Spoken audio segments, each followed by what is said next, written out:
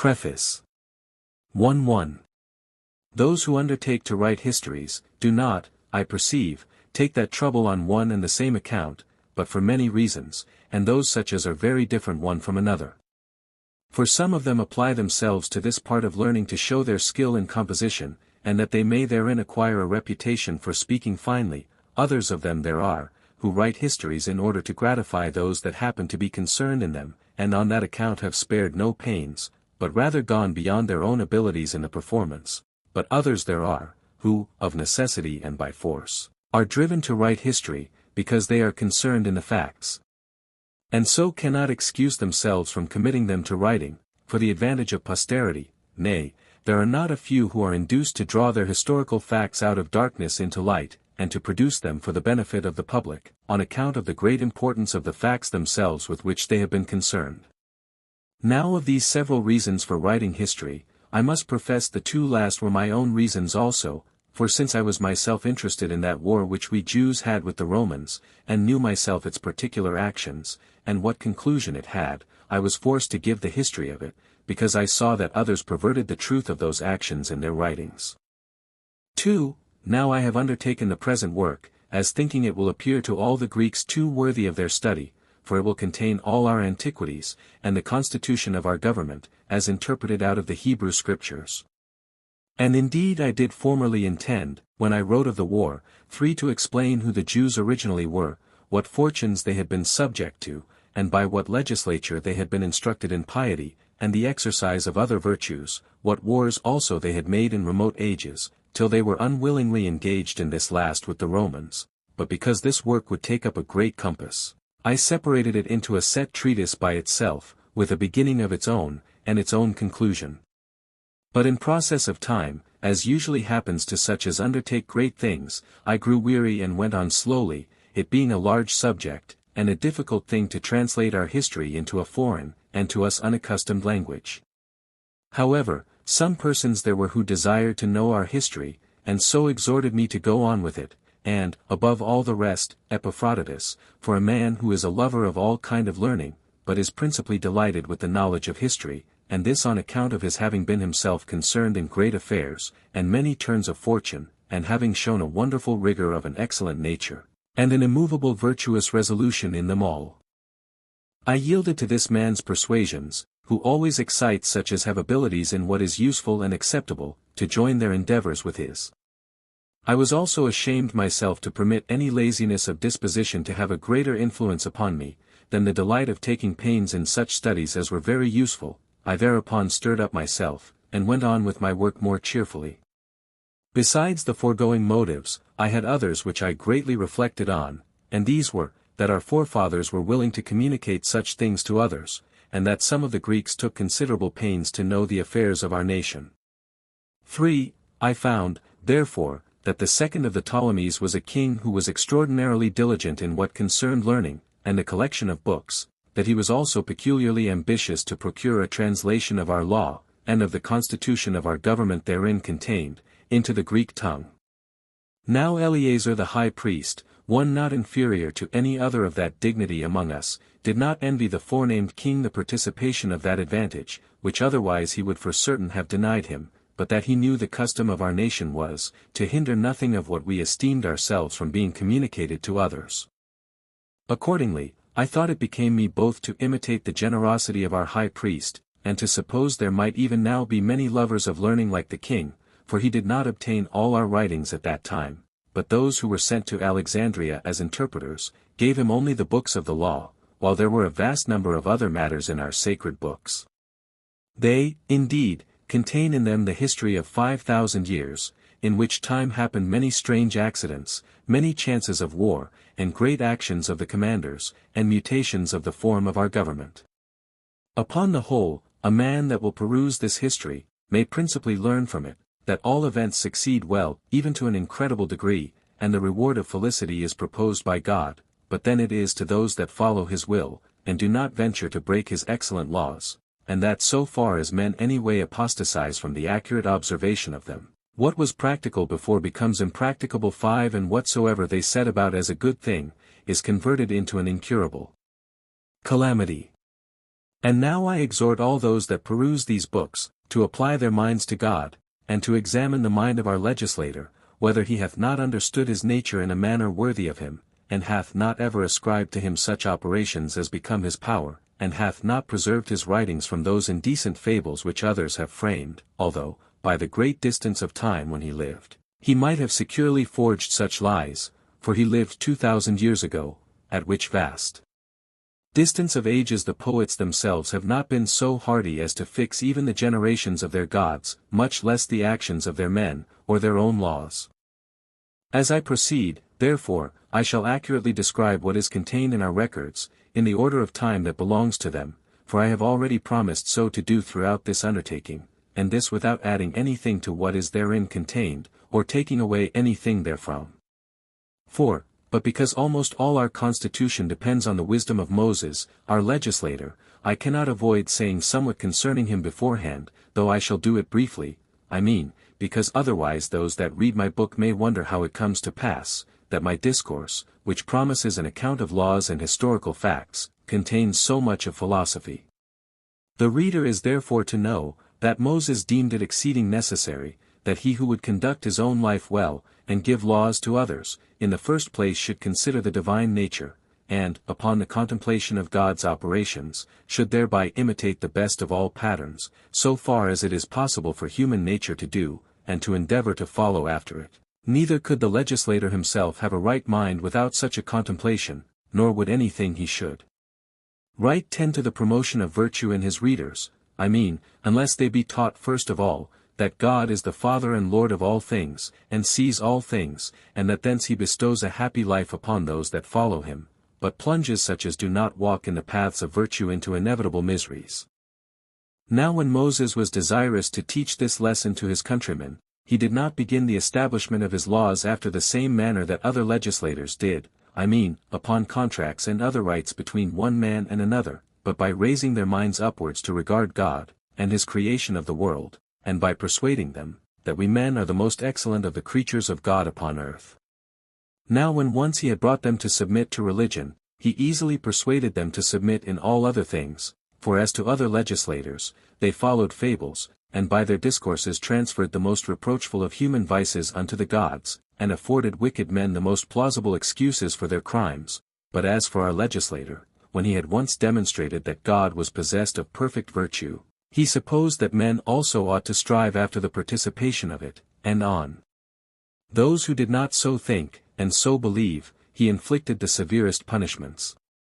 I exhort, therefore, my readers to examine this whole undertaking in that view, for thereby it will appear to them, that there is nothing therein disagreeable either to the majesty of God, or to his love to mankind, for all things have here a reference to the nature of the universe, while our legislator speaks some things wisely, but enigmatically, and others under a decent allegory, but still explains such things as required a direct explication plainly and expressly.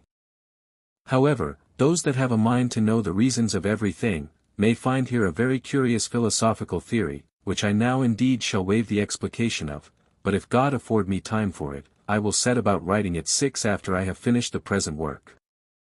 I shall now betake myself to the history before me, after I have first mentioned what Moses says of the creation of the world, which I find described in the sacred books after the manner following. Footnotes 1, Return. This preface of Josephus is excellent in its kind, and highly worthy the repeated perusal of the reader, before he set about the perusal of the work itself. 2. Return, that is, all the Gentiles, both Greeks and Romans. 3. Return, we may seasonably note here, that Josephus wrote his 7 books of the Jewish war long before he wrote these his Antiquities. Those books of the war were published about d. 75, and these Antiquities, d. 93, about 18 years later. 4. Return, this Epaphroditus was certainly alive in the 3rd year of Trajan, d. 100. See the note on the first book against Apian, sect. 1. Who he was we do not know, for as to Epaphroditus, the freedman of Nero, and afterwards Domitian's secretary, who was put to death by Domitian in the 14th or 15th year of his reign, he could not be alive in the 3rd of Trajan. 5. Return, Josephus here plainly alludes to the famous Greek proverb, if God be with us, everything that is impossible becomes possible. 6. Return, as to this intended work of Josephus concerning the reasons of many of the Jewish laws, and what philosophical or allegorical sense they would bear, the loss of which work is by some of the learned not much regretted, I am inclinable, in part, to Fabricius's opinion, A.P. Haverkamp, page 63, 61, that, we need not doubt but that, among some vain and frigid conjectures derived from Jewish imaginations, Josephus would have taught us a greater number of excellent and useful things, which perhaps nobody, neither among the Jews, nor among the Christians, can now inform us of, so that I would give a great deal to find it still extant. Book I, containing the interval of 3,833 years. From the creation to the death of Isaac. Chapter 1. The constitution of the world and the disposition of the elements. 1. In the beginning God created the heaven and the earth. But when the earth did not come into sight, but was covered with thick darkness, and a wind moved upon its surface, God commanded that there should be light, and when that was made, he considered the whole mass, and separated the light and the darkness, and the name he gave to one was night, and the other he called day, and he named the beginning of light, and the time of rest, the evening and the morning, and this was indeed the first day. But Moses said it was one day, the cause of which I am able to give even now, but because I have promised to give such reasons for all things in a treatise by itself, I shall put off its exposition till that time. After this, on the second day, he placed the heaven over the whole world, and separated it from the other parts, and he determined it should stand by itself. He also placed a crystalline firmament round it, and put it together in a manner agreeable to the earth, and fitted it for giving moisture and rain, and for affording the advantage of dews. On the third day he appointed the dry land to appear, with the sea itself round about it, and on the very same day he made the plants and the seeds to spring out of the earth.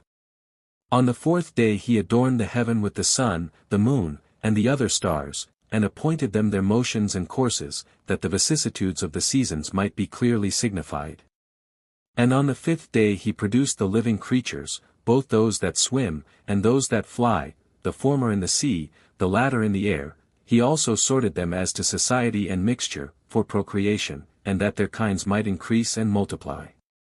On the sixth day he created the four-footed beasts, and made them male and female. On the same day he also formed man.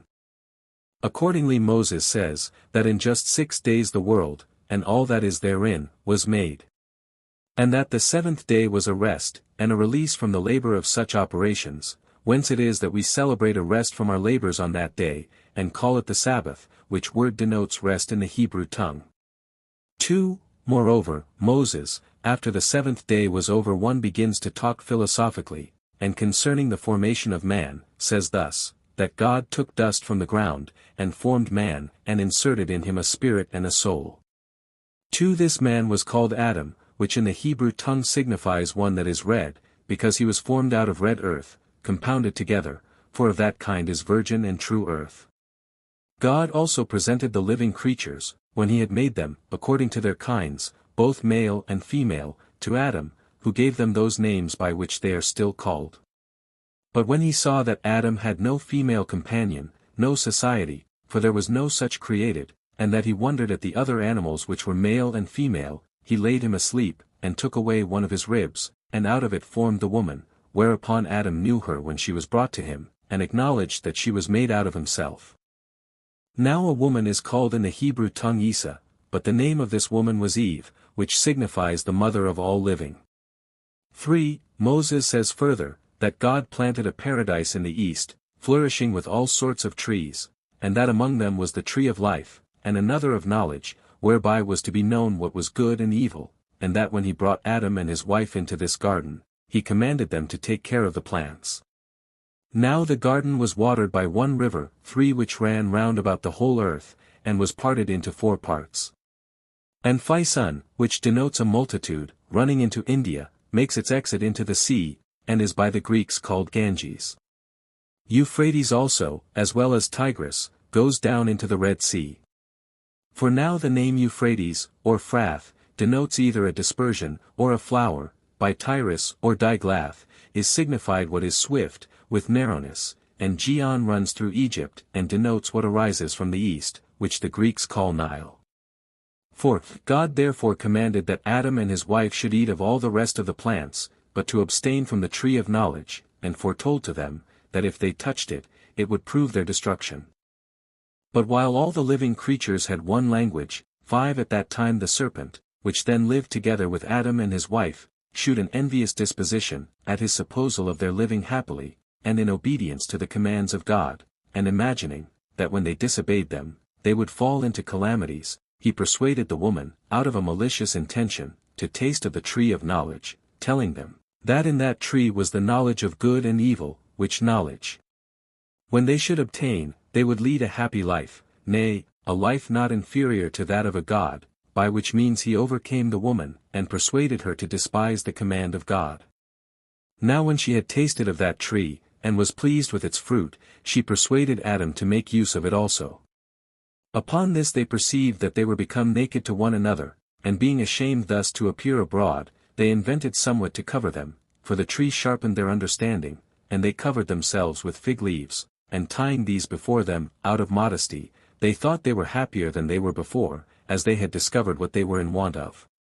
But when God came into the garden, Adam, who was wont before to come and converse with him, being conscious of his wicked behavior, went out of the way. This behavior surprised God, and he asked what was the cause of this his procedure, and why he, that before delighted in that conversation, did now fly from it, and avoid it. When he made no reply, as conscious to himself that he had transgressed the command of God, God said, I had before determined about you both, how you might lead a happy life, without any affliction, and care, and vexation of soul, and that all things which might contribute to your enjoyment and pleasure should grow up by my providence, of their own accord, without your own labor and painstaking, which state of labor and painstaking would soon bring on old age, and death would not be at any remote distance. But now thou hast abused this my goodwill, and hast disobeyed my commands, for thy silence is not the sign of thy virtue, but of thy evil conscience. However, Adam excused his sin, and entreated God not to be angry at him, and laid the blame of what was done upon his wife, and said that he was deceived by her, and thence became an offender, while she again accused the serpent. But God allotted him punishment, because he weakly submitted to the counsel of his wife, and said the ground should not henceforth yield its fruits of its own accord, but that when it should be harassed by their labor, it should bring forth some of its fruits, and refuse to bring forth others. He also made Eve liable to the inconveniency of breeding, and the sharp pains of bringing forth children, and this because she persuaded Adam with the same arguments wherewith the serpent had persuaded her, and had thereby brought him into a calamitous condition. He also deprived the serpent of speech, out of indignation at his malicious disposition towards Adam. Besides this, he inserted poison under his tongue, and made him an enemy to men, and suggested to them, that they should direct their strokes against his head, that being the place wherein lay his mischievous designs towards men, and it being easiest to take vengeance on him, that way. And when he had deprived him of the use of his feet, he made him to go rolling all along, and dragging himself upon the ground.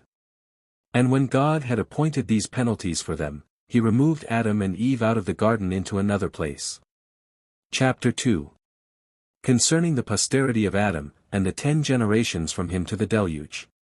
1. Adam and Eve had 2 sons, the elder of them was named Cain, which name, when it is interpreted, signifies a possession, the younger was Abel, which signifies sorrow. They had also daughters. Now the 2 brethren were pleased with different courses of life, for Abel, the younger, was a lover of righteousness, and believing that God was present at all his actions, he excelled in virtue, and his employment was that of a shepherd. But Cain was not only very wicked in other respects, but was wholly intent upon getting, and he first contrived to plough the ground. He slew his brother on the occasion following, they had resolved to sacrifice to God. Now Cain brought the fruits of the earth, and of his husbandry, but Abel brought milk, and the firstfruits of his flocks, but God was more delighted with the latter oblation. 6 When he was honored with what grew naturally of its own accord, than he was with what was the invention of a covetous man, and gotten by forcing the ground, whence it was that Cain was very angry that Abel was preferred by God before him, and he slew his brother, and hid his dead body, thinking to escape discovery. But God, knowing what had been done, came to Cain, and asked him what was become of his brother, because he had not seen him of many days, whereas he used to observe them conversing together at other times. But Cain was in doubt with himself, and knew not what answer to give to God. At first he said that he was himself at a loss about his brother's disappearing, but when he was provoked by God, who pressed him vehemently, as resolving to know what the matter was, he replied, he was not his brother's guardian or keeper, nor was he an observer of what he did. But, in return, God convicted Cain, as having been the murderer of his brother, and said, I wonder at thee, that thou knowest not what is become of a man whom thou thyself hast destroyed. God therefore did not inflict the punishment, of death, upon him, on account of his offering sacrifice, and thereby making supplication to him not to be extreme in his wrath to him, but he made him accursed, and threatened his posterity in the 7th generation. He also cast him, together with his wife, out of that land. And when he was afraid that in wandering about he should fall among wild beasts, and by that means perish, God bid him not to entertain such a melancholy suspicion, and to go over all the earth without fear of what mischief he might suffer from wild beasts, and setting a mark upon him, that he might be known, he commanded him to depart. 2. And when Cain had travelled over many countries, he, with his wife, built a city, named Nod, which is a place so called, and there he settled his abode, where also he had children. However, he did not accept of his punishment in order to amendment, but to increase his wickedness, for he only aimed to procure everything that was for his own bodily pleasure, though it obliged him to be injurious to his neighbors. He augmented his household substance with much wealth, by rapine and violence, he excited his acquaintance to procure pleasures and spoils by robbery, and became a great leader of men into wicked courses. He also introduced a change in that way of simplicity wherein men lived before, and was the author of measures and weights. And whereas they lived innocently and generously while they knew nothing of such arts, he changed the world into cunning craftiness. He first of all set boundaries about lands, he built a city, and fortified it with walls, and he compelled his family to come together to it, and called that city Enoch, after the name of his eldest son Enoch. Now Jared was the son of Enoch, whose son was Malaleel, whose son was Methuselah, whose son was Lamech, who had 77 children by 2 wives, Silla and Ada. Of those children by Ada, one was Jabal, he erected tents, and loved the life of a shepherd. But Jubal, who was born of the same mother with him, exercised himself in music, 7 and invented the psaltery and the harp. But Tubal, one of his children by the other wife, exceeded all men in strength, and was very expert and famous in martial performances. He procured what tended to the pleasures of the body by that method, and first of all invented the art of making brass. Lamech was also the father of a daughter, whose name was Naamah. And because he was so skillful in matters of divine revelation, that he knew he was to be punished for Cain's murder of his brother, he made that known to his wives. Nay, even while Adam was alive, it came to pass that the posterity of Cain became exceeding wicked, every one successively dying, one after another, more wicked than the former. They were intolerable in war, and vehement in robberies, and if any one were slow to murder people, yet was he bold in his profligate behavior, in acting unjustly, and doing injuries for gain. 3. Now Adam, who was the first man, and made out of the earth, for our discourse must now be about him, after Abel was slain, and Cain fled away, on account of his murder, was solicitous for posterity, and had a vehement desire of children, he being 230 years old, after which time he lived other 700, and then died. He had indeed many other children, 8, but Seth in particular. As for the rest, it would be tedious to name them, I will therefore only endeavor to give an account of those that proceeded from Seth. Now this Seth, when he was brought up, and came to those years in which he could discern what was good, became a virtuous man, and as he was himself of an excellent character, so did he leave children behind him who imitated his virtues. 9. All these proved to be of good dispositions. They also inhabited the same country without dissensions, and in a happy condition, without any misfortunes falling upon them, till they died. They also were the inventors of that peculiar sort of wisdom which is concerned with the heavenly bodies, and their order. And that their inventions might not be lost before they were sufficiently known, upon Adam's prediction that the world was to be destroyed at one time by the force of fire, and at another time by the violence and quantity of water, they made 2 pillars, 10 the one of brick, the other of stone, they inscribed their discoveries on them both, that in case the pillar of brick should be destroyed by the flood, the pillar of stone might remain, and exhibit those discoveries to mankind, and also inform them that there was another pillar of brick erected by them. Now this remains in the land of Syria to this day. Chapter 3. Concerning the flood, and after what manner Noah was saved in an ark, with his kindred, and afterwards dwelt in the plain of Shinar. 1. Now this posterity of Seth continued to esteem God as the Lord of the universe, and to have an entire regard to virtue, for 7 generations, but in process of time they were perverted, and forsook the practices of their forefathers, and did neither pay those honors to God which were appointed them, nor had they any concern to do justice towards men. But for what degree of zeal they had formerly shown for virtue, they now showed by their actions a double degree of wickedness, whereby they made God to be their enemy. For many angels 11 of God accompanied with women, and begot sons that proved unjust, and despisers of all that was good, on account of the confidence they had in their own strength, for the tradition is, that these men did what resembled the acts of those whom the Grecians call giants. But Noah was very uneasy at what they did, and being displeased at their conduct, persuaded them to change their dispositions and their acts for the better, but seeing they did not yield to him, but were slaves to their wicked pleasures, he was afraid they would kill him, together with his wife and children, and those they had married, so he departed out of that land. 2. Now God loved this man for his righteousness, yet he not only condemned those other men for their wickedness, but determined to destroy the whole race of mankind, and to make another race that should be pure from wickedness, and cutting short their lives, and making their years not so many as they formerly lived, but 120 only. 12 He turned the dry land into sea, and thus were all these men destroyed. But Noah alone was saved, for God suggested to him the following contrivance and way of escape, that he should make an ark of 4 stories high, 300 cubits 13 long, 50 cubits broad, and 30 cubits high. Accordingly he entered into that ark, and his wife, and sons, and their wives, and put into it not only other provisions, to support their wants there, but also sent in with the rest all sorts of living creatures, the male and his female, for the preservation of their kinds, and others of them by 7s. Now this ark had firm walls, and a roof, and was braced with cross beams, so that it could not be any way drowned or overborne by the violence of the water. And thus was Noah, with his family, preserved. Now he was the 10th from Adam, as being the son of Lamech, whose father was Methuselah. He was the son of Enoch, the son of Jared, and Jared was the son of Malaleel, who, with many of his sisters, were the children of Cainan, the son of Enos. Now Enos was the son of Seth, the son of Adam. 3. This calamity happened in the 600th year of Noah's government, age, in the 2nd month, 14 called by the Macedonians Jos, but by the Hebrews Marcasuan, for so did they order their year in Egypt.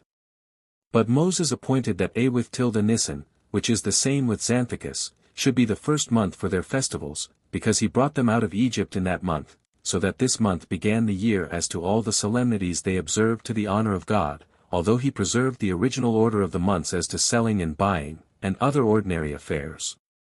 Now he says that this flood began on the 27th, 17th, day of the forementioned month, and this was 1656 years from Adam, the first man, and the time is written down in our sacred books, those who then lived having noted down, 15, with great accuracy, both the births and deaths of illustrious men.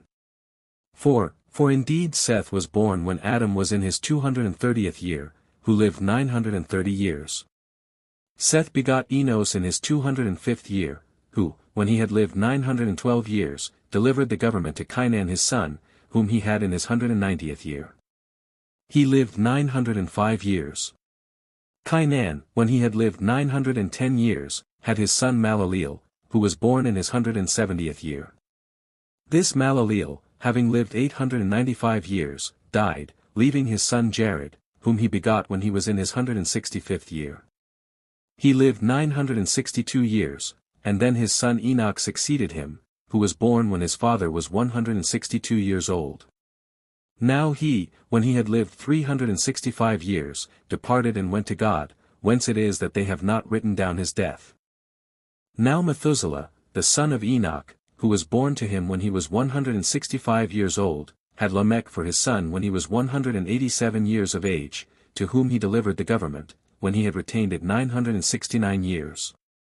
Now Lamech, when he had governed 777 years, appointed Noah, his son, to be ruler of the people, who was born to Lamech when he was 182 years old, and retained the government 950 years. These years collected together make up the sum before set down. But let no one inquire into the deaths of these men, for they extended their lives along together with their children and grandchildren, but let him have regard to their births only. 15:5. When God gave the signal, and it began to rain, the water poured down 40 entire days, till it became 15 cubits higher than the earth, which was the reason why there was no greater number preserved, since they had no place to fly to. When the rain ceased, the water did but just begin to abate after 150 days, that is, on the 17th day of the 7th month, it then ceasing to subside for a little while. After this, the ark rested on the top of a certain mountain in Armenia, which, when Noah understood, he opened it, and seeing a small piece of land about it, he continued quiet, and conceived some cheerful hopes of deliverance. But a few days afterward, when the water was decreased to a greater degree, he sent out a raven, as desirous to learn whether any other part of the earth were left dry by the water, and whether he might go out of the ark with safety. But the raven, finding all the land still overflowed, returned to Noah again. And after 7 days he sent out a dove, to know the state of the ground, which came back to him covered with mud, and bringing an olive branch. Hereby Noah learned that the earth was become clear of the flood. So after he had stayed 7 more days, he sent the living creatures out of the ark, and both he and his family went out, when he also sacrificed to God, and feasted with his companions. However, the Armenians call this place, Greek, 16, the place of descent, for the ark being saved in that place, its remains are shown there by the inhabitants to this day. 6. Now all the writers of barbarian histories make mention of this flood, and of this ark, among whom is Berosus the Chaldean. For when he is describing the circumstances of the flood, he goes on thus: It is said there is still some part of this ship in Armenia, at the mountain of the Chaldeans, and that some people carry off pieces of the bitumen, which they take away, and use chiefly as amulets for the averting of mischiefs. Hieronymus the Egyptian also, who wrote the Phoenician Antiquities, and Nasias, and a great many more, make mention of the same. Nay, Nicholas of Damascus, in his 96th book, hath a particular relation about them, where he speaks thus: There is a great mountain in Armenia, over Minius, called Baris, upon which it is reported that many who fled at the time of the deluge were saved, and that one who was carried in an ark came on shore upon the top of it, and that the remains of the timber were a great while preserved. This might be the man about whom Moses the legislator of the Jews wrote. 7. But as for Noah, he was afraid, since God had determined to destroy mankind, lest he should drown the earth every year, so he offered burnt offerings, and besought God that nature might hereafter go on in its former orderly course, and that he would not bring on so great a judgment any more, by which the whole race of creatures might be in danger of destruction, but that, having now punished the wicked, he would of his goodness spare the remainder, and such as he had hitherto judged fit to be delivered from so severe a calamity, for that otherwise these last must be more miserable than the first, and that they must be condemned to a worse condition than the others, unless they be suffered to escape entirely, that is, if they be reserved for another deluge, while they must be afflicted with the terror and sight of the first deluge, and must also be destroyed by a second.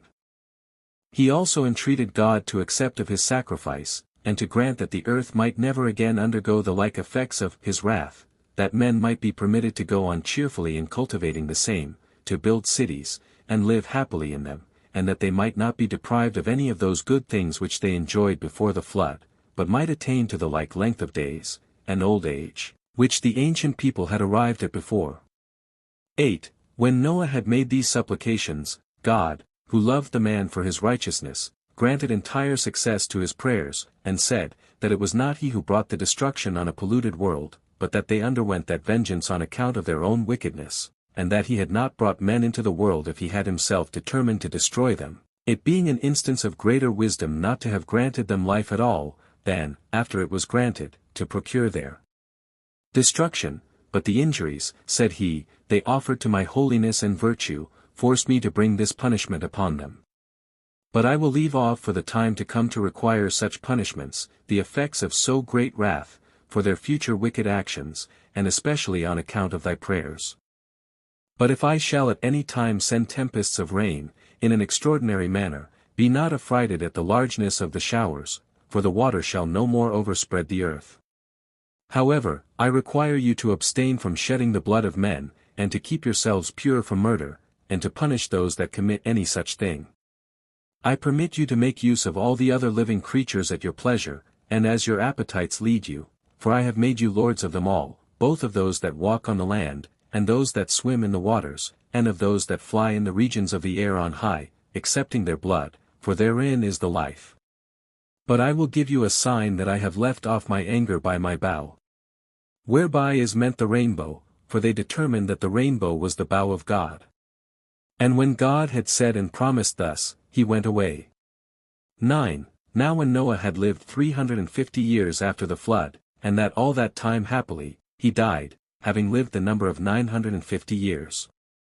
But let no one, upon comparing the lives of the ancients with our lives, and with the few years which we now live, think that what we have said of them is false, or make the shortness of our lives at present an argument, that neither did they attain to so long a duration of life, for those ancients were beloved of God, and, lately, made by God himself, and because their food was then fitter for the prolongation of life, might well live so great a number of years, and besides, God afforded them a longer time of life on account of their virtue, and the good use they made of it in astronomical and geometrical discoveries, which would not have afforded the time of foretelling the periods of the stars, unless they had lived 600 years, for the great year is completed in that interval.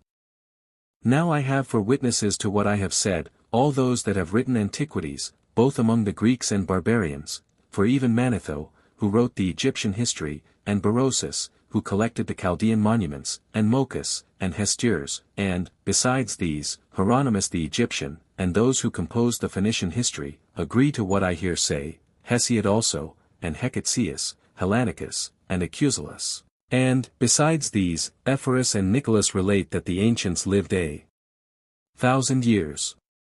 But as to these matters, let every one look upon them as he thinks fit. Chapter 4. Concerning the Tower of Babylon, and the confusion of tongues. 1. Now the sons of Noah were 3, Shem, Japhet, and Ham, born 100 years before the deluge.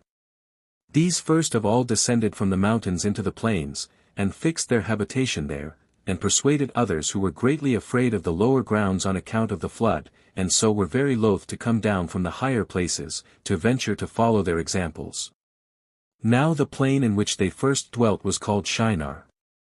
God also commanded them to send colonies abroad, for the thorough peopling of the earth, that they might not raise seditions among themselves, but might cultivate a great part of the earth, and enjoy its fruits after a plentiful manner. But they were so ill instructed that they did not obey God, for which reason they fell into calamities, and were made sensible, by experience, of what sin they had been guilty, for when they flourished with a numerous youth, God admonished them again to send out colonies, but they, imagining the prosperity they enjoyed was not derived from the favor of God, but supposing that their own power was the proper cause of the plentiful condition they were in, did not obey him. Nay, they added to this their disobedience to the divine will, the suspicion that they were therefore ordered to send out separate colonies, that, being divided asunder, they might the more easily be oppressed. 2. Now it was Nimrod who excited them to such an affront and contempt of God. He was the grandson of Ham, the son of Noah, a bold man, and of great strength of hand. He persuaded them not to ascribe it to God, as if it was through his means they were happy, but to believe that it was their own courage which procured that happiness. He also gradually changed the government into tyranny, seeing no other way of turning men from the fear of God, but to bring them into a constant dependence on his power. He also said he would be revenged on God, if he should have a mind to drown the world again, for that he would build a tower too high for the waters to be able to reach. And that he would avenge himself on God for destroying their forefathers. 3. Now the multitude were very ready to follow the determination of Nimrod, and to esteem it a piece of cowardice to submit to God, and they built a tower, neither sparing any pains, nor being in any degree negligent about the work, and, by reason of the multitude of hands employed in it, it grew very high, sooner than any one could expect, but the thickness of it was so great, and it was so strongly built, that thereby its great height seemed, upon the view, to be less than it really was. It was built of burnt brick, cemented together with mortar, made of bitumen, that it might not be liable to admit water. When God saw that they acted so madly, he did not resolve to destroy them utterly, since they were not grown wiser by the destruction of the former sinners, but he caused a tumult among them, by producing in them diverse languages, and causing that, through the multitude of those languages, they should not be able to understand one another. The place wherein they built the tower is now called Babylon, because of the confusion of that language which they readily understood before, for the Hebrews mean by the word Babel, confusion. The Sibyl also makes mention of this tower, and of the confusion of the language, when she says thus, when all men were of one language, some of them built a high tower, as if they would thereby ascend up to heaven, but the gods sent storms of wind and overthrew the tower, and gave every one his peculiar language, and for this reason it was that the city was called Babylon. But as to the plan of Shinar, in the country of Babylonia, Hestiaeus mentions it, when he says thus, such of the priests as were saved, took the sacred vessels of Jupiter Enyalius, and came to Shinar of Babylonia. Chapter 5. After what manner the posterity of Noah sent out colonies, and inhabited the whole earth. 1. After this they were dispersed abroad, on account of their languages, and went out by colonies everywhere, and each colony took possession of that land which they light upon, and unto which God led them, so that the whole continent was filled with them, both the inland and the maritime countries. There were some also who passed over the sea in ships, and inhabited the islands, and some of those nations do still retain the denominations which were given them by their first founders, but some have lost them also, and some have only admitted certain changes in them, that they might be the more intelligible to the inhabitants. And they were the Greeks who became the authors of such mutations. For when in after ages they grew potent, they claimed to themselves the glory of antiquity, giving names to the nations that sounded well, in Greek, that they might be better understood among themselves, and setting agreeable forms of government over them, as if they were a people derived from themselves. Chapter 6. How every nation was denominated from their first inhabitants. 1. Now they were the grandchildren of Noah, in honor of whom names were imposed on the nations by those that first seized upon them. Japhet, the son of Noah, had 7 sons. They inhabited so, that, beginning at the mountains Taurus and Amanus, they proceeded along Asia, as far as the river Tansis, and along Europe to Cadiz, and settling themselves on the lands which they light upon, which none had inhabited before, they called the nations by their own names. For Gomer founded those whom the Greeks now call Galatians, Gauls, but were then called Gomerites. Magog founded those that from him were named Magagites, but who are by the Greeks called Scythians. Now as to Javan and Madai, the sons of Japhet, from Madai came the Medians, who are called Medes, by the Greeks, but from Javan, Ionia, and all the Grecians, are derived. Thobel founded the Thobelites, who are now called Ibers, and the Mosechini were founded by Mozach, now they are Cappadocians. There is also a mark of their ancient denomination still to be shown, for there is even now among them a city called Mazaka, which may inform those that are able to understand, that so was the entire nation once called. Theras also called those whom he ruled over Thracians, but the Greeks changed the name into Thracians. And so many were the countries that had the children of Japhet for their inhabitants. Of the 3 sons of Gomer, Askanax founded the Askanaxians, who are now called by the Greeks Rhaginians. So did Riphath found the Riphians, now called Paphlagonians, and Thragrama the Thragramenes, who, as the Greeks resolved, were named Phrygians. Of the 3 sons of Javan also, the son of Japhet, Elisa gave name to the Elysians, who were his subjects, they are now the Aeolians. Tharsis to the Tharsians, for so was Cilicia of old called, the sign of which is this, that the noblest city they have, and a metropolis also, is Tarsus, the tau being by change put for the theta. Sethimus possessed the island Sethema, it is now called Cyprus, and from that it is that all islands, and the greatest part of the sea coasts, are named Sethim by the Hebrews, and one city there is in Cyprus that has been able to preserve its denomination.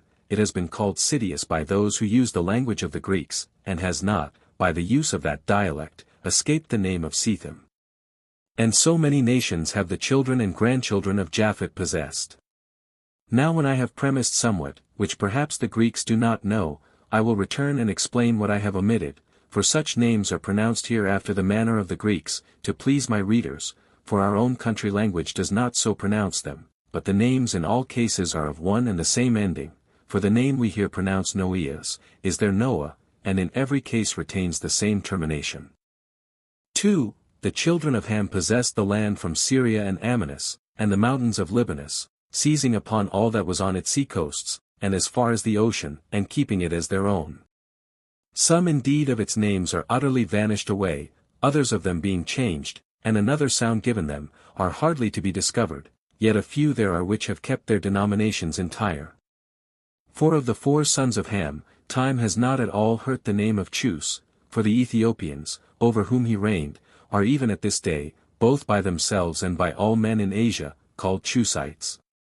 The memory also of the Mesrates is preserved in their name, for all we who inhabit this country, of Judea, called Egypt Mestre, and the Egyptians Mestrians. Phut also was the founder of Libya, and called the inhabitants Futites, from himself. There is also a river in the country of Moors which bears that name, whence it is that we may see the greatest part of the Grecian historiographers mention that river and the adjoining country by the appellation of Phut, but the name it has now has been by change given it from one of the sons of Mesraim, who was called Libyos. We will inform you presently what has been the occasion why it has been called Africa also. Canaan, the 4th son of Ham, inhabited the country now called Judea, and called it from his own name Canaan.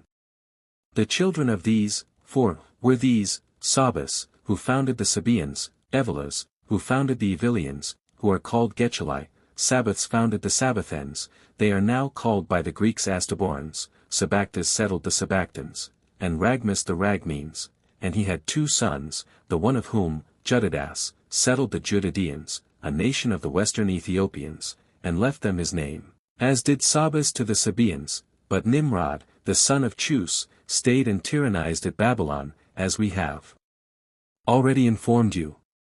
Now all the children of Mesraim, being 8 in number, possessed the country from Gaza to Egypt, though it retained the name of one only, the Philistim, for the Greeks call part of that country Palestine. As for the rest, Ludium, and Enamim, and Labim, who alone inhabited in Libya, and called the country from himself, Nedim, and Phethrasim, and Chesloim, and Sepharim, we know nothing of them besides their names, for the Ethiopic War 17 which we shall describe hereafter, was the cause that those cities were overthrown. The sons of Canaan were these, Sidonius, who also built a city of the same name, it is called by the Greek Sidon Amathus inhabited in Amadheim, which is even now called Amatha by the inhabitants, although the Macedonians named it Epiphania, from one of his posterity. Herodias possessed the island Aradus, Baruchas possessed Arse, which is in Libanus.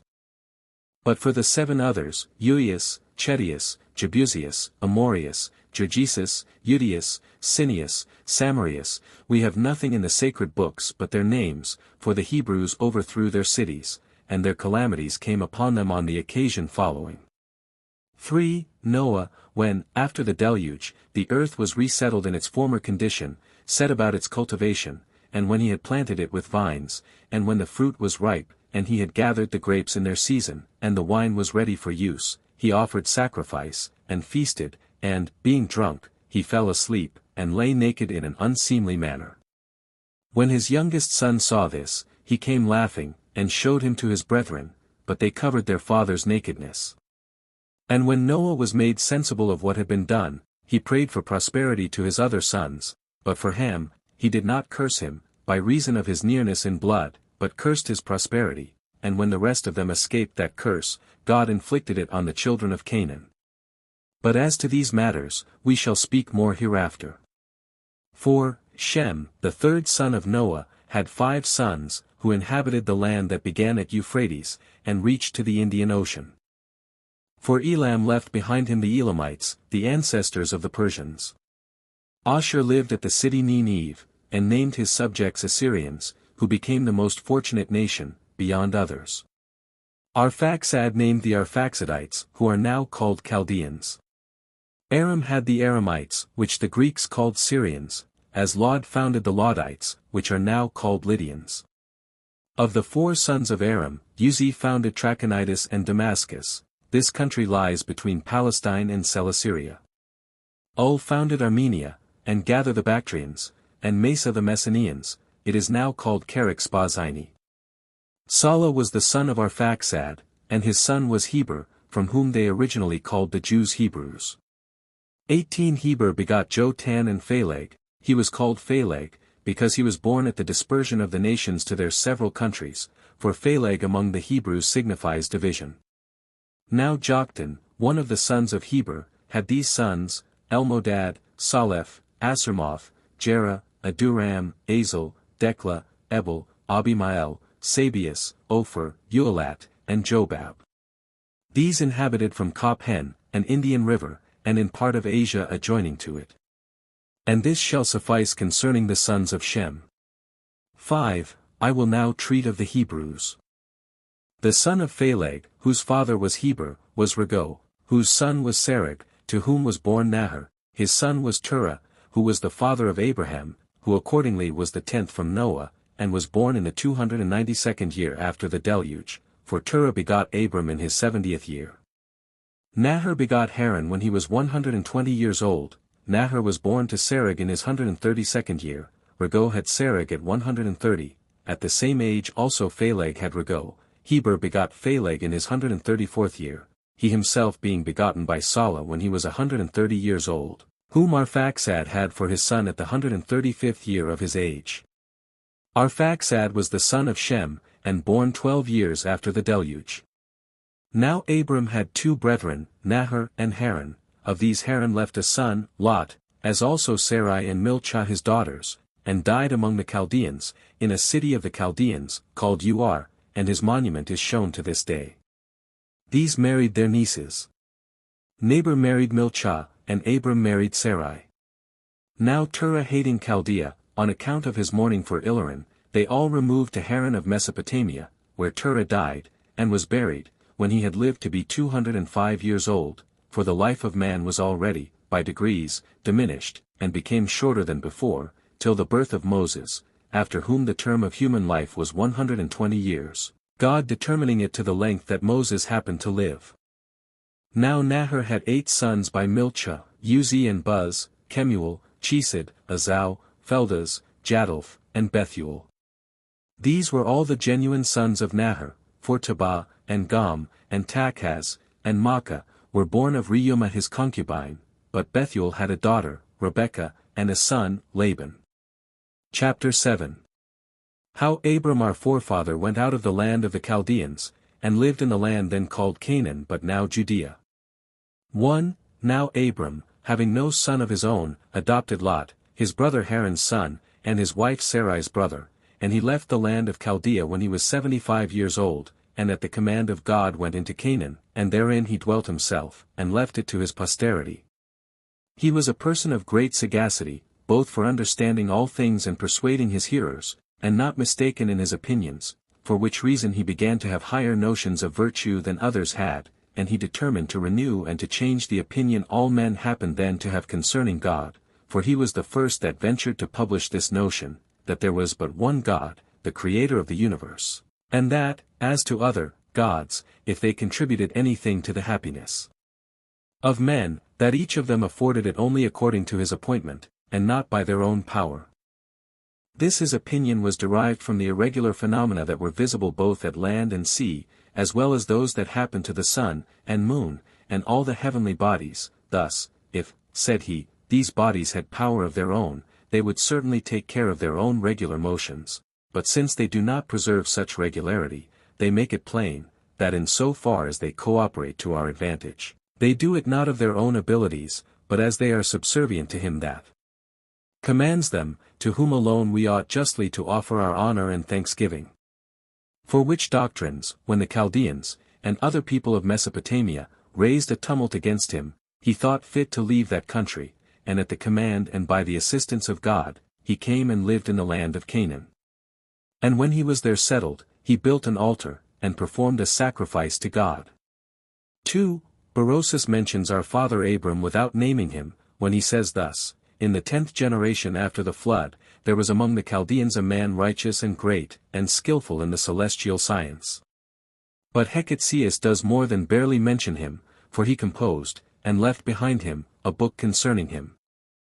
And Nicholas of Damascus, in the 4th book of his history, says thus, "Abram reigned at Damascus, being a foreigner, who came with an army out of the land above Babylon, called the land of the Chaldeans, but, after a long time, he got him up, and removed from that country also, with his people, and went into the land then called the land of Canaan, but now the land of Judea. And this when his posterity were become a multitude, as to which posterity of his, we relate their history in another work. Now the name of Abram is even still famous in the country of Damascus, and there is shown a village named from him, the habitation of Abram." Chapter 8. That when there was a famine in Canaan, Abram went thence into Egypt, and after he had continued there a while he returned back again.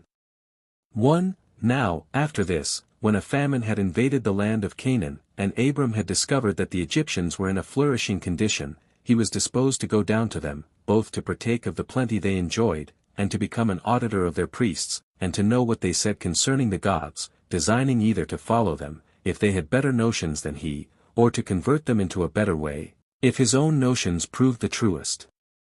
Now, seeing he was to take Sarai with him, and was afraid of the madness of the Egyptians with regard to women, lest the king should kill him on occasion of his wife's great beauty, he contrived this device, he pretended to be her brother, and directed her in a dissembling way to pretend the same, for he said it would be for their benefit. Now, as soon as he came into Egypt, it happened to Abram as he supposed it would, for the fame of his wife's beauty was greatly talked of, for which reason Pharaoh, the king of Egypt, would not be satisfied with what was reported of her, but would needs see her himself, and was preparing to enjoy her, but God put a stop to his unjust inclinations, by sending upon him a distemper, and a sedition against his government. And when he inquired of the priests how he might be freed from these calamities, they told him that this his miserable condition was derived from the wrath of God, upon account of his inclinations to abuse the stranger's wife. He then, out of fear, asked Sarai who she was, and who it was that she brought along with her. And when he had found out the truth, he excused himself to Abram, that supposing the woman to be his sister, and not his wife, he set his affections on her, as desiring an affinity with him by marrying her, but not as incited by lust to abuse her. He also made him a large present in money, and gave him leave to enter into conversation with the most learned among the Egyptians, from which conversation his virtue and his reputation became more conspicuous than they had been before.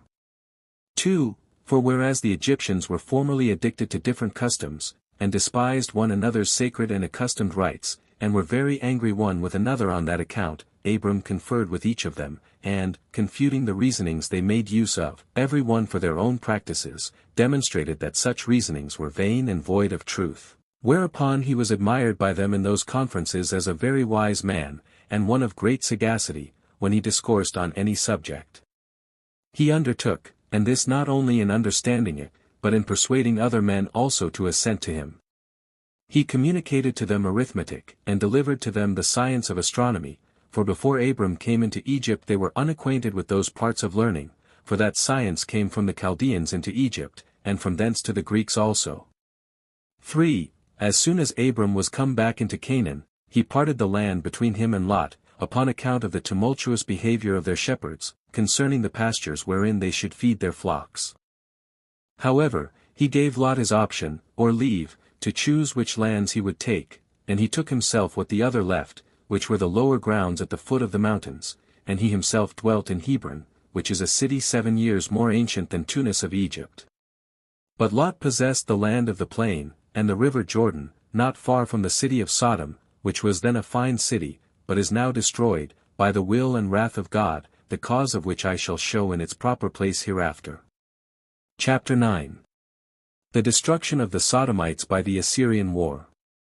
At this time, when the Assyrians had the dominion over Asia, the people of Sodom were in a flourishing condition, both as to riches and the number of their youth.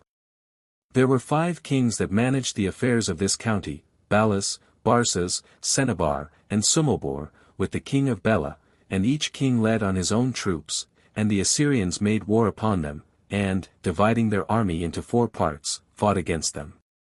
Now every part of the army had its own commander, and when the battle was joined, the Assyrians were conquerors, and imposed a tribute on the kings of the Sodomites, who submitted to this slavery 12 years, and so long they continued to pay their tribute, but on the 13th year they rebelled, and then the army of the Assyrians came upon them, under their commanders Amraphel, Arioch, Chedorlaomer, and Tidal.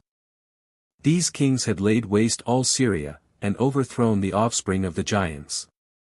And when they were come over against Sodom, they pitched their camp at the vale called the Slime Pits, for at that time there were pits in that place, but now, upon the destruction of the city of Sodom, that vale became the lake Asphaltites, as it is called.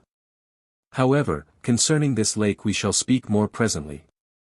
Now when the Sodomites joined battle with the Assyrians, and the fight was very obstinate, many of them were killed, and the rest were carried captive, among which captives was Lot, who had come to assist the Sodomites. Chapter 10. How Abram fought with the Assyrians, and overcame them, and saved the Sodomite prisoners, and took from the Assyrians the prey they had gotten.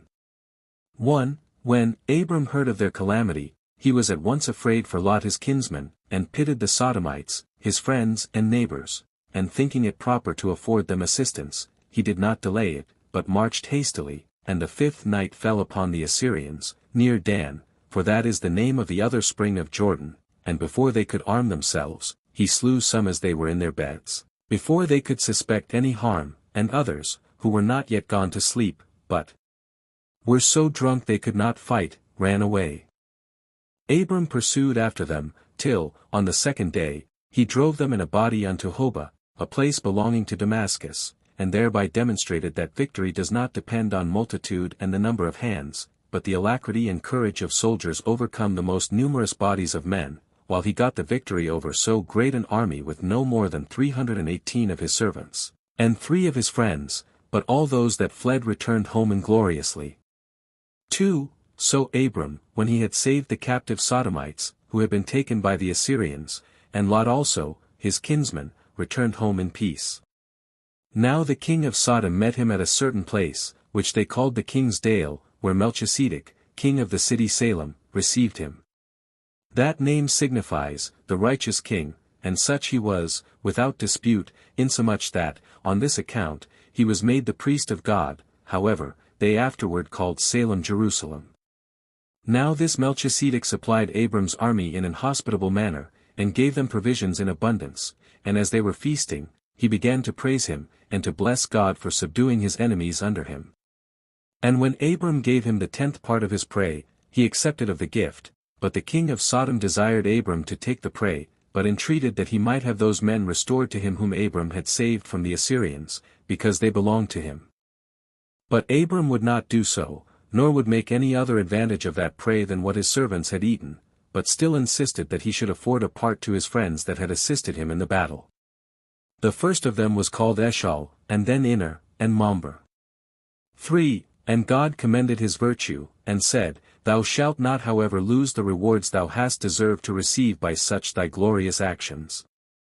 He answered, And what advantage will it be to me to have such rewards, when I have none to enjoy them after me, for he was hitherto childless. And God promised that he should have a son, and that his posterity should be very numerous, insomuch that their number should be like the stars. When he heard that, he offered a sacrifice to God, as he commanded him. The manner of the sacrifice was this: he took an heifer of 3 years old, and a she-goat of 3 years old, and a ram in like manner of 3 years old, and a turtle dove, and a pigeon 19, and as he was enjoined, he divided the 3 former, but the birds he did not divide.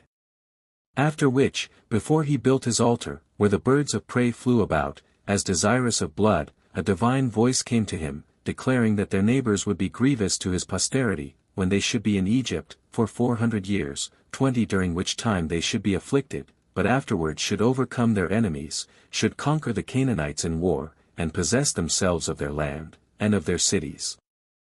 4. Now Abram dwelt near the oak called Ojiges, the place belongs to Canaan, not far from the city of Hebron. But being uneasy at his wife's barrenness, he entreated God to grant that he might have male issue, and God required of him to be of good courage, and said that he would add to all the rest of the benefits that he had bestowed upon him, ever since he led him out of Mesopotamia, the gift of children. Accordingly Sarai, at God's command, brought to his bed one of her handmaidens, a woman of Egyptian descent, in order to obtain children by her, and when this handmaid was with child, she triumphed, and ventured to affront Sarai, as if the dominion were to come to a son to be born of her. But when Abram resigned her into the hand of Sarai, to punish her, she contrived to fly away, as not able to bear the instances of Sarai's severity to her, and she entreated God to have compassion on her.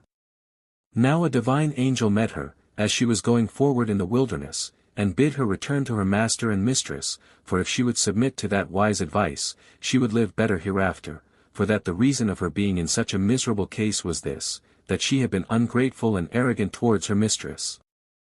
He also told her, that if she disobeyed God, and went on still in her way, she should perish, but if she would return back, she should become the mother of a son who should reign over that country. These admonitions she obeyed, and returned to her master and mistress, and obtained forgiveness.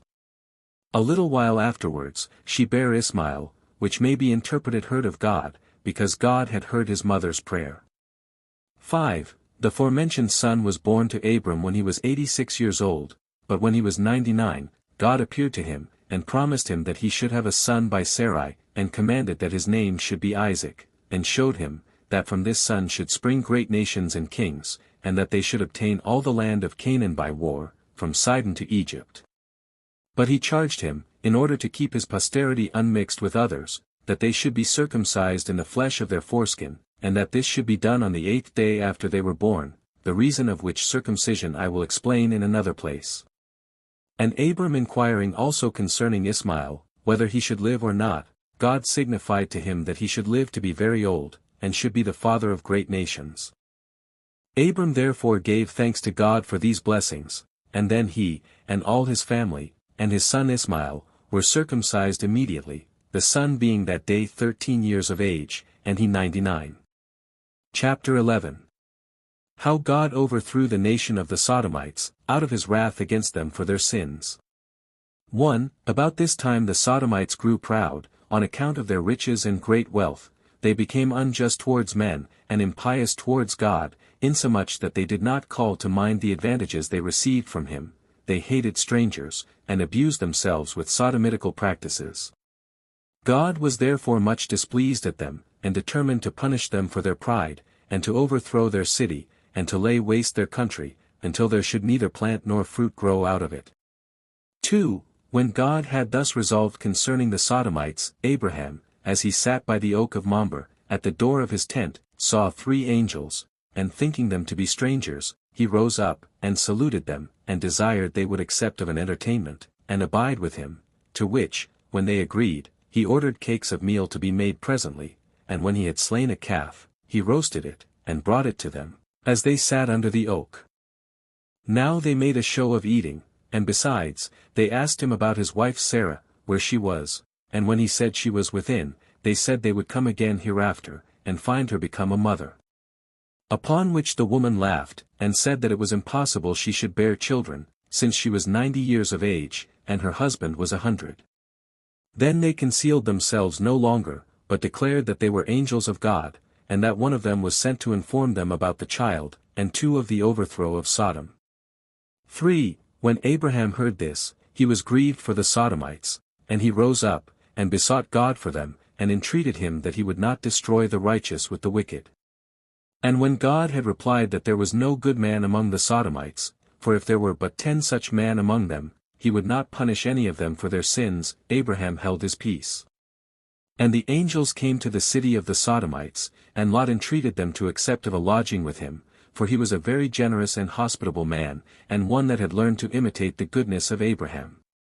Now when the Sodomites saw the young men to be of beautiful countenances, and this to an extraordinary degree, and that they took up their lodgings with Lot, they resolved themselves to enjoy these beautiful boys by force and violence, and when Lot exhorted them to sobriety, and not to offer anything immodest to the strangers, but to have regard to their lodging in his house, and promised that if their inclinations could not be governed, he would expose his daughters to their lust, instead of these strangers, neither thus were they made ashamed. 4. But God was much displeased at their impudent behavior, so that he both smote those men with blindness, and condemned the Sodomites to universal destruction. But Lot, upon God's informing him of the future destruction of the Sodomites, went away, taking with him his wife and daughters, who were 2, and still virgins, for those that were betrothed 21 to them were above the thoughts of going, and deemed that Lot's words were trifling. God then cast a thunderbolt upon the city, and set it on fire, with its inhabitants, and laid waste the country with the like burning, as I formerly said when I wrote the Jewish war. 22 But Lot's wife continually turning back to view the city as she went from it, and being too nicely inquisitive what would become of it, although God had forbidden her so to do, was changed into a pillar of salt. 23 For I have seen it, and it remains at this day. Now he and his daughters fled to a certain small place, encompassed with the fire, and settled in it. It is to this day called Zor, for that is the word which the Hebrews use for a small thing. There it was that he lived a miserable life, on account of his having no company, and his want of provisions. 5. But his daughters, thinking that all mankind were destroyed, approached to their father. 24 Though taking care not to be perceived.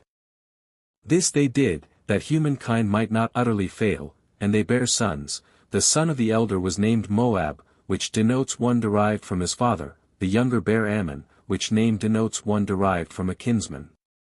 The former of whom was the father of the Moabites, which is even still a great nation, the latter was the father of the Ammonites, and both of them are inhabitants of Celesyria. And such was the departure of Lot from among the Sodomites. Chapter 12. Concerning Abimelech, and concerning Ismael the son of Abraham, and concerning the Arabians, who were his posterity.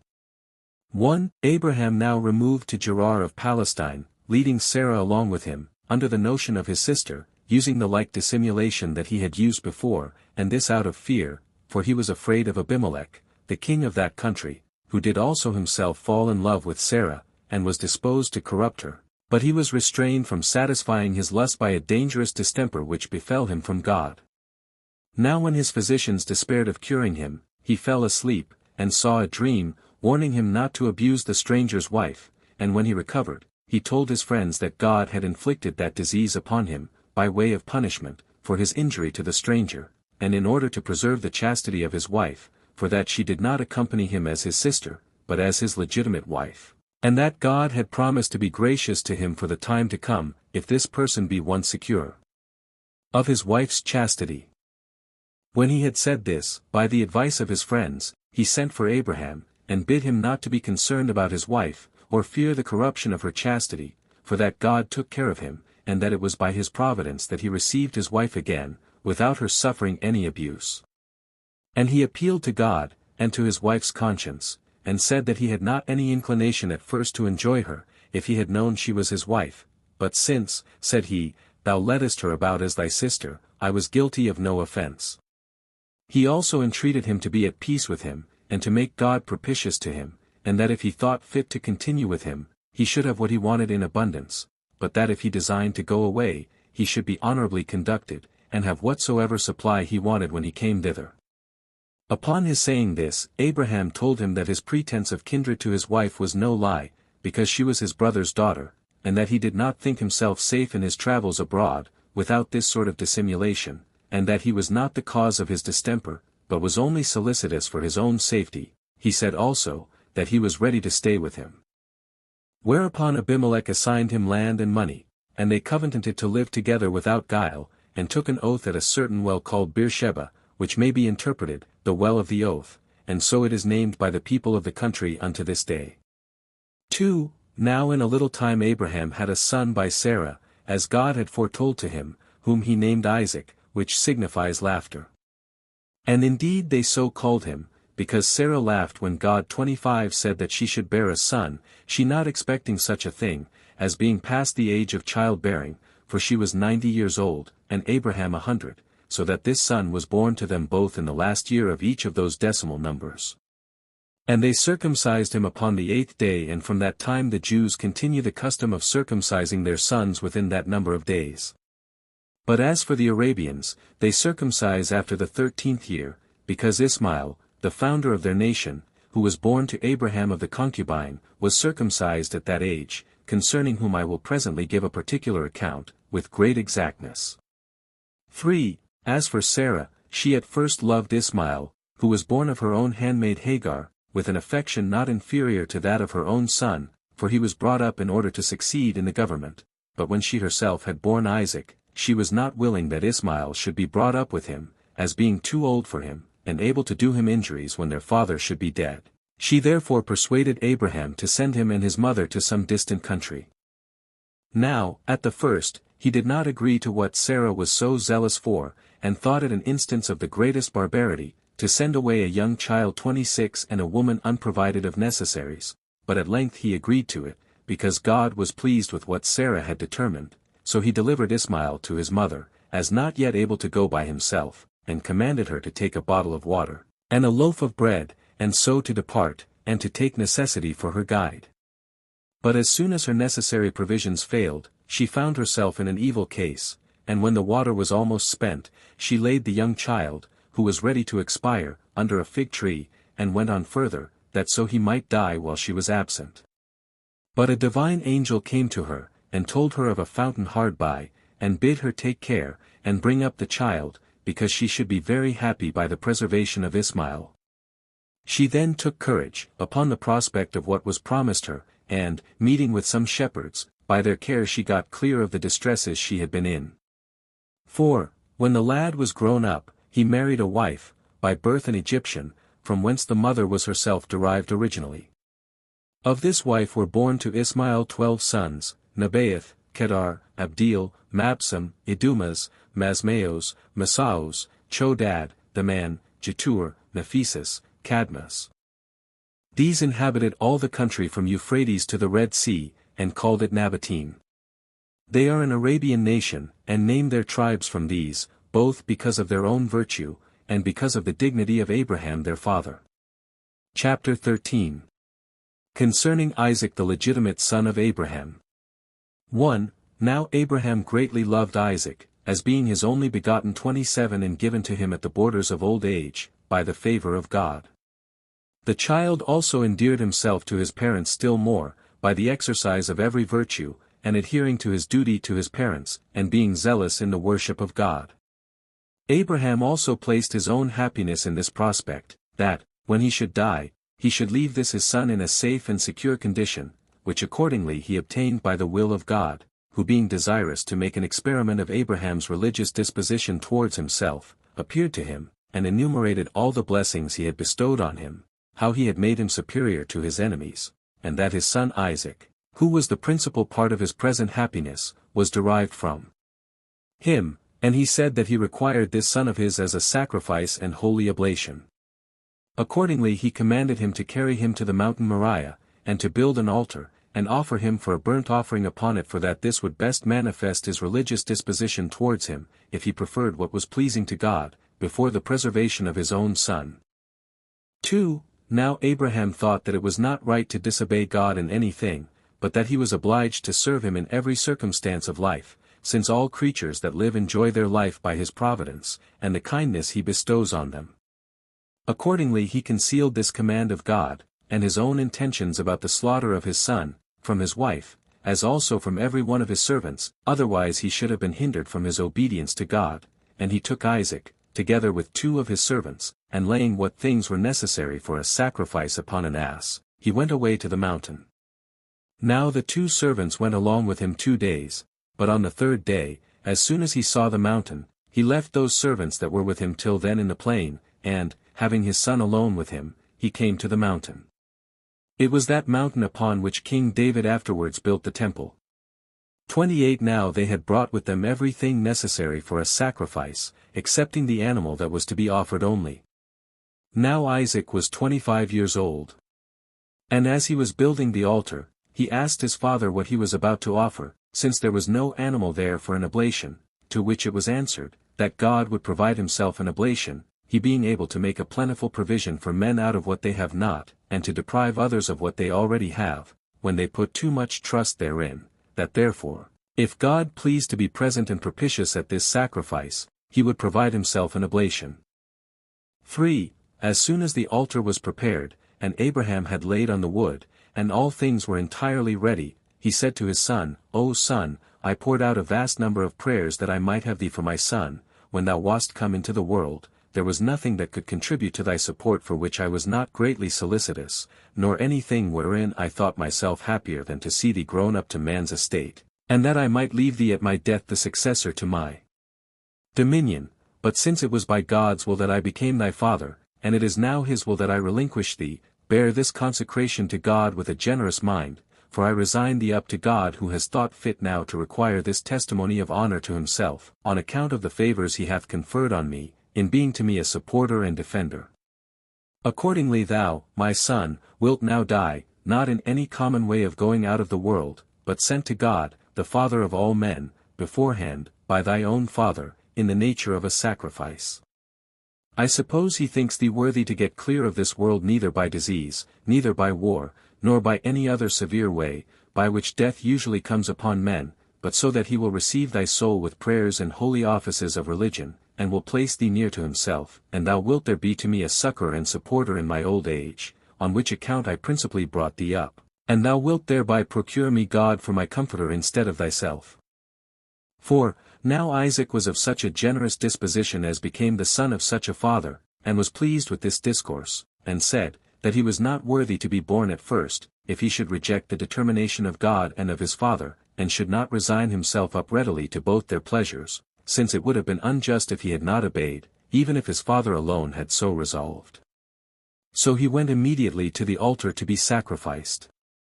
And the deed had been done if God had not opposed it, for he called loudly to Abraham by his name, and forbade him to slay his son, and said, it was not out of a desire of human blood that he was commanded to slay his son, nor was he willing that he should be taken away from him whom he had made his father, but to try the temper of his mind, whether he would be obedient to such a command. Since therefore he now was satisfied as to that his alacrity, and the surprising readiness he showed in this his piety, he was delighted in having bestowed such blessings upon him, and that he would not be wanting in all sort of concern about him, and in bestowing other children upon him, and that his son should live to a very great age, that he should live a happy life, and bequeath a large principality to his children, who should be good and legitimate.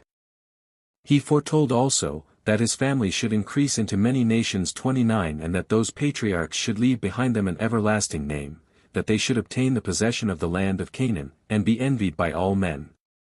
When God had said this, he produced to them a ram, which did not appear before, for the sacrifice. So Abraham and Isaac receiving each other unexpectedly, and having obtained the promises of such great blessings, embraced one another, and when they had sacrificed, they returned to Sarah, and lived happily together, God affording them his assistance in all things they desired. Chapter 14. Concerning Sarah Abraham's wife, and how she ended her days. Now Sarah died a little while after, having lived 127 years. They buried her in Hebron, the Canaanites publicly allowing them a burying place, which piece of ground Abraham bought for 400 shekels, of Ephron, an inhabitant of Hebron. And both Abraham and his descendants built themselves sepulchres in that place. Chapter 15. How the nation of the troglodytes were derived from Abraham by Keturah. Abraham after this married Keturah, by whom 6 sons were born to him, men of courage, and of sagacious minds, Zambran, and Jazar, and Mudun, and Madian, and Jozabak, and Su. Now the sons of Su were Sabathan and Dadan. The sons of Dadan were Letusim, and Asur, and Lum. The sons of Madio were Ephas, and Ophran, and Anak, and Abidas, and Eldas. Now, for all these sons and grandsons, Abraham contrived to settle them in colonies, and they took possession of Troglodytis, and the country of Arabia the Happy, as far as it reaches to the Red Sea. It is related of this Ophran, that he made war against Libya, and took it, and that his grandchildren, when they inhabited it, called it, from his name, Africa. And indeed Alexander Polyhistor gives his attestation to what I here say, who speaks thus, Cleodemus the prophet, who was also called Malchus, who wrote a history of the Jews, in agreement with the history of Moses, their legislator, relates, that there were many sons born to Abraham by Keturah, nay, he names 3 of them, Aphor, and Surim, and Japhran. That from Surim was the land of Assyria denominated, and that from the other 2, Aphor and Japran, the country of Africa took its name, because these men were auxiliaries to Hercules, when he fought against Libya and Antiochus, and that Hercules married Aphra's daughter, and of her he begot a son, Diodorus, and that Sophon was his son, from whom that barbarous people called Sephations were denominated. Chapter 16. How Isaac took Rebekah to wife. 1. Now when Abraham, the father of Isaac, had resolved to take Rebekah, who was granddaughter to his brother Nahor, for a wife to his son Isaac, who was then about 40 years old, he sent the ancientest of his servants to betroth her, after he had obliged him to give him the strongest assurances of his fidelity, which assurances were given after the manner following: they put each other's hands under each other's thighs. Then they called upon God as the witness of what was to be done. He also sent such presents to those that were there as were in esteem, on account that they either rarely or never were seen in that country. The servant got thither not under a considerable time, for it requires much time to pass through Mesopotamia, in which it is tedious travelling, both in the winter for the depth of the clay, and in summer for want of water, and, besides this, for the robberies there committed, which are not to be avoided by travellers but by caution beforehand. However, the servant came to Haran, and when he was in the suburbs, he met a considerable number of maidens going to the water. He therefore prayed to God that Rebekah might be found among them, or her whom Abraham sent him as his servant to espouse to his son, in case his will were that this marriage should be consummated, and that she might be made known to him by the sign, that while others denied him water to drink, she might give it him. 2. With this intention he went to the well, and desired the maidens to give him some water to drink, but while the others refused, on pretense that they wanted it all at home, and could spare none for him, one only of the company rebuked them for their peevish behavior towards the stranger, and said, "What is there that you will ever communicate to anybody, who have not so much as given the man some water?" She then offered him water in an obliging manner. And now he began to hope that his grand affair would succeed, but desiring still to know the truth, he commended her for her generosity and good nature, that she did not scruple to afford a sufficiency of water to those that wanted it, though it cost her some pains to draw it, and asked who were her parents, and wished them joy of such a daughter. "And mayst thou be espoused," said he, "to their satisfaction, into the family of an agreeable husband, and bring him legitimate children." Nor did she disdain to satisfy his inquiries, but told him her family. "They," says she, "call me Rebekah, my father was Bethuel, but he is dead, and Laban is my brother, and, together with my mother, takes care of all our family affairs, and is the guardian of my virginity." When the servant heard this, he was very glad at what had happened, and at what was told him, as perceiving that God had thus plainly directed his journey, and producing his bracelets, and some other ornaments which it was esteemed decent for virgins to wear, he gave them to the damsel, by way of acknowledgment, and as a reward for her kindness in giving him water to drink, saying, it was but just that she should have them, because she was so much more obliging than any of the rest. She desired also that he would come and lodge with them, since the approach of the night gave him not time to proceed farther. And producing his precious ornaments for women, he said he desired to trust them to none more safely than to such as she had shown herself to be, and that he believed he might guess at the humanity of her mother and brother, that they would not be displeased, from the virtue he found in her, for he would not be burdensome, but would pay the hire for his entertainment, and spend his own money. To which she replied, that he guessed right as to the humanity of her parents, but complained that he should think them so parsimonious as to take money, for that he should have all on free cost. But she said she would first inform her brother Laban, and, if he gave her leave, she would conduct him in. 3. As soon then as this was over, she introduced the stranger, and for the camels, the servants of Laban brought them in, and took care of them, and he was himself brought in to supper by Laban. And, after supper, he says to him, and to the mother of the damsel, addressing himself to her, Abraham is the son of Terah, and a kinsman of yours, for Nahor, the grandfather of these children, was the brother of Abraham, by both father and mother, upon which account he hath sent me to you, being desirous to take this damsel for his son to wife. He is his legitimate son, and is brought up as his only heir. He could indeed have had the most happy of all the women in that country for him, but he would not have his son marry any of them, but, out of regard to his own relations, he desired him to match here, whose affection and inclination I would not have you despise, for it was by the good pleasure of God that other accidents fell out in my journey, and that thereby I lighted upon your daughter and your house. For when I was near to the city, I saw a great many maidens coming to a well, and I prayed that I might meet with this damsel, which has come to pass accordingly. Do you therefore confirm that marriage, whose espousals have been already made by a divine appearance, and show the respect you have for Abraham, who hath sent me with so much solicitude, in giving your consent to the marriage of this damsel? Upon this they understood it to be the will of God, and greatly approved of the offer, and sent their daughter, as was desired. Accordingly Isaac married her, the inheritance being now come to him, for the children by Keturah were gone to their own remote habitations. Chapter 17. Concerning the death of Abraham. A little while after this Abraham died.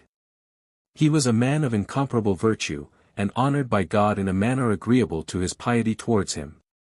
The whole time of his life was 175 years, and he was buried in Hebron, with his wife Sarah, by their sons Isaac and Ishmael. Chapter 18. Concerning the sons of Isaac, Esau and Jacob, of their nativity and education. 1. Now Isaac's wife proved with child, after the death of Abraham, 30, and when her belly was greatly burdened, Isaac was very anxious, and inquired of God, who answered, that Rebekah should bear twins, and that 2 nations should take the names of those sons, and that he who appeared the second should excel the elder. Accordingly she, in a little time, as God had foretold, bare twins, the elder of whom, from his head to his feet, was very rough and hairy, but the younger took hold of his heel as they were in the birth. Now the father loved the elder, who was called Esau, a name agreeable to his roughness, for the Hebrews call such a hairy roughness, Esau, 31 or, Seir, but Jacob the younger was best beloved by his mother. 2. When there was a famine in the land, Isaac resolved to go into Egypt, the land there being good, but he went to Gerar, as God commanded him. Here Abimelech the king received him, because Abraham had formerly lived with him, and had been his friend. And as in the beginning he treated him exceeding kindly, so he was hindered from continuing in the same disposition to the end, by his envy at him, for when he saw that God was with Isaac, and took such great care of him, he drove him away from him. But Isaac, when he saw how envy had changed the temper of Abimelech, retired to a place called the valley, not far from Gerar, and as he was digging a well, the shepherds fell upon him, and began to fight, in order to hinder the work, and because he did not desire to contend, the shepherds seemed to get to him, so he still retired, and dug another, and when certain other shepherds of Abimelech began to offer him violence, he left that also, still retired, thus purchasing security to himself a rational and prudent conduct. At length they gave him leave to dig a well without disturbance. He named this well Rehoboth, which denotes a large space, but of the former wells, one was called Eskon, which denotes strife, the other Sitena, name signifies enmity. 3. It was now that Isaac's affairs increased, and in a flourishing condition, and this his great riches. But Abimelech, thinking in opposition to him, while their living made them suspicious of each other, and retiring showing a secret enmity also, he afraid that his former friendship with Isaac would not secure him, if Isaac should endeavor the injuries he had formerly offered him, he therefore renewed his friendship with him, Philoch, one of his generals. And when he had obtained everything he desired, by reason of Isaac's good nature, who preferred the earlier friendship Abimelech had shown to himself and his father to his later wrath against him, he returned home. 4. Now when Esau, one of the sons of Isaac, whom the father principally loved, was now come to the age of 40 years, he married Adah, the daughter of Helon, and Aholibamah, the daughter of Esebion, which Helon and Esebion were great lords among the Canaanites, thereby taking upon himself the authority, and pretending to have dominion over his own marriages, without so much as asking the advice of his father. For had Isaac been the arbitrator, he had not given him leave to marry thus, for he was not pleased with contracting any alliance with the people of that country, but not caring to be uneasy to his son by commanding him to put away these wives, he resolved to be silent. 5. But when he was old, and could not see at all, he called Esau to him, and told him, that besides his blindness, and the disorder of his eyes, his very old age hindered him from his worship of God, by sacrifice. He bid him therefore to go out a-hunting, and when he had caught as much venison as he could, to prepare him a supper 32, that after this he might make supplication to God, to be to him a supporter and an assister during the whole time of his life, saying, that it was uncertain when he should die, and that he was desirous, by prayers for him, to procure, beforehand, God to be merciful to him. 6. Accordingly, Esau went out a-hunting. But Rebekah 33 thinking it proper to have the supplication made for obtaining the favor of God to Jacob, and that without the consent of Isaac, bid him kill kids of the goats, and prepare a supper. So Jacob obeyed his mother, according to all her instructions. Now when the supper was got ready, he took a goat's skin, and put it about his arm, that by reason of its hairy roughness, he might by his father be believed to be Esau, for they being twins, and in all things else alike, differed only in this thing. This was done out of his fear, that before his father had made his supplications, he should be caught in his evil practice, and lest he should, on the contrary, provoke his father to curse him. So he brought in the supper to his father. Isaac perceived to be Esau. So suspecting no deceit, he ate the supper, and betook himself to his prayers and intercessions with God, and said, O Lord of all ages, and Creator of all substance, for it was thou that didst propose to my father great plenty of good things, and hast vouchsafed to bestow on me what I have, and hast promised to my posterity to be their kind supporter, and to bestow on them still greater blessings. Do thou therefore confirm these thy promises, and do not overlook me, because of my present weak condition, on account of which I most earnestly pray to thee. Be gracious to this my son, and preserve him and keep him from everything that is evil. Give him a happy life, and the possession of as many good things as thy power is able to bestow. Make him terrible to his enemies, and honorable and beloved among his friends. 7. Thus did Isaac pray to God, thinking his prayers had been made for Esau. He had but just finished them, when Esau came in from hunting. And when Isaac perceived his mistake, he was silent, but Esau required that he might be made partaker of the like blessing from his father that his brother had partook of, but his father refused it, because all his prayers had been spent upon Jacob, so Esau lamented the mistake.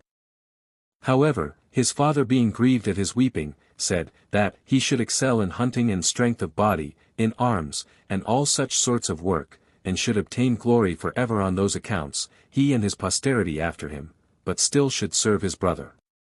8. Now the mother delivered Jacob, when she was afraid that his brother would inflict some punishment upon him because of the mistake about the prayers of Isaac, for she persuaded her husband to take a wife for Jacob out of Mesopotamia, of her own kindred, Esau having married already Basemath, the daughter of Ismael, without his father's consent, for Isaac did not like the Canaanites, so that he disapproved of Esau's former marriages, which made him take Basemath to wife, in order to please him, and indeed he had a great affection for her. Chapter 19. Concerning Jacob's flight into Mesopotamia, by reason of the fear he was in of his brother. 1. Now Jacob was sent by his mother to Mesopotamia, in order to marry Laban her brother's daughter, which marriage was permitted by Isaac, on account of his obsequiousness to the desires of his wife, and he accordingly journeyed through the land of Canaan, and because he hated the people of that country, he would not lodge with any of them, but took up his lodging in the open air, and laid his head on a heap of stones that he had gathered together. At which time he saw in his sleep such a vision standing by him, he seemed to see a ladder that reached from the earth unto heaven, and persons descending upon the ladder that seemed more excellent than human, and at last God himself stood above it, and was plainly visible to him, who, calling him by his name, spake to him in these words, 2. O Jacob, it is not fit for thee, who art the son of a good father, and grandson of one who had obtained a great reputation for his eminent virtue, to be dejected at thy present circumstances, but to hope for better times, for thou shalt have great abundance of all good things, by my assistance, for I brought Abraham hither, out of Mesopotamia, when he was driven away by his kinsmen, and I made thy father a happy man, nor will I bestow a lesser degree of happiness on thyself, be of good courage. Therefore, and under my conduct proceed on this thy journey, for the marriage thou goest so zealously about shall be consummated. And thou shalt have children of good characters, but their multitude shall be innumerable, and they shall leave what they have to a still more numerous posterity, to whom, and to whose posterity, I give the dominion of all the land, and their posterity shall fill the entire earth and sea, so far as the sun beholds them, but do not thou fear any danger, nor be afraid of the many labors thou must undergo, for by my providence I will direct thee what thou art to do in the time present, and still much more in the time to come. 3. Such were the predictions which God made to Jacob, whereupon he became very joyful at what he had seen and heard, and he poured oil on the stones, because on them the prediction of such great benefits was made. He also vowed a vow, that he would offer sacrifices upon them, if he lived and returned safe, and if he came again in such a condition, he would give the tithe of what he had gotten to God. He also judged the place to be honorable and gave it the name of Bethel, which, in the Greek, is interpreted, the house of God. 4. So he proceeded on his journey to Mesopotamia, and at length came to Haran, and meeting with shepherds in the suburbs, with boys grown up, and maidens sitting about a certain well, he stayed with them, as wanting water to drink, and beginning to discourse with them, he asked them whether they knew such a one as Laban, and whether he was still alive. Now they all said they knew him, for he was not so inconsiderable a person as to be unknown to any of them, and that his daughter fed her father's flock together with them, and that indeed they wondered that she was not yet come, for by her means thou mightest learn more exactly whatever thou desirest to know about that family. While they were saying this the damsel came, and the other shepherds that came down along with her. Then they showed her Jacob, and told her that he was a stranger, who came to inquire about her father's affairs. But she, as pleased, after the custom of children, with Jacob's coming, asked him who he was, and whence he came to them, and what it was he lacked that he came thither. She also wished it might be in their power to supply the wants he came about. 5. But Jacob was quite overcome, not so much by their kindred, nor by that affection which might arise thence, as by his love to the damsel, and his surprise at her beauty, which was so flourishing, as few of the women of that age could vie with. He said then, There is a relation between thee and me, elder than either thy or my birth, if thou be the daughter of Laban, for Abraham was the son of Terah, as well as Haran and Nahor. Of the last of whom, Nahor, Bethuel thy grandfather was the son.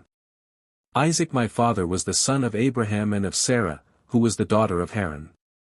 But there is a nearer and later cement of mutual kindred which we bear to one another, for my mother Rebekah was sister to Laban thy father, both by the same father and mother, I therefore and thou are cousin germans.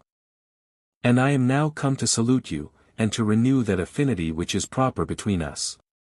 Upon this the damsel, at the mention of Rebekah, as usually happens to young persons, wept, and that out of the kindness she had for her father, and embraced Jacob, she having learned an account of Rebekah from her father, and knew that her parents loved to hear her named, and when she had saluted him, she said that he brought the most desirable and greatest pleasures to her father, with all their family, who was always mentioning his mother, and always thinking of her, and her alone, and that this will make thee equal in his eyes to any advantageous circumstances whatsoever. Then she bid him go to her father, and follow her while she conducted him to him, and not to deprive him of such a pleasure, by staying any longer away from him. 6. When she had said thus, she brought him to Laban, and being owned by his uncle, he was secure himself, as being among his friends, and he brought a great deal of pleasure to them by his unexpected coning. But a little while afterward, Laban told him that he could not express in words the joy he had at his coming, but still he inquired of him the occasion of his coming, and why he left his aged mother and father, when they wanted to be taken care of by him, and that he would afford him all the assistance he wanted.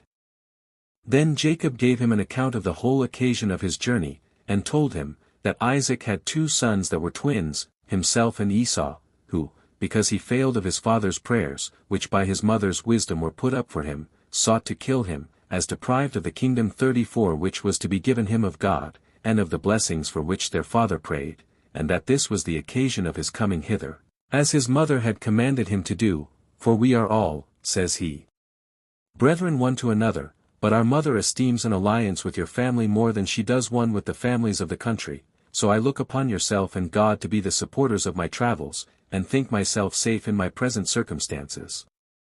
7. Now Laban promised to treat him with great humanity, both on account of his ancestors, and particularly for the sake of his mother, towards whom, he said, he would show his kindness, even though she were absent, by taking care of him, for he assured him he would make him the head shepherd of his flock, and give him authority sufficient for that purpose, and when he should have a mind to return to his parents, he would send him back with presents, and this in as honorable a manner as the nearness of their relation should require.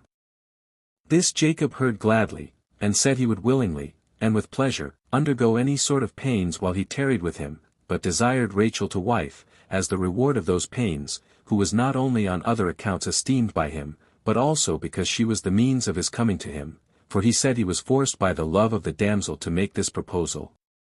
Laban was well pleased with this agreement, and consented to give the damsel to him, as not desirous to meet with any better son-in-law, and said he would do this, if he would stay with him some time, for he was not willing to send his daughter to be among the Canaanites, for he repented of the alliance he had made already by marrying his sister there. And when Jacob had given his consent to this, he agreed to stay 7 years, for so many years he had resolved to serve his father-in-law, that, having given a specimen of his virtue, it might be better known what sort of a man he was. And Jacob, accepting of his terms, after the time was over, he made the wedding feast, and when it was night, without Jacob's perceiving it, he put his other daughter into bed to him, who was both elder than Rachel, and of no comely countenance. Jacob lay with her that night, as being both in drink and in the dark. However, when it was day, he knew what had been done to him, and he reproached Laban for his unfair proceeding with him, who asked pardon for that necessity which forced him to do what he did, for he did not give him Leah out of any ill design, but as overcome by another greater necessity, that, notwithstanding this, nothing should hinder him from marrying Rachel, but that when he had served another 7 years, he would give him her whom he loved. Jacob submitted to this condition, for his love to the damsel did not permit him to do otherwise, and when another 7 years were gone, he took Rachel to wife. 8. Now each of these had handmaids, by their father's donation. Zilpah was handmaid to Leah, and Bilhah to Rachel, by no means slaves, 35 but however subject to their mistresses. Now Leah was sorely troubled at her husband's love to her sister, and she expected she should be better esteemed if she bare him children, so she entreated God perpetually, and when she had borne a son, and her husband was on that account better reconciled to her, she named her son Reuel, because God had had mercy upon her, in giving her a son, for that is the signification of this name. After some time she bare 3 more sons, Simeon, which name signifies that God had hearkened to her prayer. Then she bare Levi, the confirmer of their friendship. After him was born Judah, which denotes thanksgiving. But Rachel, fearing lest the fruitfulness of her sister should make herself enjoy a lesser share of Jacob's affections, put to bed to him her handmaid Bilhah, by whom Jacob had Dan. One may interpret that name into the Greek tongue, a divine judgment. And after him Nephilim, as it were, unconquerable in stratagems, since Rachel tried to conquer the fruitfulness of her sister by this stratagem. Accordingly, Leah took the same method, and used a counter-stratagem to that of her sister, for she put to bed to him her own handmaid. Jacob therefore had by Zilpah a son, whose name was Gad, which may be interpreted fortune, and after him Asher, which may be called a happy man, because he added glory to Leah. Now Reuel, the eldest son of Leah, brought apples of mandrakes 36 to his mother. When Rachel saw them, she desired that she would give her the apples, for she longed to eat them, but when she refused, and bid her be content that she had deprived her of the benevolence she ought to have had from her husband, Rachel, in order to mitigate her sister's anger, said she would yield her husband to her, and he should lie with her that evening. She accepted of the favor, and Jacob slept with Leah, by the favor of Rachel. She bare then these sons, Issachar, denoting one born by hire, and Zabulon, one born as a pledge of benevolence towards her, and a daughter, Dinah. After some time Rachel had a son, named Joseph, which signified there should be another added to him. 9. Now Jacob fed the flocks of Laban his father-in-law all this time, being 20 years, after which he desired leave of his father-in-law to take his wives and go home, but when his father-in-law would not give him leave, he contrived to do it secretly. He made trial therefore of the disposition of his wives what they thought of this journey, when they appeared glad, and approved of it. Rachel took along with her the images of the gods, which, according to their laws, they used to worship in their own country, and ran away together with her sister. The children also of them both, and the handmaids, and what possessions they had, went along with them.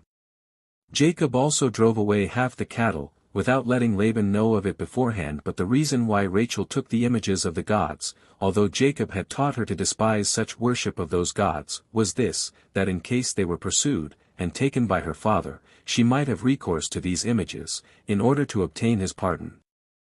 10. But Laban, after 1 day's time, being acquainted with Jacob's and his daughter's departure, was much troubled, and pursued after them, leading a band of men with him, and on the 7th day overtook them, and found them resting on a certain hill, and then indeed he did not meddle with them, for it was eventide, but God stood by him in a dream, and warned him to receive his son-in-law and his daughters in a peaceable manner, and not to venture upon anything rashly, or in wrath but to make a league with Jacob.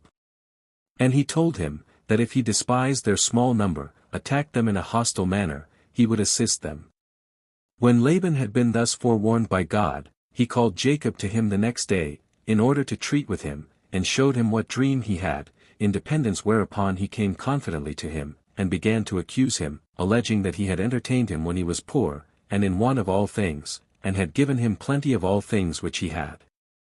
For, said he, I have joined my daughters to thee in marriage, and suppose that thy kindness to me be greater than before, but thou hast had no regard to either thy mother's relations to me, nor to the affinity now newly contracted between us, nor to those wives whom thou hast married, nor to those children, of whom I am the grandfather. Thou hast treated me as an enemy, driving away my cattle, and by persuading my daughters to run away from their father, and by carrying home those sacred paternal images which were worshipped by my forefathers, and have been honored with the like worship which they paid them by myself. In short, thou hast done this whilst thou art my kinsman, and my sister's son, and the husband of my daughters, and was hospitably treated by me, and didst eat at my table. When Laban had said this, Jacob made his defense, that he was not the only person in whom God had implanted the love of his native country, but that he had made it natural to all men, and that therefore it was but reasonable that, after so long time, he should go back to it. But as to the prey, of whose driving away thou accusest me, if any other person were the arbitrator, thou wouldst be found in the wrong, for instead of those thanks I ought to have had from thee, for both keeping thy cattle, and increasing them, how is it that thou art unjustly angry at me because I have taken, and have with me, a small portion of them? But then, as to thy daughters, take notice, that it is not through any evil practices of mine that they follow me in my return home, but from that just affection which wives naturally have to their husbands. They follow therefore not so properly myself as their own children. And thus far of his apology was made, in order to clear himself of having acted unjustly. To which he added his own complaint and accusation of Laban, saying, While I was thy sister's son, and thou hadst given me thy daughters in marriage, thou hast worn me out with thy harsh commands, and detained me 20 years under them. That indeed which was required in order to my marrying thy daughters, hard as it was, I own to have been tolerable, but as to those that were put upon me after those marriages, they were worse, and such indeed as an enemy would have avoided. For certainly Laban had used Jacob very ill, for when he saw that God was assisting to Jacob in all that he desired, he promised him, that of the young cattle which should be born, he should have sometimes what was of a white color, and sometimes what should be of a black color. But when those that came to Jacob's share proved numerous, he did not keep his faith with him, but said he would give them to him the next year, because of his envying him the multitude of his possessions. He promised him as before, because he thought such an increase was not to be expected, but when it appeared to be fact, he deceived him. 11. But then, as to the sacred images, he bid him search for them, and when Laban accepted of the offer, Rachel, being informed of it, put those images into that camel's saddle on which she rode, and sat upon it, and said, that her natural purgation hindered her rising up, so Laban left off searching any further, not supposing that his daughter in such circumstances would approach to those images. So he made a league with Jacob, and bound it by oaths, that he would not bear him any malice on account of what had happened, and Jacob made the like league, and promised to love Laban's daughters. And these leagues they confirmed with oaths also, which they made upon certain as whereon they erected a pillar, in the form of an altar, whence that hill is called Gilead, and from thence they call that land the land of Gilead at this day. Now when they had feasted, after the making of the league, Laban returned home. Chapter 20. Concerning the meeting of Jacob and Esau. 1. Now as Jacob was proceeding on his journey to the land of Canaan, angels appeared to him, and suggested to him good hope of his future condition, and that place he named the camp of God.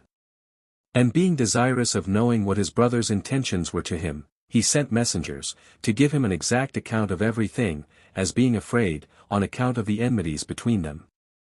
He charged those that were sent, to say to Esau, Jacob had thought it wrong to live together with him while he was in anger against him, and so had gone out of the country, and that he now, thinking the length of time of his absence must have made up their differences, was returning, that he brought with him his wives, and his children, with what possessions he had gotten, and delivered himself, with what was most dear to him, into his hands, and should think it his greatest happiness to partake together with his brother of what God had bestowed upon him.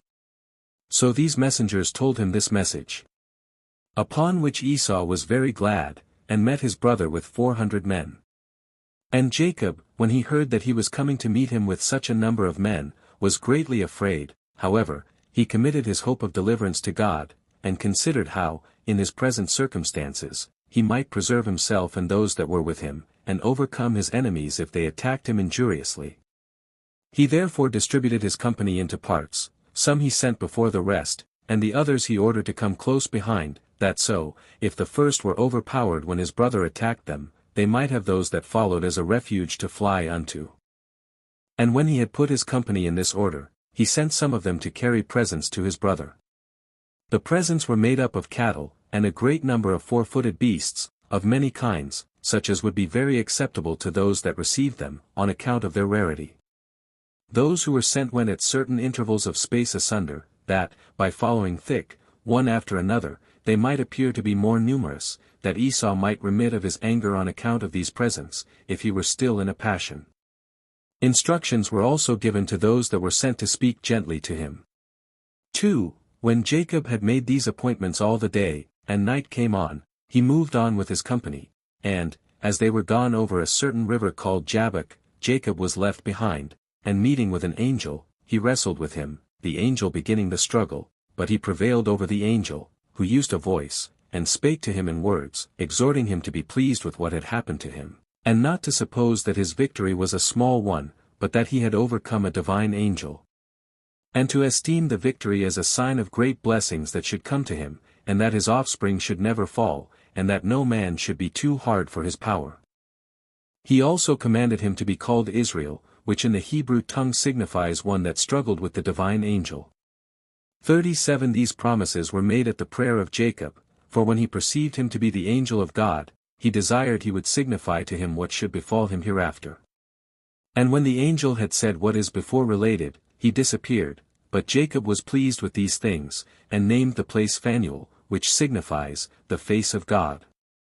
Now when he felt pain, by this struggling, upon his broad sinew, he abstained from eating that sinew himself afterward, and for his sake it is still not eaten by us.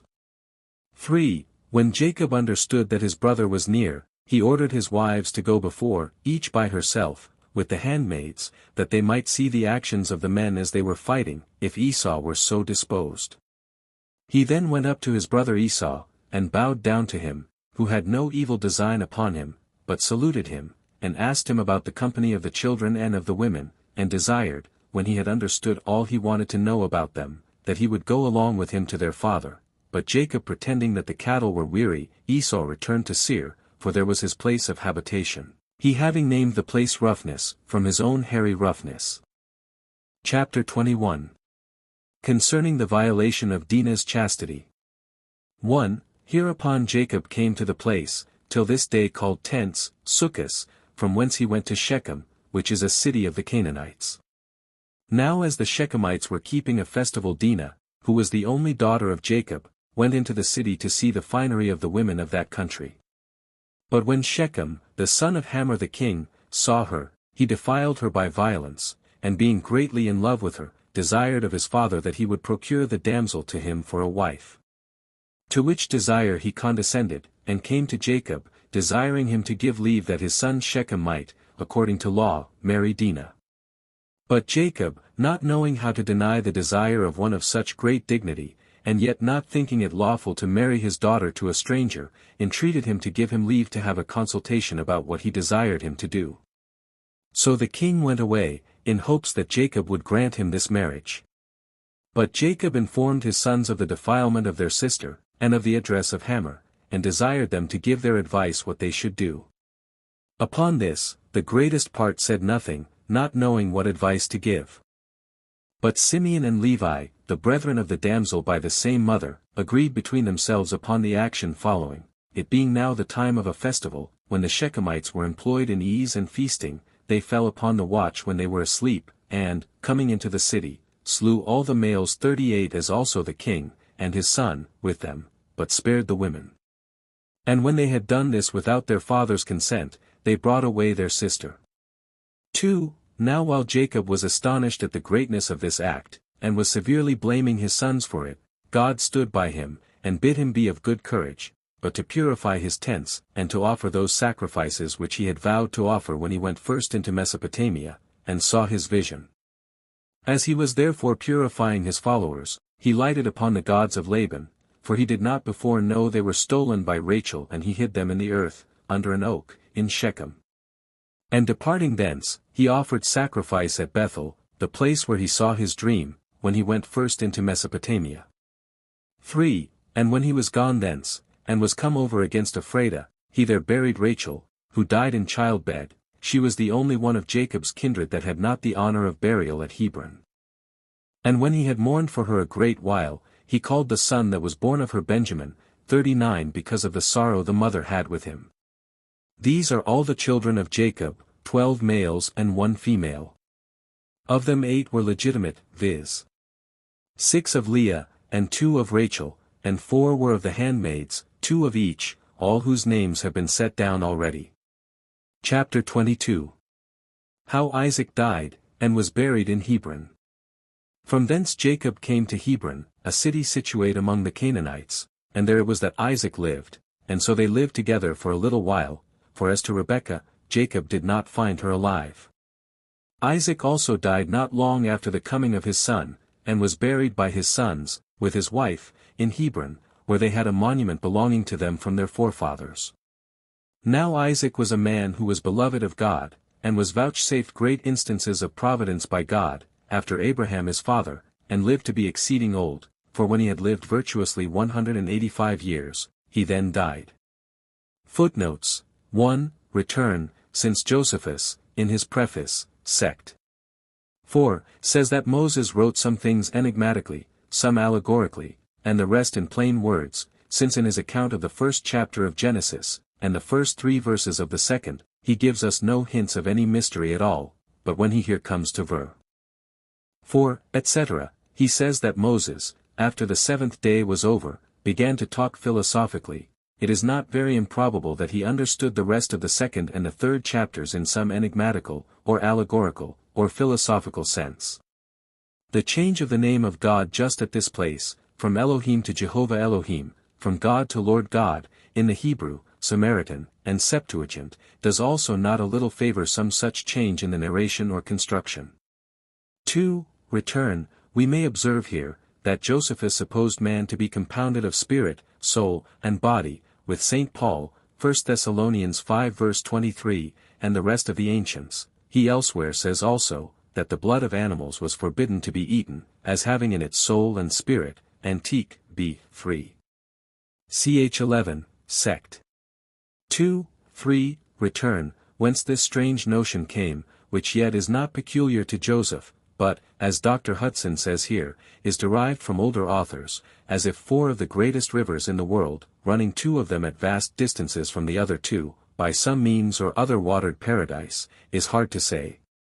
Only since Josephus has already appeared to allegorize this history, and take notice that these 4 names had a particular signification, Physon for Ganges, a multitude, Phrath for Euphrates, either a dispersion or a flower, Diglath for Tigris, what is swift, with narrowness, and Gihon for Nile, what arises from the east, we perhaps mistake him when we suppose he literally means those 4 rivers, especially as to Gihon or Nile, which arises from the east, while he very well knew the literal.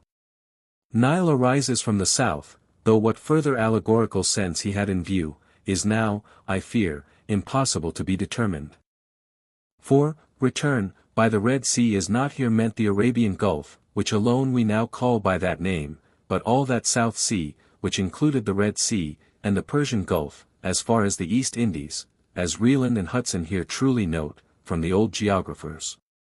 5. Return, hence it appears, that Josephus thought several, at least, of the brute animals, particularly the serpent, could speak before the fall. And I think few of the more perfect kinds of those animals want the organs of speech at this day. Many inducements there are also to a notion, that the present state they are in, is not their original state, and that their capacities have been once much greater than we now see them, and are capable of being restored to their former condition. But as to this most ancient, and authentic, and probably allegorical account of that grand affair of the fall of our first parents, I have somewhat more to say in way of conjecture, but being only a conjecture, I omit it, only thus far, that the imputation of the sin of our first parents to their posterity, any further than as some way the cause or occasion of man's mortality, seems almost entirely groundless, and that both man, and the other subordinate creatures, are hereafter to be delivered from the curse then brought upon them, and at last to be delivered from that bondage of corruption, Romans 8 verses 19-22. 6. Return, St. John's account of the reason why God accepted the sacrifice of Abel, and rejected that of Cain, as also why Cain slew Abel, on account of that his acceptance with God, is much better than this of Josephus, I mean, because Cain was of the evil one, and slew his brother. And wherefore slew he him? Because his own works were evil, and his brother's righteous, 1 John 3 verse 12. Josephus's reason seems to be no better than a pharisaical notion or tradition. 7. Return, from this jubile, not improbably, came Jobel, the trumpet of Jobel or Jubilee, that large and loud musical instrument, used in proclaiming the liberty at the year of Jubilee. 8. Return, the number of Adam's children, as says the old tradition was 33 sons, and 23 daughters. 9. Return, what is here said of Seth and his posterity, that they were very good and virtuous, and at the same time very happy, without any considerable misfortunes, for 7 generations, see ch 2, sect. 1, before, and ch 3, sect. 1, hereafter, is exactly agreeable to the state of the world and the conduct of providence in all the first ages. 10. Return, of Josephus's mistake here, when he took Seth the son of Adam, for Seth or Sesostris, king of Egypt, the erector of this pillar in the land of Syriad, see Essay on the Old Testament, Appendix, p. 159, 160. Although the main of this relation might be true, and Adam might foretell a conflagration and a deluge, which all antiquity witnesses to be an ancient tradition, nay, Seth's posterity might engrave their inventions in astronomy on 2 such pillars, yet it is no way credible that they could survive the deluge, which has buried all such pillars and edifices far underground in the sediment of its waters, especially since the like pillars of the Egyptian Seth or Sesostris were extant after the flood, in the land of Syriad, and perhaps in the days of Josephus also, as is shown in the place here referred to. 11. Return, this notion, that the fallen angels were, in some sense, the fathers of the old giants, was the constant opinion of antiquity. 12. Return, Josephus here supposes that the life of these giants, for of them only do I understand him, was now reduced to 120 years, which is confirmed by the fragment of Enoch, sect. 10. In Authent. Rec. Part 1, page 268. For as to the rest of mankind, Josephus himself confesses their lives were much longer than 120 years, for many generations after the flood, as we shall see presently, and he says they were gradually shortened till the days of Moses, and then fixed, for some time, at 120, ch. 6, sect.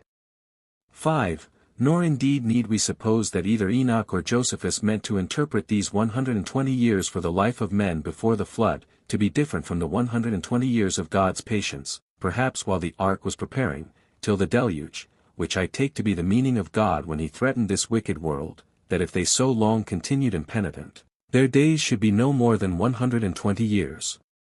13. Return, a cubit is about 21 English inches. 14. Return, Josephus here truly determines, that the year at the flood began about the autumnal equinox. As to what day of the month the flood began, our Hebrew and Samaritan, and perhaps Josephus's own copy, more rightly placed it on the 17th day, instead of the 27th, as here, for Josephus agrees with them, as to the distance of 150 days to the 17th day of the 7th month, as Genesis 7, ultimate with 8:3. 15. Return, Josephus here takes notice, that these ancient genealogies were first set down by those that then lived, and from them were transmitted down to posterity, which I suppose to be the true account of that matter.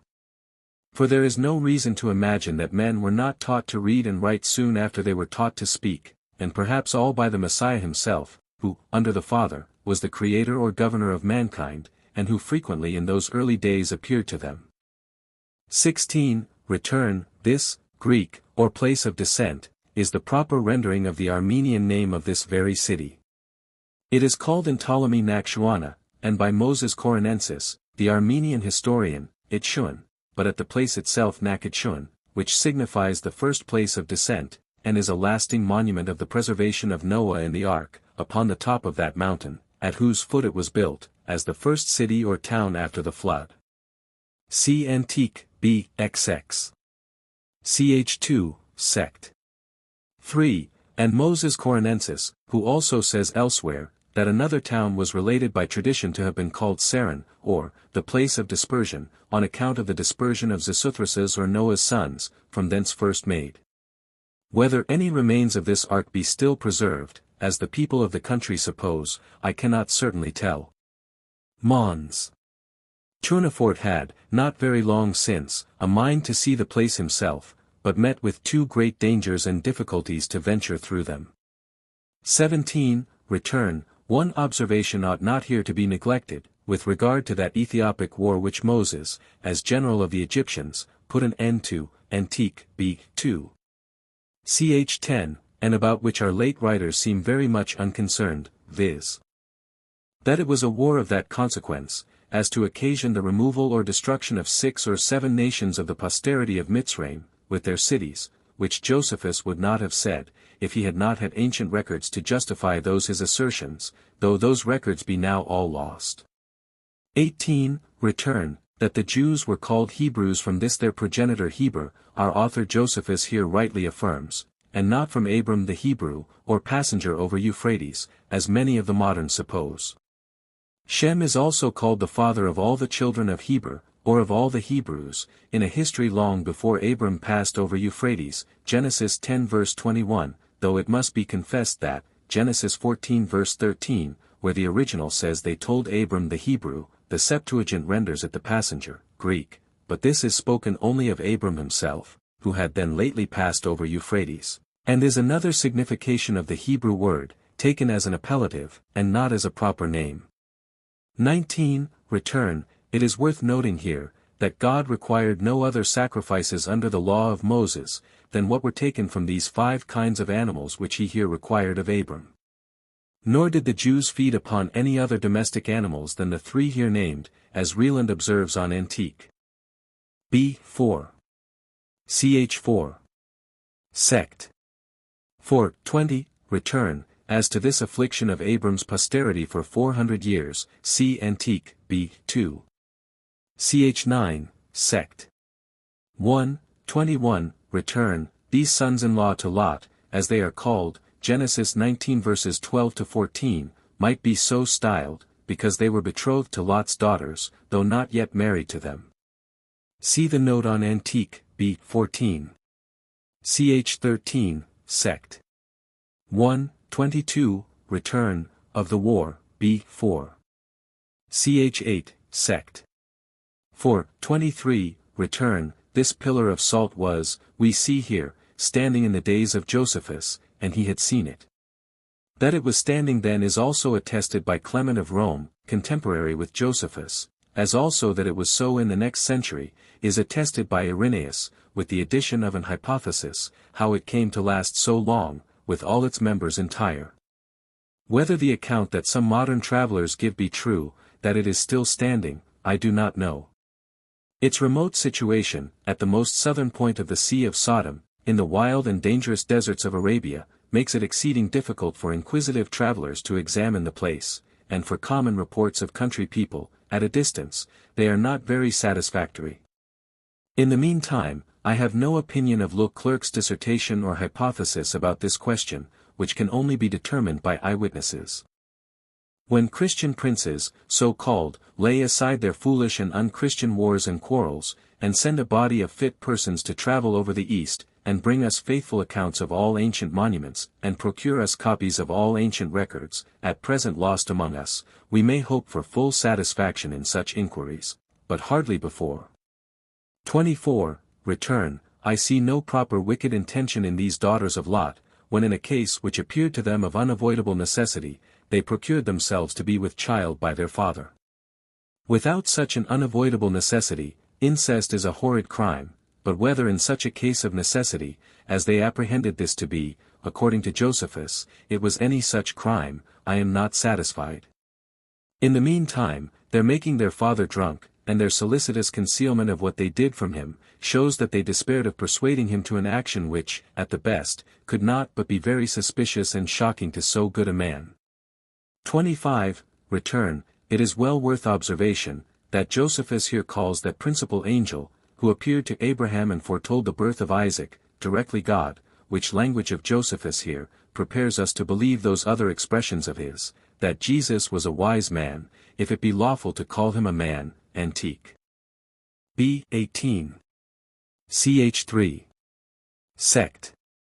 3. And of God the Word, in his homily concerning Hades, may be both genuine. Nor is the other expression of divine angel, used presently, and before, also of any other signification. 26. Return. Josephus here calls Ismael a young child or infant, though he was about 13 years of age, as Judas calls himself and his brethren young men, when he was 47, and had 2 children, Antique, b. 2. Ch. 6, Sect. 8. And they were of much the same age, as is a damsel of 12 years old called a little child, Mark 5 verses 39 to 42, 5 several times. Herod is also said by Josephus to be a very young man at 25. See the note on Antique, b. 14.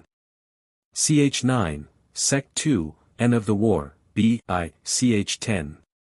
And Aristobulus is styled a very little child at 16 years of age, Antique, b. 15.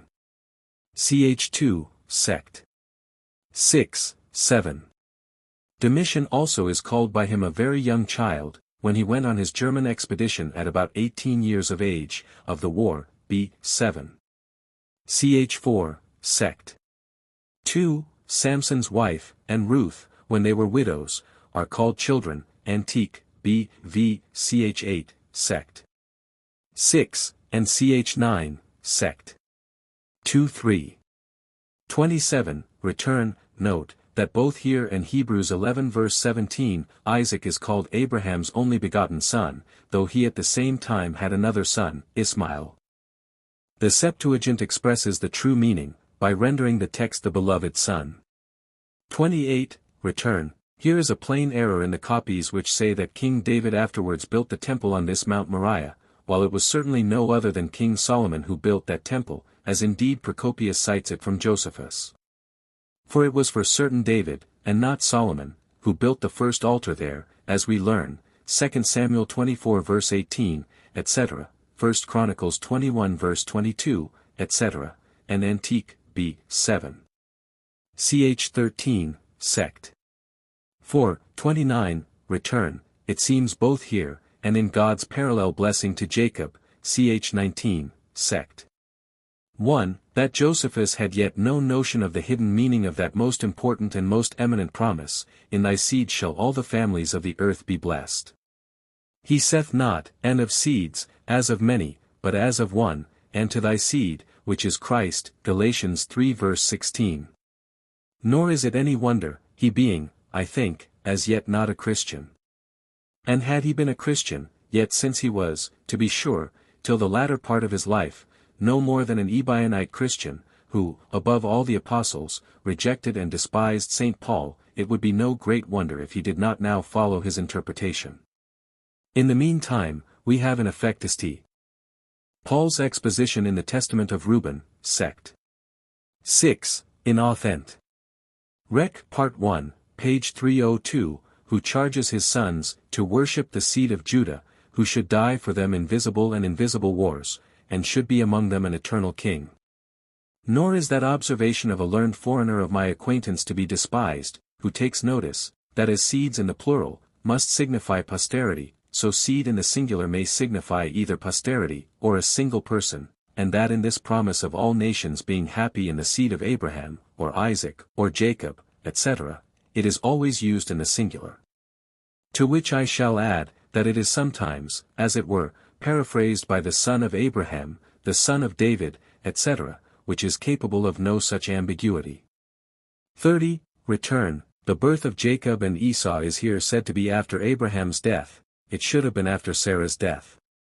The order of the narration in Genesis, not always exactly according to the order of time, seems to have led Josephus into this error, as Dr. Bernard observes here.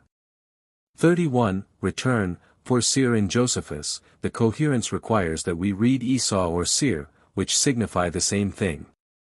32. Return. The supper of savory meat, as we call it, Genesis 27 verse 4, to be caught by hunting, was intended plainly for a festival or a sacrifice, and upon the prayers that were frequent at sacrifices, Isaac expected, as was then usual in such eminent cases, that a divine impulse would come upon him, in order to the blessing of his son there present, and his foretelling his future behavior and fortune. Whence it must be, that when Isaac had unwittingly blessed Jacob, and was afterwards made sensible of his mistake, yet did he not attempt to alter it, how earnestly soever his affection for Esau might incline him to wish it might be altered, because he knew that this blessing came not from himself, but from God, and that an alteration was out of his power. A second afflatus then came upon him, and enabled him to foretell Esau's future behavior and foretell Esau's future behavior and fortune also. 33. Return. Whether Jacob or his mother Rebekah were most blamable in this imposition upon Isaac in his old age, I cannot determine. However, the blessing being delivered as a prediction of future events, by a divine impulse, and foretelling things to befall to the posterity of Jacob and Esau in future ages, was for certain providential, and according to what Rebekah knew to be the purpose of God, when he answered her inquiry, before the children were born, Genesis 25 verse 23, that one people should be stronger than the other people, and the elder, Esau, should serve the younger, Jacob. Whether Isaac knew or remembered this old oracle, delivered in our copies only to Rebekah, or whether, if he knew and remembered it, he did not endeavor to alter the divine determination, out of his fondness for his elder and worser son Esau, to the damage of his younger and better son Jacob, as Josephus elsewhere supposes, Antiquities. B. 2. Ch. 7. Sect. 3. I cannot certainly say. If so, this might tempt Rebekah to contrive, and Jacob to put this imposition upon him.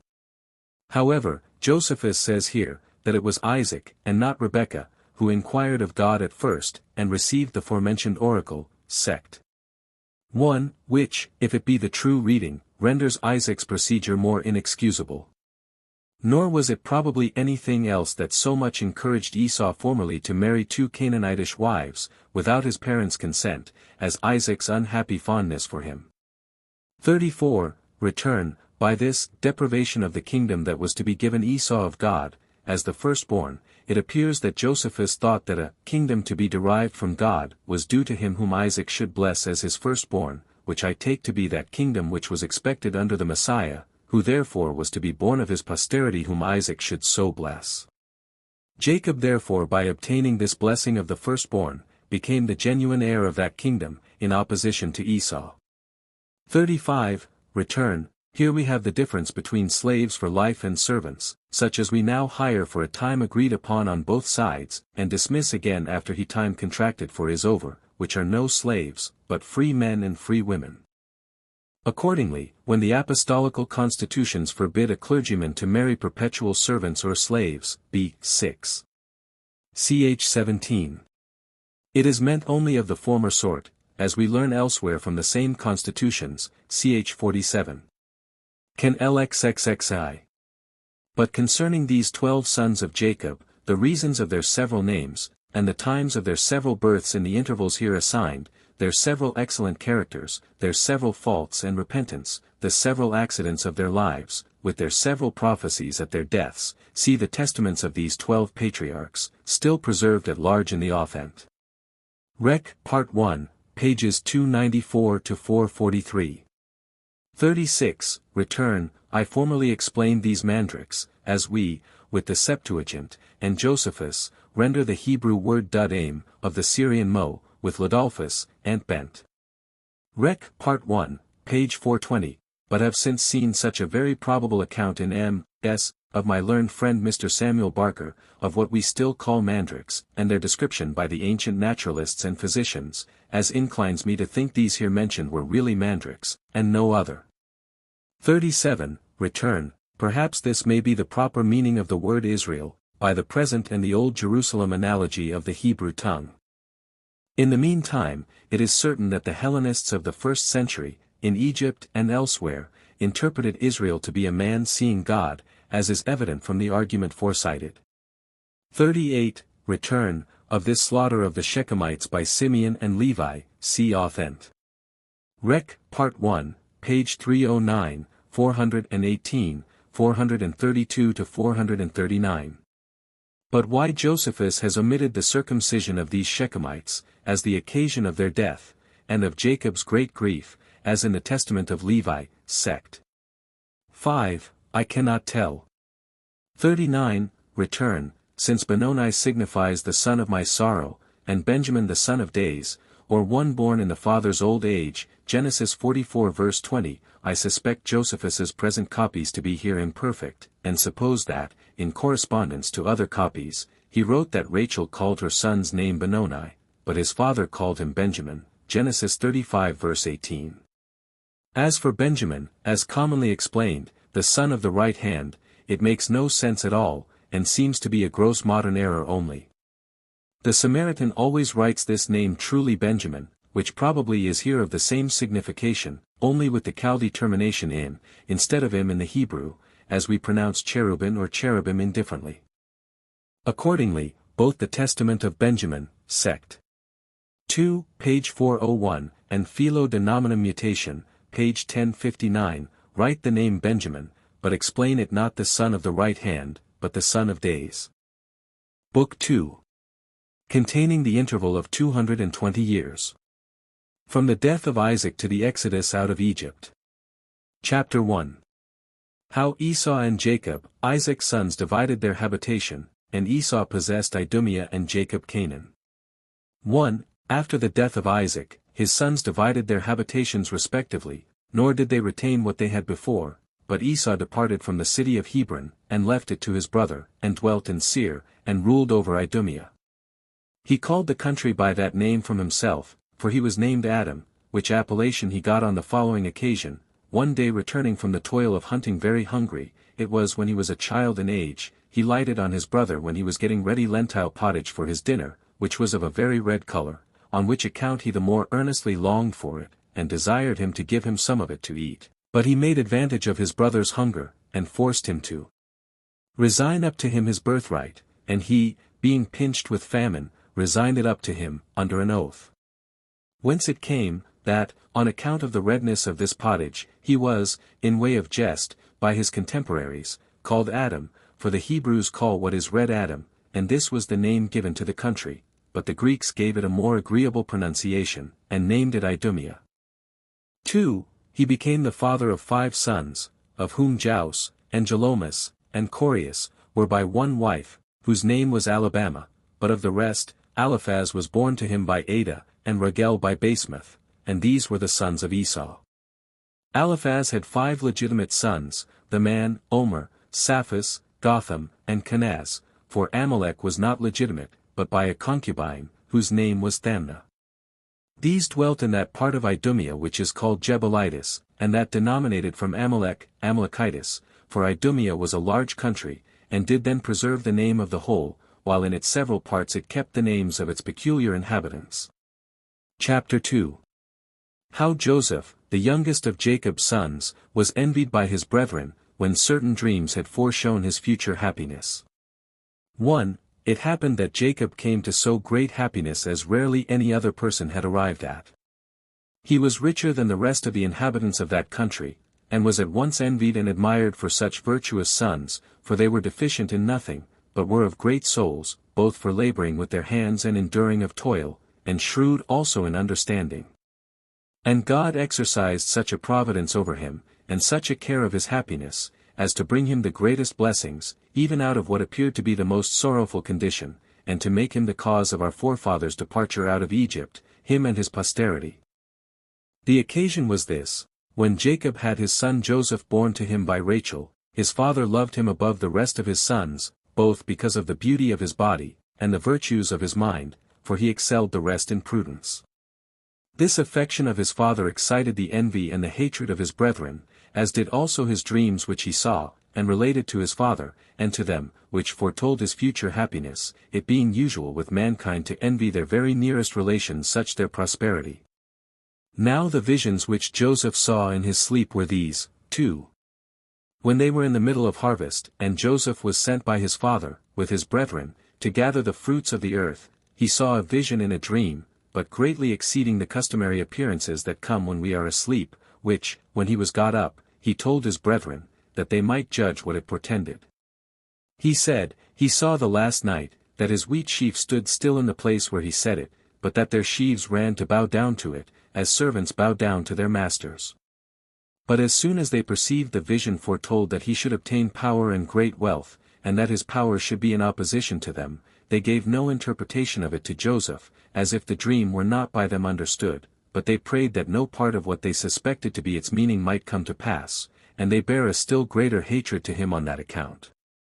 3. But God, in opposition to their envy, sent a second vision to Joseph, which was much more wonderful than the former, for it seemed to him that the sun took with him the moon, and the rest of the stars, and came down to the earth, and bowed down to him.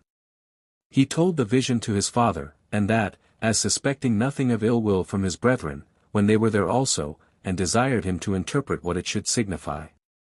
Now Jacob was pleased with the dream, for, considering the prediction in his mind, and shrewdly and wisely guessing at its meaning, he rejoiced at the great things thereby signified, because it declared the future happiness of his son, and that, by the blessing of God, the time would come when he should be honored, and thought worthy of worship by his parents and brethren, as guessing that the moon and sun were like his mother and father, the former, as she that gave increase and nourishment to all things, and the latter, he that gave form and other powers to them, and that the stars were like his brethren, since they were 11 in number, as were the stars that receive their power from the sun and moon.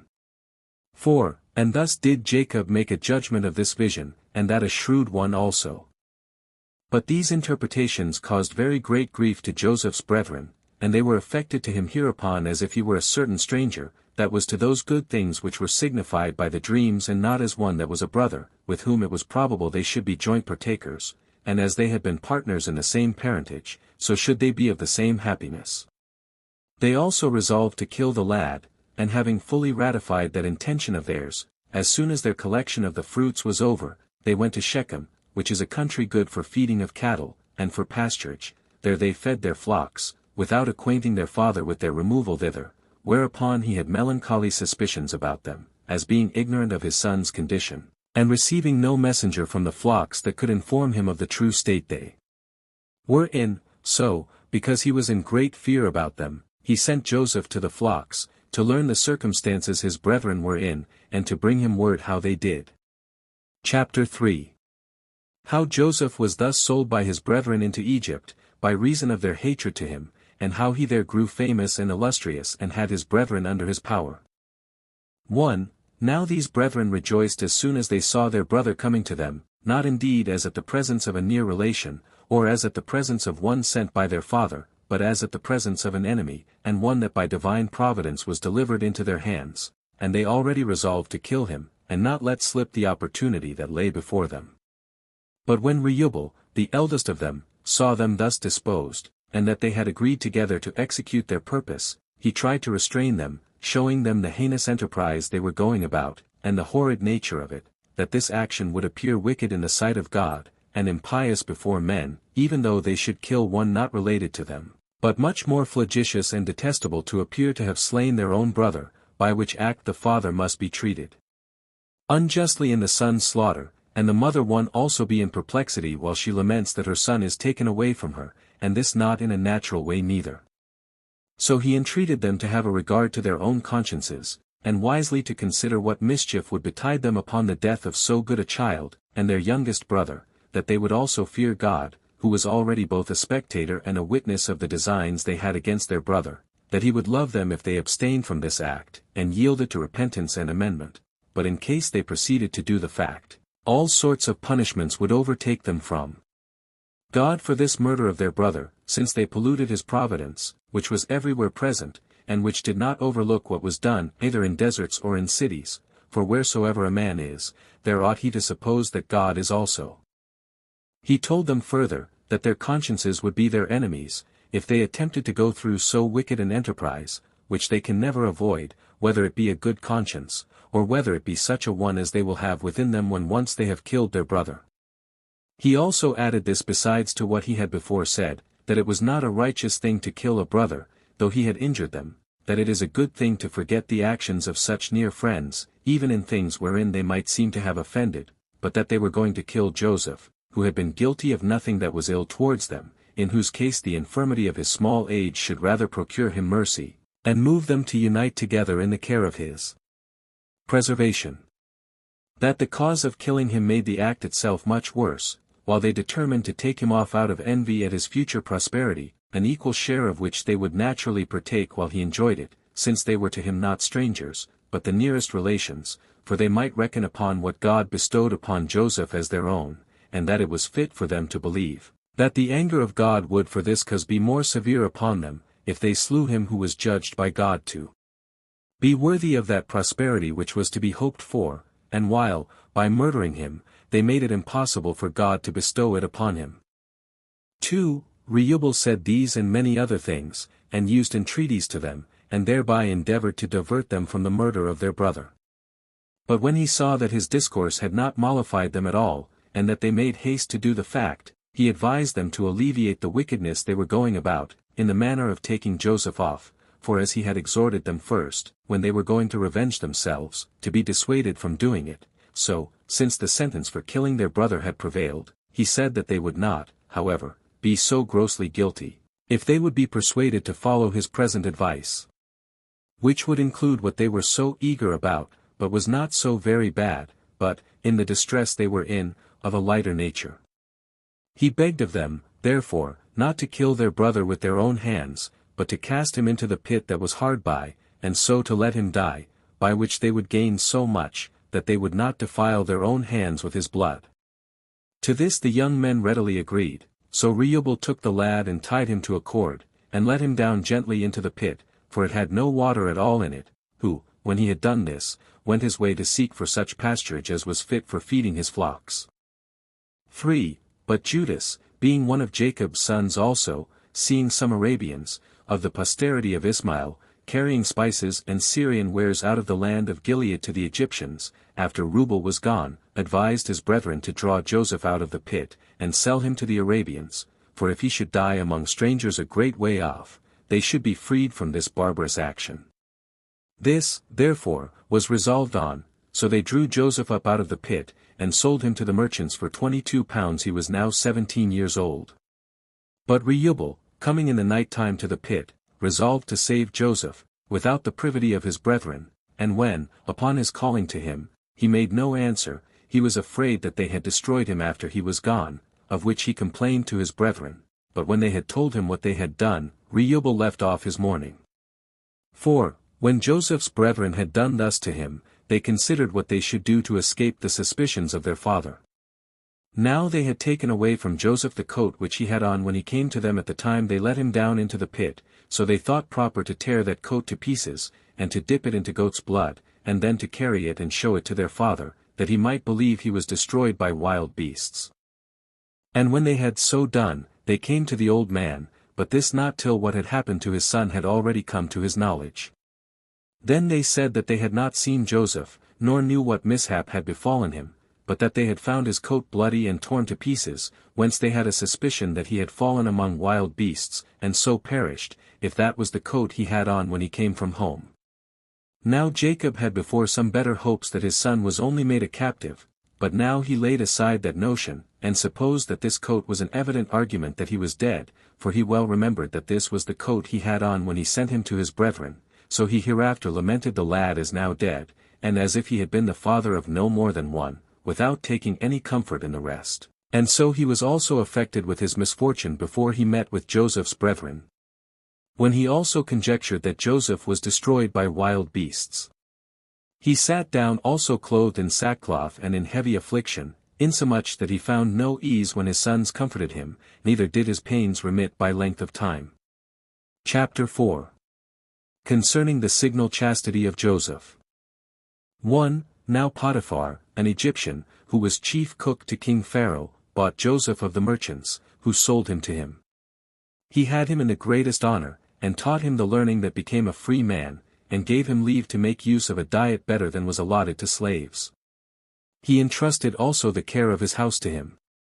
So he enjoyed these advantages, yet did not he leave that virtue which he had before, upon such a change of his condition, but he demonstrated that wisdom was able to govern the uneasy passions of life, in such as have it in reality, and do not only put it on for a show, under a present state of prosperity.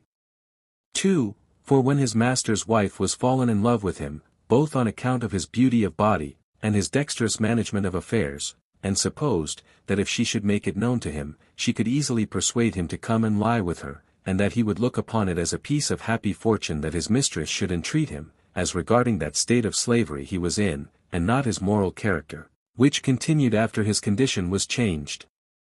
So she made known her naughty inclinations, and spake to him about lying with her. However, he rejected her entreaties, not thinking it agreeable to religion to yield so far to her, as to do what would tend to the affront and injury of him that purchased him, and had vouchsafed him so great honors. He, on the contrary, exhorted her to govern that passion, and laid before her the impossibility of her obtaining her desires, which he thought might be conquered, if she had no hope of succeeding, and he said, that as to himself, he would endure any thing whatever before he would be persuaded to it, for although it was fit for a slave, as he was, to do nothing contrary to his mistress, he might well be excused in a case where the contradiction was to such sort of commands only. But this opposition of Joseph, when she did not expect it, made her still more violent in her love to him, and as she was sorely beset with this naughty passion, so she resolved to compass her design by a second attempt. 3. When, therefore, there was a public festival coming on, in which it was the custom for women to come to the public solemnity, she pretended to her husband that she was sick, as contriving an opportunity for solitude and leisure, that she might entreat Joseph again. Which opportunity being obtained, she used more kind words to him than before, and said that it had been good for him to have yielded to her first solicitation, and to have given her no repulse, both because of the reverence he ought to bear to her dignity who solicited him, and because of the vehemence of her passion, by which she was forced though she were his mistress to condescend beneath her dignity, but that he may now, by taking more prudent advice, wipe off the imputation of his former folly, for whether it were that he expected the repetition of her solicitations she had now made, and that with greater earnestness than before, for that she had pretended sickness on this very account, and had preferred his conversation before the festival and its solemnity, or whether he opposed her former discourses, as not believing she could be in earnest, she now gave him sufficient security, by thus repeating her application, that she meant not in the least by fraud to impose upon him. And assured him, that if he complied with her affections, he might expect the enjoyment of the advantages he already had, and if he were submissive to her, he should have still greater advantages, but that he must look for revenge and hatred from her, in case he rejected her desires, and preferred the reputation of chastity before his mistress, for that he would gain nothing by such procedure, because she would then become his accuser, and would falsely pretend to her husband, that he had attempted her chastity, and that Potiphar would hearken to her words rather than to his, let his be ever so agreeable to the truth. 4. When the woman had said thus, and even with tears in her eyes, neither did pity dissuade Joseph from his chastity, nor did fear compel him to a compliance with her, but he opposed her solicitations, and did not yield to her threatenings, and was afraid to do an ill thing, and chose to undergo the sharpest punishment rather than to enjoy his present advantages, by doing what his own conscience knew would justly deserve that he should die for it. He also put her in mind that she was a married woman, and that she ought to cohabit with her husband only, and desired her to suffer these considerations to have more weight with her than the short pleasure of lustful dalliance, which would bring her to repentance afterwards, would cause trouble to her, and yet would not amend what had been done amiss. He also suggested to her the fear she would be in lest they should be caught, and that the advantage of concealment was uncertain, and that only while the wickedness was not known, would there be any quiet for them, but that she might have the enjoyment of her husband's company without any danger. And he told her, that in the company of her husband she might have great boldness from a good conscience, both before God and before men. Nay, that she would act better like his mistress, and make use of her authority over him better while she persisted in her chastity, than when they were both ashamed for what wickedness they had been guilty of, and that it is much better to a life, well and known to have been so, than upon the hopes of the concealment of evil practices. 5. Joseph, by saying this, and more, tried to restrain the violent passion of the woman, and to reduce her affections within the rules of reason, but she grew more ungovernable and earnest in the matter, and since she despaired of persuading him, she laid her hands upon him, and had a mind to force him. But as soon as Joseph had got away from her anger, leaving also his garment with her, for he left that to her, and leaped out of her chamber, she was greatly afraid lest he should discover her lewdness to her husband, and greatly troubled at the affront he had offered her, so she resolved to be beforehand with him, and to accuse Joseph falsely to Potiphar, and by that means to revenge herself on him for his pride and contempt of her, and she thought it a wise thing in itself, and also becoming a woman, thus to prevent his accusation. Accordingly she sat sorrowful and in confusion, framing herself so hypocritically and angrily, that the sorrow, which was really for her being disappointed of her lust, might appear to be for the attempt upon her chastity, so that when her husband came home, and was disturbed at the sight of her and inquired what was the cause of the disorder she was in, she began to accuse Joseph, and, O husband, said she, mayst thou not live a day longer if thou dost not punish the wicked slave who has desired to defile thy bed, who has neither minded who he was when he came to our house, so as to behave himself with modesty, nor has he been mindful of what favors he had received from thy bounty, as he must be an ungrateful man indeed, unless he, in every respect, carry himself in a manner agreeable to us. This man, I say, laid a private design to abuse thy wife, and this at the time of a festival, observing when thou wouldst be absent. So that it now is clear that his modesty, as it appeared to be formerly, was only because of the restraint he was in out of fear of thee, but that he was not really of a good disposition. This has been occasioned by his being advanced to honor beyond what he deserved, and what he hoped for, insomuch that he concluded, that he who was deemed fit to be trusted with thy estate and the government of thy family, and was preferred above thy eldest servants, might be allowed to touch thy wife also. Thus when she had ended her discourse, she showed him his garment, as if he then left it with her when he attempted to force her. But Potiphar not being able to disbelieve what his wife's tears showed, and what his wife said, and what he saw himself, and being seduced by his love to his wife, did not set himself about the examination of the truth, but taking it for granted that his wife was a modest woman, and condemning Joseph as a wicked man, he threw him into the malefactor's prison, and had a still higher opinion of his wife, and bare her witness that she was a woman of a becoming modesty and chastity. Chapter 5. What things befell Joseph in prison. 1. Now Joseph, commending all his affairs to God, did not betake himself to make his defense, nor to give an account of the exact circumstances of the fact, but silently underwent the bonds and the distress he was in, firmly believing that God, who knew the cause of his affliction, and the truth of the fact, would be more powerful than those that inflicted the punishments upon him, a proof of whose providence he quickly received, for the keeper of the prison taking notice of his care and fidelity in the affairs he had set him about, and the dignity of his countenance, relaxed his bonds, and thereby made his heavy calamity lighter, and more supportable to him. He also permitted him to make use of a diet better than that of the rest of the prisoners. Now, as his fellow prisoners, when their hard labors were over, fell to discoursing one among another, as is usual in such as are equal sufferers, and to inquire one of another what were the occasions of their being condemned to a prison, among them the king's cupbearer, and one that had been respected by him, was put in bonds, upon the king's anger at him. This man was under the same bonds with Joseph, and grew more familiar with him, and upon his observing that Joseph had a better understanding than the rest had, he told him of a dream he had, and desired he would interpret its meaning, complaining that, besides the afflictions he underwent from the king, God did also add to him trouble from his dreams. 2. He therefore said, that in his sleep he saw 3 clusters of grapes hanging upon 3 branches of a vine, large already, and ripe for gathering, and that he squeezed them into a cup which the king held in his hand, and when he had strained the wine, he gave it to the king to drink, and that he received it from him with a pleasant countenance. This, he said, was what he saw, and he desired Joseph, that if he had any portion of understanding in such matters, he would tell him what this vision foretold.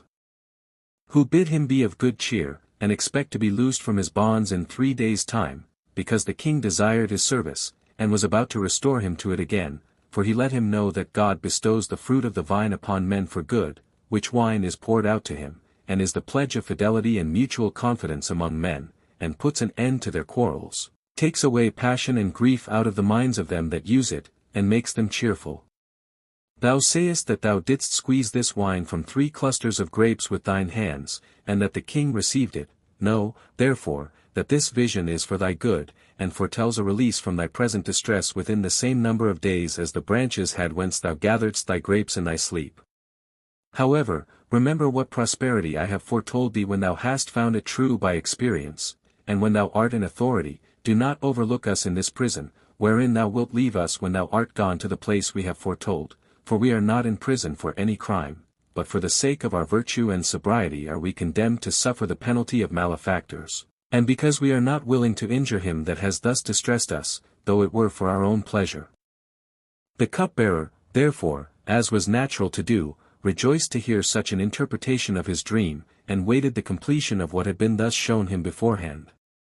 3. But another servant there was of the king, who had been chief baker, and was now bound in prison with the cupbearer. He also was in good hope, upon Joseph's interpretation of the other's vision, for he had seen a dream also, so he desired that Joseph would tell him what the visions he had seen the night before might mean.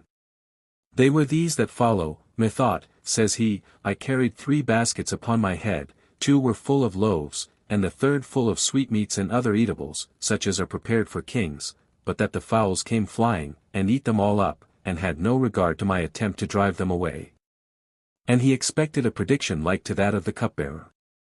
But Joseph, considering and reasoning about the dream, said to him, that he would willingly be an interpreter of good events to him, and not of such as his dream denounced to him, but he told him that he had only 3 days in all to live, for that the 3 baskets signify, that on the 3rd day he should be crucified, and devoured by fowls, while he was not able to help himself. Now both these dreams had the same several events that Joseph foretold they should have, and this to both the parties, for on the 3rd day before mentioned, when the king solemnized his birthday, he crucified the chief baker, but set the butler free from his bonds, and restored him to his former ministration. 4. But God freed Joseph from his confinement, after he had endured his bonds 2 years, and had received no assistance from the cupbearer, who did not remember what he had said to him formerly, and God contrived this method of deliverance for him. Pharaoh the king had seen in his sleep the same evening 2 visions, and after them had the interpretations of them both given him. He had forgotten the latter, but retained the dreams themselves. Being therefore troubled at what he had seen, for it seemed to him to be all of a melancholy nature, the next day he called together the wisest men among the Egyptians, desiring to learn from them the interpretation of his dreams. But when they hesitated about them, the king was so much the more disturbed. And now it was that the memory of Joseph, and his skill in dreams, came into the mind of the king's cupbearer, when he saw the confusion that Pharaoh was in, so he came and mentioned Joseph to him, as also the vision he had seen in prison, and how the event proved as he had said, as also that the chief baker was crucified on the very same day, and that this also happened to him according to the interpretation of Joseph. That Joseph himself was laid in bonds by Potiphar, who was his head cook, as a slave, but, he said, he was one of the noblest of the stock of the Hebrews, and said further, his father lived in great splendor. If, therefore, thou wilt send for him, and not despise him on the score of his misfortunes, thou wilt learn what thy dreams signify. So the king commanded that they should bring Joseph into his presence, and those who received the command came and brought him with them, having taken care of his habit, that it might be decent, as the king had enjoined them to do. 5. But the king took him by the hand, and, O young man, says he, for my servant bears witness that thou art at present the best and most skilful person I can consult with, vouchsafe me the same favors which thou bestowedst on this servant of mine, and tell me what events they are which the visions of my dreams foreshow, and I desire thee to suppress nothing out of fear, nor to flatter me with lying words, or with what may please me, although the truth should be of a melancholy nature. For it seemed to me that, as I walked by the river, I saw kine fat and very large, 7 in number, going from the river to the marshes, and other kine of the same number like them, met them out of the marshes, exceeding lean and ill-favored, which ate up the fat and the large kine, and yet were no better than before, and not less miserably pinched with famine. After I had seen this vision, I awaked out of my sleep, and being in disorder, and considering with myself what this appearance should be, I fell asleep again, and saw another dream, much more wonderful than the foregoing, which still did more affright and disturb me. I saw 7 ears of corn growing out of one root, having their heads borne down by the weight of the grains, and bending down with the fruit, which was now ripe and fit for reaping, and near these I saw 7 other ears of corn, meager and weak, for want of rain, which fell to eating and consuming those that were fit for reaping, and put me into great astonishment. 6. To which Joseph replied, This dream, said he, O king, although seen under 2 forms, signifies one and the same event of things, for when thou sawest the fat kine, which is an animal made for the plough and for labor, devoured by the worser kine, and the ears of corn eaten up by the smaller ears, they foretell a famine, and want of the fruits of the earth for the same number of years, and equal with those when Egypt was in a happy state, and this so far, that the plenty of these years will be spent in the same number of years of scarcity, and that scarcity of necessary provisions will be very difficult to be corrected, as a sign whereof, the ill-favored kine, when they had devoured the better sort, could not be satisfied. But still God foreshows what is to come upon men, not to grieve them, but that, when they know it beforehand, they may by prudence make the actual experience of what is foretold the more tolerable. If thou, therefore, carefully dispose of the plentiful crops which will come in the former years, thou wilt procure that the future calamity will not be felt by the Egyptians. 7. Hereupon the king wondered at the discretion and wisdom of Joseph, and asked him by what means he might so dispense the foregoing plentiful crops in the happy years, as to make the miserable crops more tolerable. Joseph then added this his advice, to spare the good crops, and not permit the Egyptians to spend them luxuriously, but to reserve what they would have spent in luxury beyond their necessity against the time of want. He also exhorted him to take the corn of the husbandmen, and give them only so much as will be sufficient for their food. Accordingly Pharaoh, being surprised at Joseph, not only for his interpretation of the dream, but for the counsel he had given him, entrusted him with dispensing the corn, with power to do what he thought would be for the benefit of the people of Egypt, and for the benefit of the king, as believing that he who first discovered this method of acting, would prove the best overseer of it.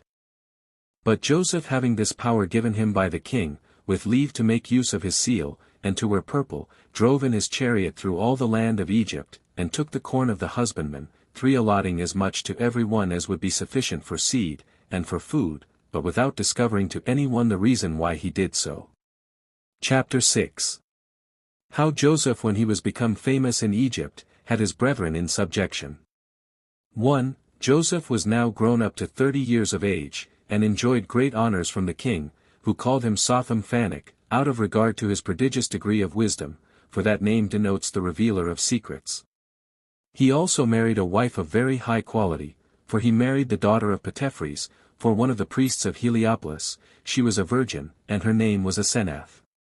By her he had children before the scarcity came on, Manasseh, the elder, which signifies forgetful, because his present happiness made him forget his former misfortunes, and Ephraim, the younger, which signifies restored, because he was restored to the freedom of his forefathers.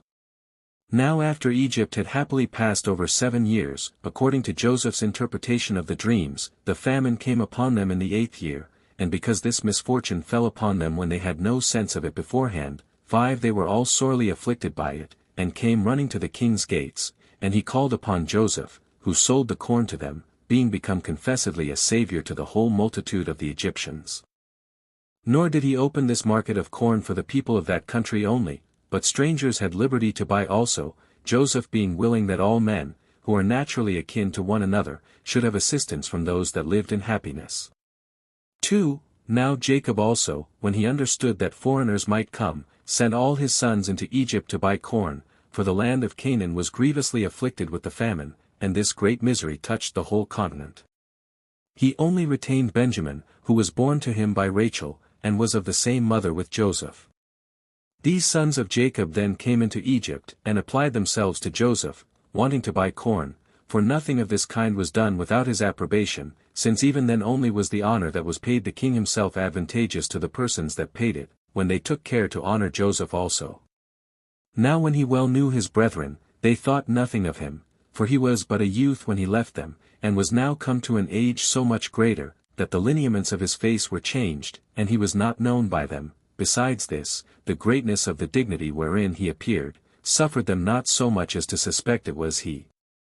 He now made trial what sentiments they had about affairs of the greatest consequence, for he refused to sell them corn, and said they were come as spies of the king's affairs, and that they came from several countries, and joined themselves together, and pretended that they were of kin, it not being possible that a private man should breed up so many sons, and those of so great beauty of countenance as they were, such an education of so many children being not easily obtained by kings themselves. Now this he did in order to discover what concerned his father, and what happened to him after his own departure from him, and as desiring to know what was become of Benjamin his brother, for he was afraid that they had ventured on the like wicked enterprise against him that they had done to himself, and had taken him off also. 3. Now these brethren of his were under distraction and terror, and thought that very great danger hung over them, yet not at all reflecting upon their brother Joseph, and standing firm under the accusations laid against them, they made their defense by Reubel, the eldest of them, who now became their spokesman. We come not hither, said he, with any unjust design, nor in order to bring any harm to the king's affairs. We only want to be preserved, as supposing your humanity might be a refuge for us from the miseries which our country labors under, we having heard that you propose to sell corn, not only to your own countrymen, but to strangers also, and that you determine to allow that corn, in order to preserve all that want it, but that we are brethren, and of the same common blood, the peculiar lineaments of our faces, and those not so much different from one another, plainly show. Our father's name is Jacob, an Hebrew man, who had 12 of us for his sons by 4 wives, which 12 of us, while we were all alive, were a happy family, but when one of our brethren, whose name was Joseph, died, our affairs changed for the worse, for our father could not forbear to make a long lamentation for him, and we are in affliction, both by the calamity of the death of our brother, and the miserable state of our aged father. We are now, therefore, come to buy corn, having entrusted the care of our father, and the provision for our family, to Benjamin, our youngest brother, and if thou sendest to our house, thou mayst learn whether we are guilty of the least falsehood in what we say. 4. And thus did Reubel endeavor to persuade Joseph to have a better opinion of them. But when he had learned from them that Jacob was alive, and that his brother was not destroyed by them, he for the present put them in prison, as intending to examine more into their affairs when he should be at leisure. But on the 3rd day he brought them out, and said to them, Since you constantly affirm that you are not come to do any harm to the king's affairs, that you are brethren, and the sons of the father whom you named, you will satisfy me of the truth of what you say, if you leave one of your company with me, who shall suffer no injury here, and if, when ye have carried corn to your father, you will come to me again, and bring your brother, whom you say you left there, along with you, for this shall be by me esteemed an assurance of the truth of what you have told me. Hereupon they were in greater grief than before, they wept, and perpetually deplored one among another the calamity of Joseph, and said, they were fallen into this misery as a punishment inflicted by God for what evil contrivances they had against him. And Reubel was large in his reproaches of them for their too late repentance, whence no profit arose to Joseph, and earnestly exhorted them to bear with patience whatever they suffered, since it was done by God in way of punishment, on his account. Thus they spake to one another, not imagining that Joseph understood their language. A general sadness also seized on them at Reubel's words, and a repentance for what they had done, and they condemned the wickedness they had perpetrated, for which they judged they were justly punished by God. Now when Joseph saw that they were in this distress, he was so affected at it that he fell into tears, and not being willing that they should take notice of him, he retired, and after a while came to them again, and taking Simeon 6 in order to his being a pledge for his brethren's return, he bid them take the corn they had bought, and go their way. He also commanded his steward privily to put the money which they had brought with them for the purchase of corn into their sacks, and to dismiss them therewith, who did what he was commanded to do. 5. Now when Jacob's sons were come into the land of Canaan, they told their father what had happened to them in Egypt, and that they were taken to have come thither as spies upon the king, and how they said they were brethren, and had left their 11th brother with their father, but were not believed, and how they had left Simeon with the governor, until Benjamin should go thither, and be a testimonial of the truth of what they had said. And they begged of their father to fear nothing, but to send the lad along with them. But Jacob was not pleased with anything his sons had done, and he took the detention of Simeon heinously, and thence thought it a foolish thing to give up Benjamin also. Neither did he yield to Reuel's persuasion, though he begged it of him, and gave leave that the grandfather might, in way of requital, kill his own sons, in case any harm came to Benjamin in the journey. So they were distressed, and knew not what to do. Nay, there was another accident that still disturbed them more, the money that was found hidden in their sacks of corn. Yet when the corn they had brought failed them, and when the famine still afflicted them, and necessity forced them, Jacob did still resolved to send Benjamin with his brethren, although there was no returning into Egypt unless they came with what they had promised. Now the misery growing every day worse, and his sons begging it of him, he had no other course to take in his present circumstances. And Judas, who was of a bold temper on other occasions, spake his mind very freely to him, that it did not become him to be afraid on account of his son, nor to suspect the worst, as he did, for nothing could be done to his son but by the appointment of God, which must also for certain come to pass, though he were at home with him, that he ought not to condemn them to such manifest destruction, nor deprive them of that plenty of food they might have from Pharaoh, by his unreasonable fear about his son Benjamin, but ought to take care of the preservation of Simeon, lest, by attempting to hinder Benjamin's journey, Simeon should perish. He exhorted him to trust God for him, and said he would either bring his son back to him safe, or, together with lose his own life. So that Jacob was at length persuaded, and delivered Benjamin to them, with the price of the corn doubled. He also sent presents to Joseph of the fruits of the land of Canaan, balsam and rosin, as also turpentine and honey. 8 Now their father shed many tears at the departure of his sons, as well as themselves. His concern was, that he might receive them back again safe after their journey, and their concern was, that they might find their father well, and no way afflicted with grief for them. And this lamentation lasted a whole day, so that the old man was at last tired with grief, and stayed behind, but they went on their way for Egypt, endeavoring to mitigate their grief for their present misfortunes, with the hopes of better success hereafter. 6 As soon as they came into Egypt, they were brought down to Joseph, but here no small fear disturbed them, lest they should be accused about the price of the corn, as if they had cheated Joseph. They then made a long apology to Joseph's steward, and told him, that when they came home they found the money in their sacks, and that they had now brought it along with them. He said he did not know what they meant, so they were delivered from that fear. And when he had loosed Simeon, and put him into a handsome habit, he suffered him to be with his brethren, at which time Joseph came from his attendance on the king. So they offered him their presents, and upon his putting the question to them about their father, they answered that they found him well. He also, upon his discovery that Benjamin was alive, asked whether this was their younger brother, for he had seen him. Whereupon they said he was. He replied, that the God over all was his protector. But when his affection to him made him shed tears, he retired, desiring he might not be seen in that plight by his brethren. Then Joseph took them to supper, and they were set down in the same order as they used to sit at their father's table. And although Joseph treated them all kindly, yet did he send a mess to Benjamin that was double to what the rest of the guests had for their shares. 7 Now when after supper they had composed themselves to sleep, Joseph commanded his steward both to give them their measures of corn, and to hide its price again in their sacks, and that withal they should put into Benjamin's sack the golden cup, out of which he loved himself to drink. Which things he did, in order to make trial of his brethren, whether they would stand by Benjamin when he should be accused of having stolen the cup, and should appear to be in danger, or whether they would leave him, and, depending on their own innocency, go to their father without him. When the servant had done as he was bidden, the sons of Jacob, knowing nothing of all this, went their way, and took Simeon along with them, and had a double cause of joy, both because they had received him again, and because they took back Benjamin to their father, as they had promised. But presently a troop of horsemen encompassed them, and brought with them Joseph's servant, who had put the cup into Benjamin's sack. Upon which unexpected attack of the horsemen they were much disturbed, and asked what the reason was that they came thus upon men, who a little before had been by their Lord thought worthy of an honorable and hospitable reception.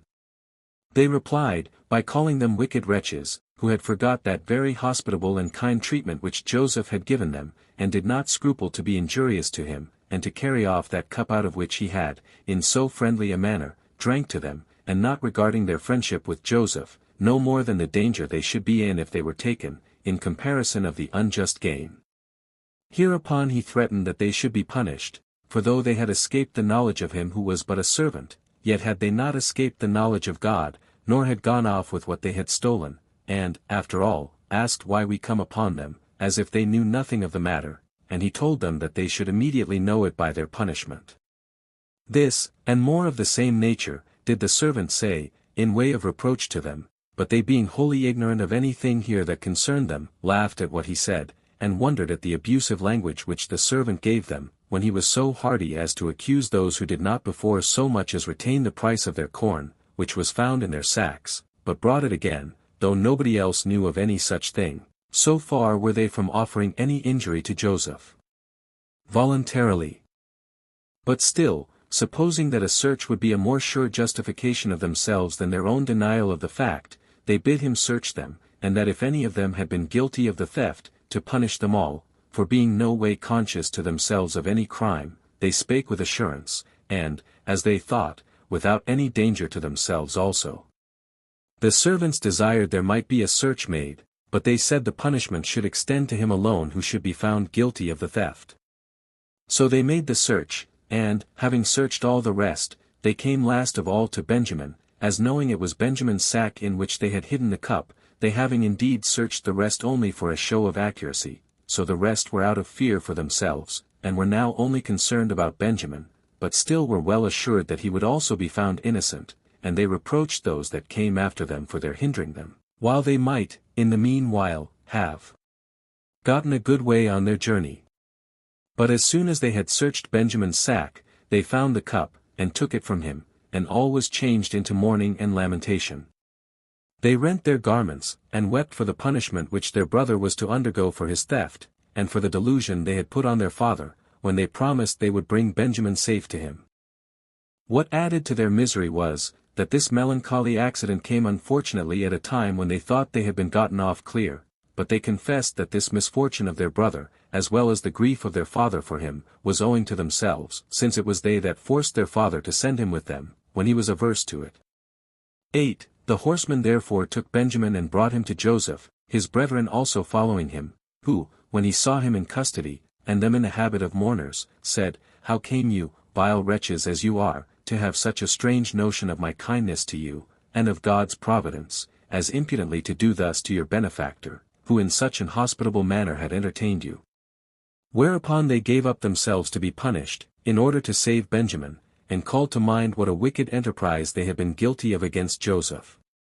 They also pronounced him more happy than themselves, if he were dead, in being freed from the miseries of this life, and if he were alive, that he enjoyed the pleasure of seeing God's vengeance upon them. They said further, that they were the plague of their father, since they should now add to his former affliction for Joseph, this other affliction for Benjamin. Reuben also was large in cutting them upon this occasion. But Joseph dismissed them, for he said they had been guilty of no offense, and that he would content himself with the lad's punishment, for he said it was not a fit thing to let him go free, for the sake of those who had not offended, nor was it a fit thing to punish them together with him who had been guilty of stealing.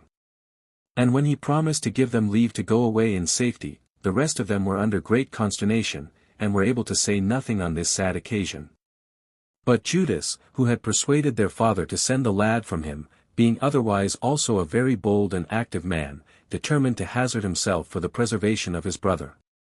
It is true, 9 said he, O governor, that we have been very wicked with regard to thee, and on that account deserved punishment. Even all of us may justly be punished, although the theft were not committed by all, but only by one of us, and he the youngest also, but yet there remains some hope for us, who otherwise must be under despair on his account, and this from thy goodness, which promises us a deliverance out of our present danger.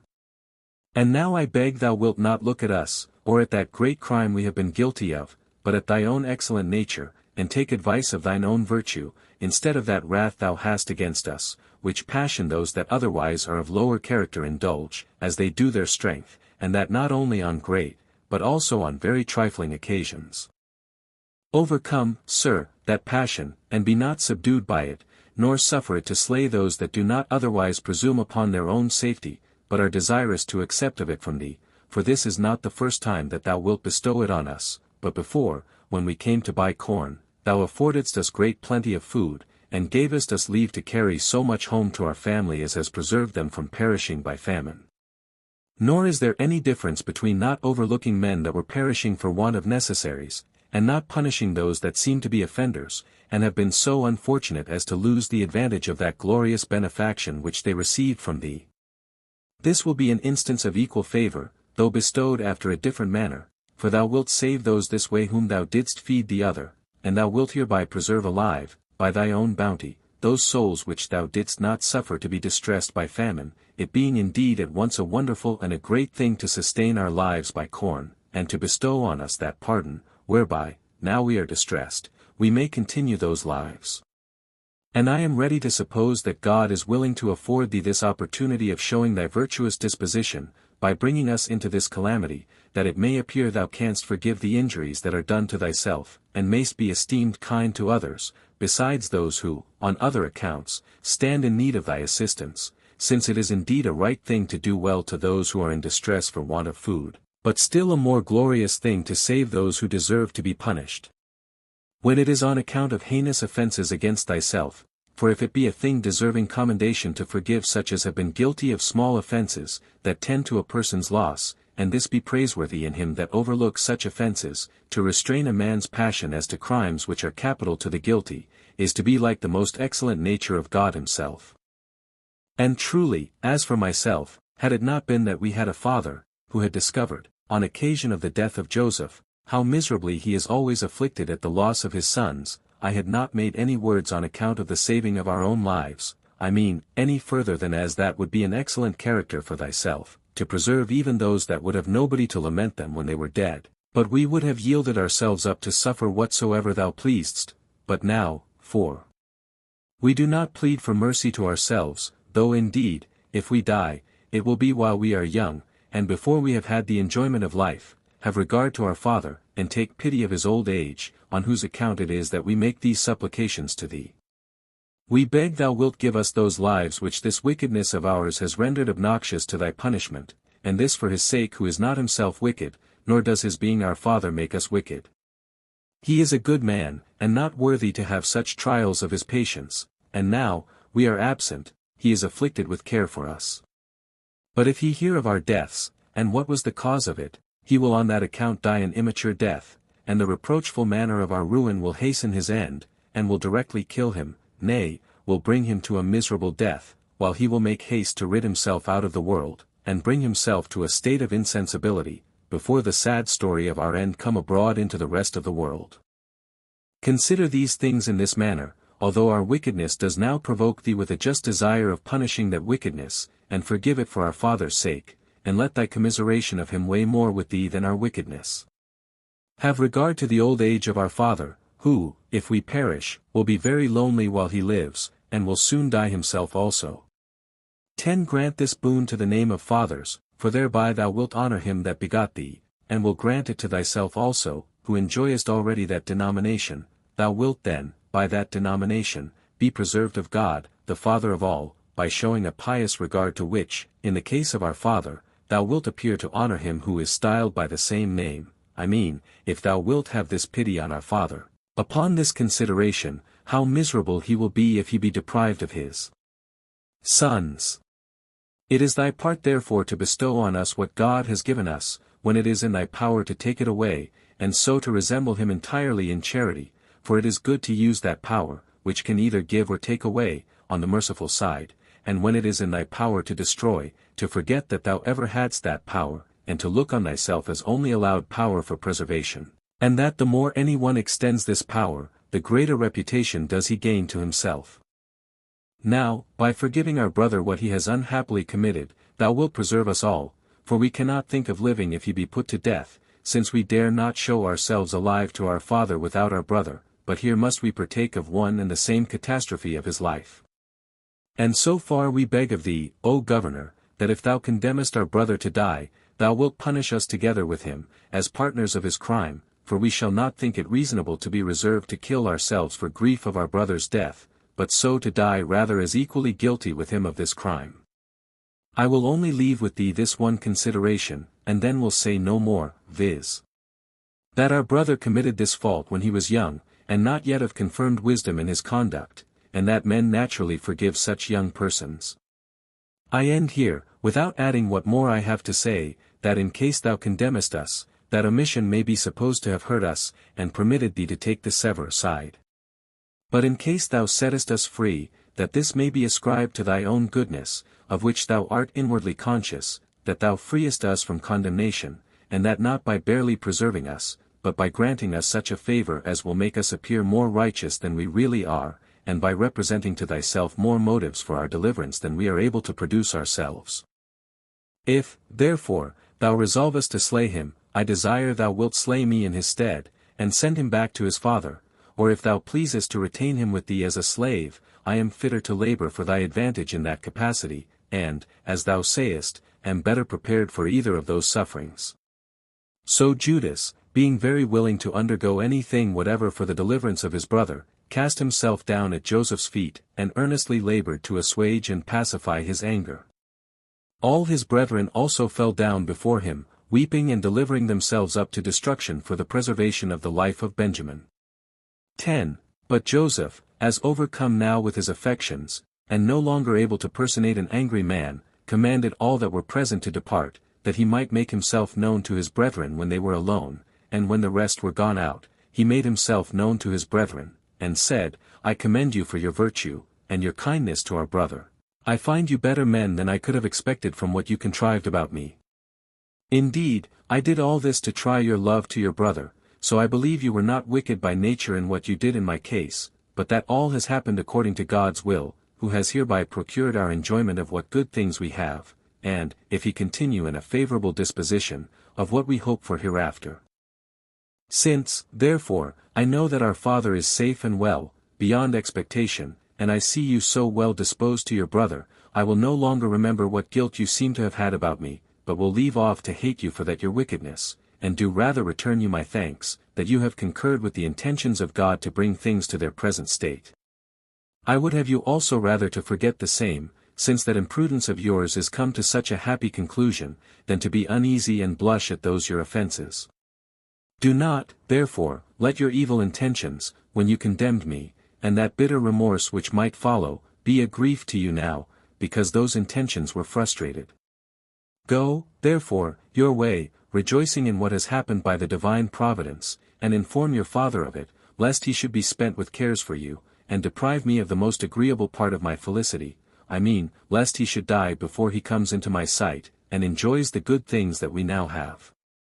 Bring, therefore, with you our father, and your wives and children, and all your kindred, and remove your habitations hither, for it is not proper that the persons dearest to me should live remote from me, now my affairs are so prosperous, especially when they must endure 5 more years of famine. When Joseph had said this, he embraced his brethren, who were in tears and sorrow, but the generous kindness of their brother seemed to leave among them no room for fear, lest they should be punished on account of what they had consulted and acted against him, and they were then feasting. Now the king, as soon as he heard that Joseph's brethren were come to him, was exceeding glad of it, as if it had been a part of his own good fortune, and gave them wagons full of corn and gold and silver, to be conveyed to his father. Now when they had received more of their brother part to be carried to their father, and part as free gifts to every one of themselves, Benjamin having still more than the rest, they departed. Chapter 7. The removal of Joseph's father with all his family, to him, on account of the famine. 1. As soon as Jacob came to know, by his sons returning home, in what state Joseph was, that he had not only escaped death, for which yet he lived all along in mourning, but that he lived in splendor and happiness, and ruled over Egypt, jointly with the king, and had entrusted to his care almost all his affairs, he did not think anything he was told to be incredible, considering the greatness of the works of God, and his kindness to him, although that kindness had, for some late times, been intermitted, so he immediately and zealously set out upon his journey to him.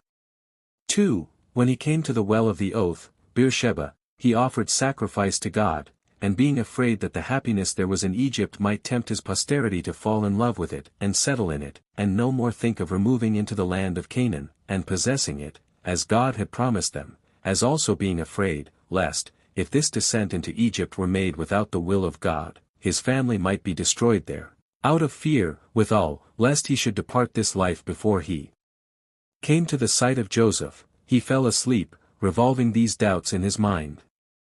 3. But God stood by him, and called him twice by his name, and when he asked who he was, God said, No, sure, it is not just that thou, Jacob, shouldst be unacquainted with that God who has been ever a protector and a helper to thy forefathers, and after them to thyself, for when thy father would have deprived thee of the dominion, I gave it thee, and by my kindness it was that, when thou wast sent into Mesopotamia all alone, thou obtainedst good wives, and returnedst with many children, and much wealth.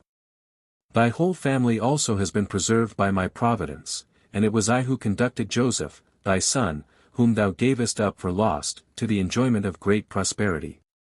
I also made him lord of Egypt, so that he differs but little from a king. Accordingly, I come now as a guide to thee in this journey, and foretell to thee, that thou shalt die in the arms of Joseph, and I inform thee, that thy posterity shall be many ages in authority and glory, and that I will settle them in the land which I have promised them. 4. Jacob, encouraged by this dream, went on more cheerfully for Egypt with his sons, and all belonging to them. Now they were in all 70. I once, indeed, thought it best not to set down the names of this family, especially because of their difficult pronunciation, by the Greeks, but, upon the whole, I think it necessary to mention those names, that I may disprove such as believe that we came not originally from Mesopotamia, but are Egyptians. Now Jacob had 12 sons, of these Joseph was come thither before. We will therefore set down the names of Jacob's children and grandchildren. Reuben had 4 sons: Enoch, Phalu, Asaran, Charmi. Simeon had 6: Jamuel, Jamin, Avid, Jachin, Sor, Saul. Levi had 3 sons: Jersam, Kath, Merari. Judas had 3 sons: Sala, Phares, Zerah, and by Phares 2 grandchildren, Esrom and Amar. Issachar had 4 sons: Thola, Phua, Jasub, Samaran. Zabulon had with him 3 sons: Sarid, Helen, Jalil. So far is the posterity of Leah, with whom went her daughter Dinah. These are 33. Rachel had 2 sons, the one of whom, Joseph, had 2 sons also, Manasseh and Ephraim. The other, Benjamin, had 10 sons, Bolo, Bakshar, Asabel, Geras, Naaman, Jess, Ros, Momphis, Ophis, Arad. These 14 added to the 33 before enumerated, amount to the number 47. And this was the legitimate posterity of Jacob. He had besides by Bilhah, the handmaid of Rachel, Dan and Naphtali, which last had 4 sons that followed him, Jezel, Guni, Isari, and Selim. Dan had an only begotten son, Usi. If these be added to those before mentioned, they complete the number 54. Gad and Azer were the sons of Zilpah, who was the handmaid of Leah. These had with them, Gad 7, Saphaniah, Augis, Sunis, Azabon, Aaron, Eracht, Ariel. Azer had a daughter, Sarah, and 6 male children, whose names were Jam, Isis, Isui, Baris, Abar and Melchiel. If we add these, which are 16, to the 54, the forementioned number 70 is completed, 11 Jacob not being himself included in that number. 5. When Joseph understood that his father was coming, for Judas his brother was come before him, and informed him of his approach, he went out to meet him, and they met together at Hierapolis. But Jacob almost fainted away at this unexpected and great joy. However, Joseph revived him, being yet not himself able to contain from being affected in the same manner, at the pleasure he now had, yet was he not wholly overcome with his passion, as his father was. After this, he desired Jacob to travel on slowly, but he himself took 5 of his brethren with him, and made haste to the king, to tell him that Jacob and his family were come, which was a joyful hearing to him. He also bid Joseph tell him what sort of life his brethren loved to lead, that he might give them leave to follow the same, who told him they were good shepherds, and had been used to follow no other employment but this alone. Whereby he provided for them, that they should not be separated, but live in the same place, and take care of their father, as also hereby he provided, that they might be acceptable to the Egyptians, by doing nothing that would be common to them with the Egyptians, for the Egyptians are prohibited to meddle with feeding of sheep. 12:6. When Jacob was come to the king, and saluted him, and wished all prosperity to his government, Pharaoh asked him how old he now was, upon whose answer, that he was 130 years old, he admired Jacob on account of the length of his life.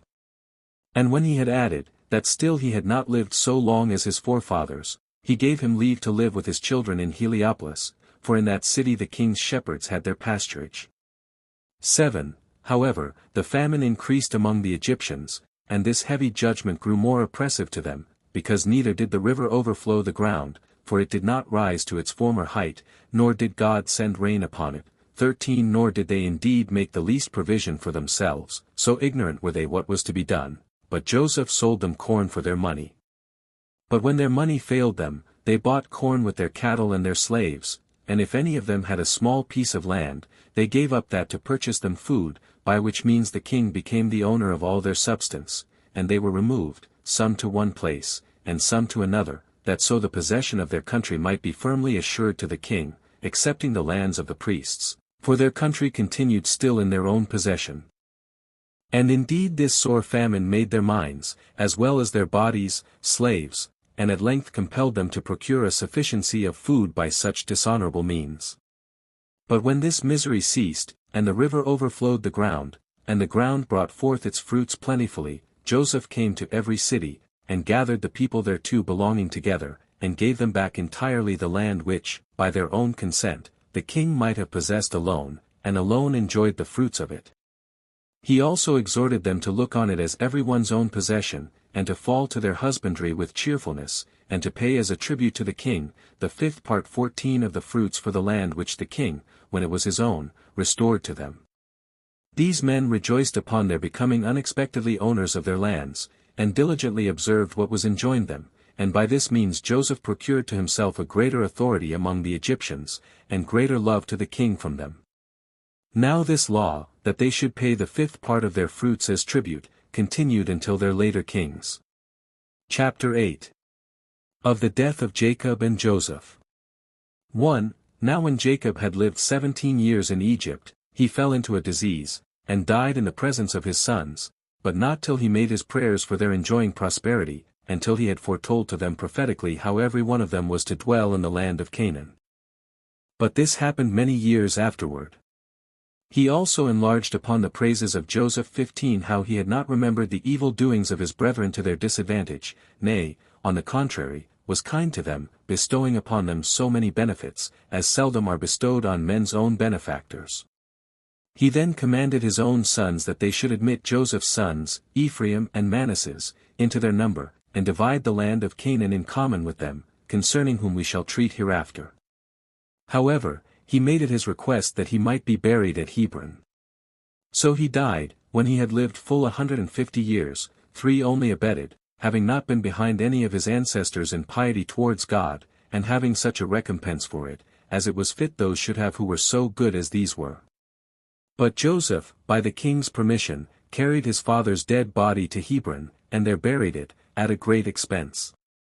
Now his brethren were at first unwilling to return back with him, because they were afraid lest, now their father was dead, he should punish them for their secret practices against him, since he was now gone, for whose sake he had been so gracious to them.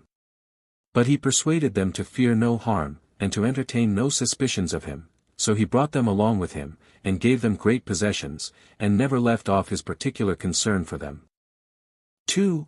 Joseph also died when he had lived 110 years, having been a man of admirable virtue, and conducting all his affairs by the rules of reason, and used his authority with moderation, which was the cause of his so great felicity among the Egyptians, even when he came from another country, and that in such ill circumstances also, as we have already described.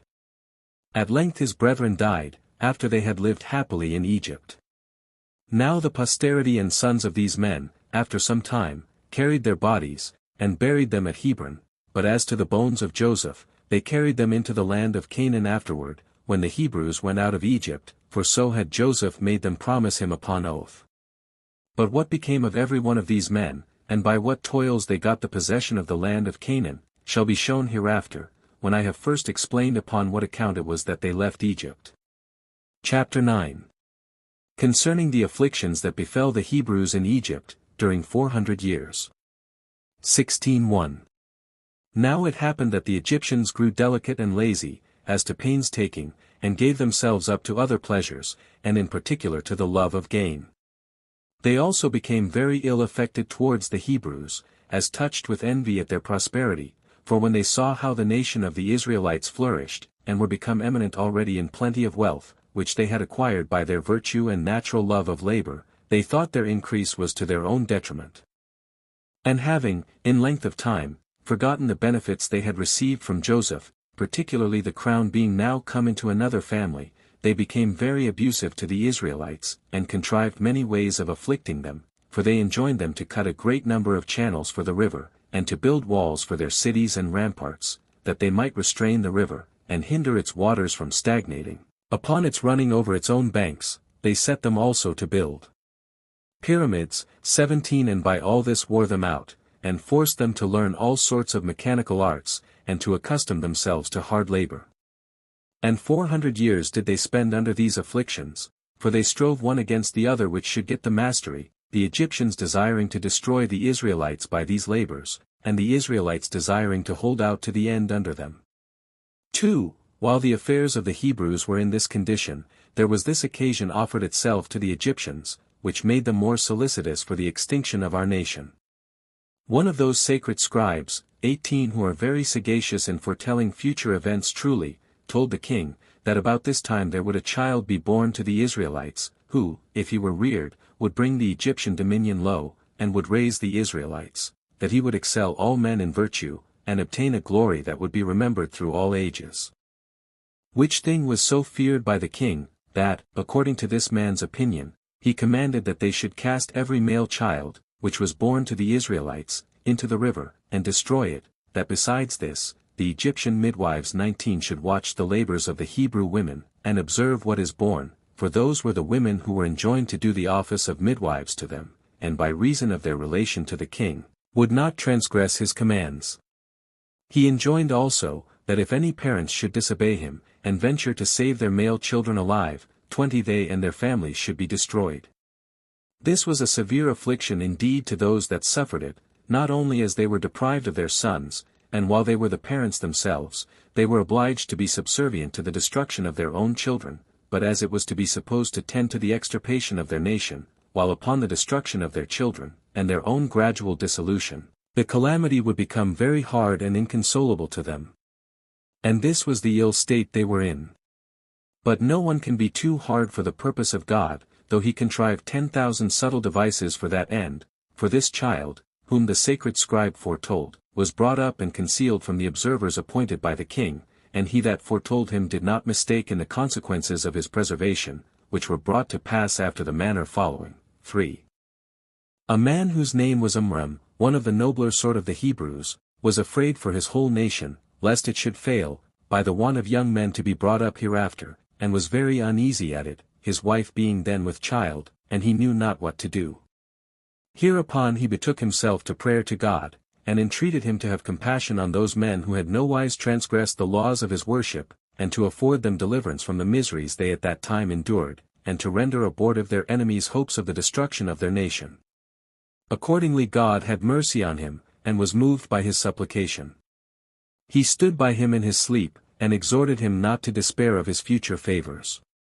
He said further, that he did not forget their piety towards him, and would always reward them for it, as he had formerly granted his favor to their forefathers, and made them increase from a few to so great a multitude.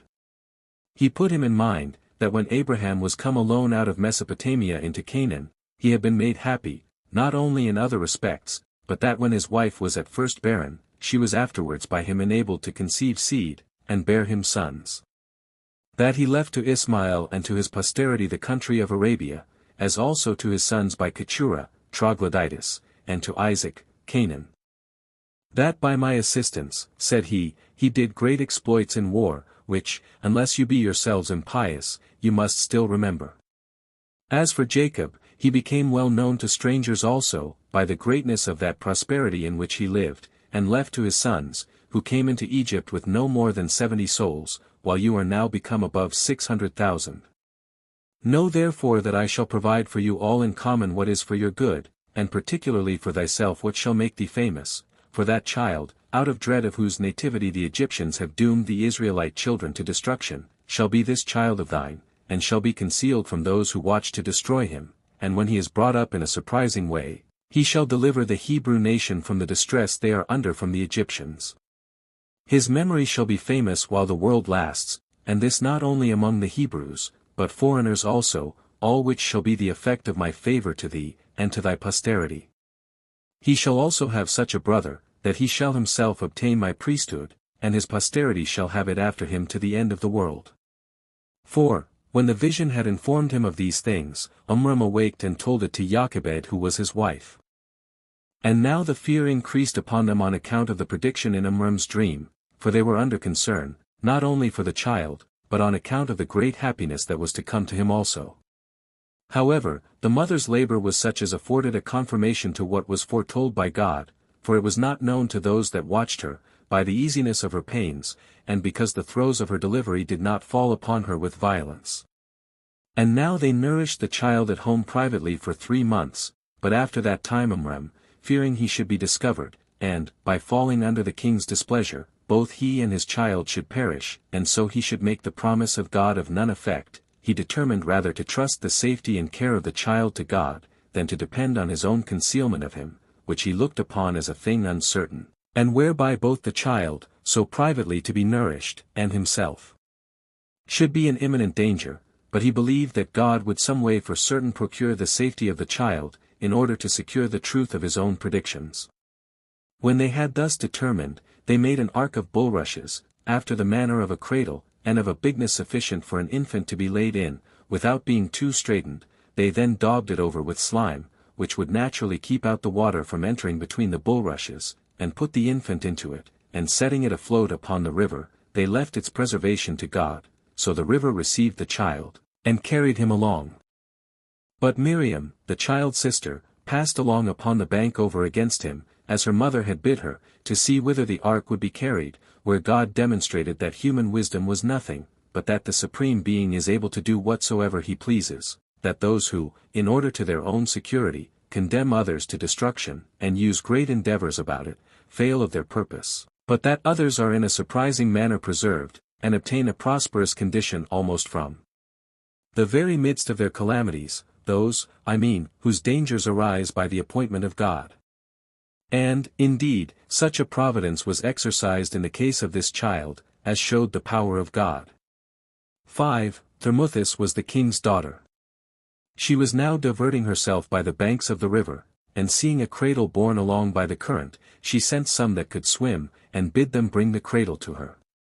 When those that were sent on this errand came to her with the cradle, and she saw the little child, she was greatly in love with it, on account of its largeness and beauty, for God had taken such great care in the formation of Moses, that he caused him to be thought worthy of bringing up, and providing for, by all those that had taken the most fatal resolutions, on account of the dread of his nativity, for the destruction of the rest of the Hebrew nation. Thermuthis bid them bring her a woman that might afford her breast to the child, yet would not the child admit of her breast, but turned away from it, and did the like to many other women.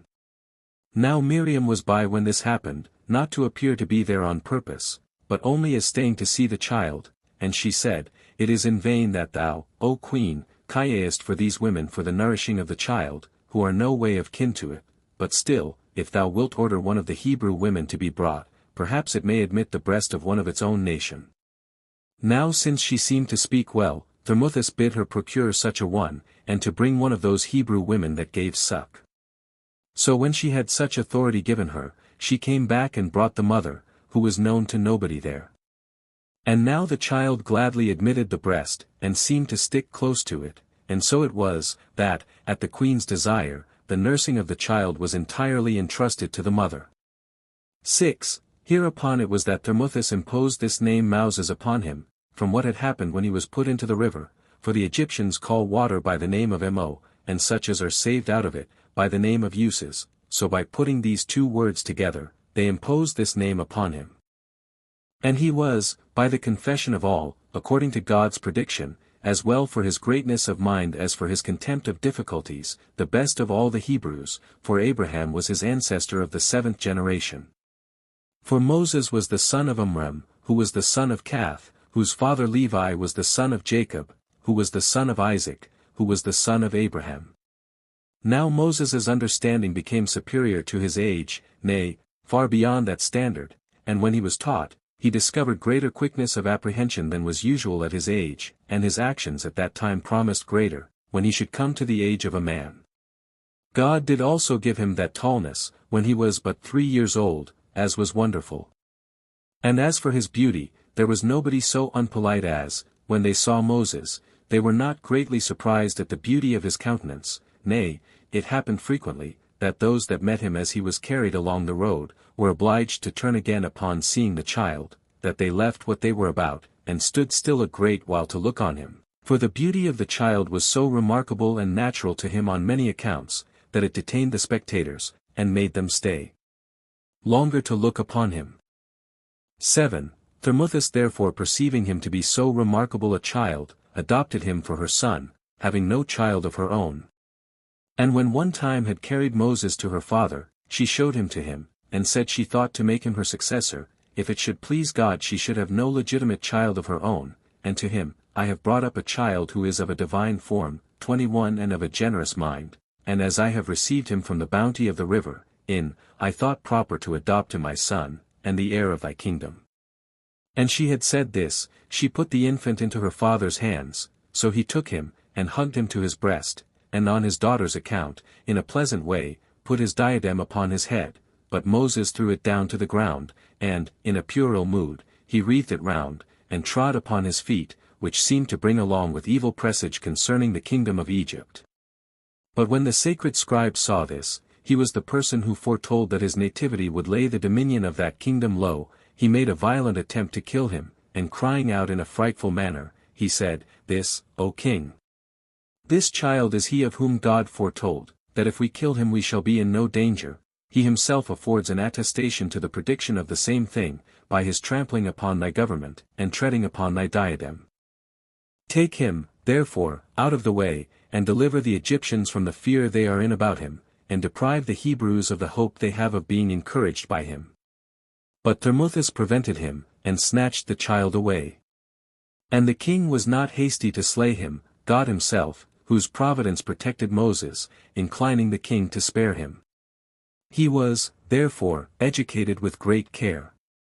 So the Hebrews depended on him, and were of good hopes great things would be done by him, but the Egyptians were suspicious of what would follow such his education. Yet because, if Moses had been slain, there was no one, either akin or adopted, that had any oracle on his side for pretending to the crown of Egypt, and likely to be of greater advantage to them, they abstained from killing him. Chapter 10. How Moses made war with the Ethiopians. 1. Moses, therefore, when he was born, and brought up in the foregoing manner, and came to the age of maturity, made his virtue manifest to the Egyptians, and showed that he was born for the bringing them down, and raising the Israelites. And the occasion he laid hold of was this: the Ethiopians, who are next neighbors to the Egyptians, made an inroad into their country, which they seized upon, and carried off the effects of the Egyptians, who, in their rage, fought against them, and revenged the affronts they had received from them, but being overcome in battle, some of them were slain, and the rest ran away in a shameful manner, and by that means saved themselves. Whereupon the Ethiopians followed after them in the pursuit, and, thinking that it would be a mark of cowardice if they did not subdue all Egypt, they went on to subdue the rest with greater vehemence, and when they had tasted the sweets of the country, they never left off the prosecution of the war, and as the nearest parts had not courage enough at first to fight with them, they proceeded as far as Memphis, and the sea itself, while not one of the cities was able to oppose them. The Egyptians, under this sad oppression, betook themselves to their oracles and prophecies, and when God had given them this counsel, to make use of Moses the Hebrew, and take his assistance, the king commanded his daughter to produce him, that he might be the general 22 of their army. Upon which, when she had made him swear he would do him no harm, she delivered him to the king, and supposed his assistance would be of great advantage to them. She withal reproached the priest, who, when they had before admonished the Egyptians to kill him, was not ashamed now to own their want of his help. 2. So Moses, at the persuasion both of Thermuthis and the king himself, cheerfully undertook the business, and the sacred scribes of both nations were glad, those of the Egyptians, that they should at once overcome their enemies by his valor, and that by the same piece of management Moses would be slain, but those of the Hebrews, that they should escape from the Egyptians, because Moses was to be their general. But Moses prevented the enemies, and took and led his army before those enemies were apprised of his attacking them, for he did not march by the river, but by land, where he gave a wonderful demonstration of his sagacity, for when the ground was difficult to be passed over, because of the multitude of serpents, which it produces in vast numbers, and, indeed, is singular in some of those productions, which other countries do not breed, and yet such as are worse than others in power and mischief. And an unusual fierceness of sight, some of which ascend out of the ground unseen, and also fly in the air, and so come upon men at unawares, and do them a mischief. Moses invented a wonderful stratagem to preserve the army safe, and without hurt, for he made baskets, like unto arks, of sedge, and filled them with ibis, 23 and carried them along with them, which animal is the greatest enemy to serpents imaginable, for they fly from them when they come near them, and as they fly they are caught and devoured by them, as if it were done by the hearts, but the ibis are tame creatures, and only enemies to the serpentine kind, but about these ibis I say no more at present, since the Greeks themselves are not unacquainted with this sort of bird. As soon, therefore, as Moses was come to the land which was the breeder of these serpents, he let loose the ibis, and by their means repelled the serpentine kind, and used them for his assistance before the army came upon that ground. When he had therefore proceeded thus on his journey, he came upon the Ethiopians before they expected him, and, joining battle with them, he beat them, and deprived them of the hopes they had of success against the Egyptians, and went on in overthrowing their cities, and indeed made a great slaughter of these Ethiopians. Now when the Egyptian army had once tasted of this prosperous success, by the means of Moses, they did not slacken their diligence, insomuch that the Ethiopians were in danger of being reduced to slavery, and all sorts of destruction, and at length they retired to Saba, which was a royal city of Ethiopia, which Cambyses afterwards named Meroe, after the name of his own sister. The place was to be besieged with very great difficulty, since it was both encompassed by the Nile quite round, and the other rivers, Astapus and Astaboras, made it a very difficult thing for such as attempted to pass over them, for the city was situate in a retired place, and was inhabited after the manner of an island, being encompassed with a strong wall, and having the rivers to guard them from their enemies, and having great ramparts between the wall and the rivers, insomuch, that when the waters come with the greatest violence, it can never be drowned, which ramparts make it next to impossible for even such as are gotten over the rivers to take the city. However, while Moses was uneasy at the armies lying idle, for the enemies durst not come to a battle, this accident happened. Tharbis was the daughter of the king of the Ethiopians. She happened to see Moses as he led the army near the walls, and fought with great courage, and admiring the subtlety of his undertakings, and believing him to be the author of the Egyptian success, when they had before despaired of recovering their liberty, and to be the occasion of the great danger the Ethiopians were in, when they had before boasted of their great achievements, she fell deeply in love with him, and upon the prevalency of that passion, sent to him the most faithful of all her servants to discourse with him about their marriage. He thereupon accepted the offer, on condition she would procure the delivering up of the city, and gave her the assurance of an oath to take her to his wife, and that when he had once taken possession of the city, he would not break his oath to her. No sooner was the agreement made, but it took effect immediately, and when Moses had cut off the Ethiopians, he gave thanks to God, and consummated his marriage, and led the Egyptians back to their own land. Chapter 11. How Moses fled out of Egypt into Midian. 1. Now the Egyptians, after they had been preserved by Moses, entertained a hatred to him, and were very eager in compassing their designs against him, as suspecting that he would take occasion, from his good success, to raise a sedition, and bring innovations into Egypt, and told the king he ought to be slain. The king had also some intentions of himself to the same purpose, and this as well out of envy at his glorious expedition at the head of his army, as out of fear of being brought low by him and being instigated by the sacred scribes. He was ready to undertake to kill Moses, but when he had learned beforehand what plots there were against him, he went away privately, and because the public roads were watched, he took his flight through the deserts, and where his enemies could not suspect he would travel, and, though he was destitute of food, he went on, and despised that difficulty courageously, and when he came to the city Midian, which lay upon the Red Sea, and was so denominated from one of Abraham's sons by Keturah, he sat upon a certain well, and rested himself there after his laborious journey, and the affliction he had been in. It was not far from the city, and the time of the day was noon, where he had an occasion offered him by the custom of the country of doing what recommended his virtue, and afforded him an opportunity of bettering his circumstances. 2. For that country having but little water, the shepherds used to seize on the wells before others came, lest their flocks should want water, and lest it should be spent by others before they came. There were now come, therefore, to this well 7 sisters that were virgins, the daughters of Raguel, a priest, and one thought worthy by the people of the country of great honor.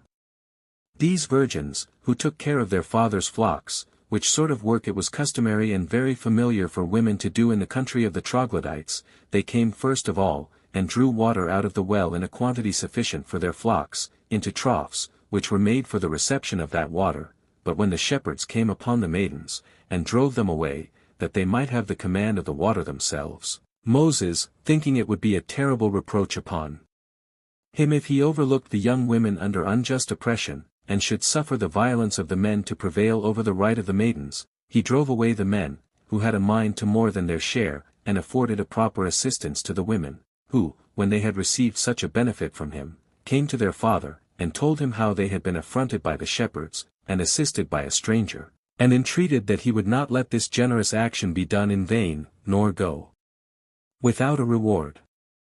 Now the father took it well from his daughters that they were so desirous to reward their benefactor, and bid them bring Moses into his presence, that he might be rewarded as he deserved. And when Moses came, he told him what testimony his daughters bare to him, that he had assisted them, and that, as he admired him for his virtue, he said that Moses had bestowed such his assistance on persons not insensible of benefits, but where they were both able and willing to return the kindness, and even to exceed the measure of his generosity. So he made him his son, and gave him one of his daughters in marriage, and appointed him to be the guardian and superintendent over his cattle, for of old, all the wealth of the barbarians was in those cattle. Chapter 12. Concerning the burning bush and the rod of Moses. 1. Now Moses, when he had obtained the favor of Jethro, for that was one of the names of Raguel, stayed there and fed his flock, but some time afterward, taking his station at the mountain called Sinai, he drove his flocks thither to feed them. Now this is the highest of all the mountains thereabout, and the best for pasturage, the herbage being there good, and it had not been before fed upon, because of the opinion men had that God dwelt there, the shepherds not daring to ascend up to it, and here it was that a wonderful prodigy happened to Moses, for a fire fed upon a thorn bush, yet did the green leaves and the flowers continue untouched, and the fire did not at all consume the fruit branches, although the flame was great and fierce. Moses was affrighted at this strange sight, as it was to him, but he was still more astonished when the fire uttered a voice, and called to him by name, and spake words to him, by which it signified how bold he had been in venturing to come into a place whither no man had ever come before, because the place was divine, and advised him to remove a great way off from the flame, and to be contented with what he had seen. And though he were himself a good man, and the offspring of great men, yet that he should not pry any further, and he foretold to him, that he should have glory and honor among men, by the blessing of God upon him. He also commanded him to go away thence with confidence to Egypt, in order to his being the commander and conductor of the body of the Hebrews, and to his delivering his own people from the injuries they suffered there, for, said God, they shall inhabit this happy land which your forefather Abraham inhabited, and shall have the enjoyment of all good things. But still he enjoined them, when he brought the Hebrews out of the land of Egypt, to come to that place, and to offer sacrifices of thanksgiving there. Such were the divine oracles which were delivered out of the fire. 2. But Moses was astonished at what he saw, and much more at what he heard, and he said, I think it would be an instance of too great madness, O Lord, for one of that regard I bear to thee, to distrust thy power, since I myself adore it, and know that it has been made manifest to my progenitors, but I am still in doubt how I, who am a private man, and one of no abilities, should either persuade my own countrymen to leave the country they now inhabit, and to follow me to a land whither I lead them, or, if they should be persuaded, how can I force Pharaoh to permit them to depart, since they augment their own wealth and prosperity by the labors and works they put upon them. 3. But God persuaded him to be courageous on all occasions, and promised to be with him, and to assist him in his words, when he was to persuade men, and in his deeds, when he was to perform wonders. He bid him also to take a signal of the truth of what he said, by throwing his rod upon the ground, which, when he had done, it crept along, and was become a serpent, and rolled itself round in its folds, and erected its head, as ready to revenge itself on such as should assault it, after which it become a rod again as it was before. After this God bid Moses to put his right hand into his bosom. He obeyed, and when he took it out it was white, and in color like to chalk, but afterward it returned to its wonted color again. He also, upon God's command, took some of the water that was near him, and poured it upon the ground, and saw the color was that of blood. Upon the wonder that Moses showed at these signs, God exhorted him to be of good courage, and to be assured that he would be the greatest support to him, and bid him make use of those signs, in order to obtain belief among all men, that thou art sent by me, and dost all things according to my commands. Accordingly I enjoin thee to make no more delays, but to make haste to Egypt, and to travel night and day, and not to draw out the time, and so make the slavery of the Hebrews and their sufferings to last the longer. For, Moses having now seen and heard these wonders that assured him of the truth of these promises of God, had no room left him to disbelieve them. He entreated him to grant him that power when he should be in Egypt, and besought him to vouchsafe him the knowledge of his own name, and since he had heard and seen him, that he would also tell him his name, that when he offered sacrifice he might invoke him by such his name in his oblations. Whereupon God declared to him his holy name, which had never been discovered to men before, concerning which it is not lawful for me to say any more. 24 Now these signs accompanied Moses, not then only, but always when he prayed for them, of all which signs he attributed the firmest assent to the fire in the bush, and believing that God would be a gracious supporter to him, he hoped he should be able to deliver his own nation, and bring calamities on the Egyptians. Chapter 13. How Moses and Aaron returned into Egypt to Pharaoh. 1. So Moses, when he understood that the Pharaoh, in whose reign he fled away, was dead, asked leave of Rachel to go to Egypt, for the benefit of his own people. And he took with him Zipporah, the daughter of Rachel, whom he had married, and the children he had by her, Gershom and Eleazar, and made haste into Egypt. Now the former of those names, Gershom, in the Hebrew tongue, signifies that he was in a strange land, and Eleazar, that, by the assistance of the God of his fathers, he had escaped from the Egyptians. Now when they were near the borders, Aaron his brother, by the command of God, met him, to whom he declared what had befallen him at the mountain, and the commands that God had given him. But as they were going forward, the chief men among the Hebrews, having learned that they were coming, met them, to whom Moses declared the signs he had seen, and while they could not believe them, he made them see them, so they took courage at these surprising and unexpected sights, and hoped well of their entire deliverance, as believing now that God took care of their preservation. 2. Since then Moses found that the Hebrews would be obedient to whatsoever he should direct, as they promised to be, and were in love with liberty, he came to the king, who had indeed but lately received the government, and told him how much he had done for the good of the Egyptians, when they were despised by the Ethiopians, and their country laid waste by them, and how he had been the commander of their forces, and had labored for them, as if they had been his own people. And he informed him in what danger he had been during that expedition, without having any proper returns made him as he had deserved. He also informed him distinctly what things happened to him at Mount Sinai, and what God said to him, and the signs that were done by God, in order to assure him of the authority of those commands which he had given him. He also exhorted him not to disbelieve what he told him, nor to oppose the will of God. 3. But when the king derided Moses, he made him in earnest see the signs that were done at Mount Sinai.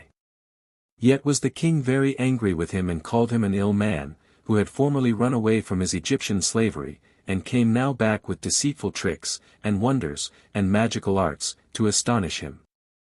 And when he had said this, he commanded the priests to let him see the same wonderful sights, as knowing that the Egyptians were skillful in this kind of learning, and that he was not the only person who knew them, and pretended them to be divine, as also he told him, that when he brought such wonderful sights before him, he would only be believed by the unlearned. Now when the priests threw down their rods, they became serpents. But Moses was not daunted at it, and said, O king, I do not myself despise the wisdom of the Egyptians, but I say that what I do is so much superior to what these do by magic arts and tricks, as divine power exceeds the power of man, but I will demonstrate that what I do is not done by craft, or counterfeiting what is not really true, but that they appear by the providence and power of God. And when he had said this, he cast his rod down upon the ground, and commanded it to turn itself into a serpent. It obeyed him, and went all round, and devoured the rods of the Egyptians, which seemed to be dragons, until it had consumed them all. It then returned to its own form, and Moses took it into his hand again. For, however, the king was no more moved when it was done than before, and being very angry, he said that he should gain nothing by this his cunning and shrewdness against the Egyptians, and he commanded him that was the chief taskmaster over the Hebrews, to give them no relaxation from their labors, but to compel them to submit to greater oppressions than before, and though he allowed them chaff before for making their bricks, he would allow it them no longer, but he made them to work hard at brick-making in the daytime, and to gather chaff in the night. Now when their labor was thus doubled upon them, they laid the blame upon Moses, because their labor and their misery were on his account become more severe to them. But Moses did not let his courage sink for the king's threatenings, nor did he abate of his zeal on account of the Hebrews' complaints, but he supported himself, and set his soul resolutely against them both, and used his own utmost diligence to procure liberty to his countrymen. So he went to the king, and persuaded him to let the Hebrews go to Mount Sinai, and there to sacrifice to God, because God had enjoined them so to do. He persuaded him also not to counterwork the designs of God, but to esteem his favor above all things, and to permit them to depart, lest, before he be aware, he lay an obstruction in the way of the divine commands, and so occasion his own suffering such punishments as it was probable any one that counterworked the divine commands should undergo, since the severest afflictions arise from every object to those that provoke the divine wrath against them, for such as these have neither the earth, nor the air for their friends, nor are the fruits of the womb according to nature, but everything is unfriendly and adverse towards them. He said further, that the Egyptians should know this by sad experience, and that besides, the Hebrew people should go out of their country without their consent. Chapter 14. Concerning the 10 plagues which came upon the Egyptians. 1. But when the king despised the words of Moses, and had no regard at all to them, grievous plagues seized the Egyptians, every one of which I will describe, both because no such plagues did ever happen to any other nation as the Egyptians now felt, and because I would demonstrate that Moses did not fail in any one thing that he foretold them, and because it is for the good of mankind, that they may learn this caution, not to do anything that may displease God, lest he be provoked to wrath, and avenge their iniquities upon them. For the Egyptian river ran with bloody water at the command of God, insomuch that it could not be drunk, and they had no other spring of water neither, for the water was not only of the color of blood, but it brought upon those that ventured to drink of it, great pains and bitter torment. Such was the river to the Egyptians, but it was sweet and fit for drinking to the Hebrews, and no way different from what it naturally used to be. As the king therefore knew not what to do in these surprising circumstances, and was in fear for the Egyptians, he gave the Hebrews leave to go away, but when the plague ceased, he changed his mind again, and would not suffer them to go. 25:2. But when God saw that he was ungrateful, and upon the ceasing of this calamity would not grow wiser, he sent another plague upon the Egyptians, an innumerable multitude of frogs consumed the fruit of the ground, the river was also full of them, insomuch that those who drew water had it spoiled by the blood of these animals, as they died in, and were destroyed by, the water, and the country was full of filthy slime. As they were born, and as they died, they also spoiled their vessels in their houses which they used, and were found among what they eat and what they drank, and came in great numbers upon their beds. There was also an ungrateful smell, and a stink arose from them, as they were born, and as they died therein. Now, when the Egyptians were under the oppression of these miseries, the king ordered Moses to take the Hebrews with him, and be gone. Upon which the whole multitude of the frogs vanished away, and both the land and the river returned to their former natures. But as soon as Pharaoh saw the land freed from this plague, he forgot the cause of it, and retained the Hebrews, and, as though he had a mind to try the nature of more such judgments, he would not yet suffer Moses and his people to depart, having granted that liberty rather out of fear than out of any good consideration. 3. Accordingly, God punished his falseness with another plague, added to the former, for there arose out of the bodies of the Egyptians an innumerable quantity of lice, by which, wicked as they were, they miserably perished, as not able to destroy this sort of vermin either with washes or with ointments. At which terrible judgment the king of Egypt was in disorder, upon the fear into which he reasoned himself, lest his people should be destroyed, and that the manner of this death was also reproachful, so that he was forced in part to recover himself from his wicked temper to a sounder mind, for he gave leave for the Hebrews themselves to depart. But when the plague thereupon ceased, he thought it proper to require that they should leave their children and wives behind them, as pledges of their return, whereby he provoked God to be more vehemently angry at him, as if he thought to impose on his providence, and as if it were only Moses, and not God, who punished the Egyptians for the sake of the Hebrews, for he filled that country full of various sorts of pestilential creatures, with their various properties, such indeed as had never come into the sight of men before, by whose means the men perished themselves, and the land was destitute of husbandmen for its cultivation, but if anything escaped destruction from them, it was killed by a distemper which the men underwent also. 4. But when Pharaoh did not even then yield to the will of God, but, while he gave leave to the husbands to take their wives with them, yet insisted that the children should be left behind, God presently resolved to punish his wickedness with several sorts of calamities, and those worse than the foregoing, which yet had so generally afflicted them, for their bodies had terrible boils, breaking forth with blains, while they were already inwardly consumed, and a great part of the Egyptians perished in this manner. But when the king was not brought to reason by this plague, hail was sent down from heaven, and such hail it was, as the climate of Egypt had never suffered before, nor was it like to that which falls in other climates in winter time. 26 But was larger than that which falls in the middle of spring to those that dwell in the northern and northwestern regions. This hail broke down their boughs laden with fruit. After this a tribe of locusts consumed the seed which was not hurt by the hail, so that to the Egyptians all hopes of the future fruits of the ground were entirely lost.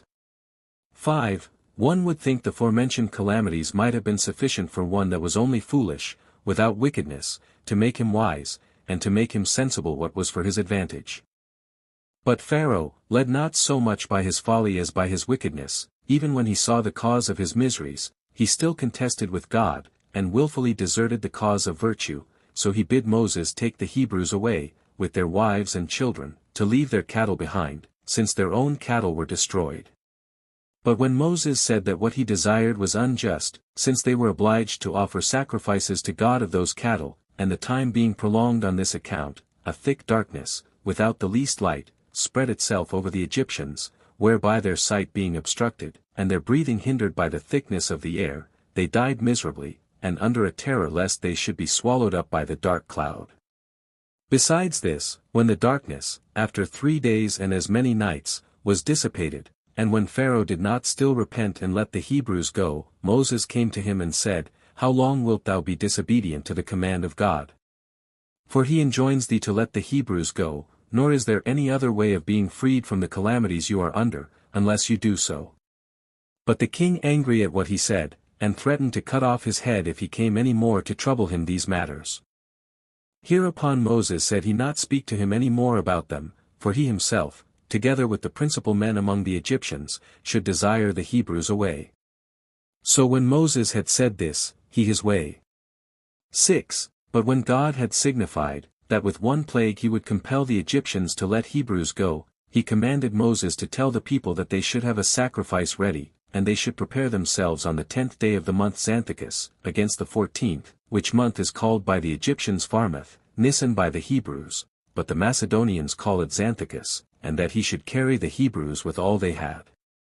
Accordingly, he having got the Hebrews ready for their departure, and having sorted the people into tribes, he kept them together in one place, but when the 14th day was come, and all were ready to depart, they offered the sacrifice, and purified their houses with the blood, using bunches of hyssop for that purpose, and when they had supped, they burnt the remainder of the flesh, as just ready to depart.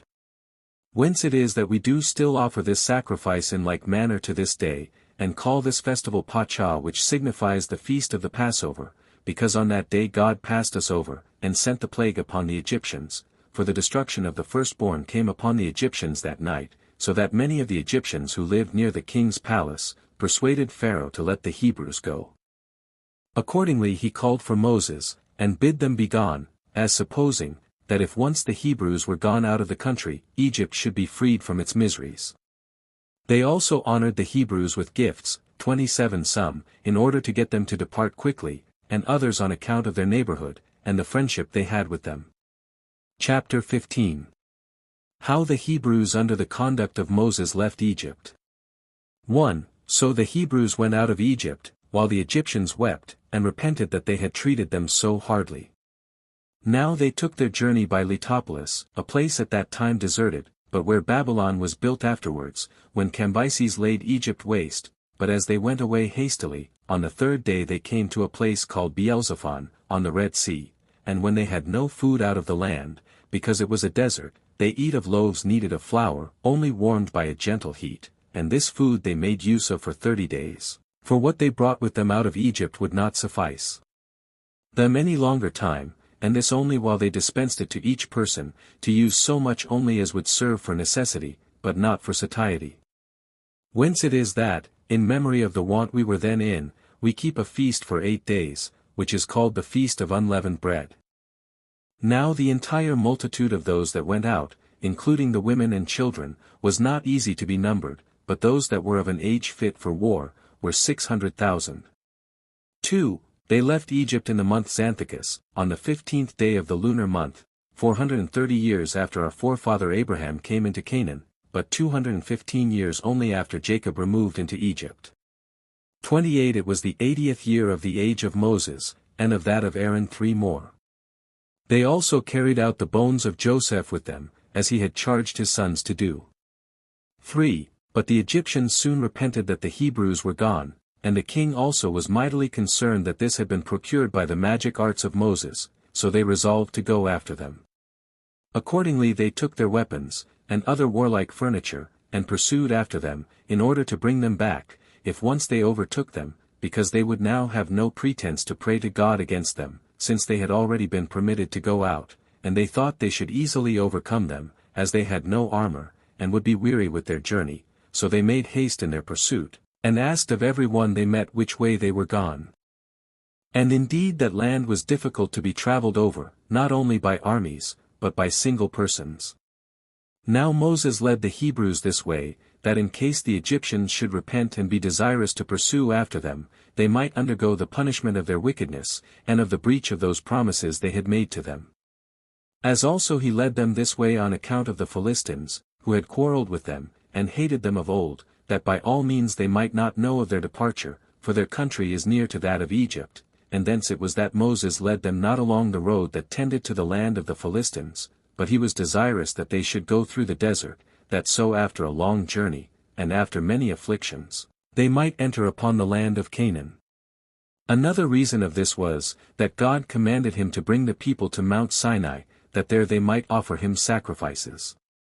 Now when the Egyptians had overtaken the Hebrews, they prepared to fight them, and by their multitude they drove them into a narrow place, for the number that pursued after them was 600 chariots, with 50,000 horsemen, and 200,000 footmen, all armed.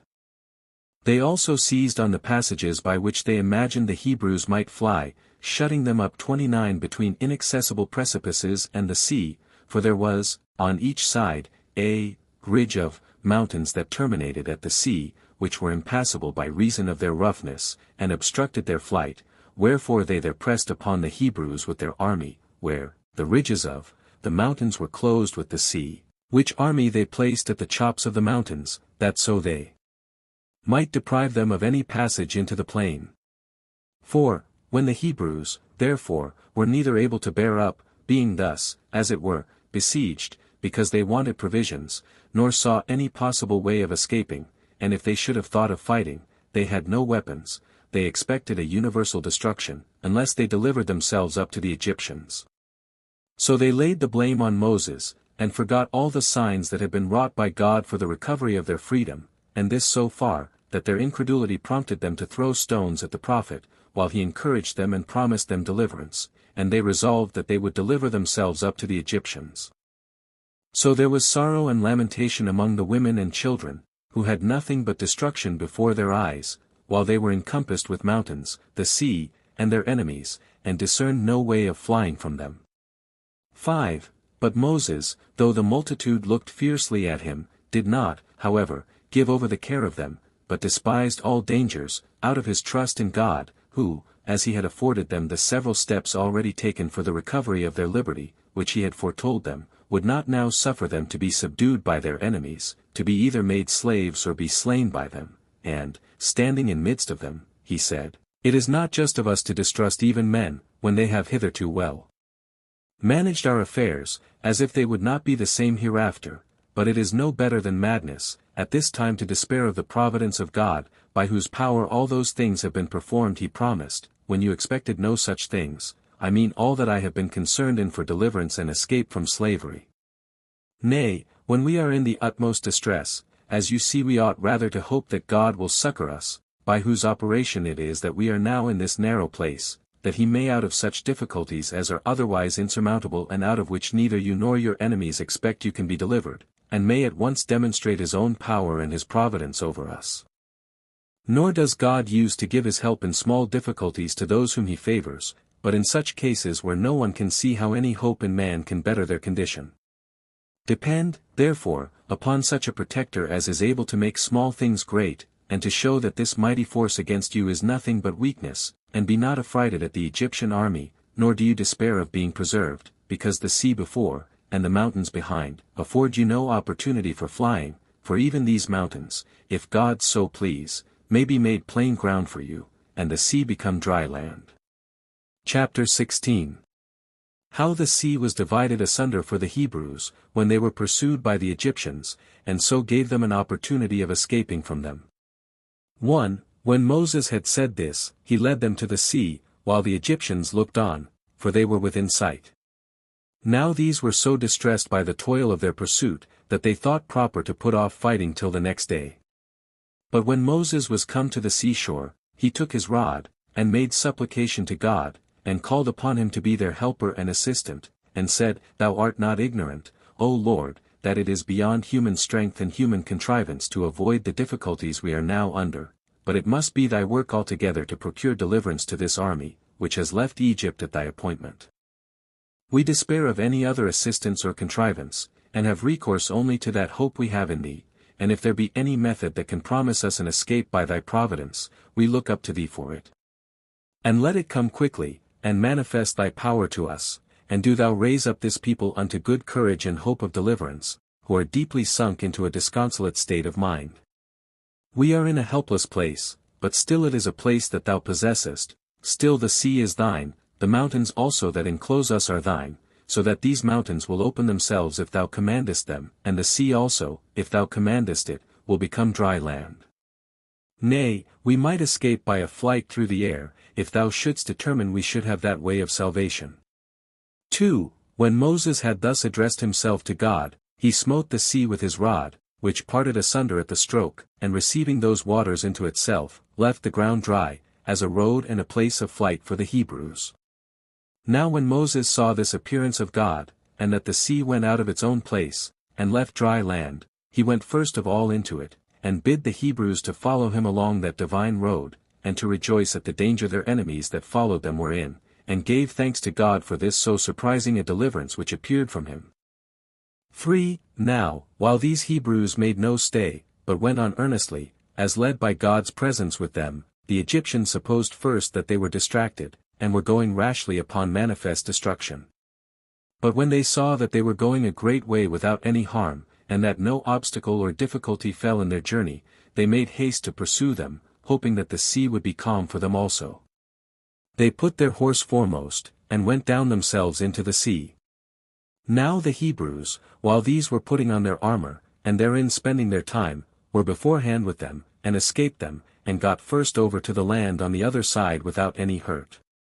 Whence the others were encouraged, and more courageously pursued them, as hoping no harm would come to them neither, but the Egyptians were not aware that they went into a road made for the Hebrews, and not for others, that this road was made for the deliverance of those in danger, but not for those that were earnest to make use of it for the others' destruction.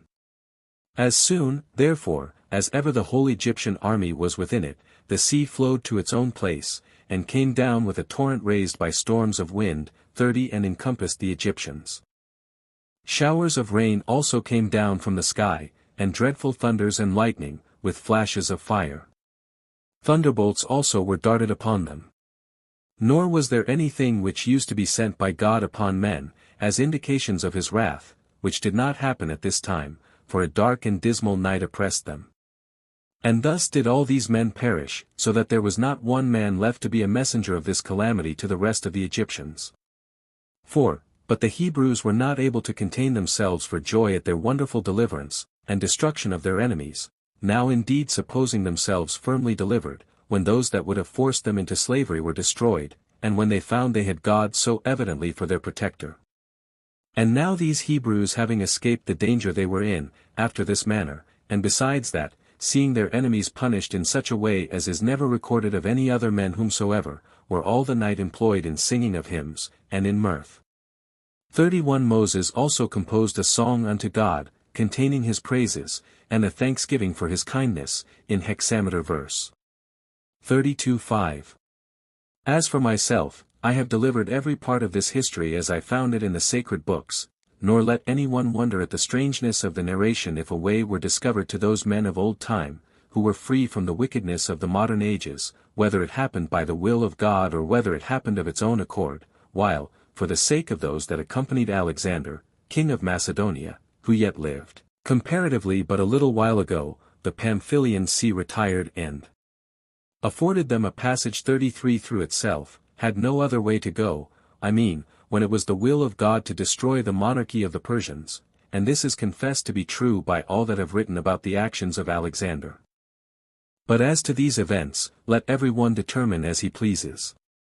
6. On the next day Moses gathered together the weapons of the Egyptians, which were brought to the camp of the Hebrews by the current of the sea, and the force of the winds resisting it, and he conjectured that this also happened by divine providence, that so they might not be destitute of weapons. So when he had ordered the Hebrews to arm themselves with them, he led them to Mount Sinai, in order to offer sacrifice to God, and to render oblations for the salvation of the multitude, as he was charged to do beforehand.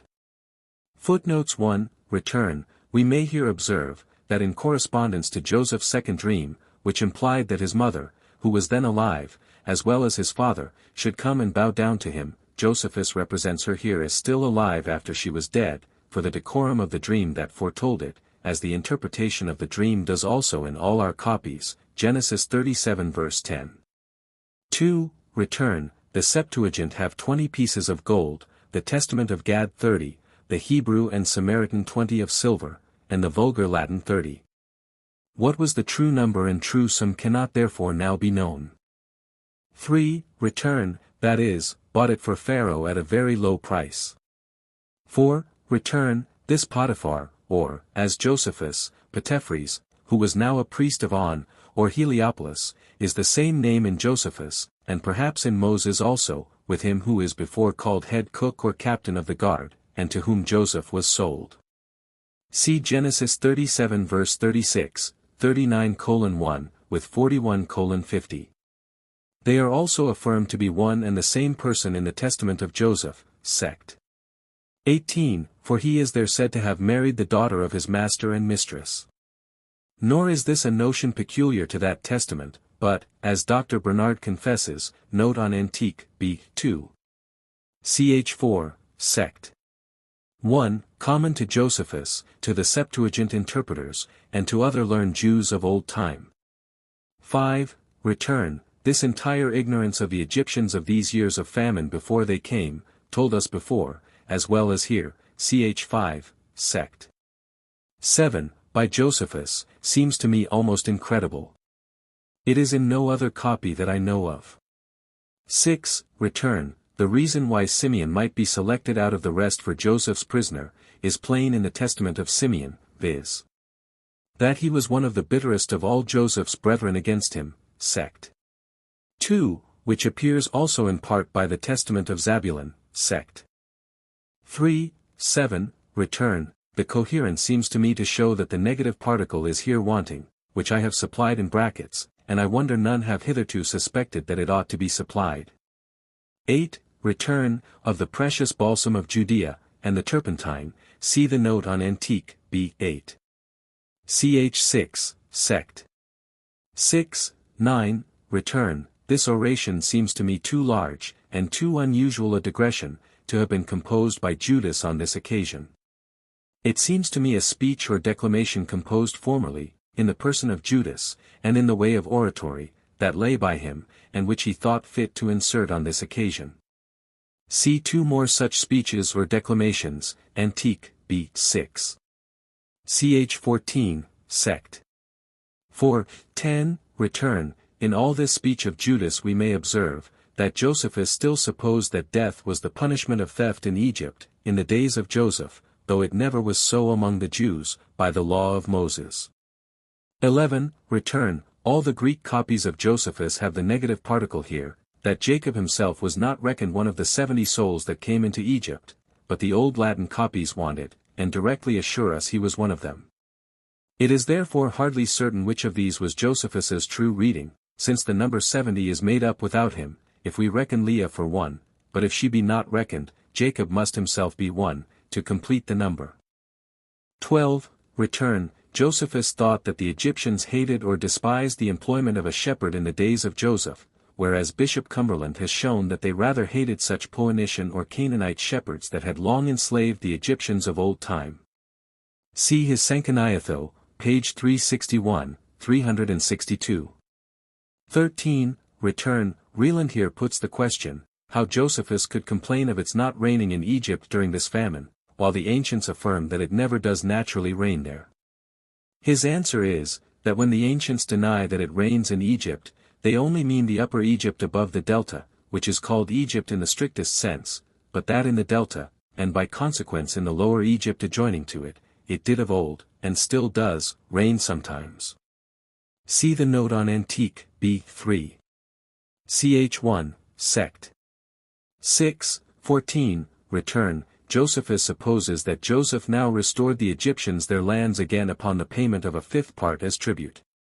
It seems to me rather that the land was now considered as Pharaoh's land, and this 5th part as its rent, to be paid to him, as he was their landlord, and they his tenants, and that the lands were not properly restored, and this 5th part reserved as tribute only, till the days of Sesostris. See Essay on the Old Testament, Append. 148, 149. 15, return. As to this encomium upon Joseph, as preparatory to Jacob's adopting Ephraim and Manasseh into his own family, and to be admitted for 2 tribes, which Josephus here mentions, all our copies of Genesis omit it, ch. 48, nor do we know whence he took it, or whether it be not his own embellishment only.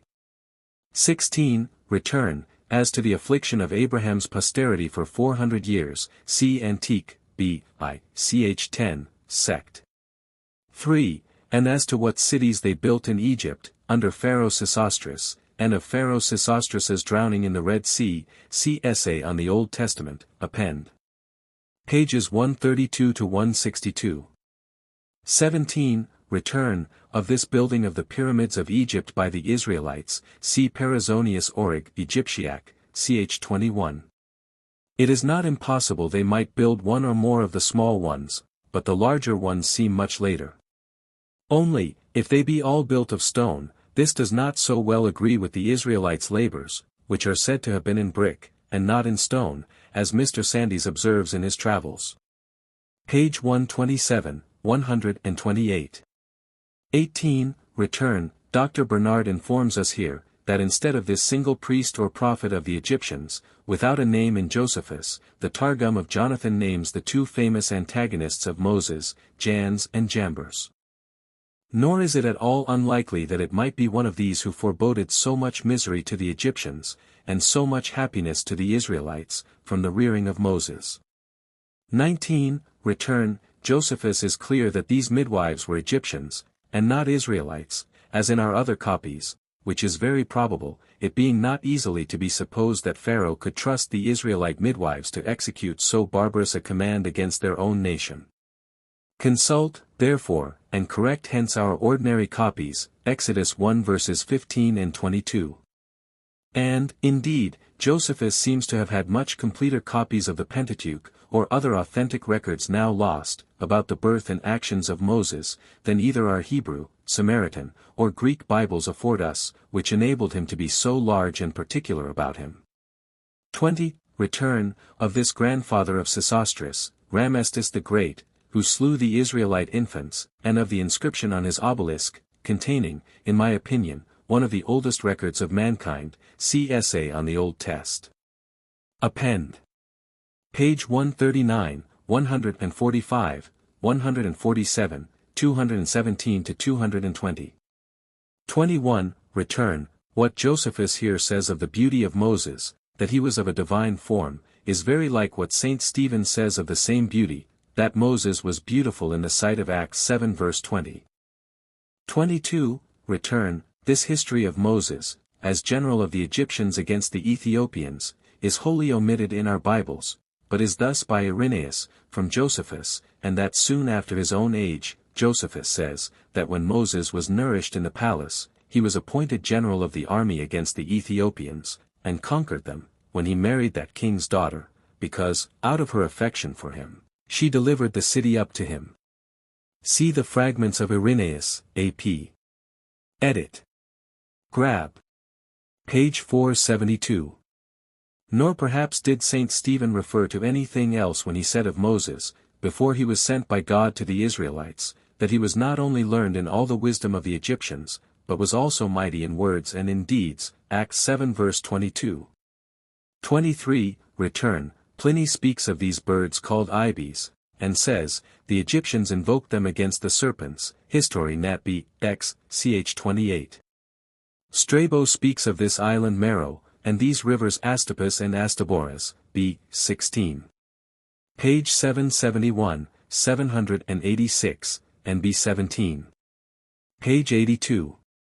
24. Return. This superstitious fear of discovering the name with 4 letters, which of late we have been used falsely to pronounce Jehovah, but seems to have been originally pronounced Jaho, or Jao, is never, I think, heard of till this passage of Josephus, and this superstition, in not pronouncing that name, has continued among the rabbinical Jews to this day, though whether the Samaritans and Karaites observed it so early, does not appear.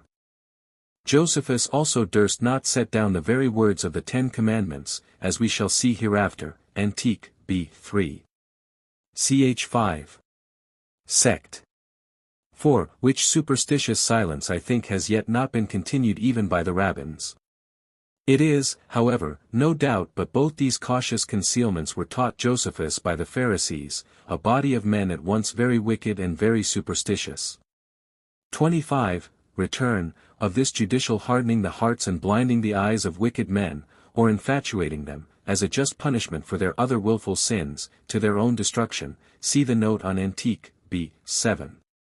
Ch. 9, Sect.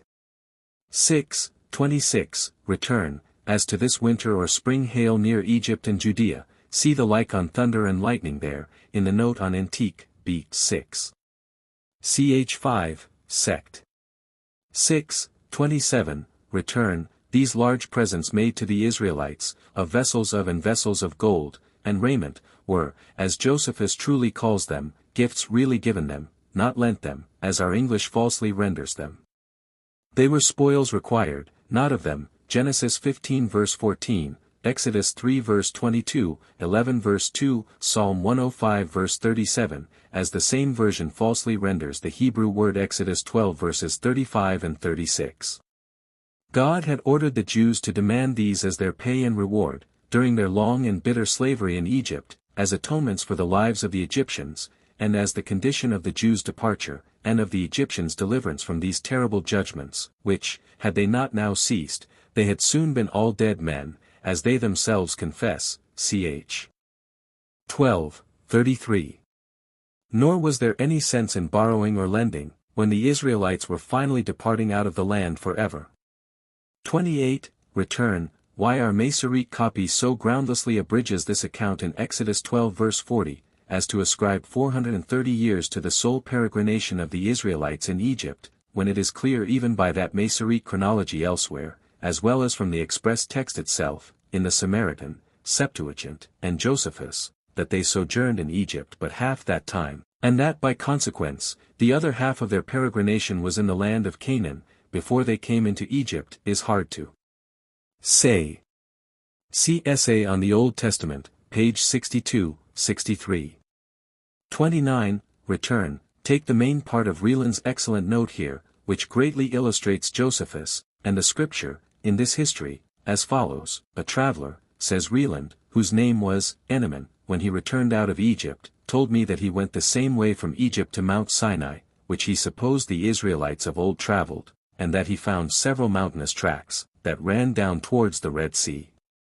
He thought the Israelites had proceeded as far as the desert of Etham, Exodus 13 verse 20, when they were commanded by God to return back, Exodus 14 verse 2, and to pitch their camp between Migdol and the sea, and that when they were not able to fly, unless by sea, they were shut in on each side by mountains. He also thought we might evidently learn hence, how it might be said that the Israelites were in Etham before they went over the sea, and yet might be said to have come into Etham after they had passed over the sea also.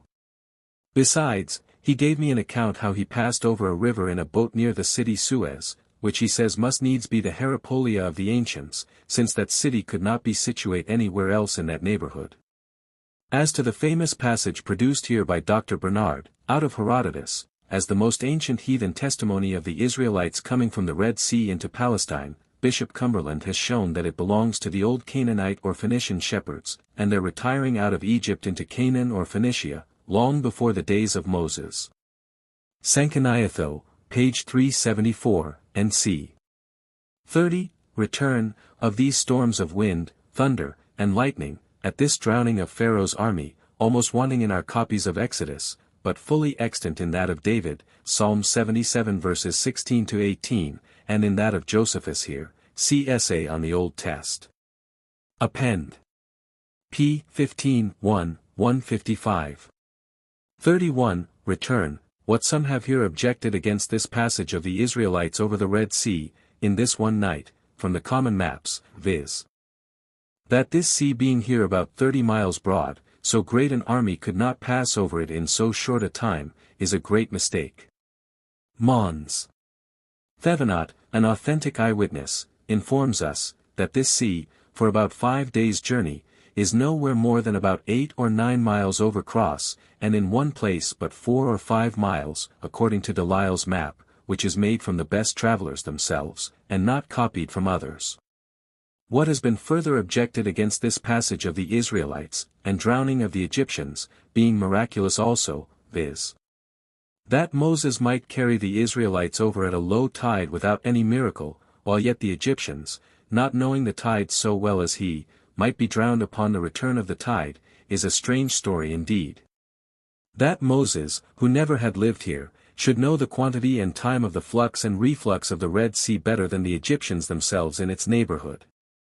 Yet does Artapanus, an ancient heathen historian, inform us, that this was what the more ignorant Memphites, who lived at a great distance, pretended, though he confesses, that the more learned Heliopolitans, who lived much nearer, owned the destruction of the Egyptians, and the deliverance of the Israelites, to have been miraculous, and De Castro, a mathematician, who surveyed this sea with great exactness, informs us, that there is no great flux or reflux in this part of the Red Sea, to give a color to this hypothesis, nay, that at the elevation of the tide there is little above half the height of a man. See Essay on the Old Test. Append. Page 239, 240. So vain and groundless are these and the like evasions and subterfuges of our modern skeptics and unbelievers, and so certainly do thorough inquiries and authentic evidence disprove and confute such evasions and subterfuges upon all occasions.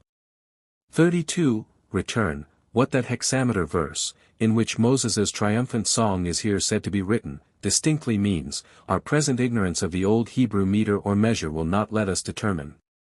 Nor does it appear to me certain that even Josephus himself had a distinct notion of it, though he speaks of several sort of that meter or measure, both here and elsewhere.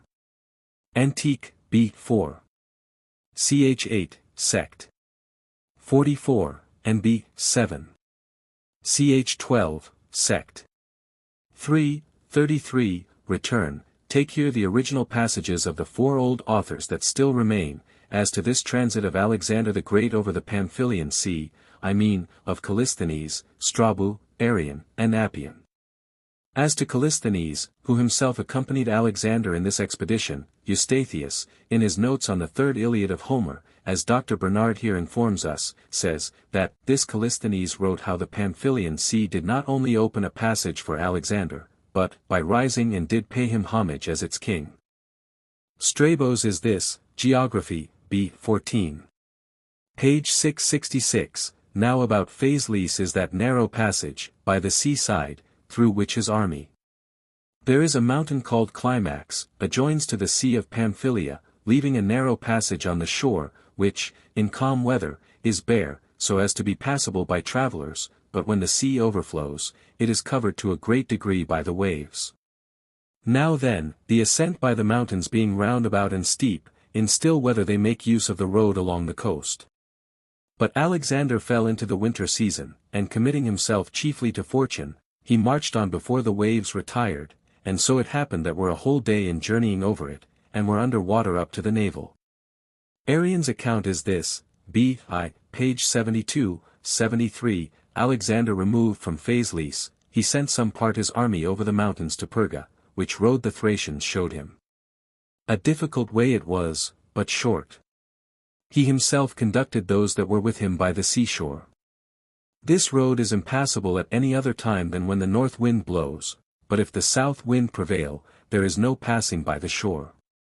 Now at this time, after strong south winds, a north wind blew, and that not without the divine providence, as both he and they that were with him supposed, and afforded him an easy and quick passage. Appian, when he compares Ca with tilde Sar and Alexander together, the Bell. Civil, B2. Page 522, says, that they both depended on their boldness and fortune, as much as on their skill in war. As an instance of which, Alexander journeyed over a country without water, in the heat of summer, to the oracle of Jupiter, Hammon, and quickly passed over the bay of Pamphylia, when, by divine providence, the sea was cut off, thus providence restraining the sea on his account, as it had sent him rain when he travelled, over the desert. N.B. Since, in the days of Josephus, as he assures us, all the more numerous original historians of Alexander gave the account he has here set down, as to the providential going back of the waters of the Pamphylian Sea, when he was going with his army to destroy the Persian monarchy, which the forenamed authors now remaining fully confirm. It is without all just foundation that Josephus is here blamed by some late writers for quoting those ancient authors upon the present occasion, nor can the reflections of Plutarch, or any other author later than Josephus, be in the least here alleged to contradict him. Josephus went by all the evidence he then had, and that evidence of the most authentic sort also. So that whatever the moderns may think of the thing itself, there is hence not the least color for finding fault with Josephus. He would rather have been much to blame had he omitted these quotations. Book 3. Containing the interval of 2 years. From the Exodus out of Egypt, to the rejection of that generation. Chapter 1. How Moses when he had brought the people out of Egypt led them to Mount Sinai, but not till they had suffered much in their journey. 1. When the Hebrews had obtained such a wonderful deliverance, the country was a great trouble to them, for it was entirely a desert, and without sustenance for them, and also had exceeding little water, so that it not only was not at all sufficient for the men, but not enough to feed any of the cattle, for it was parched up, and had no moisture that might afford nutriment to the vegetables. So they were forced to travel over this country, as having no other country but this to travel in. They had indeed carried water along with them from the land over which they had traveled before, as their conductor had bidden them, but when that was spent, they were obliged to draw water out of wells, with pain, by reason of the hardness of the soil. Moreover, what water they found was bitter, and not fit for drinking, and this in small quantities also, and as they thus travelled, they came late in the evening to a place called Marah, one which had that name from the badness of its water, for Mar denotes bitterness. Thither they came afflicted both by the tediousness of their journey, and by their want of food, for it entirely failed them at that time. Now here was a well, which made them choose to stay in the place, which, although it were not sufficient to satisfy so great an army, did yet afford them some comfort, as found in such desert places, for they heard from those who had been to search, that there was nothing to be found, if they travelled on farther. Yet was this water bitter, and not fit for men to drink, and not only so, but it was intolerable even to the cattle themselves. 2. When Moses saw how much the people were cast down, and that the occasion of it could not be contradicted, for the people were not in the nature of a complete army of men, who might oppose a manly fortitude to the necessity that distressed them, the multitude of the children, and of the women also, being of too weak capacities to be persuaded by reason, blunted the courage of the men themselves. He was therefore in great difficulties, and made everybody's calamity his own, for they ran all of them to him, and begged of him, the women begged for their infants, and the men for the women, that he would not overlook them, but procure some way or other for their deliverance. He therefore betook himself to prayer to God, that he would change the water from its present badness, and make it fit for drinking. And when God had granted him that favor, he took the top of a stick that lay down at his feet, and divided it in the middle, and made the section lengthways. He then let it down into the well, and persuaded the Hebrews that God had hearkened to his prayers, and had promised to render the water such as they desired it to be, in case they would be subservient to him in what he should enjoin them to do, and this not after a remiss or negligent manner. And when they asked what they were to do in order to have the water changed for the better, he bid the strongest men among them that stood there, to draw up water too, and told them, that when the greatest part was drawn up, the remainder would be fit to drink. So they labored at it till the water was so agitated and purged as to be fit to drink. 3. And now removing from thence they came to Elim, which place looked well at a distance, for there was a grove of palm trees, but when they came near to it, it appeared to be a bad place, for the palm trees were no more than 70, and they were ill-grown and creeping trees, by the want of water, for the country about was all parched, and no moisture sufficient to water them, and make them hopeful and useful, was derived to them from the fountains, which were in number 12, they were rather a few moist places than springs, which not breaking out of the ground, nor running over, could not sufficiently water the trees. And when they dug into the sand, they met with no water, and if they took a few drops of it into their hands, they found it to be useless, on account of its mud. The trees were too weak to bear fruit, for want of being sufficiently cherished and enlivened by the water. So they laid the blame on their conductor, and made heavy complaints against him, and said that this their miserable state, and the experience they had of adversity, were owing to him, for that they had then journeyed an entire 30 days, and had spent all the provisions they had brought with them, and meeting with no relief, they were in a very desponding condition. And by fixing their attention upon nothing but their present misfortunes, they were hindered from remembering what deliverances they had received from God, and those by the virtue and wisdom of Moses also, so they were very angry at their conductor, and were zealous in their attempt to stone him, as the direct occasion of their present miseries. 4. But as for Moses himself, while the multitude were irritated and bitterly set against him, he cheerfully relied upon God, and upon his consciousness of the care he had taken of these his own people, and he came into the midst of them, even while they clamored against him, and had stones in their hands in order to dispatch him. Now he was of an agreeable presence, and very able to persuade the people by his speeches. Accordingly he began to mitigate their anger, and exhorted them not to be over-mindful of their present adversities, lest they should thereby suffer the benefits that had formerly been bestowed on them to slip out of their memories, and he desired them by no means, on account of their present uneasiness, to cast those great and wonderful favors and gifts, which they had obtained of God, out of their minds, but to expect deliverance out of those their present troubles which they could not free themselves from, and this by the means of that divine providence which watched over them. Seeing it is probable that God tries their virtue, and exercises their patience by these adversities, that it may appear what fortitude they have, and what memory they retain of his former wonderful works in their favor, and whether they will not think of them upon occasion of the miseries they now feel. He told them, it appeared they were not really good men, either in patience, or in remembering what had been successfully done for them, sometimes by contemning God and his commands, when by those commands they left the land of Egypt, and sometimes by behaving themselves ill towards him who was the servant of God, and this when he had never deceived them either in what he said, or had ordered them to do by God's command.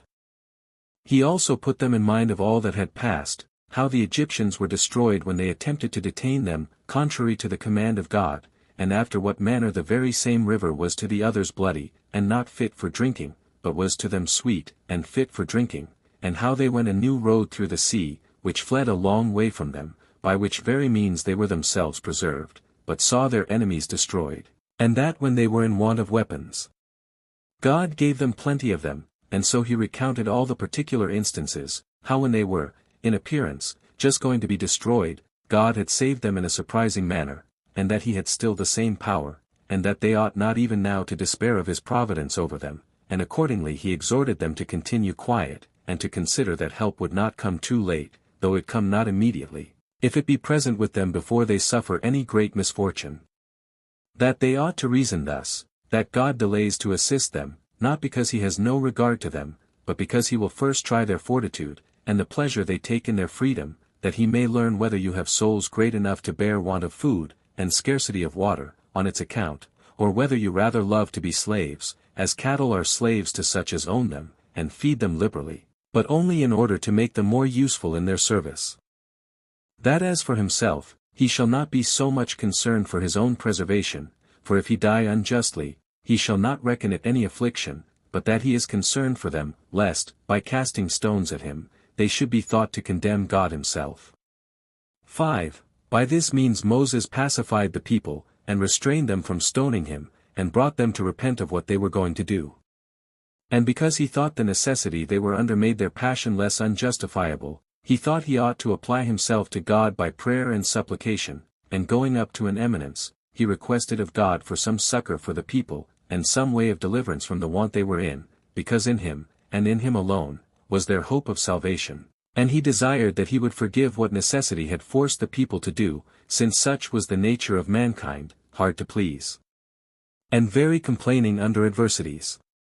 Accordingly God promised he would take care of them, and afford them the succor they were desirous of. Now when Moses had heard this from God, he came down to the multitude. But as soon as they saw him joyful at the promises he had received from God, they changed their sad countenances into gladness. So he placed himself in the midst of them, and told them he came to bring them from God a deliverance from their present distresses. Accordingly a little after came a vast number of quails, which is a bird more plentiful in this Arabian Gulf than anywhere else, flying over the sea, and hovered over them, till wearied with their laborious flight, and, indeed, as usual, flying very near to the earth, they fell down upon the Hebrews, who caught them, and satisfied their hunger with them, and supposed that this was the method whereby God meant to supply them with food. Upon which Moses returned thanks to God for affording them his assistance so suddenly, and sooner than he had promised them. 6. But presently after this first supply of food, he sent them a second, for as Moses was lifting up his hands in prayer, a dew fell down, and Moses, when he found it stick to his hands, supposed this was also come for food from God to them. He tasted it, and perceiving that the people knew not what it was, and thought it snowed, and that it was what usually fell at that time of the year, he informed them that this dew did not fall from heaven after the manner they imagined, but came for their preservation and sustenance. So he tasted it, and gave them some of it, that they might be satisfied about what he told them. They also imitated their conductor, and were pleased with the food, for it was like honey in sweetness and pleasant taste, but like in its body to bdellium, one of the sweet spices, and in bigness equal to coriander seed.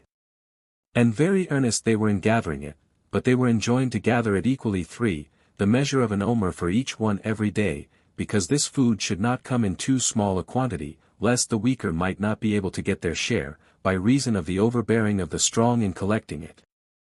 However, these strong men, when they had gathered more than the measure appointed for them, had no more than others, but only tired themselves more in gathering it, for they found no more than an omer apiece, and the advantage they got by what was superfluous was none at all, it corrupting, both by the worms breeding in it, and by its bitterness. So divine and wonderful a food was this. It also supplied the want of other sorts of food to those that fed on it. And even now, in all that place, this manna comes down in rain, for according to what Moses then obtained of God, to send it to the people for their sustenance. Now the Hebrews call this food manna, for the particle man, in our language, is the asking of a question. What is this? So the Hebrews were very joyful at what was sent them from heaven. Now they made use of this food for 40 years, or as long as they were in the wilderness. 7. As soon as they were removed thence, they came to Rephidim, being distressed to the last degree by thirst, and while in the foregoing days they had lit on a few small fountains, but now found the earth entirely destitute of water, they were in an evil case.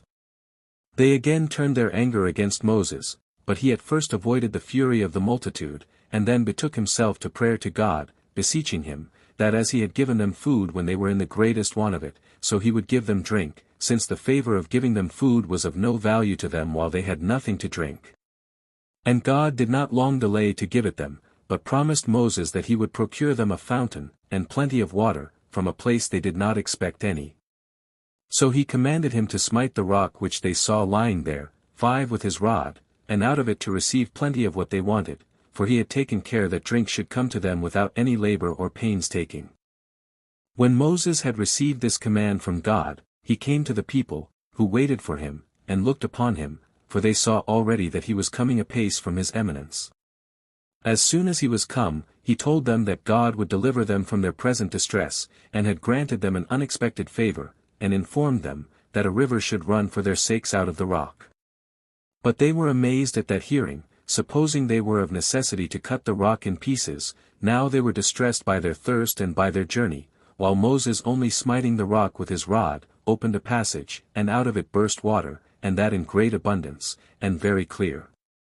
But they were astonished at this wonderful effect, and, as it were, quenched their thirst by the very sight of it. So they drank this pleasant, this sweet water, and such it seemed to be, as might well be expected where God was the donor. They were also in admiration how Moses was honored by God, and they made grateful returns of sacrifices to God for his providence towards them. Now that scripture, which is laid up in the temple, 6 informs us, how God foretold to Moses, that water timid in this manner be derived out of the rock. Chapter 2. How the Amalekites and the neighboring nations made war with the Hebrews and were beaten and lost a great part of their army. 1. The name of the Hebrews began already to be everywhere renowned, and rumors about them ran abroad. This made the inhabitants of those countries to be in no small fear. Accordingly they sent ambassadors to one another, and exhorted one another to defend themselves, and to endeavor to destroy these men. Those that induced the rest to do so, were such as inhabited Gabalitis and Petra.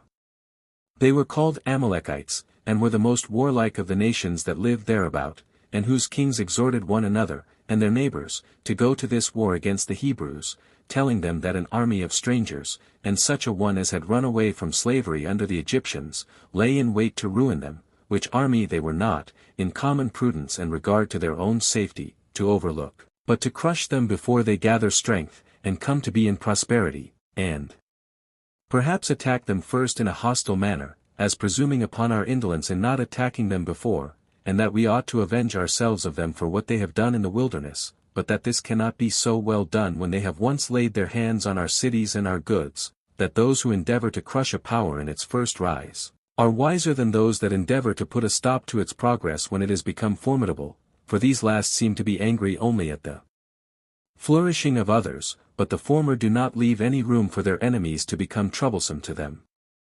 After they had sent such embassiges to the neighboring nations, and among one another, they resolved to attack the Hebrews in battle.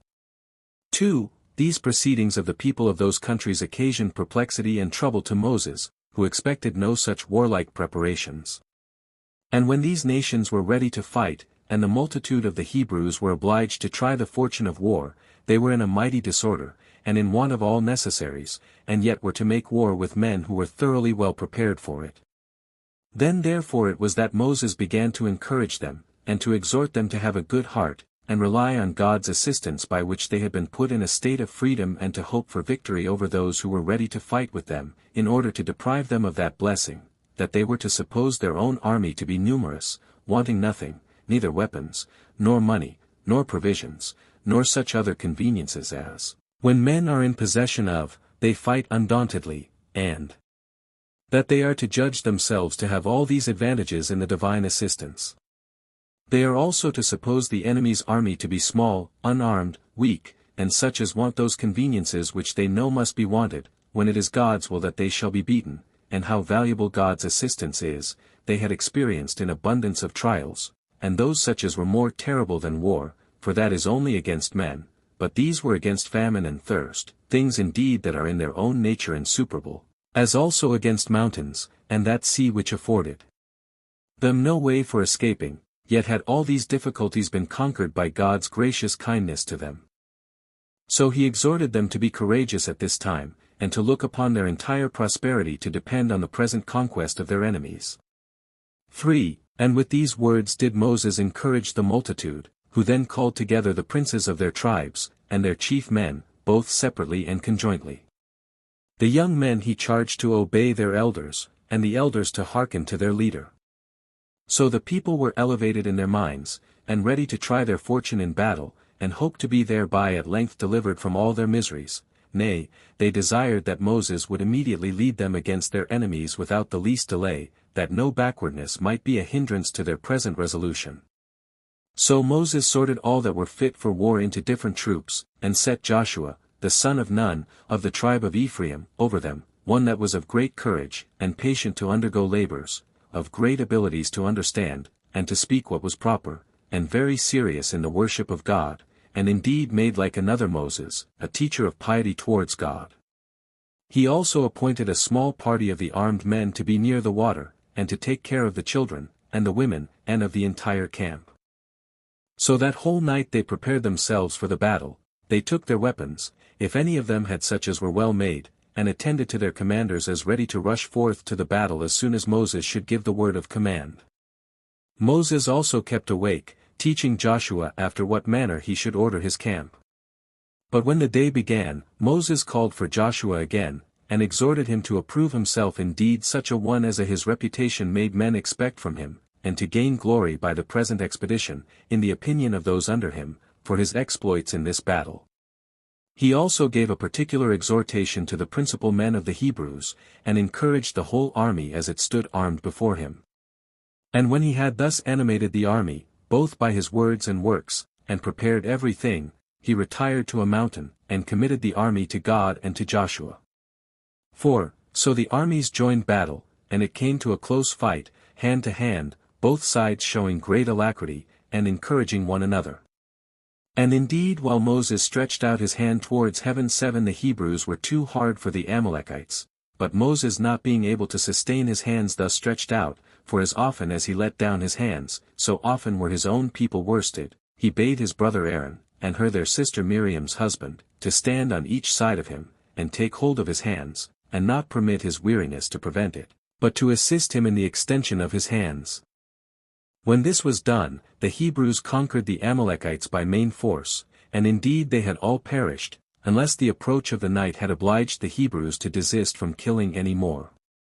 So our forefathers obtained a most signal and most seasonable victory, for they not only overcame those that fought against them, but terrified also the neighboring nations, and got great and splendid advantages, which they obtained of their enemies by their hard pains in this battle, for when they had taken the enemy's camp, they got ready booty for the public, and for their own private families, whereas till then they had not any sort of plenty, of even necessary food.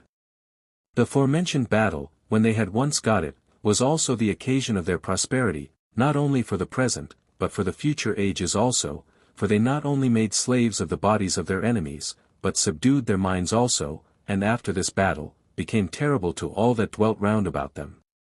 Moreover, they acquired a vast quantity of riches, for a great deal of silver and gold was left in the enemy's camp, as also brazen vessels, which they made common use of in their families, many utensils also that were embroidered there were of both sorts, that is, of what were weaved, and what were the ornaments of their armor, and other things that served for use in the family, and for the furniture of their rooms. They got also the prey of their cattle, and of whatsoever uses to follow camps, when they remove from one place to another.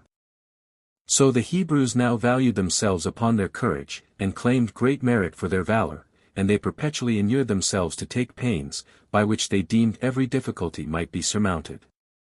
Such were the consequences of this battle.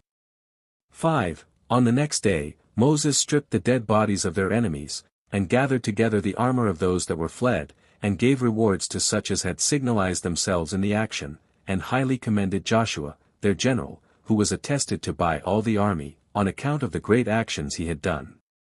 Nor was any one of the Hebrews slain, but the slain of the enemy's army were too many to be enumerated. So Moses offered sacrifices of thanksgiving to God, and built an altar, which he named the Lord the Conqueror. He also foretold that the Amalekites should utterly be destroyed, and that hereafter none of them should remain, because they fought against the Hebrews, and this when they were in the wilderness, and in their distress also. Moreover, he refreshed the army with feasting. And thus did they fight this first battle with those that ventured to oppose them, after they were gone out of Egypt. But when Moses had celebrated this festival for the victory, he permitted the Hebrews to rest for a few days, and then he brought them out after the fight, in order of battle, for they had now many soldiers in light armor. And going gradually on, he came to Mount Sinai, in 3 months' time after they were removed out of Egypt, at which mountain, as we have before related, the vision of the bush, and the other wonderful appearances, had happened. Chapter 3. That Moses kindly received his father-in-law, Jethro, when he came to him to Mount Sinai. Now when Reuel, Moses' father-in-law, understood in what a prosperous condition his affairs were, he willingly came to meet him and Moses and his children, and pleased himself with his coming. And when he had offered sacrifice, he made a feast for the multitude, near the bush he had formerly seen, which multitude, every one according to their families, partook of the feast. But Aaron and his family took Reuel, and sung hymns to God, as to him who had been the author-procurer of their deliverance and their freedom. They also praised their conductor, as him by whose virtue it was that all things had succeeded with them. Reuel also, in his Eucharistical oration to Moses, made great encomiums upon the whole multitude, and he could not but admire Moses for his fortitude, and that humanity he had shown in the delivery of his friends. Chapter 4. How Reuel suggested to Moses to set his people in order, under their rulers of thousands, and rulers of hundreds, who lived without order before, and how Moses complied in all things with his father-in-law's admonition. 1. The next day, as Reuel saw Moses in the middle of a crowd of business, for he determined the differences of those that referred them to him, every one still going to him, and supposing that they should then only obtain justice, if he were the arbitrator, and those that lost their causes thought it no harm, while they thought they lost them justly, and not by partiality. Reuel however said nothing to him at that time, as not desirous to be any hindrance to such as had a mind to make use of the virtue of their conductor. But afterward he took him to himself, and when he had him alone, he instructed him in what he ought to do, and advised him to leave the trouble of lesser causes to others, but himself to take care of the greater, and of the people's safety, for that certain others of the Hebrews might be found that were fit to determine causes, but that nobody but a Moses could take of the safety of so many 10,000s. Be therefore, says he, insensible of thine own virtue, and what thou hast done by ministering under God to the people's preservation. Permit, therefore, the determination of common causes to be done by others, but do thou reserve thyself to the attendance on God only, and look out for methods of preserving the multitude from their present distress. Make use of the method I suggest to you, as to human affairs, and take a review of the army, and appoint chosen rulers over tens of thousands, and then over thousands, then divide them into 500s, and again into hundreds, and into 50s, and set rulers over each of them, who may distinguish them into 30s, and keep them in order, and at last number them by 20s and by 10s. And let there be one commander over each number, to be denominated from the number of those over whom they are rulers, but such as the whole multitude have tried, and do approve of, as being good and righteous men. 8. And let those rulers decide the controversies they have one with another. But if any great cause arise, let them bring the cognizance of it before the rulers of a higher dignity, but if any great difficulty arise that is too hard for even their determination, let them send it to thee. By these means 2 advantages will be gained: the Hebrews will have justice done them, and thou wilt be able to attend constantly on God, and procure him to be more favorable to the people. 2. This was the admonition of Reuel, and Moses received his advice very kindly, and acted according to his suggestion. Nor did he conceal the invention of this method, nor pretend to it himself, but informed the multitude who it was that invented it, nay, he has named Ragel in the books he wrote, as the person who invented this ordering of the people, as thinking it right to give a true testimony to worthy persons, although he might have gotten reputation by ascribing to himself the inventions of other men, whence we may learn the virtuous disposition of Moses, but of such his disposition, we shall have proper occasion to speak in other places of these books. Chapter 5. How Moses ascended up to Mount Sinai, and received laws from God, and delivered them to the Hebrews. 1. Now Moses called the multitude together, and told them that he was going from them unto Mount Sinai to converse with God, to receive from him, and to bring back with him, a certain oracle, but he enjoined them to pitch their tents near the mountain, and prefer the habitation that was nearest to God, before one more remote. When he had said this, he ascended up to Mount Sinai, which is the highest of all the mountains that are in that country 9, and is not only very difficult to be ascended by men, on account of its vast altitude, but because of the sharpness of its precipices also, nay, indeed, it cannot be looked at without pain of the eyes, and besides this, it was terrible and inaccessible, on account of the rumor that passed about, that God dwelt there. But the Hebrews removed their tents as Moses had bidden them, and took possession of the lowest parts of the mountain, and were elevated in their minds, in expectation that Moses would return from God with promises of the good things he had proposed to them. So they feasted and waited for their conductor, and kept themselves pure as in other respects, and not accompanying with their wives for 3 days, as he had before ordered them to do. And they prayed to God that he would favorably receive Moses in his conversing with him, and bestow some such gift upon them by which they might live well. They also lived more plentifully as to their diet, and put on their wives and children more ornamental and decent clothing than they usually wore. 2. So they passed 2 days in this way of feasting, but on the 3rd day, before the sun was up, a cloud spread itself over the whole camp of the Hebrews, such a one as none had before seen, and encompassed the place where they had pitched their tents, and while all the rest of the air was clear, there came strong winds, that raised up large showers of rain, which became a mighty tempest.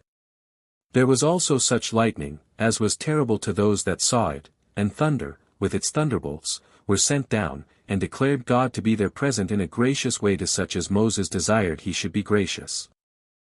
Now, as to these matters, every one of my readers may think as he pleases, but I am under a necessity of relating this history as it is described in the sacred books.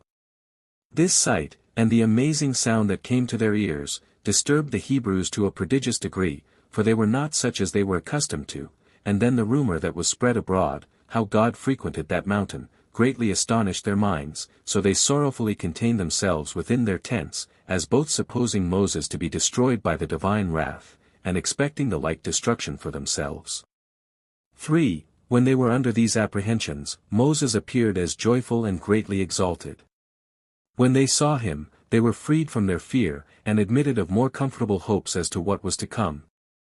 The air also was become clear and pure of its former disorders, upon the appearance of Moses, whereupon he called together the people to a congregation, in order to their hearing what God would say to them, and when they were gathered together, he stood on an eminence whence they might all hear him, and said, God has received me graciously, O Hebrews, as he has formerly done, and has suggested a happy method of living for you, and an order of political government, and is now present in the camp. I therefore charge you, for his sake and the sake of his works, and what we have done by his means, that you do not put a low value on what I am going to say, because the commands have been given by me that now deliver them to you, nor because it is the tongue of a man that delivers them to you, but if you have a due regard to the great importance of the things themselves, you will understand the greatness of him whose institutions they are, and who has not disdained to communicate them to me for our common advantage, for it is not to be supposed that the author of these institutions is barely Moses, the son of Amram and Jochebed,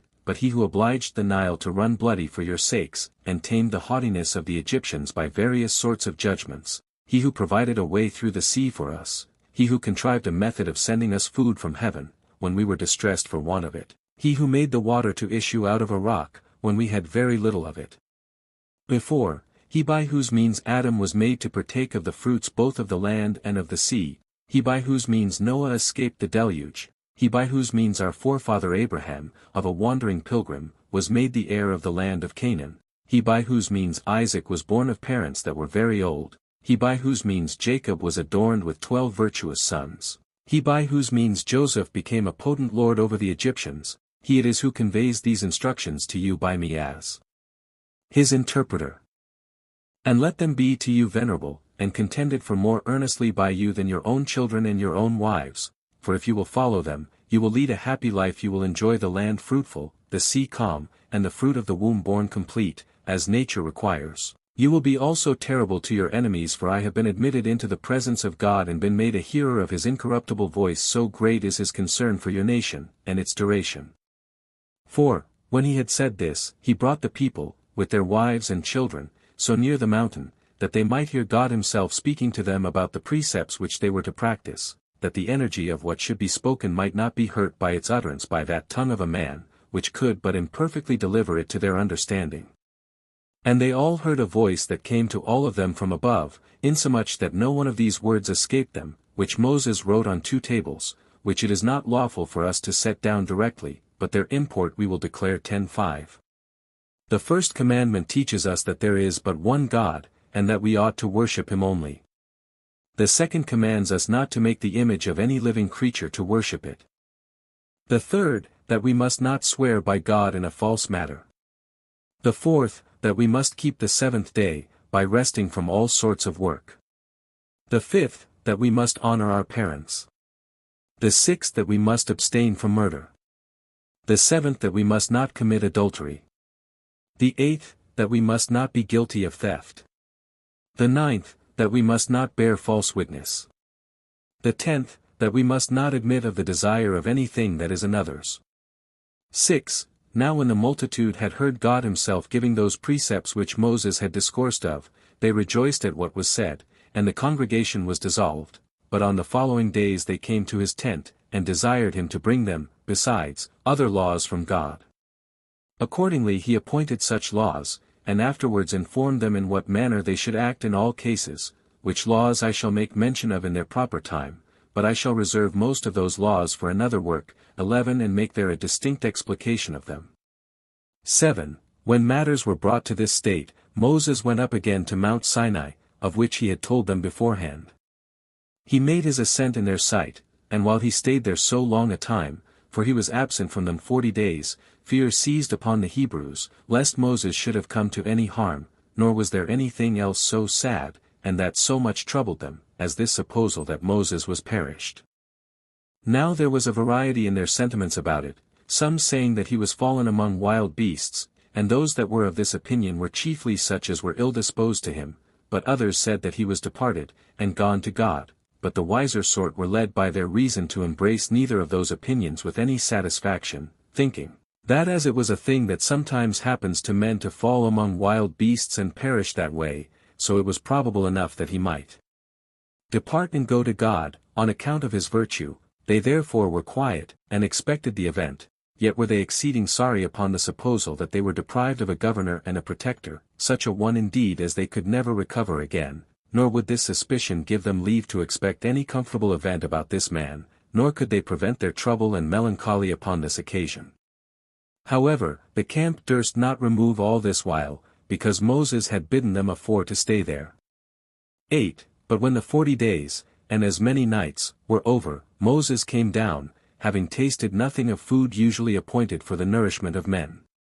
His appearance filled the army with gladness, and he declared to them what care God had of them, and by what manner of conduct of their lives they might live happily, telling them, that during these days of his absence he had suggested to him also that he would have a tabernacle built for him, into which he would descend when he came to them, and how we should carry it about with us when we remove from this place. And that there would be no longer any occasion for going up to Mount Sinai, but that he would himself come and pitch his tabernacle amongst us, and be present at our prayers, as also, that the tabernacle should be of such measures and construction as he had shown him, and that you are to fall to the work, and prosecute it diligently. When he had said this, he showed them the 2 tables, with the 10 commandments engraven upon them, 5 upon each table, and the writing was by the hand of God. Chapter 6. Concerning the tabernacle which Moses built in the wilderness for the honor of God and which seemed to be a temple. 1. Hereupon the Israelites rejoiced at what they had seen and heard of their conductor, and were not wanting in diligence according to their ability, for they brought silver, and gold, and brass, and of the best sorts of wood, and such as would not at all decay by putrefaction, camel's hair also, and sheepskins, some of them dyed of a blue color, and some of a scarlet, some brought the flower for the purple color, and others for white, with wool dyed by the flowers aforementioned, and fine linen and precious stones, which those that use costly ornaments set in ouches of gold. They brought also a great quantity of spices, for of these materials did Moses build the tabernacle, which did not at all differ from a movable and ambulatory temple. Now when these things were brought together with great diligence, for every one was ambitious to further the work even beyond their ability, he set architects over the works, and this by the command of God, and indeed the very same which the people themselves would have chosen, had the election been allowed to them. Now their names are set down in writing in the sacred books, and they were these: Bezaleel, the son of Uri, of the tribe of Judah, the grandson of Miriam, the sister of their conductor, and Aholiab, the son of Ahisamach, of the tribe of Dan. Now the people went on with what they had undertaken with so great alacrity, that Moses was obliged to restrain them, by making proclamation, that what had been brought was sufficient, as the artificers had informed him, so they fell to work upon the building of the tabernacle. Moses also informed them, according to the direction of God, both what the measures were to be, and its largeness, and how many vessels it ought to contain for the use of the sacrifices. The women also were ambitious to do their parts, about the garments of the priests, and about other things that would be wanted in this work, both for ornament and for the divine service itself.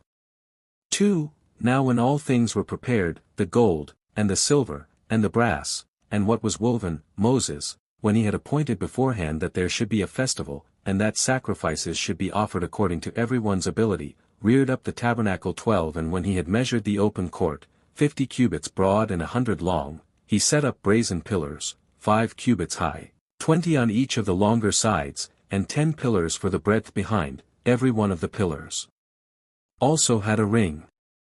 Their chapiters were of silver, but their bases were of brass. They resembled the sharp ends of spears, and were of brass, fixed into the ground.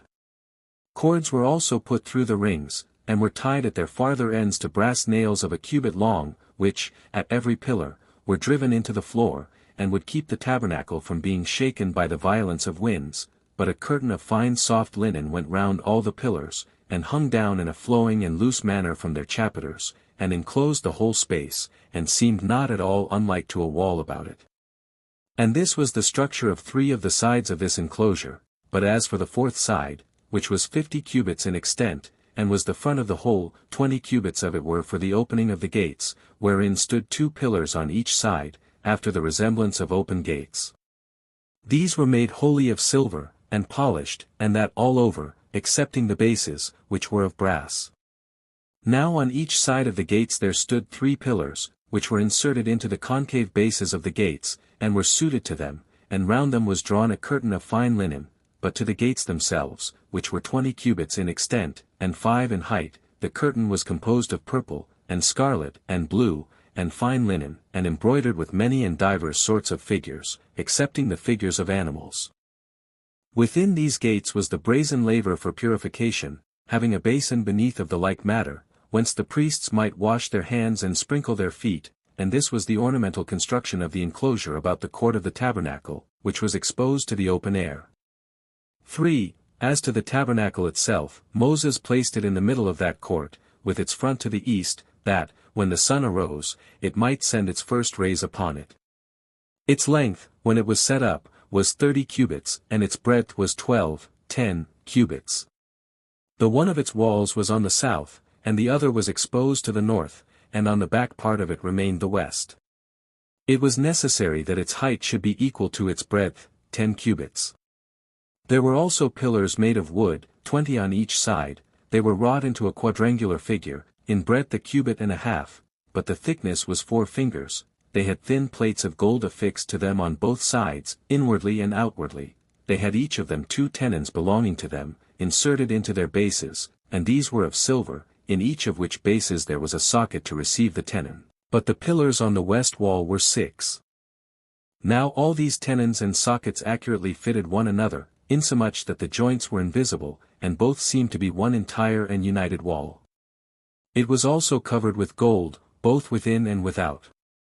The number of pillars was equal on the opposite sides, and there were on each part 20, and every one of them had the third part of a span in thickness, so that the number of 30 cubits were fully made up between them. But as to the wall behind, where the 6 pillars made up together only 9 cubits, they made 2 other pillars, and cut them out of 1 cubit, which they placed in the corners, and made them equally fine with the other.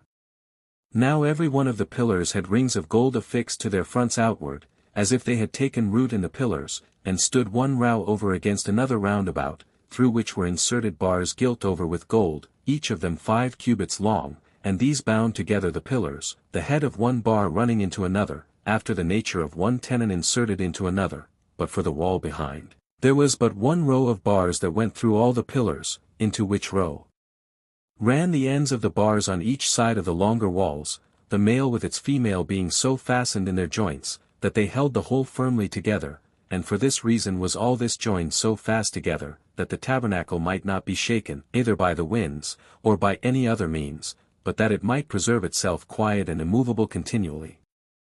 4. As for the inside, Moses parted its length into 3 partitions. At the distance of 10 cubits from the most secret end, Moses placed 4 pillars, the workmanship of which was the very same with that of the rest, and they stood upon the like bases with them, each a small matter distant from his fellow. Now the room within those pillars was the most holy place, but the rest of the room was the tabernacle, which was open for the priests. However, this proportion of the measures of the tabernacle proved to be an imitation of the system of the world, for that third part thereof which was within the 4 pillars, to which the priests were not admitted, is, as it were, a heaven peculiar to God.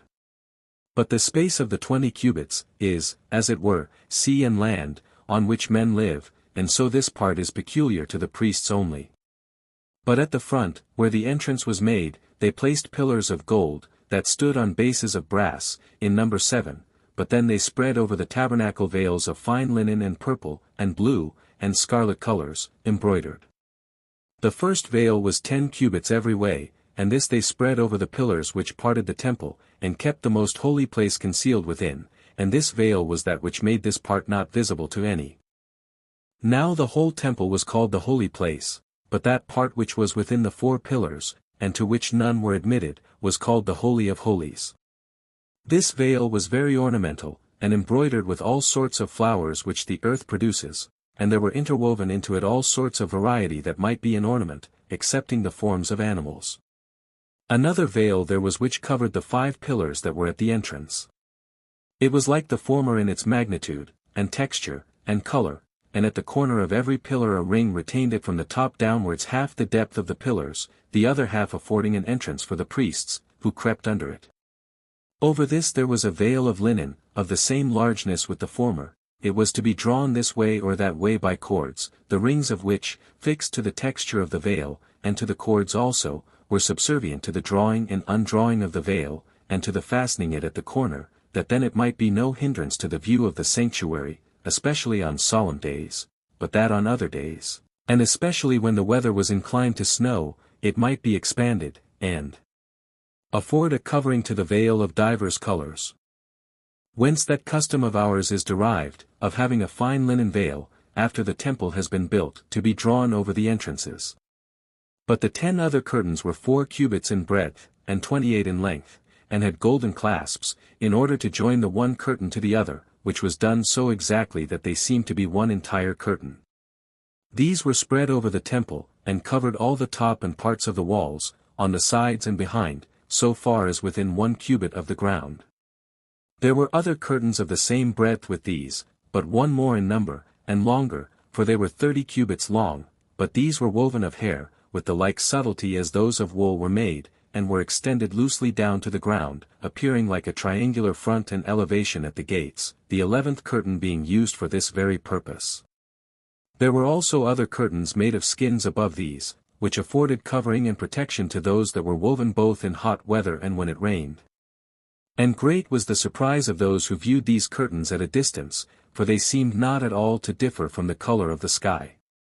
But those that were made of hair and of skins, reached down in the same manner as did the veil at the gates, and kept off the heat of the sun, and what injury the rains might do. And after this manner was the tabernacle reared. 5. There was also an ark made, sacred to God, of wood that was naturally strong, and could not be corrupted. This was called Aaron in our own language. Its construction was thus: its length was 5 spans, but its breadth and height was each of them 3 spans. It was covered all over with gold, both within and without, so that the wooden part was not seen. It had also a cover united to it, by golden hinges, after a wonderful manner, which cover was every way evenly fitted to it, and had no eminences to hinder its exact conjunction. There were also 2 golden rings belonging to each of the longer boards, and passing through the entire wood, and through them gilt bars passed along each board, that it might thereby be moved and carried about, as occasion should require, for it was not drawn in a cart by beasts of burden, but borne on the shoulders of the priests. Upon this its cover were 2 images, which the Hebrews call cherubims. They are flying creatures, but their form is not like to that of any of the creatures which men have seen, though Moses said he had seen such beings near the throne of God. In this ark he put the 2 tables whereon the 10 commandments were written, 5 upon each table, and 2.5 upon each side of them, and this ark he placed in the most holy place. 6. But in the holy place he placed a table, like those at Delphi. Its length was 2 cubits, and its breadth 1 cubit, and its height 3 spans. It had feet also, the lower half of which were complete feet, resembling those which the Dorians put to their bedsteads, but the upper parts towards the table were wrought into a square form. The table had a hollow towards every side, having a ledge of 4 fingers' depth, that went round about like a spiral, both on the upper and lower part of the body of the work. Upon every one of the feet was there also inserted a ring, not far from the cover, through which went bars of wood beneath, but gilded, to be taken out upon occasion, there being a cavity where it was joined to the rings, for they were not entire rings, but before they came quite round they ended in acute points, the one of which was inserted into the prominent part of the table, and the other into the foot, and by these it was carried when they journeyed, upon this table, which was placed on the north side of the temple, not far from the most holy place, were laid 12 unleavened loaves of bread, 6 upon each heap, one above another. They were made of 2/10 deals of the purest flour, which 10th deal, an omer, is a measure of the Hebrews, containing 7 Athenian caudello, and above those loaves were put 2 vials full of frankincense. Now after 7 days other loaves were brought in their stead, on the day which is by us called the Sabbath, for we call the 7th day the Sabbath. But for the occasion of this intention of placing loaves here, we will speak to it in another place. 7. Over against this table, near the southern wall, was set a candlestick of cast gold, hollow within, being of the weight of 100 pounds, which the Hebrews call chinchers. If it be turned into the Greek language, it denotes a talent. It was made with its knops, and lilies, and pomegranates, and bowls, which ornaments amounted to 70 in all, by which means the shaft elevated itself on high from a single base, and spread itself into as many branches as there are planets, including the sun among them. It terminated in 7 heads, in one row, all standing parallel to one another, and these branches carried 7 lamps, one by one, in imitation of the number of the planets. These lamps looked to the east and to the south, the candlestick being situate obliquely. 8. Now between this candlestick and the table, which, as we said, were within the sanctuary, was the altar of incense, made of wood indeed, but of the same wood of which the foregoing vessels were made, such as was not liable to corruption. It was entirely crusted over with a golden plate. Its breadth on each side was a cubit, but the altitude double. Upon it was a grate of gold, that was extant above the altar, which had a golden crown encompassing it round about, whereto belonged rings and bars, by which the priests carried it when they journeyed. Before this tabernacle there was reared a brazen altar, but it was within made of wood, 5 cubits by measure on each side, but its height was but 3, in like manner adorned with brass plates as bright as gold. It had also a brazen hearth of network, for the ground underneath received the fire from the hearth, because it had no basis to receive it. Hard by this altar lay the basins, and the vials, and the censers, and the cauldrons, made of gold, but the other vessels, made for the use of the sacrifices, were all of brass. And such was the construction of the tabernacle, and these were the vessels thereto belonging. Chapter 7. Concerning the garments of the priests, and of the high priest. 1. There were peculiar garments appointed for the priests, and for all the rest, which they call kohanoio, priestly, garments, as also for the high priests, which they call kahanoio rabbi, and denote the high priest's garments. Such was therefore the habit of the rest. But when the priest approaches the sacrifices, he purifies himself with the purification which the law prescribes, and, in the first place, he puts on that which is called machanes, which means somewhat that is fast tied. It is a girdle, composed of fine twined linen, and is put about the privy parts, the feet being to be inserted into them in the nature of breeches, but above half of it is cut off, and it ends at the thighs, and is there tied fast. 2. Over this he wore a linen vestment, made of fine flax doubled, it is called chethon, and denotes linen, for we call linen by the name of chethon. This vestment reaches down to the feet, and sits close to the body, and has sleeves that are tied fast to the arms. It is girded to the breast a little above the elbows, by a girdle often going round, 4 fingers broad, but so loosely woven, that you would think it were the skin of a serpent. It is embroidered with flowers of scarlet and purple, and blue, and fine twined linen, but the warp was nothing but fine linen. The beginning of its circumvolution is at the breast, and when it has gone often round, it is there tied, and hangs loosely there down to the ankles. I mean this, all the time the priest is not about any laborious service, for in this position it appears in the most agreeable manner to the spectators, but when he is obliged to assist at the offering sacrifices, and to do the appointed service, that he may not be hindered in his operations by its motion, he throws it to the left, and bears it on his shoulder. Moses indeed calls this belt albaneth, but we have learned from the Babylonians to call it emia, for so it is by them called. This vestment has no loose or hollow parts anywhere in it, but only a narrow aperture about the neck, and it is tied with certain strings hanging down from the edge over the breast and back, and is fastened above each shoulder. It is called massabazanes. 3. Upon his head he wears a cap, not brought to a conic form nor encircling the whole head, but still covering more than the half of it, which is called masnamphs, and its make is such that it seems to be a crown, being made of thick swathes, but the contexture is of linen, and it is doubled round many times, and sewed together, besides which, a piece of fine linen covers the whole cap from the upper part, and reaches down to the forehead, and hides the seams of the swathes, which would otherwise appear indecently. This adheres closely upon the solid part of the head, and is thereto so firmly fixed, that it may not fall off during the sacred service about the sacrifices. So we have now shown you what is the habit of the generality of the priests. 4. The high priest is indeed adorned with the same garments that we have described, without abating one, only over these he puts on a vestment of a blue color. This also is a long robe, reaching to his feet, in our language it is called mir, and is tied round with a girdle, embroidered with the same colors and flowers as the former, with a mixture of gold interwoven. To the bottom of which garment are hung fringes, in color like pomegranates, with golden bells 13 by a curious and beautiful contrivance, so that between 2 bells hangs a pomegranate, and between 2 pomegranates a bell. Now this vesture was not composed of 2 pieces, nor was it sewed together upon the shoulders and the sides, but it was one long vestment so woven as to have an aperture for the neck, not an oblique one, but parted all along the breast and the back. A border also was sewed to it, lest the aperture should look too indecently. It was also parted where the hands were to come out. 5. Besides these, the high priest put on a third garment, which was called the ephod, which resembles the epimes of the Greeks.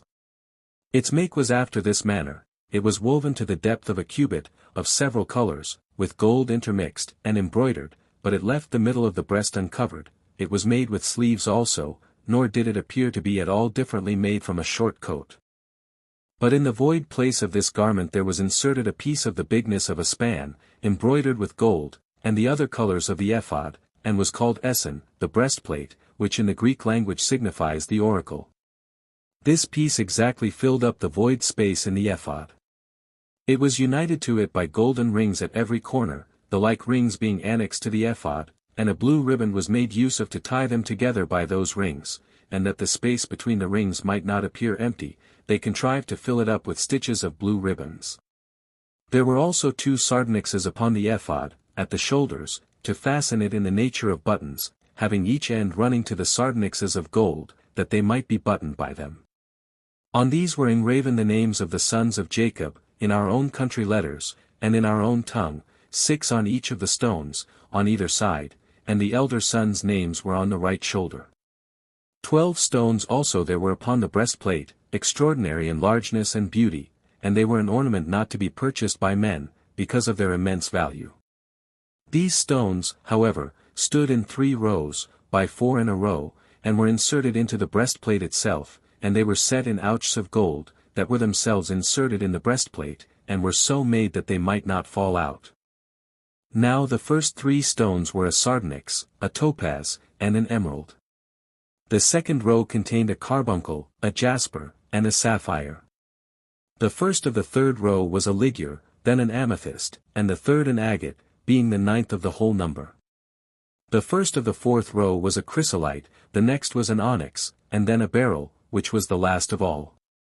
Now the names of all those sons of Jacob were engraven in these stones, whom we esteem the heads of our tribes, each stone having the honor of a name, in the order according to which they were born.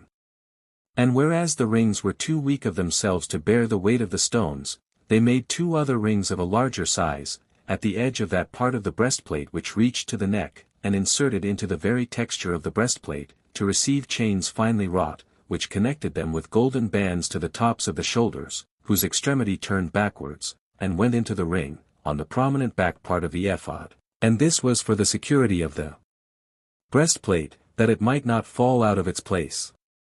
There was also a girdle sewed to the breastplate, which was of the forementioned colors, with gold intermixed, which, when it had gone once round, was tied again upon the seam, and hung down. There were also golden loops that admitted its fringes at each extremity of the girdle, and included them entirely. 6. The high priest's mitre was the same that we described before, and was wrought like that of all the other priests, above which there was another, with swathes of blue embroidered, and round it was a golden crown polished, of 3 rows, one above another, out of which arose a cup of gold, which resembled the herb which we call saccharus, but those Greeks that are skillful in botany call it hyoscyamus. Now, lest any one that has seen this herb, but has not been taught its name, and is unacquainted with its nature, or, having known its name, knows not the herb when he sees it, I shall give such as these are a description of it. This herb is oftentimes in tallness above 3 spans, but its root is like that of a turnip, for he that should compare it thereto would not be mistaken, but its leaves are like the leaves of mint. Out of its branches it sends out a calyx, cleaving to the branch, and a coat encompasses it, which it naturally puts off when it is changing, in order to produce its fruit. This calyx is of the bigness of the bone of the little finger, but in the compass of its aperture is like a cup. This I will further describe, for the use of those that are unacquainted with it. Suppose a sphere be divided into 2 parts, round at the bottom, but having another segment that grows up to a circumference from that bottom. Suppose it become narrower by degrees, and that the cavity of that part grow decently smaller, and then gradually grow wider again at the brim, such as we see in the navel of a pomegranate, with its notches. And indeed such a coat grows over this plant as renders it a hemisphere, and that, as one may say, turned accurately in a lathe, and having its notches extant above it, which, as I said, grow like a pomegranate, only that they are sharp, and end in nothing but prickles. Now the fruit is preserved by this coat of the calyx, which fruit is like the seed of the herb sideritis, it sends out a flower that may seem to resemble that of poppy. Of this was a crown made, as far from the hinder part of the head to each of the temples, but this Aphelis, for so this calyx may be called, did not cover the forehead, but it was covered with a golden plate, 14 which had inscribed upon it the name of God in sacred characters. And such were the ornaments of the high priest. 7. Now here one may wonder at the ill will which men bear to us, and which they profess to bear on account of our despising that deity which they pretend to honor, for if any one do but consider the fabric of the tabernacle, and take a view of the garments of the high priest, and of those vessels which we make use of in our sacred ministration, he will find that our legislator was a divine man, and that we are unjustly reproached by others, for if any one do without prejudice, and with judgment, look upon these things, he will find they were every one made in way of imitation and representation of the universe. When Moses distinguished the tabernacle into 3 parts, 15 and allowed 2 of them to the priests, as a place accessible and common, he denoted the land and the sea, these being of general access to all, but he set apart the third division for God, because heaven is inaccessible to men. And when he ordered 12 loaves to be set on the table, he denoted the year, as distinguished into so many months. By branching out the candlestick into 70 parts, he secretly intimated the decani, or 70 divisions of the planets, and as to the 7 lamps upon the candlesticks, they referred to the course of the planets, of which that is the number. The veils, too, which were composed of 4 things, they declared the 4 elements, for the fine linen was proper to signify the earth, because the flax grows out of the earth, the purple signified the sea, because that color is dyed by the blood of a sea shellfish, the blue is fit to signify the air, and the scarlet will naturally be an indication of fire. Now the vestment of the high priest being made of linen, signified the earth, the blue denoted the sky, being like lightning in its pomegranates, and in the noise of the bells resembling thunder. And for the ephod, it showed that God had made the universe of 4 elements, and as for the gold interwoven, I suppose it related to the splendor by which all things are enlightened. He also appointed the breastplate to be placed in the middle of the ephod, to resemble the earth, for that has the very middle place of the world. And the girdle which encompassed the high priest round, signified the ocean, for that goes round about and includes the universe. Each of the sardonyxes declares to us the sun and the moon, those, that were in the nature of buttons on the high priest's shoulders. And for the 12 stones, whether we understand by them the months, or whether we understand the like number of the signs of that circle which the Greeks call the zodiac, we shall not be mistaken in their meaning. And for the mitre, which was of a blue color, it seems to me to mean heaven, for how otherwise could the name of God be inscribed upon it? That it was also illustrated with a crown, and that of gold also, is because of that splendor with which God is pleased. Let this explication 16 suffice at present, since the course of my narration will often, and on many occasions, afford me the opportunity of enlarging upon the virtue of our legislator. Chapter 8. Of the priesthood of Aaron. 1. When what has been described was brought to a conclusion, gifts not being yet presented, God appeared to Moses, and enjoined him to bestow the high priesthood upon Aaron his brother, as upon him that best of them all deserved to obtain that honor, on account of his virtue. And when he had gathered the multitude together, he gave them an account of Aaron's virtue, and of his good will to them, and of the dangers he had undergone for their sakes. Upon which, when they had given testimony to him in all respects, and showed their readiness to receive him, Moses said to them, O you Israelites, this work is already brought to a conclusion, in a manner most acceptable to God, and according to our abilities. And now since you see that he is received into this tabernacle, we shall first of all stand in need of one that may officiate for us, and may minister to the sacrifices, and to the prayers that are to be put up for us. And indeed had the inquiry after such a person been left to me, I should have thought myself worthy of this honor, both because all men are naturally fond of themselves, and because I am conscious to myself that I have taken a great deal of pains for your deliverance, but now God himself has determined that Aaron is worthy of this honor, and has chosen him for his priest, as knowing him to be the most righteous person among you. So that he is to put on the vestments which are consecrated to God, he is to have the care of the altars, and to make provision for the sacrifices, and he it is that must put up prayers for you to God, who will readily hear them, not only because he is himself solicitous for your nation, but also because he will receive them as offered by one that he hath himself chosen to this office. The Hebrews were pleased with what was said, and they gave their approbation to him whom God had ordained, for Aaron was of them all the most deserving of this honor, on account of his own stock and gift of prophecy, and his brother's virtue. He had at that time 4 sons, Nadab, Abihu, Eleazar, and Ithamar. 17:2. Now Moses commanded them to make use of all the utensils which were more than were necessary to the structure of the tabernacle, for covering the tabernacle itself, the candlestick, an altar of incense, and the other vessels, that they might not be at all hurt when they journeyed, either by the rain, or by the rising of the dust. And when he had gathered the multitude together again, he ordained that they should offer half a shekel for every man, as an oblation to God, which shekel is a piece among the Hebrews, and is equal to 4 Athenian drachmae. 18 Whereupon they readily obeyed what Moses had commanded, and the number of the offers was 605,550. Now this money that was brought by the men that were free, was given by such as were about 20 years old, but under 50, and what was collected was spent in the uses of the tabernacle. 3. Moses now purified the tabernacle and the priests, which purification was performed after the following manner. He commanded them to take 500 shekels of choice myrrh, an equal quantity of cassia, and half the foregoing weight of cinnamon and calamus, this last is a sort of sweet spice, to beat them small, and wet them with an hin of oil of olives. An hin is our own country measure, and contains 2 Athenian choas, or congiuses. Then mix them together, and boil them, and prepare them after the art of the apothecary, and make them into a very sweet ointment, and afterward to take it to anoint and to purify the priests themselves, and all the tabernacle, as also the sacrifices.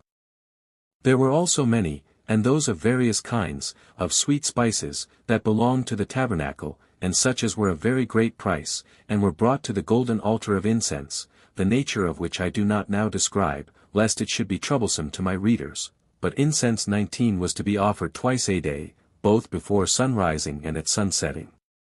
They were also to keep oil already purified for the lamps, 3 of which were to give light all day long, 20 upon the sacred candlestick, before God, and the rest were to be lighted at the evening. 4. Now all was finished. Bezaleel and Aholiab appeared to be the most skillful of the workmen, for they invented finer works than what others had done before them, and were of great abilities to gain notions of what they were formerly ignorant of, and of these, Bezaleel was judged to be the best. Now the whole time they were about this work was the interval of 7 months, and after this it was that was ended the first year since their departure out of Egypt. But at the beginning of the 2nd year, on the month Xanthicus, as the Macedonians call it, but on the month Nisan, as the Hebrews call it, on the new moon, they consecrated the tabernacle, and all its vessels, which I have already described. 5. Now God showed himself pleased with the work of the Hebrews, and did not permit their labors to be in vain, nor did he disdain to make use of what they had made, but he came and sojourned with them, and pitched his tabernacle in the holy house. And in the following manner did he come to it. The sky was clear, but there was a mist over the tabernacle only, encompassing it, but not with such a very deep and thick cloud as is seen in the winter season, nor yet in so thin a one as men might be able to discern anything through it, but from it there dropped a sweet dew, and such a one as showed the presence of God to those that desired and believed it.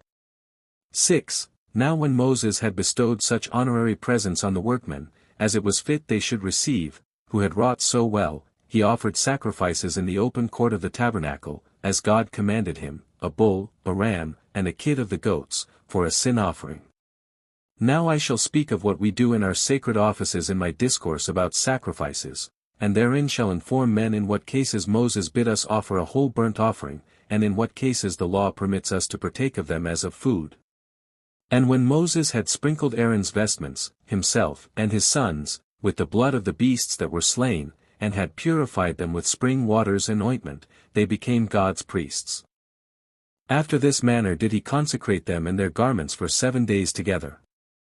The same he did to the tabernacle, and the vessels thereto belonging, both with oil first incensed, as I said, and with the blood of bulls and of rams, slain day by day one, according to its kind. But on the 8th day he appointed a feast for the people, and commanded them to offer sacrifice according to their ability. Accordingly they contended one with another, and were ambitious to exceed each other in the sacrifices which they brought, and so fulfilled Moses's injunctions. But as the sacrifices lay upon the altar, a sudden fire was kindled from among them of its own accord, and appeared to the sight like fire from a flash of lightning, and consumed whatsoever was upon the altar. 7. Hereupon an affliction befell Aaron, considered as a man and a father, but was undergone by him with true fortitude, for he had indeed a firmness of soul in such accidents, and he thought this calamity came upon him according to God's will, for whereas he had 4 sons, as I said before, the 2 elder of them, Nadab and Abihu, did not bring those sacrifices which Moses bade them bring, but which they used to offer formerly, and were burnt to death. Now when the fire rushed upon them, and began to burn them, nobody could quench it. Accordingly they died in this manner. And Moses bid their father and their brethren to take up their bodies, to carry them out of the camp, and to bury them magnificently. Now the multitude lamented them, and were deeply affected at this their death, which so unexpectedly befell them. But Moses entreated their brethren and their father not to be troubled for them, and to prefer the honor of God before their grief about them, for Aaron had already put on his sacred garments. 8. But Moses refused all that honor which he saw the multitude ready to bestow upon him, and attended to nothing else but the service of God. He went no more up to Mount Sinai, but he went into the tabernacle, and brought back answers from God for what he prayed for. His habit was also that of a private man, and in all other circumstances he behaved himself like one of the common people, and was desirous to appear without distinguishing himself from the multitude, but would have it known that he did nothing else but take care of them. He also set down in writing the form of their government, and those laws by obedience whereto they would lead their lives so as to please God, and so as to have no quarrels one among another. However, the laws he ordained were such as God suggested to him, so I shall now discourse concerning that form of government, and those laws. 9. I will now treat of what I before omitted, the garment of the high priest, for he, Moses, left no room for the evil practices of false prophets, but if some of that sort should attempt to abuse the divine authority, he left it to God to be present at his sacrifices when he pleased, and when he pleased to be absent. 21 And he was willing this should be known, not to the Hebrews only, but to those foreigners also who were there. For as to those stones, 22 which we told you before, the high priest bare on his shoulders, which were sardonyxes, and I think it needless to describe their nature, they being known to every body, the one of them shined out when God was present at their sacrifices, I mean that which was in the nature of a button on his right shoulder, bright rays darting out thence, and being seen even by those that were most remote, which splendor yet was not before natural to the stone. This has appeared a wonderful thing to such as have not so far indulged themselves in philosophy, as to despise divine revelation. Yet will I mention what is still more wonderful than this, for God declared beforehand, by those 12 stones which the high priest bare on his breast, and which were inserted into his breastplate, when they should be victorious in battle, for so great a splendor shone forth from them before the army began to march, that all the people were sensible of God's being present for their assistance. Whence it came to pass that those Greeks, who had a veneration for our laws, because they could not possibly contradict this, called that breastplate the oracle. Now this breastplate, and this sardonyx, left off shining 200 years before I composed this book, God having been displeased at the transgressions of his laws. Of which things we shall further discourse on a fitter opportunity, but I will now go on with my proposed narration. 10. The tabernacle being now consecrated, and a regular order being settled for the priests, the multitude judged that God now dwelt among them, and betook themselves to sacrifices and praises to God as being now delivered from all expectation of evils and as entertaining a hopeful prospect of better times hereafter. They offered also gifts to God, some as common to the whole nation, and others as peculiar to themselves, and these tribe by tribe, for the heads of the tribes combined together, 2 by 2, and brought a wagon and a yoke of oxen. These amounted to 6, and they carried the tabernacle when they journeyed. Besides which, each head of a tribe brought a bowl, and a charger, and a spoon, of 10 darics, full of incense. Now the charger and the bowl were of silver, and together they weighed 200 shekels, but the bowl cost no more than 70 shekels, and these were full of fine flour mingled with oil, such as they used on the altar about the sacrifices. They brought also a young bullock, and a ram, with a lamb of a year old, for a whole burnt offering, as also a goat for the forgiveness of sins. Every one of the heads of the tribes brought also other sacrifices, called peace offerings, for every day 2 bulls, and 5 rams, with lambs of a year old, and kids of the goats. These heads of tribes were 12 days in sacrificing, one sacrificing every day. Now Moses went no longer up to Mount Sinai, but went into the tabernacle, and learned of God what they were to do, and what laws should be made, which laws were preferable to what have been devised by human understanding, and proved to be firmly observed for all time to come, as being believed to be the gift of God, insomuch that the Hebrews did not transgress any of those laws, either as tempted in times of peace by luxury, or in times of war by distress of affairs. But I say no more here concerning them, because I have resolved to compose another work concerning our laws. Chapter 9. The manner of our offering sacrifices. 1. I will now, however, make mention of a few of our laws which belong to purifications, and the like sacred offices, since I am accidentally come to this matter of sacrifices. These sacrifices were of two sorts. Of those sorts one was offered for private persons, and the other for the people in general, and they are done in two different ways. In the one case, what is slain is burnt, as a whole burnt offering, whence that name is given to it, but the other is a thank offering, and is designed for feasting those that sacrifice. I will speak of the former. Suppose a private man offer a burnt offering, he must slay either a bull, a lamb, or a kid of the goats, and the two latter of the first year, though of bulls he is permitted to sacrifice those of a greater age, but all burnt offerings are to be of males. When they are slain, the priests sprinkle the blood round about the altar, they then cleanse the bodies, and divide them into parts, and salt them with salt, and lay them upon the altar, while the pieces of wood are piled one upon another, and the fire is burning. They next cleanse the feet of the sacrifices, and the inwards, in an accurate manner, and so lay them to the rest to be purged by the fire, while the priests receive the hides. This is the way of offering a burnt offering. 2. But those that offer thank offerings do indeed sacrifice the same creatures, but such as are unblemished, and above a year old, however, they may take either males or females. They also sprinkle the altar with their blood, but they lay upon the altar the kidneys and the caul, and all the fat, and the lobe of the liver, together with the rump of the lamb. Then, giving the breast and the right shoulder to the priests, the offerers feast upon the remainder of the flesh for 2 days, and what remains they burn. 3. The sacrifices for sins are offered in the same manner as is the thank offering. But those who are unable to purchase complete sacrifices, offer 2 pigeons, or turtle doves, the one of which is made a burnt offering to God, the other they give as food to the priests. But we shall treat more accurately about the oblation of these creatures in our discourse concerning sacrifices. But if a person fall into sin by ignorance, he offers an ewe lamb, or a female kid of the goats, of the same age, and the priests sprinkle the blood at the altar, not after the former manner, but at the corners of it. They also bring the kidneys and the rest of the fat, together with the lobe of the liver, to the altar, while the priests bear away the hides and the flesh, and spend it in the holy place, on the same day. 23 For the law does not permit them to leave of it until the morning.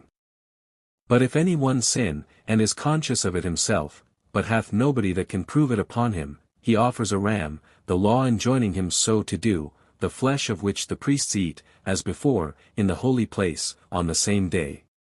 And if the rulers offer sacrifices for their sins, they bring the same oblations that private men do, only they so far differ, that they are to bring for sacrifices a bull or a kid of the goats, both males. 4. Now the law requires, both in private and public sacrifices, that the finest flour be also brought, for a lamb the measure of 1/10 deal, for a ram 2, and for a bull 3. This they consecrate upon the altar, when it is mingled with oil, for oil is also brought by those that sacrifice, for a bull the half of an hin, and for a ram the 3rd part of the same measure, and 1/4 of it for a lamb. This hin is an ancient Hebrew measure, and is equivalent to 2 Athenian choas, or congiuses. They bring the same quantity of oil which they do of wine, and they pour the wine about the altar. But if any one does not offer a complete sacrifice of animals, but brings fine flour only for a vow, he throws a handful upon the altar as its first fruits, while the priests take the rest for their food, either boiled or mingled with oil, but made into cakes of bread. But whatsoever it be that a priest himself offers, it must of necessity be all burnt. Now the law forbids us to sacrifice any animal at the same time with its dam, and, in other cases, not till the 8th day after its birth. Other sacrifices there are also appointed for escaping distempers, or for other occasions, in which meat offerings are consumed, together with the animals that are sacrificed, of which it is not lawful to leave any part till the next day, only the priests are to take their own share. Chapter 10.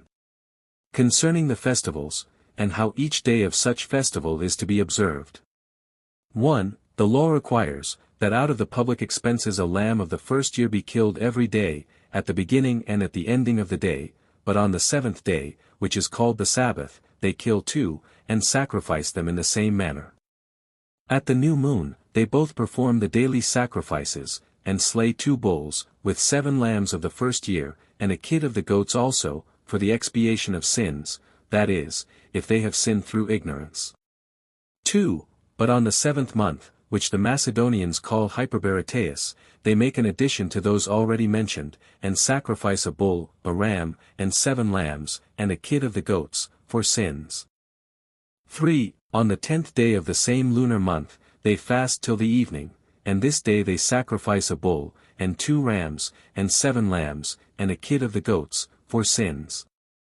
And, besides these, they bring 2 kids of the goats, the one of which is sent alive out of the limits of the camp into the wilderness for the scapegoat, and to be an expiation for the sins of the whole multitude, but the other is brought into a place of great cleanness, within the limits of the camp, and is there burnt, with its skin, without any sort of cleansing.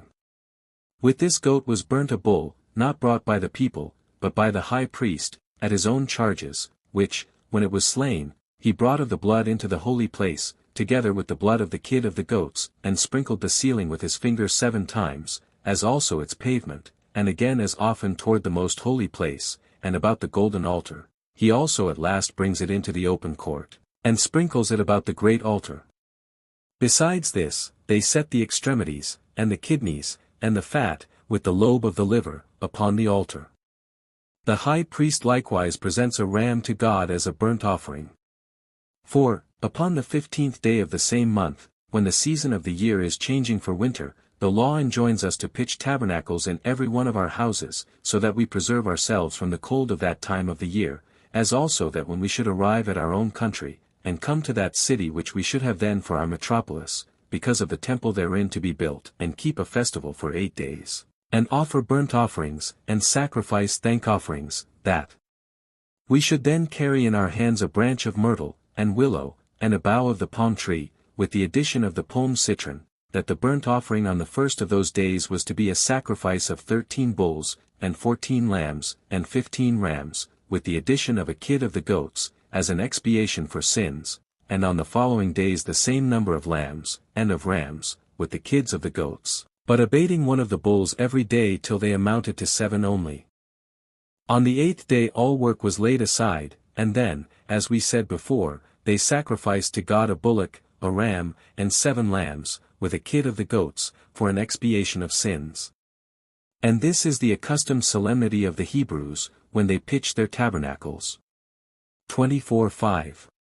In the month of Xanthicus, which is by us called Nisan, and is the beginning of our year, on the 14th day of the lunar month, when the sun is in Aries, for in this month it was that we were delivered from bondage under the Egyptians, the law ordained that we should every year slay that sacrifice which I before told you we slew when we came out of Egypt, and which was called the Passover. And so we do celebrate this Passover in companies, leaving nothing of what we sacrificed till the day following.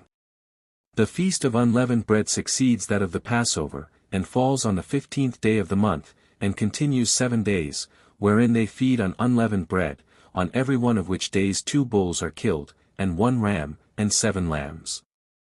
Now these lambs are entirely burnt, besides the kid of the goats which is added to all the rest, for sins, for it is intended as a feast for the priest on every one of those days. But on the 2nd day of unleavened bread, which is the 16th day of the month, they first partake of the fruits of the earth, for before that day they do not touch them. And while they suppose it proper to honor God, from whom they obtain this plentiful provision, in the first place, they offer the first fruits of their barley, and that in the manner following: they take a handful of the ears, and dry them, then beat them small, and purge the barley from the bran. They then bring 1/10 deal to the altar, to God, and, casting 1 handful of it upon the fire, they leave the rest for the use of the priest. And after this it is that they may publicly or privately reap their harvest. They also at this participation of the first fruits of the earth, sacrifice a lamb, as a burnt offering to God. 6. When a week of weeks has passed over after this sacrifice, which weeks contain 49 days, on the 50th day, which is Pentecost, but is called by the Hebrews Asartha, which signifies Pentecost, they bring to God a loaf, made of wheat flour, of 2/10 deals, with leaven, and for sacrifices they bring 2 lambs, and when they have only presented them to God, they are made ready for supper for the priests, nor is it permitted to leave anything of them till the day following. They also slay 3 bullocks for a burnt offering, and 2 rams, and 14 lambs, with 2 kids of the goats, for sins, nor is there any one of the festivals but in it they offer burnt offerings, they also allow themselves to rest on every one of them.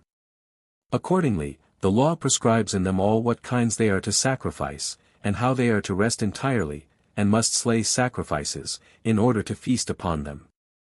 7. However, out of the common charges, baked bread, was set on the table of shewbread, without leaven, of 24 tenth deals of flour, for so much is spent upon this bread. 2 heaps of these were baked, they were baked the day before the Sabbath, but were brought into the holy place on the morning of the Sabbath, and set upon the holy table, 6 on a heap, 1 loaf still standing over against another, where 2 golden cups full of frankincense were also set upon them, and there they remained till another Sabbath, and then other loaves were brought in their stead, while the loaves were given to the priests for their food, and the frankincense was burnt in that sacred fire wherein all their offerings were burnt also, and so other frankincense was set upon the loaves instead of what was there before.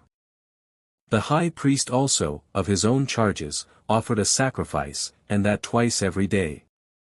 It was made of flour mingled with oil, and gently baked by the fire. The quantity was 1/10 deal of flour. He brought the half of it to the fire in the morning, and the other half at night.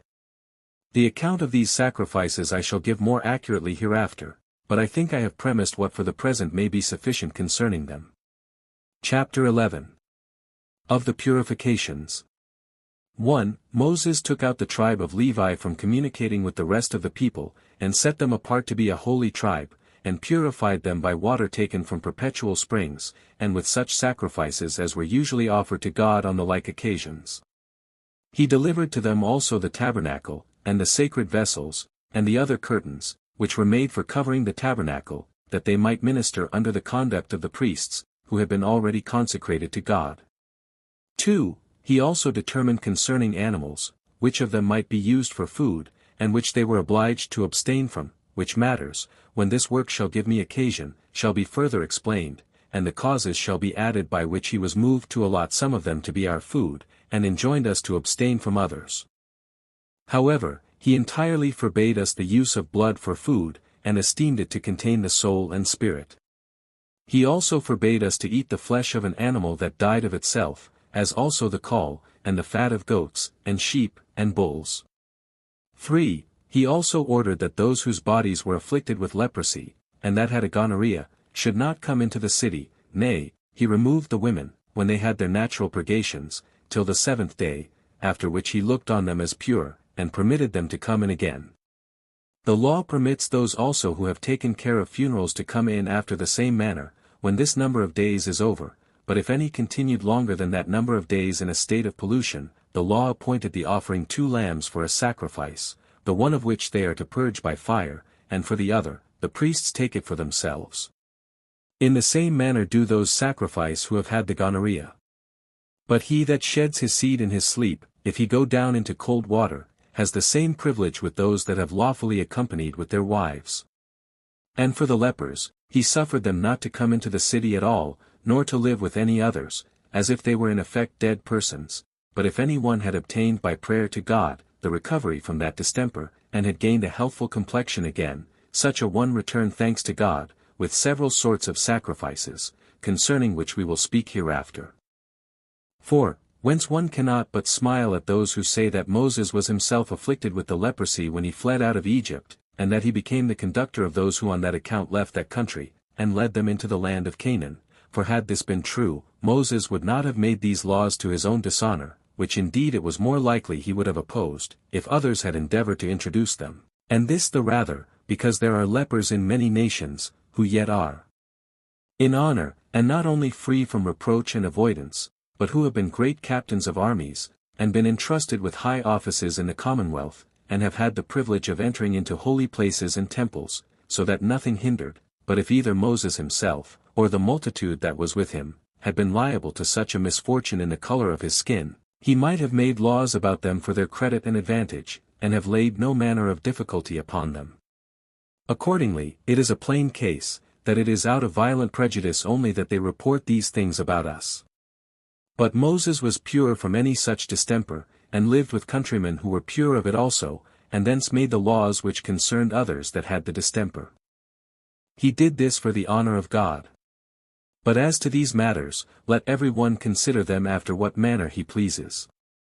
5. As to the women, when they have borne a child, Moses forbade them to come into the temple, or touch the sacrifices, before 40 days were over, supposing it to be a boy, but if she hath borne a girl, the law is that she cannot be admitted before twice that number of days be over. And when after the before-mentioned time appointed for them, they perform their sacrifices, the priests distribute them before God. 6. But if any one suspect that his wife has been guilty of adultery, he was to bring a 10th deal of barley flour, they then cast 1 handful to God and gave the rest of it to the priests for food. One of the priests set the woman at the gates that are turned towards the temple, and took the veil from her head, and wrote the name of God on parchment, and enjoined her to swear that she had not at all injured her husband, and to wish that, if she had violated her chastity, her right thigh might be put out of joint, that her belly might swell, and that she might die thus, but that if her husband, by the violence of his affection, and of the jealousy which arose from it, had been rashly moved to this suspicion, that she might bear a male child in the 10th month. Now when these oaths were over, the priest wiped the name of God out of the parchment, and wrung the water into a vial. He also took some dust out of the temple, if any happened to be there, and put a little of it into the vial, and gave it her to drink, whereupon the woman, if she were unjustly accused, conceived with child, and brought it to perfection in her womb, but if she had broken her faith of wedlock to her husband, and had sworn falsely before God, she died in a reproachful manner, her thigh fell off from her, and her belly swelled with a dropsy. And these are the ceremonies about sacrifices, and about the purifications thereto belonging, which Moses provided for his countrymen. He also prescribed the following laws to them. Chapter 12. Several laws. 1. As for adultery, Moses forbade it entirely, as esteeming it a happy thing that men should be wise in the affairs of wedlock, and that it was profitable both to cities and families that children should be known to be genuine. He also abhorred men's lying with their mothers, as one of the greatest crimes, and the like for lying with the father's wife, and with aunts, and sisters, and sons' wives, as all instances of abominable wickedness. He also forbade a man to lie with his wife when she was defiled by her natural purgation, and not to come near brute beasts, nor to approve of the lying with a male, which was to hunt after unlawful pleasures on account of beauty. To those who were guilty of such insolent behavior, he ordained death for their punishment. 2. As for the priests, he prescribed to them a double degree of purity 25, for he restrained them in the instances above, and moreover forbade them to marry harlots. He also forbade them to marry a slave, or a captive, and such as got their living by cheating trades, and by keeping inns, as also a woman parted from her husband, on any account whatsoever.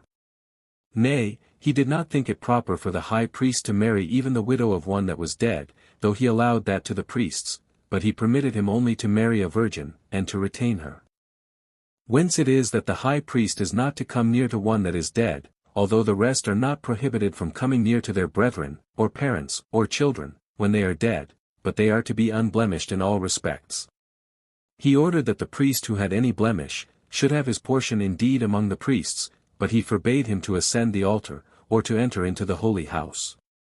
He also enjoined them, not only to observe purity in their sacred ministrations, but in their daily conversation, that it might be unblameable also. And on this account it is that those who wear the sacerdotal garments are without spot, and eminent for their purity and sobriety, nor are they permitted to drink wine so long as they wear those garments. 26 Moreover, they offer sacrifices that are entire, and have no defect whatsoever. 3. And truly Moses gave them all these precepts, being such as were observed during his own lifetime, but though he lived now in the wilderness, yet did he make provision how they might observe the same laws when they should have taken the land of Canaan. He gave them rest to the land from plowing and planting every 7th year, as he had prescribed to them to rest from working every 7th day, and ordered, that then what grew of its own accord out of the earth should in common belong to all that pleased to use it, making no distinction in that respect between their own countrymen and foreigners, and he ordained, that they should do the same after 7 times 7 years, which in all are 50 years, and that 50th year is called by the Hebrews the Jubilee, wherein debtors are freed from their debts, and slaves are set at liberty, which slaves became such, though they were of the same stock, by transgressing some of those laws the punishment of which was not capital, but they were punished by this method of slavery. This year also restores the land to its former possessors in the manner following: when the Jubilee is come, which name denotes liberty, he that sold the land, and he that bought it, meet together, and make an estimate, on one hand, of the fruits gathered, and, on the other hand, of the expenses laid out upon it. If the fruits gathered come to more than the expenses laid out, he that sold it takes the land again, but if the expenses prove more than the fruits, the present possessor receives of the former owner the difference that was wanting, and leaves the land to him, and if the fruits received, and the expenses laid out, prove equal to one another, the present possessor relinquishes it to the former owners. Moses would have the same law obtain as to those houses also which were sold in villages, but he made a different law for such as were sold in a city, for if he that sold it tendered the purchaser his money again within a year, he was forced to restore it, but in case a whole year had intervened, the purchaser was to enjoy what he had bought. This was the constitution of the laws which Moses learned of God when the camp lay under Mount Sinai, and this he delivered in writing to the Hebrews. 4. Now when this settlement of laws seemed to be well over, Moses thought fit at length to take a review of the host, as thinking it proper to settle the affairs of war. So he charged the heads of the tribes, excepting the tribe of Levi, to take an exact account of the number of those that were able to go to war, for as to the Levites, they were holy, and free from all such burdens. Now when the people had been numbered, there were found 600,000 that were able to go to war, from 20 to 50 years of age, besides 3,650. Instead of Levi, Moses took Manasseh, the son of Joseph, among the heads of tribes, and Ephraim instead of Joseph. It was indeed the desire of Jacob himself to Joseph, that he would give him his sons to be his own by adoption, as I have before related. 5. When they set up the tabernacle, they received it into the midst of their camp, 3 of the tribes pitching their tents on each side of it, and roads were cut through the midst of these tents. It was like a well-appointed market, and everything was there ready for sale in due order, and all sorts of artificers were in the shops, and it resembled nothing so much as a city that sometimes was movable, and sometimes fixed. The priests had the first places about the tabernacle, then the Levites, who, because their whole multitude was reckoned from 30 days old, were 23,880 males, and during the time that the cloud stood over the tabernacle, they thought proper to stay in the same place, as supposing that God there inhabited among them, but when that removed, they journeyed also. 6. Moreover, Moses was the inventor of the form of their trumpet, which was made of silver. Its description is this: in length it was little less than a cubit. It was composed of a narrow tube, somewhat thicker than a flute, but with so much breadth as was sufficient for admission of the breath of a man's mouth. It ended in the form of a bell, like common trumpets. Its sound was called in the Hebrew tongue a sasra. 2 of these being made, one of them was sounded when they required the multitude to come together to congregations. When the first of them gave a signal, the heads of the tribes were to assemble, and consult about the affairs to them properly belonging, but when they gave the signal by both of them, they called the multitude together. Whenever the tabernacle was removed, it was done in this solemn order: at the first alarm of the trumpet, those whose tents were on the east quarter prepared to remove; when the second signal was given, those that were on the south quarter did the like. In the next place, the tabernacle was taken to pieces, and was carried in the midst of 6 tribes that went before, and of 6 that followed, all the Levites assisting about the tabernacle, when the third signal was given, that part which had their tents towards the west put themselves in motion, and at the fourth signal those on the north did so likewise. They also made use of these trumpets in their sacred ministrations, when they were bringing their sacrifices to the altar as well on the Sabbaths as on the rest of the festival days, and now it was that Moses offered that sacrifice which was called the Passover in the wilderness, as the first he had offered after the departure out of Egypt. Chapter 13. Moses removed from Mount Sinai, and conducted the people to the borders of the Canaanites. A little while afterwards he rose up, and went from Mount Sinai, and, having passed through several mansions, of which we will speak, he came to a place called Hazroth, where the multitude began again to be mutinous, and to Moses for the misfortunes they had suffered their travels, and that when he had persuaded to leave a good land, they at once had lost land, and instead of that happy state he had them, they were still wandering in their miserable condition, being already in want of water. And if the manna should happen to fail, must then utterly perish. Yet while they spake many and sore things against there was one of them who exhorted them to be unmindful of Moses, and of what great pains he had been at about their common safety, not to despair of assistance from God. The multitude thereupon became still more unruly, and mutinous against Moses than before. Hereupon Moses, although he was so basely abused by them, encouraged them in their despairing condition and promised that he would procure them a quantity of flesh meat, and that not for a few days only, but for many days. This they were not to believe, and when one of them asked, whence he could obtain such vast plenty of what he promised, he replied, Neither God nor I, we hear such opprobrious language from will leave off our labors for you, and this soon appear also. As soon as ever he had said this, the whole camp was filled with quails, they stood round about them, and gathered great numbers. However, it was not long ere God punished the Hebrews for their insolence, those reproaches they had used towards him, no small number of them died, and still to this day the place retains the memory of this destruction and is named Kibroth-hattaavah, which is, graves of lust. Chapter 14. How Moses sent some persons to search out the land of the Canaanites, and the largeness of their cities, and further that when those who were sent were returned, after 40 days and reported that they should not be a match for them, and extolled the strength of the Canaanites, the multitude were disturbed and fell into despair, and were resolved to stone Moses, and to return back again into Egypt, and serve the Egyptians. 1. When Moses had led the Hebrews away from thence to a place called Paran, which was near to the borders of the Canaanites, and a place difficult to be continued in, he gathered the multitude together to a congregation, and standing in the midst of them, he said, Of the two things that God determined to bestow upon us, liberty, and the possession of a happy country, the one of them ye already are partakers of, by the gift of God, and the other you will quickly obtain, for we now have our abode near the borders of the Canaanites, and nothing can hinder the acquisition of it, when we now at last are fallen upon it. I say, not only no king nor city, but neither the whole race of mankind, if they were all gathered together, could do it. Let us therefore prepare ourselves for the work, for the Canaanites will not resign up their land to us without fighting, but it must be wrested from them by great struggles in war. Let us then send spies, who may take a view of the goodness of the land, and what strength it is of, but, above all things, let us be of one mind, and let us honor God, who above all is our helper and assister.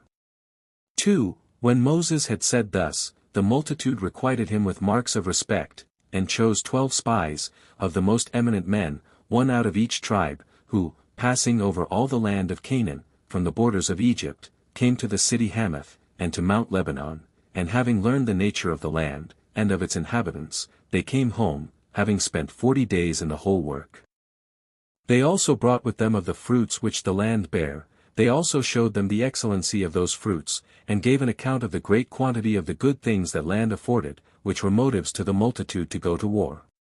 But then they terrified them again with the great difficulty there was in obtaining it, that the rivers were so large and deep that they could not be passed over, and that the hills were so high that they could not travel along for them, that the cities were strong with walls, and their firm fortifications round about them. They told them also, that they found at Hebron the posterity of the giants. Accordingly these spies, who had seen the land of Canaan, when they perceived that all these difficulties were greater there than they had met with since they came out of Egypt, they were affrighted at them themselves, and endeavored to affright the multitude also. 3. So they supposed, from what they had heard, that it was impossible to get the possession of the country. And when the congregation was dissolved, they, their wives and children, continued their lamentation, as if God would not indeed assist them, but only promised them fair. They also again blamed Moses, and made a clamor against him and his brother Aaron, the high priest.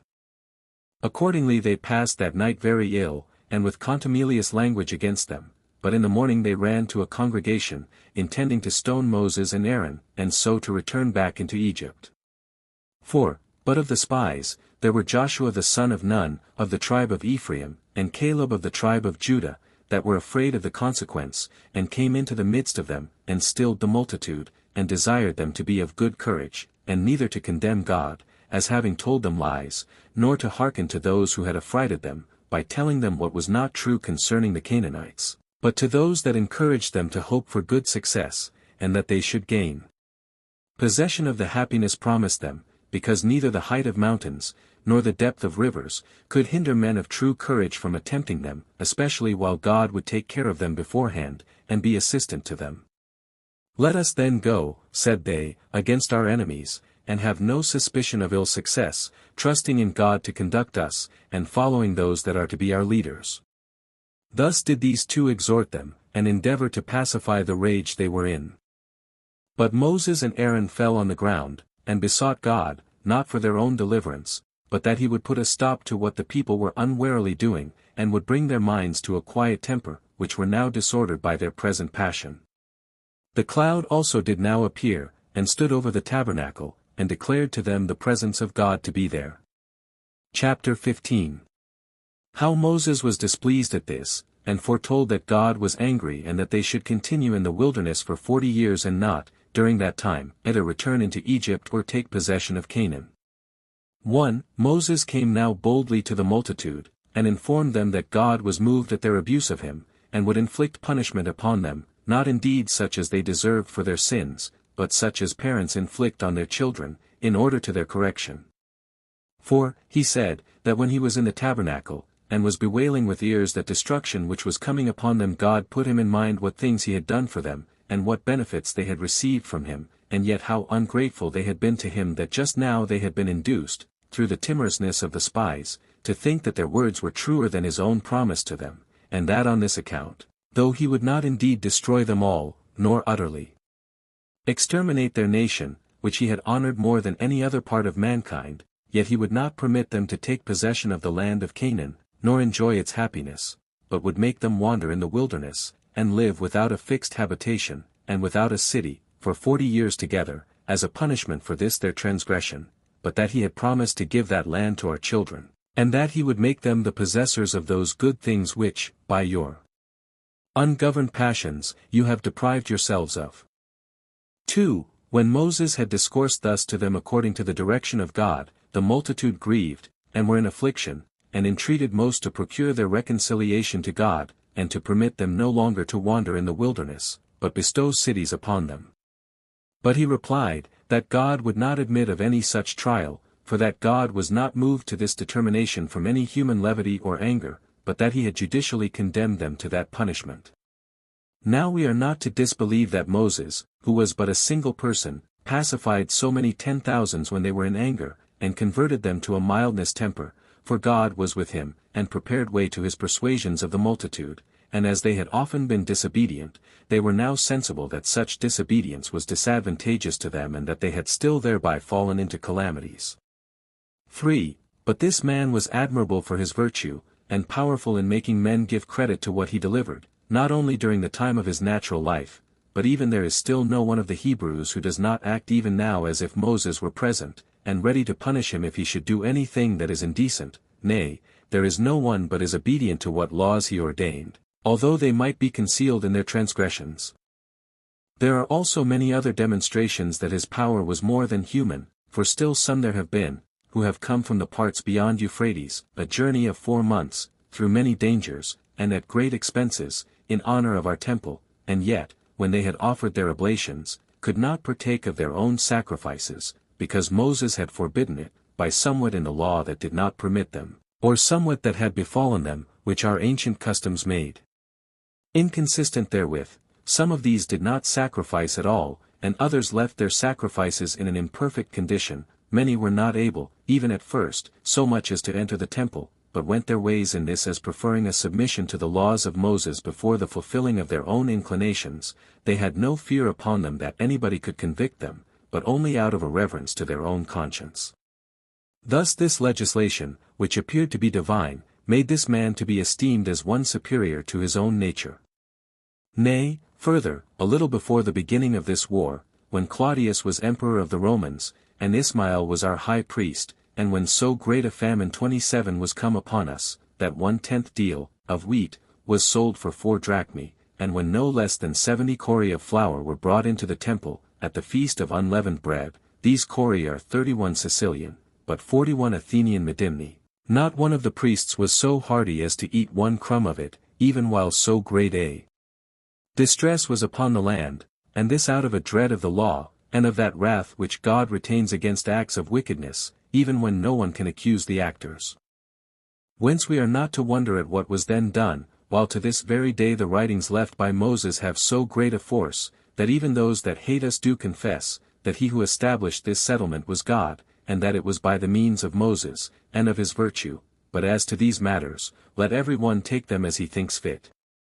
Footnotes 1. Return. Dr. Bernard takes notice here, that this place Mar, where the waters were bitter, is called by the Syrians and Arabians Mariri, and by the Syrians sometimes Morith, all derived from the Hebrew march. He also takes notice, that it is called the bitter fountain by Pliny himself, which waters remain there to this day, and are still bitter, as Thevenot assures us, and that there are also abundance of palm trees. See his Travels, Part 1, ch. 26, page 166. 2. Return. The additions here to Moses's account of the sweetening of the waters at Marah, seem derived from some ancient profane author, and he such an author also as looks less authentic than are usually followed by Josephus. Philo has not a syllable of these additions, nor any other ancient or writer that we know of. Had Josephus written these his Antiquities for the use of Jews, he would hardly have given them these very improbable circumstances, but writing to Gentiles, that they might not complain of his omission of any accounts of such miracles derived from Gentiles, he did not think proper to conceal what he had met with there about this matter. Which procedure is perfectly agreeable to the character and usage of Josephus upon many occasions. This note is, I confess, barely conjectural, and since Josephus never tells us when his own copy, taken out of the temple, had such additions, or when any ancient notes supplied them, or indeed when they are derived from Jewish, and when from Gentile antiquity, we can go no further than bare conjectures in such cases. Only the notions of Jews were generally so different from those of Gentiles, that we may sometimes make no improbable conjectures to which sort such additions belong. See also somewhat like these additions in Josephus's account of Elisha's making sweet the bitter and barren spring near Jericho, War, B. 4. Ch. 8. Sect. 3. Return. It seems to me, from what Moses, Exodus 16 verse 18, St. Paul, 2 Corinthians 8 verse 15, and Josephus here say, compared together, that the quantity of manna that fell daily, and did not putrefy, was just so much as came to an omer apiece, through the whole host of Israel, and no more. 4. Return. This supposal, that the sweet honey-dew or manna, so celebrated in ancient and modern authors, as falling usually in Arabia, was of the very same sort with this manna sent to the Israelites, savors more of Gentilism than of Judaism or Christianity. It is not improbable that some ancient Gentile author, read by Josephus, so thought, nor would he here contradict him, though just before, an Antique, B. 4. Ch. 3. Sect. 2. He seems directly to allow that it had not been seen before. However, this food from heaven is here described to be like snow, and in Artapanus, a heathen writer, it is compared to meal, color like to snow, rained down by God. Essay on the Old Test. Append. Page 239. But as to the derivation of the word manna, whether from man, which Josephus says then signified what is it, or from manna, to divide, i.e., a dividend or portion allotted to every one, it is uncertain. I incline to the latter derivation. This manna is called angel's food, Psalm 78 verse 26, and by Arsacier, John 6 verse 31, etc., as well as by Josephus here and elsewhere, Antique, B. 3. Ch. 5. Sect. 3. Said to be sent the Jews from heaven. 5. Return. This rock is there at this day, as the travelers agree, and must be the same that was there in the days of Moses, as being too large to be brought thither by our modern carriages. 6. Return. Note here, that the small book of the principal laws of Moses is ever said to be laid up in the holy house itself, but the larger Pentateuch, as here, somewhere within the limits of the temple and its courts only. See Antique, B. v. ch. 1. Sect.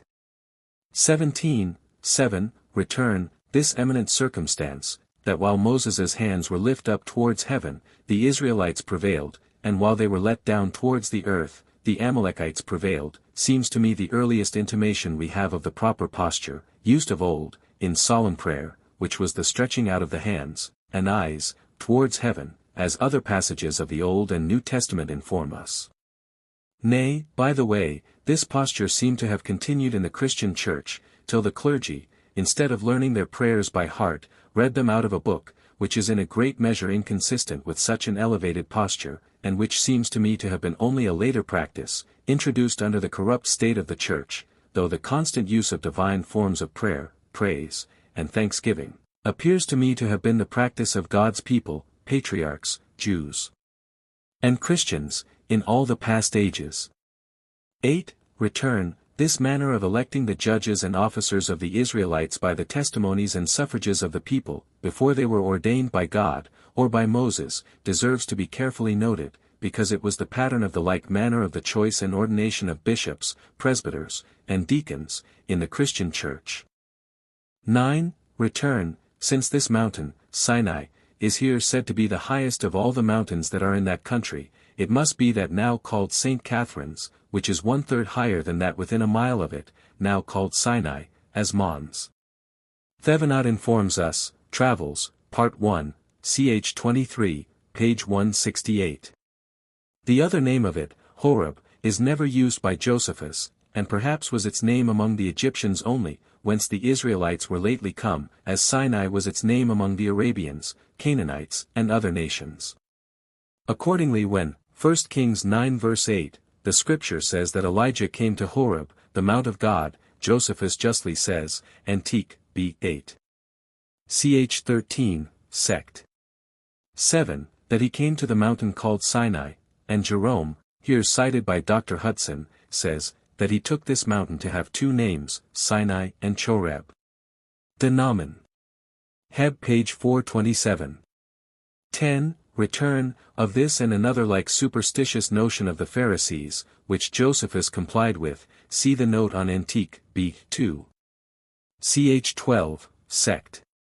4. 11. Return, this other work of Josephus, here referred to, seems to be that which does not appear to have been ever published, which yet he intended to publish, about the reasons of many of the laws of Moses, of which see the note on the preface, sect.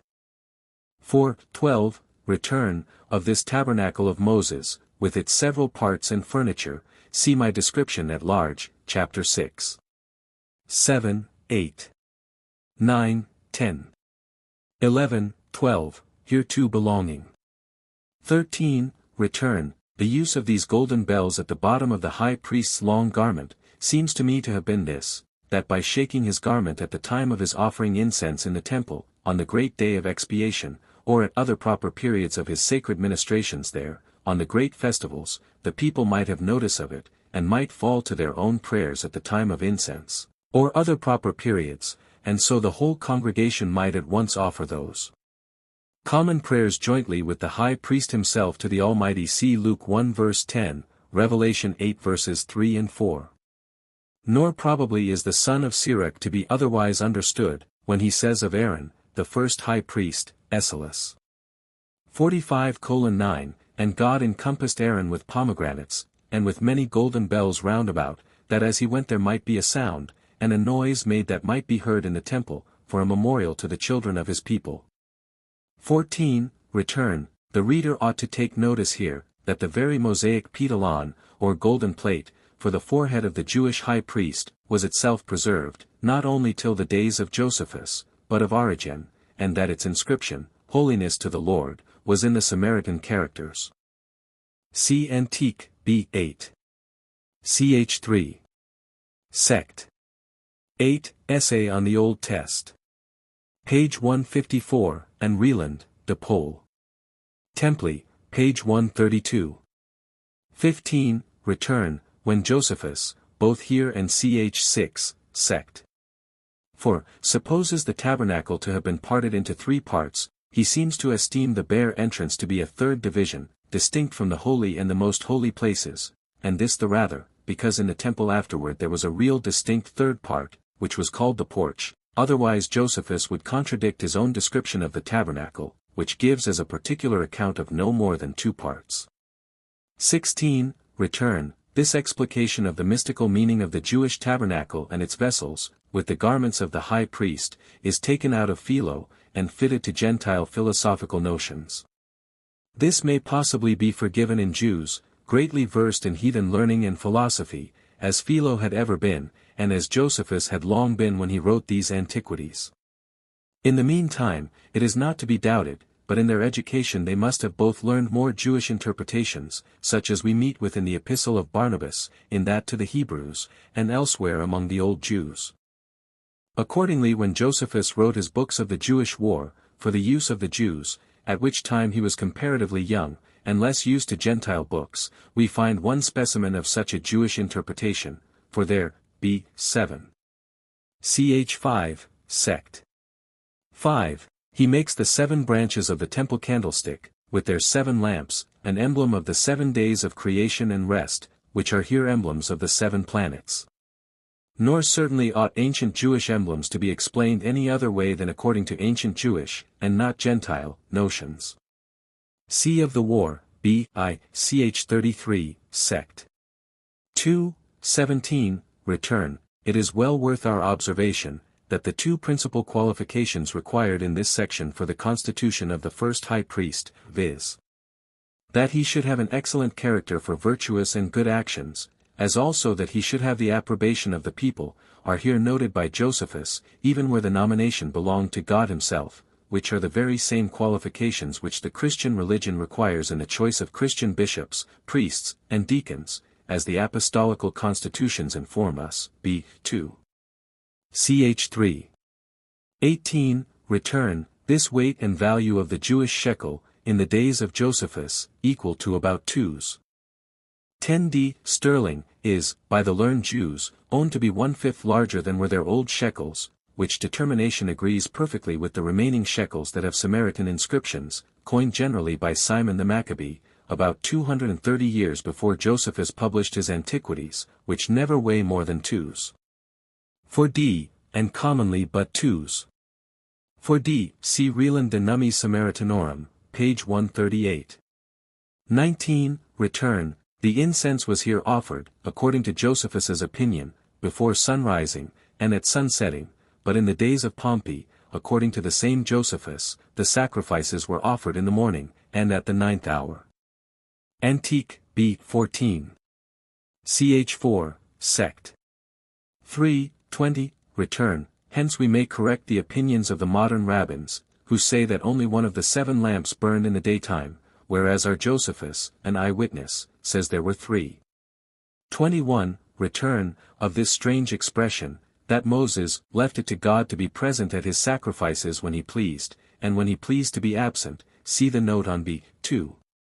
Against Apian, sect. 16, 22, return, these answers by the oracle of Urim and Thummim, which words signify, light and perfection, or, as the Septuagint render them, revelation and truth, and denote nothing further, that I see, but the shining stones themselves, which were used, in this method of illumination, in revealing the will of God, after a perfect and true manner, to his people Israel, I say. These answers were not made by the shining of the precious stones, after an awkward manner, in the high priest's breastplate, as the modern rabbins vainly suppose, for certainly the shining of the stones might precede or accompany the oracle, without itself delivering that oracle, see Antique. b. 6. Ch. 6. Sect. 4, but rather by an audible voice from the mercy seat between the cherubims. See Prideaux's Connect. At the year 534. This oracle had been silent, as Josephus here informs us, 200 years before he wrote his Antiquities, or ever since the days of the last good high priest of the family of the Maccabees, John Hyrcanus. Now it is here very well worth our observation, that the oracle before us was that by which God appeared to be present with, and gave directions to, his people Israel as their king, all the while they submitted to him in that capacity, and did not set over them such independent kings as governed according to their own wills and political maxims, instead of divine directions. Accordingly we meet with this oracle, besides angelic and prophetic admonitions, all along from the days of Moses and Joshua to the anointing of Saul, the first of the succession of the kings, Numbers 27:21, Joshua 6 verse 6, etc., 1950, Judges 1 verse 1, 18:4-6, 30, 31, 2018, 23, 26-28, 21:1, etc., 1 Samuel 1 verses 17 and 18, 3. Per tot. 4. Per tot. Nay, till Saul's rejection of the divine commands in the war with Amalek, when he took upon him to act as he thought fit, 1 Samuel 14 verses 3 and 18, 19, 36, 37, then this oracle left Saul entirely, which indeed he had seldom consulted before, 1 Samuel 14 verse 35, 1 Chronicles 10 verse 14, 13 verse 3, Antique. B. 7 ch 4 sec 2.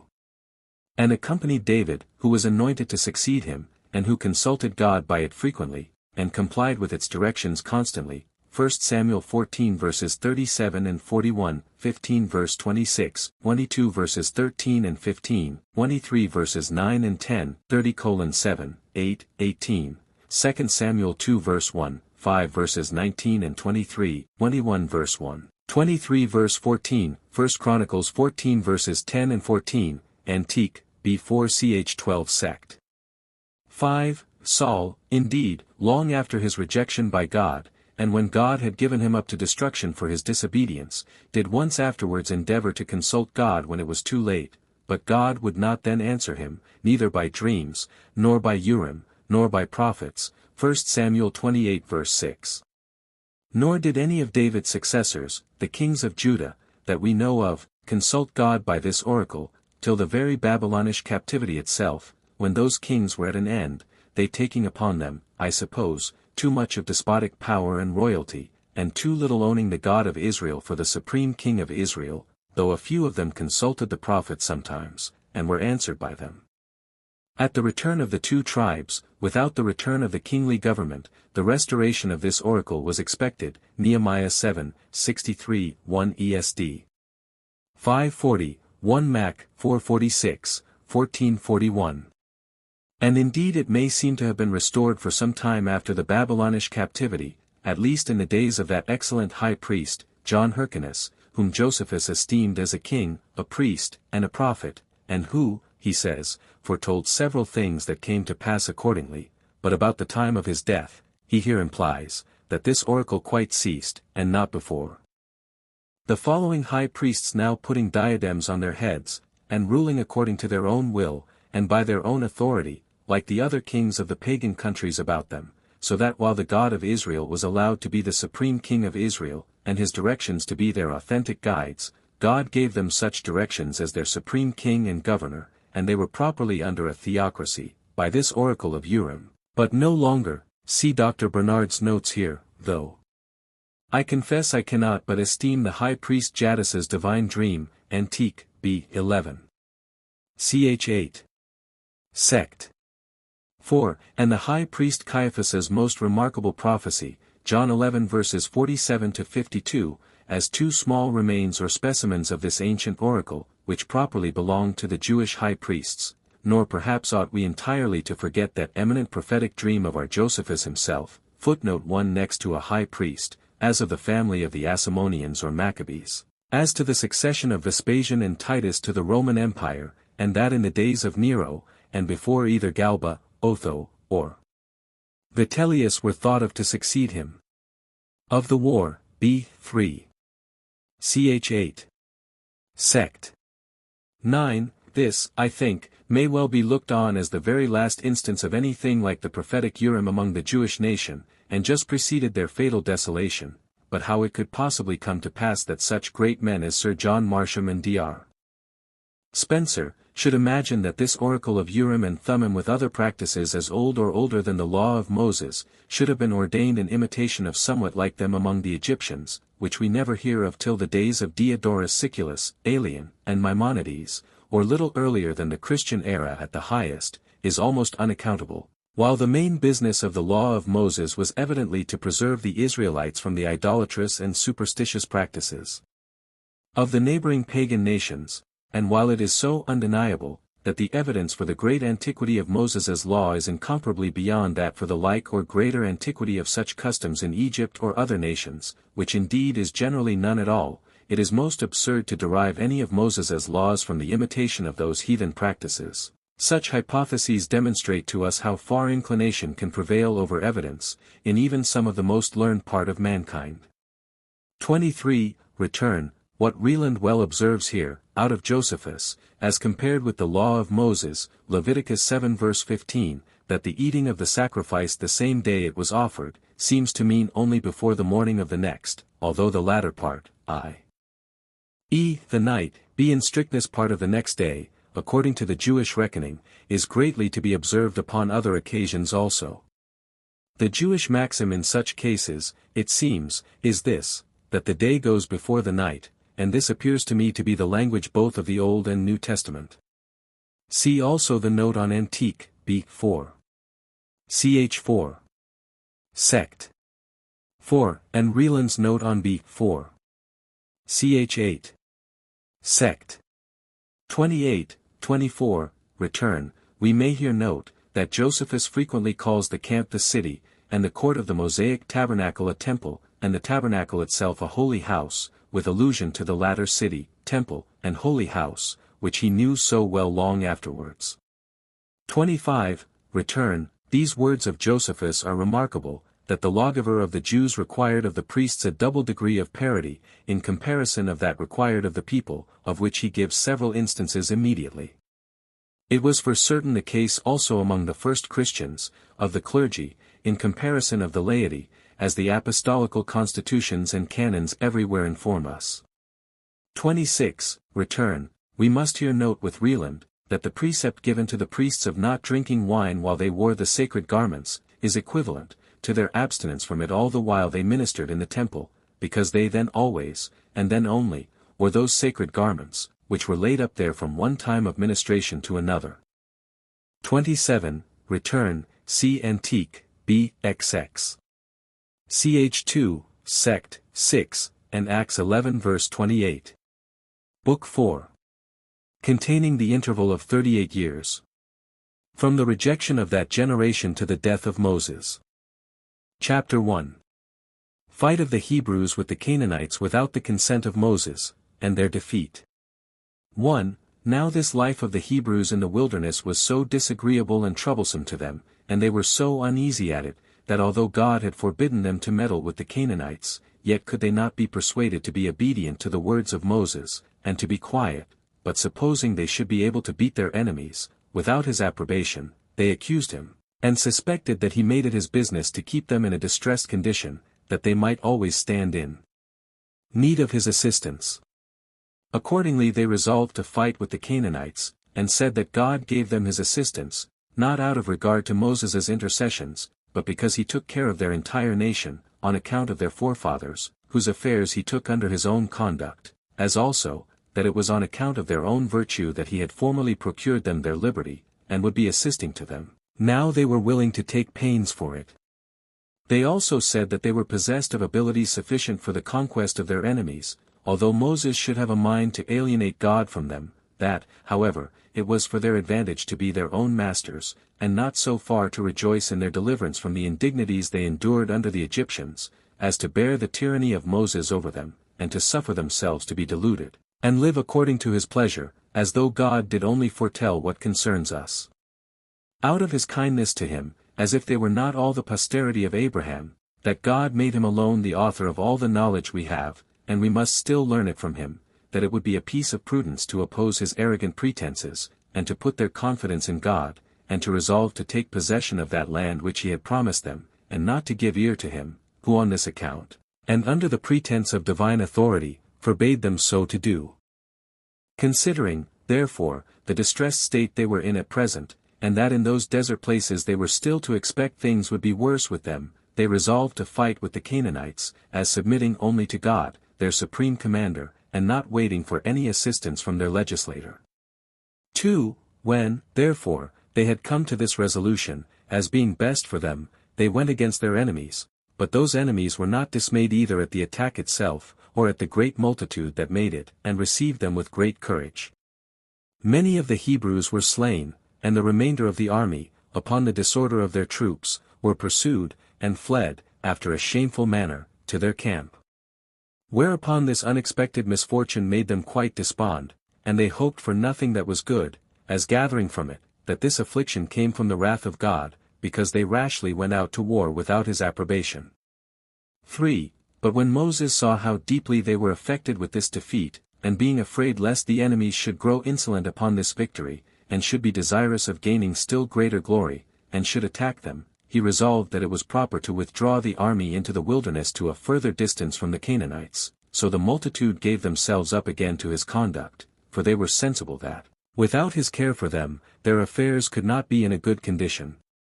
And he caused the host to remove, and he went further into the wilderness, as intending there to let them rest, and not to permit them to fight the Canaanites before God should afford them a more favorable opportunity. Chapter 2. The sedition of Korah and of the multitude against Moses, and against his brother, concerning the priesthood.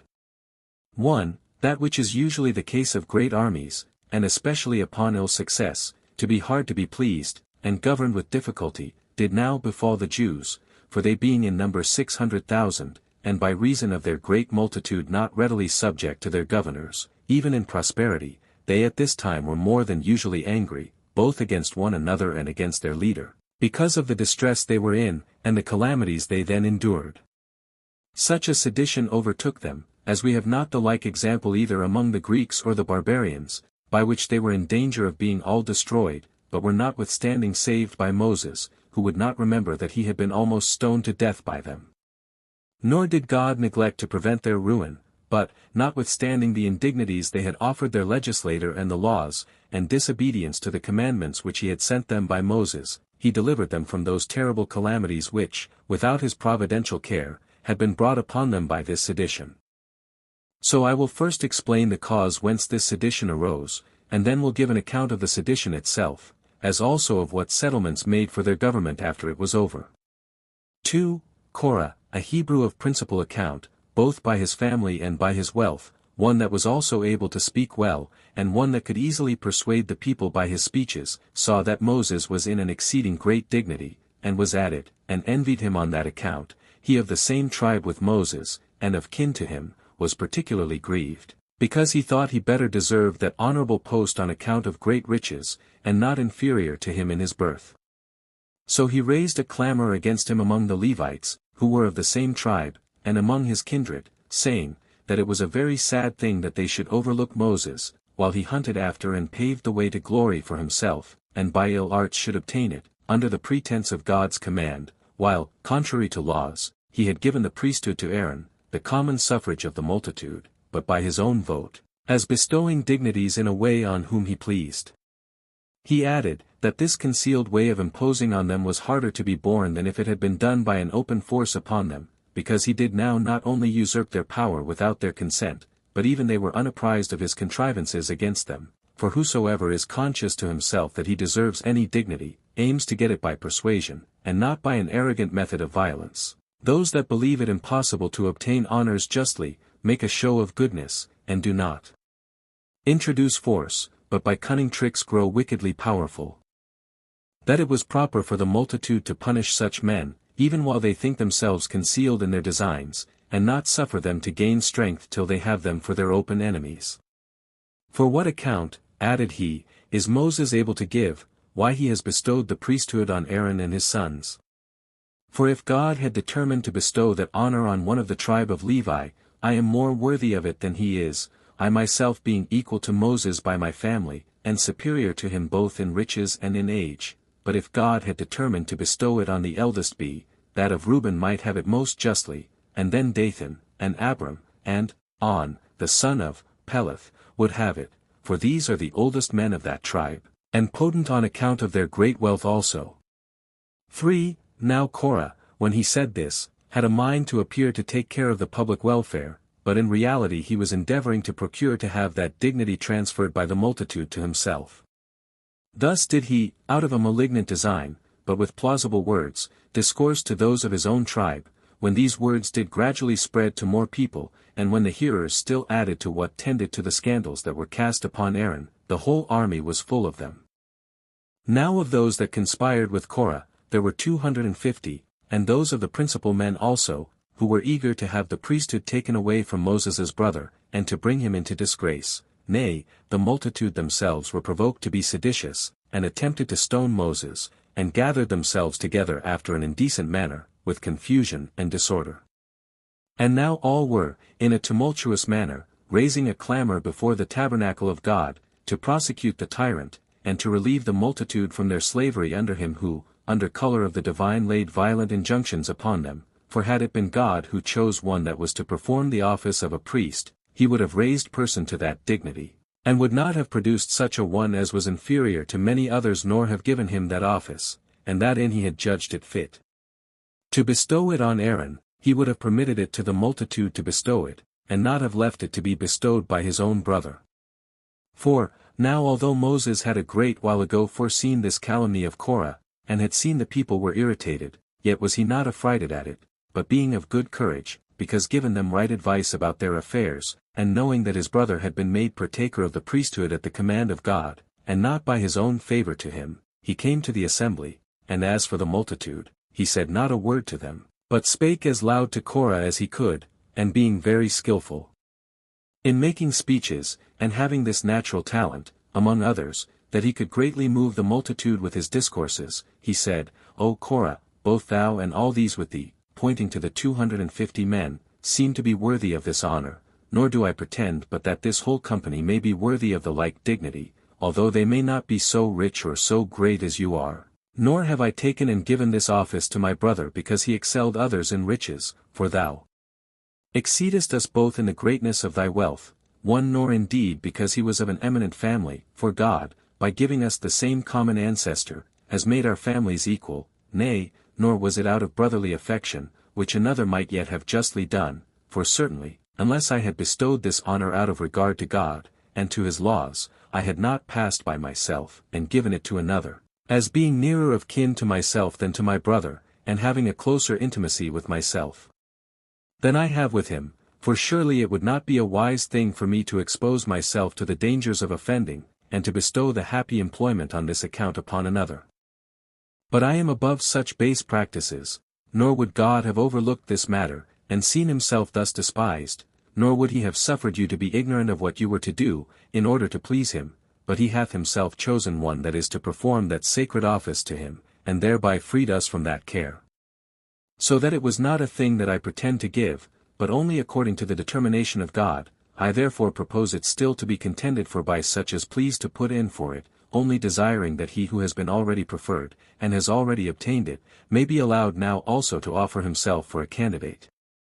He prefers your peace, and your living without sedition, to this honorable employment, although in truth it was with your approbation that he obtained it, for though God were the donor, yet do we not offend when we think fit to accept it with your good will. Yet would it have been an instance of impiety not to have taken that honorable employment when he offered it, nay, it had been exceedingly unreasonable, when God had thought fit any one should have it for all time to come, and had made it secure and firm to him, to have refused it. However, he himself will judge again who it shall be whom he would have to offer sacrifices to him, and to have the direction of matters of religion, for it is absurd that Korah, who is ambitious of this honor, should deprive God of the power of giving it to whom he pleases. Put an end, therefore, to your sedition and disturbance on this account, and tomorrow morning do every one of you that desire the priesthood bring a censer from home, and come hither with incense and fire, and do thou, O Korah, leave the judgment to God, and await to see on which side he will give his determination upon this occasion, but do not thou make thyself greater than God. Do thou also come, that this contest about this honorable employment may receive determination. And I suppose we may admit Aaron without offense, to offer himself to this scrutiny, since he is of the same lineage with thyself, and has done nothing in his priesthood that can be liable to exception. Come ye therefore together, and offer your incense in public before all the people, and when you offer it, he whose sacrifice God shall accept shall be ordained to the priesthood, and shall be clear of the present calumny on Aaron, as if I had granted him that favor because he was my brother. Chapter 3. How those that stirred up this sedition were destroyed, according to the will of God, and how Aaron, Moses' brother, both he and his posterity, retained the priesthood.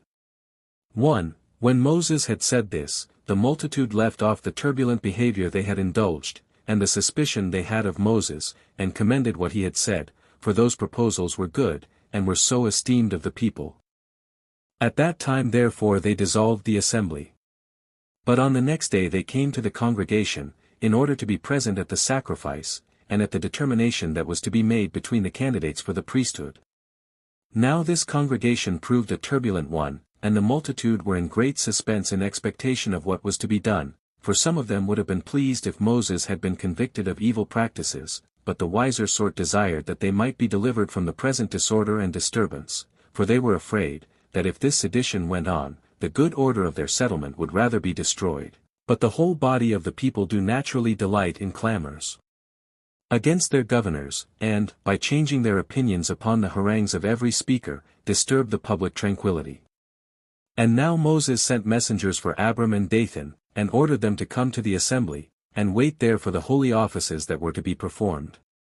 But they answered the messenger, that they would not obey his summons, nay, would not overlook Moses's behavior, who was growing too great for them by evil practices. Now when Moses heard of this their answer, he desired the heads of the people to follow him, and he went to the faction of Dathan, not thinking it any frightful thing at all to go to these insolent people, so they made no opposition, but went along with him. But Dathan, and his associates, when they understood that Moses and the principal of the people were coming to them, came out, with their wives and children, and stood before their tents, and looked to see what Moses would do. They had also their servants about them to defend themselves, in case Moses should use force against them. 2. But he came near, and lifted up his hands to heaven, and cried out with a loud voice, in order to be heard by the whole multitude, and said, O Lord of the creatures that are in the heaven, in the earth, and in the sea, for thou art the most authentic witness to what I have done, that it has all been done by thy appointment, and that it was thou that affordedst us assistance when we attempted anything, and showedst mercy on the Hebrews in all their distresses. Do thou come now, and hear all that I say, for no action or thought escapes thy knowledge, so that thou wilt not disdain to speak what is true, for my vindication, without any regard to the ungrateful imputations of these men. As for what was done before I was born, thou knowest best, as not learning them by report, but seeing them, and being present with them when they were done. But for what has been done of late, and which these men, although they know them well enough, unjustly pretend to suspect, be thou my witness. When I lived a private quiet life, I left those good things which, by my own diligence, and by thy counsel, I enjoyed with Rachel my father-in-law, and I gave myself up to this people, and underwent many miseries on their account. I also bore great labors at first, in order to obtain liberty for them, and now in order to their preservation, and have always showed myself ready to assist them in every distress of theirs.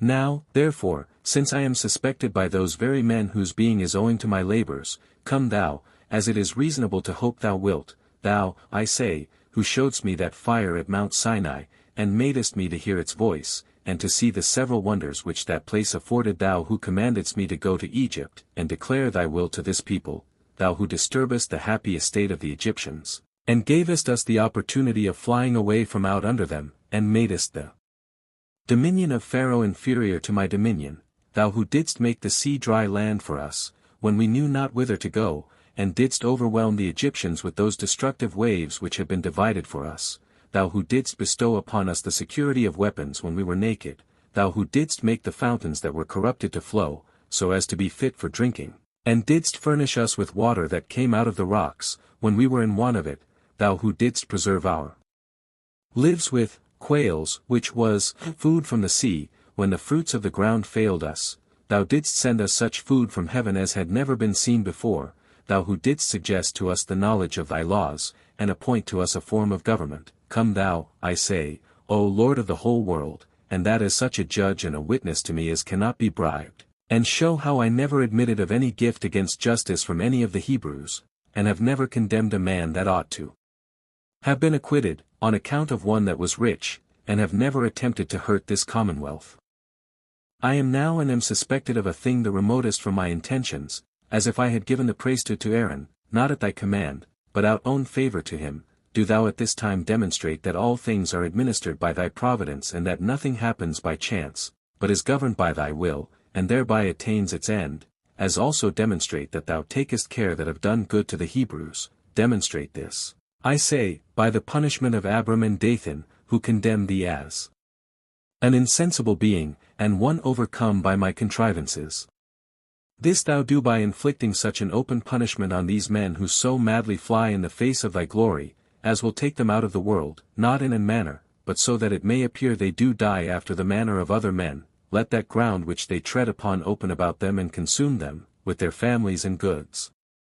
This will be a demonstration of thy power to all, and this method of their sufferings will be an instruction of wisdom for those that entertain profane sentiments of thee.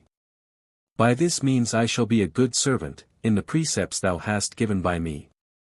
But if the calumnies they have raised against me be true, mayst thou preserve these men from every evil accident, and bring all that destruction on me which I have imprecated upon them. And when thou hast inflicted punishment on those that have endeavored to deal unjustly with this people, bestow upon them concord and peace. Save this multitude that follow thy commandments, and preserve them free from harm, and let them not partake of the punishment of those that have sinned, for thou knowest thyself it is not just, that for the wickedness of those men the whole body of the Israelites should suffer punishment. 3. When Moses had said this, with tears in his eyes, the ground was moved on a sudden, and the agitation that set it in motion was like that which the wind produces in waves of the sea.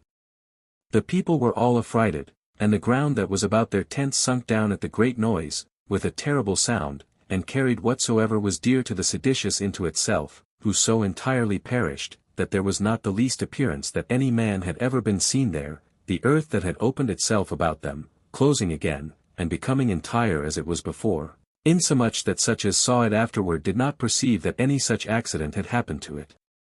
Thus did these men perish, and become a demonstration of the power of God. And truly, any one would lament them, not only on account of this calamity that befell them, which yet deserves our commiseration, but also because their kindred were pleased with their sufferings, for they forgot the relation they bare to them, and at the sight of this sad accident approved of the judgment given against them, and because they looked upon the people about Dathan as pestilent men, they thought they perished as such, and did not grieve for them. 4. And now Moses called for those that contended about the priesthood, that trial might be made who should be priest, and that he whose sacrifice God was best pleased with might be ordained to that function.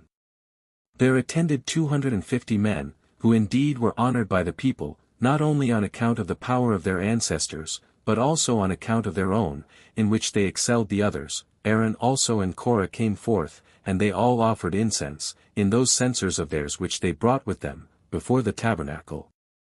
Hereupon so great a fire shone out as no one ever saw in any that is made by the hand of man, neither in those eruptions out of the earth that are caused by subterraneous burn rags, nor in such fires as arise of their own accord in the woods, when the agitation is caused by the trees rubbing one against another, but this fire was very bright, and had a terrible flame, such as is kindled at the command of God, by whose eruption on them, all the company, and Korah himself, were destroyed, 2. And this so entirely, that their very bodies left no remains behind them. Aaron alone was preserved, and not at all hurt by the fire, because it was God that sent the fire to burn those only who ought to be burned. Hereupon Moses, after these men were destroyed, was desirous that the memory of this judgment might be delivered down to posterity, and that future ages might be acquainted with it, and so he commanded Eleazar, the son of Aaron, to put their censers near the brazen altar, that they might be a memorial to posterity of what these men suffered, for supposing that the power of God might be eluded. And thus Aaron was now no longer esteemed to have the priesthood by the favor of Moses, but by the public judgment of God, and thus he and his children peaceably enjoyed that honor afterward. Chapter 4. What happened to the Hebrews during 38 years in the wilderness. 1. However, this sedition was so far from ceasing upon this destruction, that it grew much stronger, and became more intolerable. And the occasion of its growing worse was of that nature, as made it likely the calamity would never cease, but last for a long time, for the men, believing already that nothing is done without the providence of God, would have it that these things came thus to pass not without God's favor to Moses. They therefore laid the blame upon him that God was so angry, and that this happened not so much because of the wickedness of those that were punished, as because Moses procured the punishment, and that these men had been destroyed without any sin of theirs, only because they were zealous about the divine worship, as also, that he who had been the cause of this diminution of the people, by destroying so many men, and those the most excellent of them all, besides his escaping any punishment himself, had now given the priesthood to his brother so firmly, that nobody could any longer dispute it with him, for no one else, to be sure, could now put in for it, since he must have seen those that first did so to have miserably perished. Nay, besides this, the kindred of those that were destroyed made great entreaties to the multitude to abate the arrogance of Moses, because it would be safest for them so to do.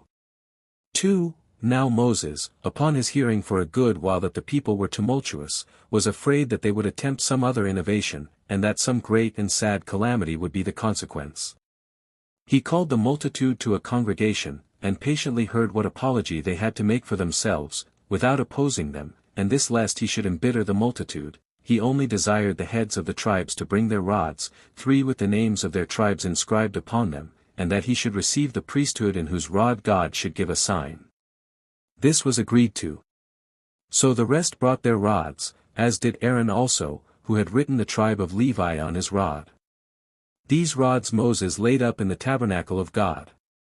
On the next day he brought out the rods, which were known from one another by those who brought them, they having distinctly noted them, as had the multitude also, and as to the rest, in the same form Moses had received them, in that they saw them still, but they also saw buds and branches grown out of Aaron's rod, with ripe fruits upon them, they were almonds, the rod having been cut out of that tree.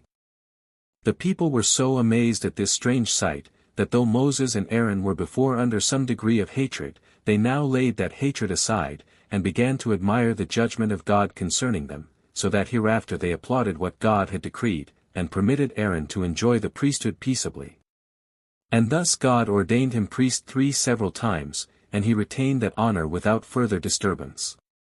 And hereby this sedition of the Hebrews, which had been a great one, and had lasted a great while, was at last composed.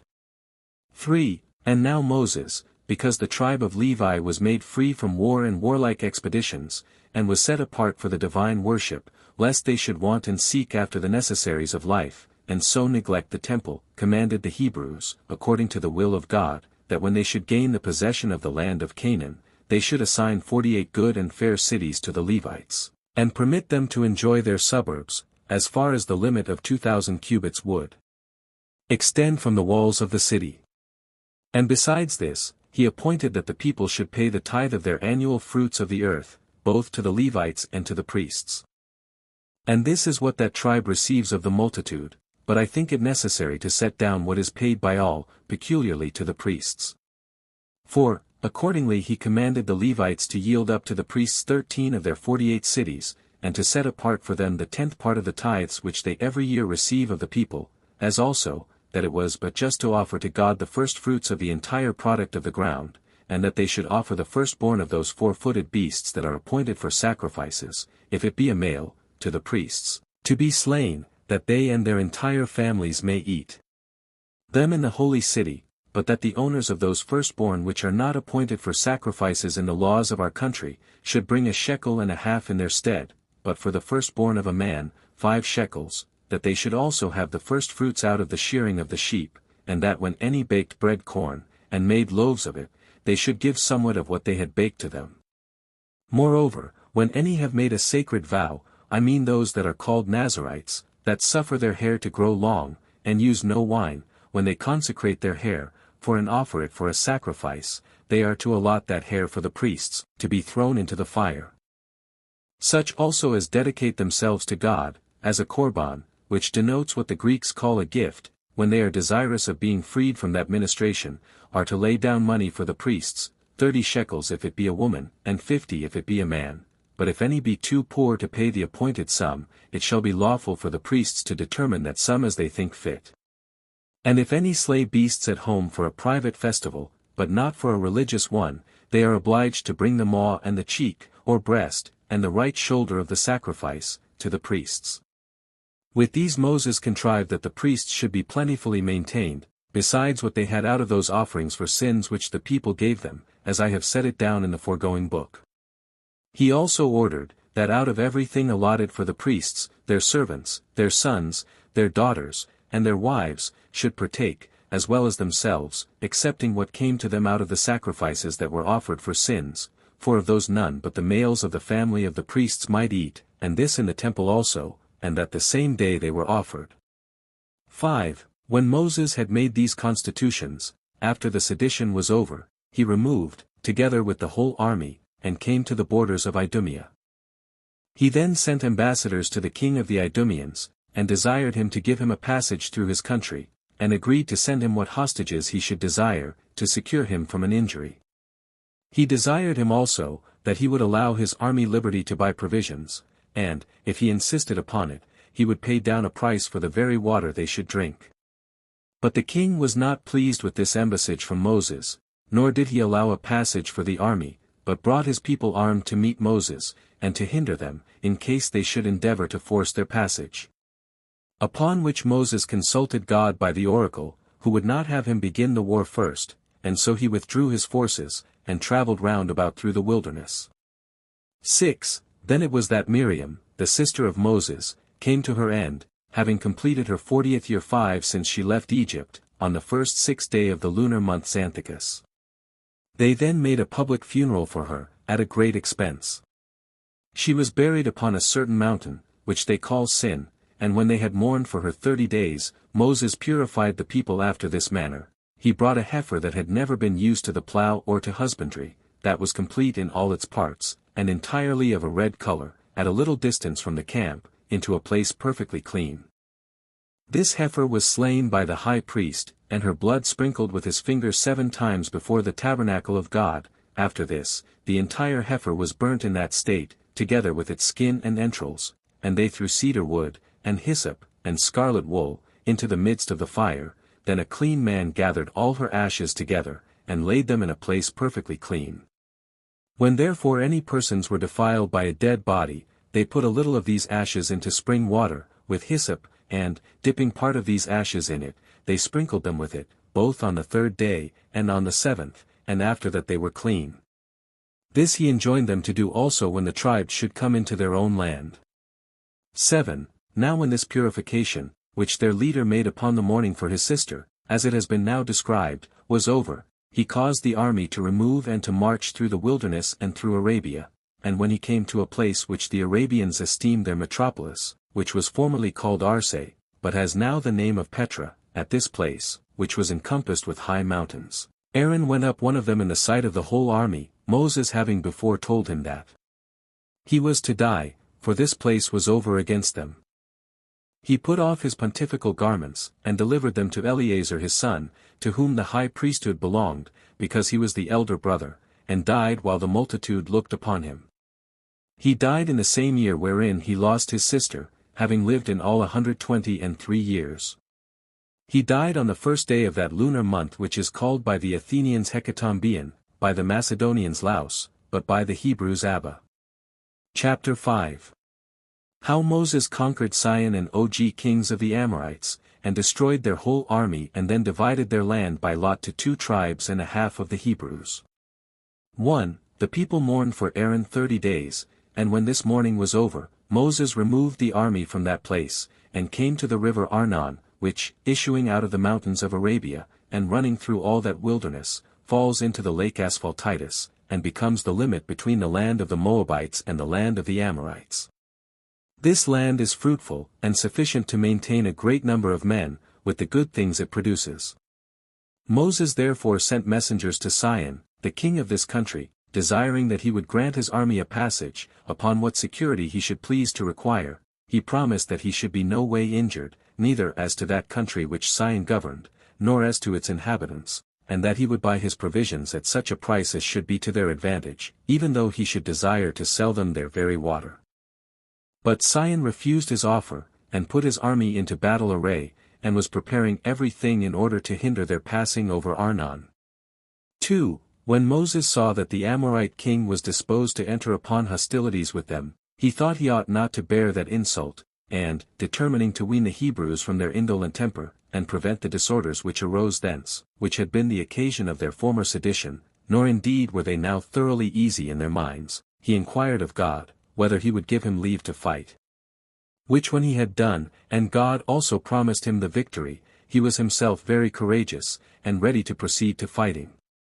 Accordingly he encouraged the soldiers, and he desired of them that they would take the pleasure of fighting, now God gave them leave so to do. They then, upon the receipt of this permission, which they so much longed for, put on their whole armor, and set about the work without delay. But the Amorite king was not now like to himself when the Hebrews were ready to attack him, but both he himself was affrighted at the Hebrews, and his army, which before had showed themselves to be of good courage, were then found to be timorous, so they could not sustain the first onset, nor bear up against the Hebrews, but fled away, as thinking this would afford them a more likely way for their escape than fighting, for they depended upon their cities, which were strong, from which yet they reaped no advantage when they were forced to fly to them, for as soon as the Hebrews saw them giving ground, they immediately pursued them close, and when they had broken their ranks, they greatly terrified them, and some of them broke off from the rest, and ran away to the cities.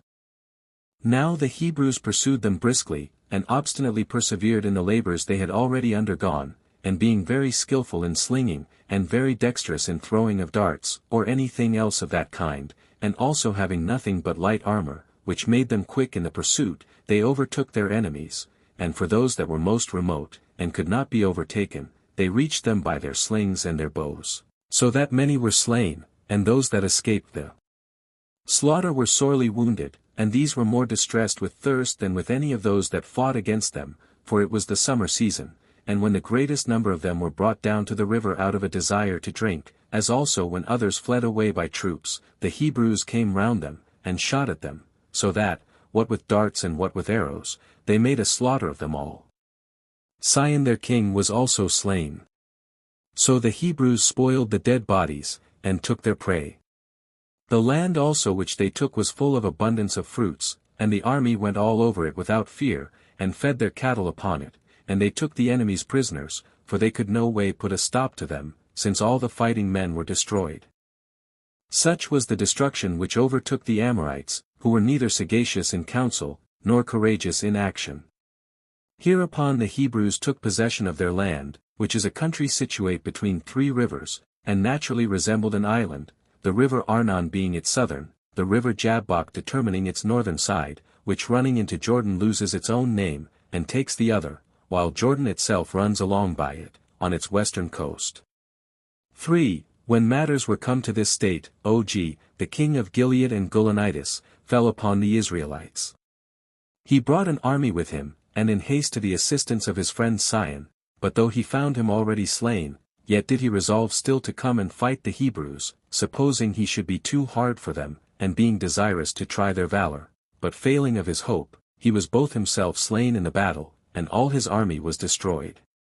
So Moses passed over the river Jabbok, and overran the kingdom of Og. He overthrew their cities, and slew all their inhabitants, who yet exceeded in riches all the men in that part of the continent, on account of the goodness of the soil, and the great quantity of their wealth. Now Og had very few equals either in the largeness of his body, or handsomeness of his appearance. He was also a man of great activity in the use of his hands, so that his actions were not unequal to the vast largeness and handsome appearance of his body. And men could easily guess at his strength and magnitude when they took his bed at Rabbath, the royal city of the Ammonites. Its structure was of iron, its breadth 4 cubits, and its length a cubit more than double thereto. However, his fall did not only improve the circumstances of the Hebrews for the present, but by his death he was the occasion of further good success to them, for they presently took those 60 cities, which were encompassed with excellent walls, and had been subject to him, and all got both in general and in particular a great prey. Chapter 6.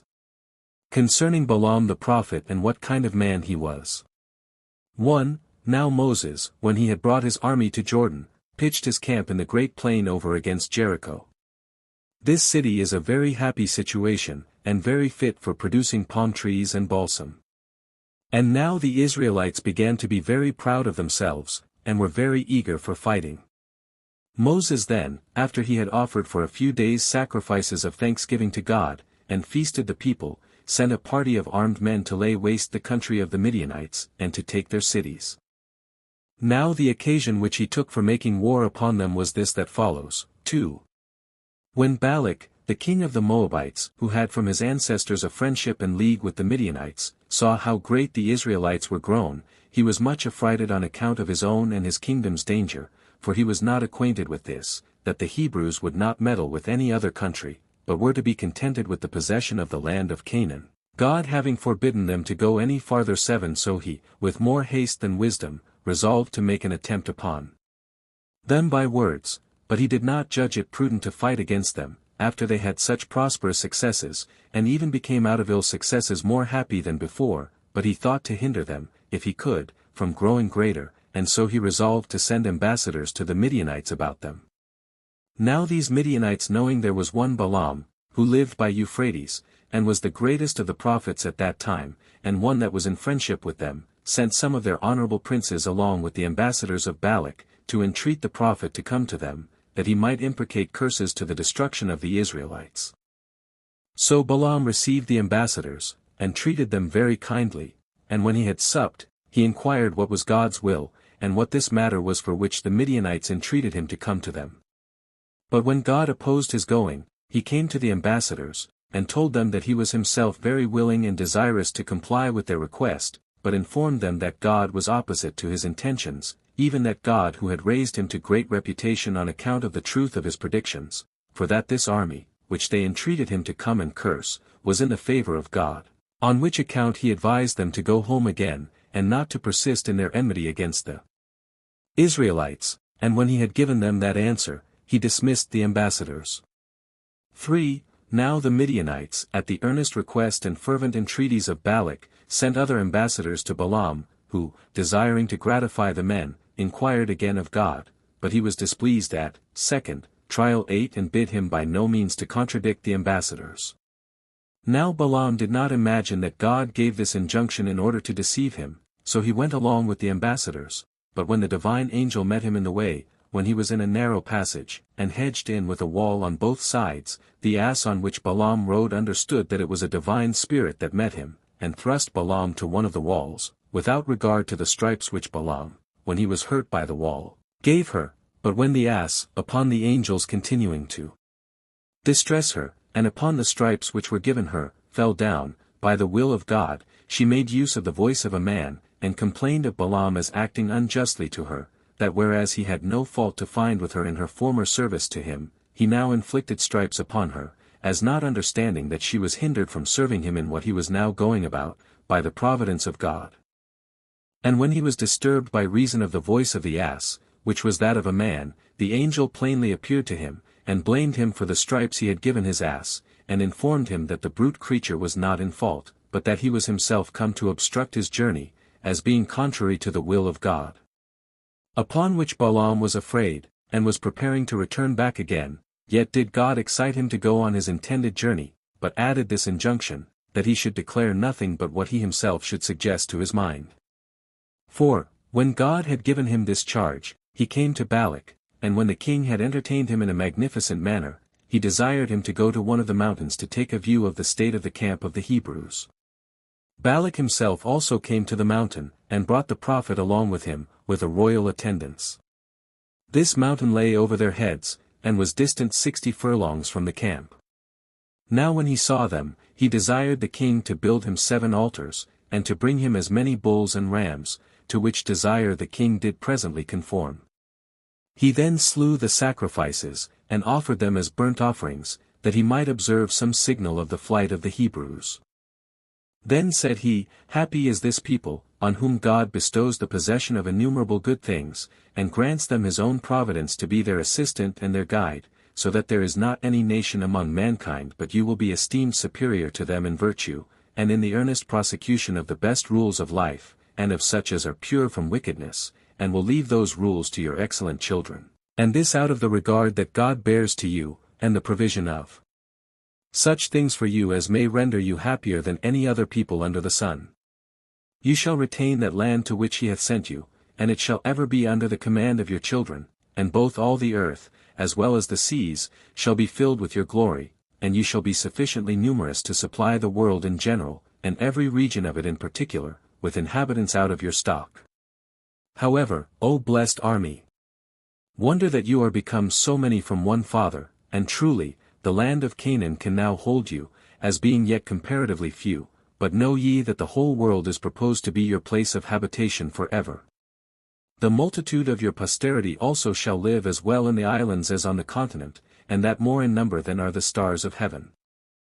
And when you are become so many, God will not relinquish the care of you, but will afford you an abundance of all good things in times of peace, with victory and dominion in times of war. May the children of your enemies have an inclination to fight against you, and may they be so hardy as to come to arms, and to assault you in battle, for they will not return with victory, nor will their return be agreeable to their children and wives. To so great a degree of valor will you be raised by the providence of God, who is able to diminish the affluence of some, and to supply the wants of others. 5. Thus did Balaam speak by inspiration, as not being in his own power, but moved to say what he did by the divine Spirit.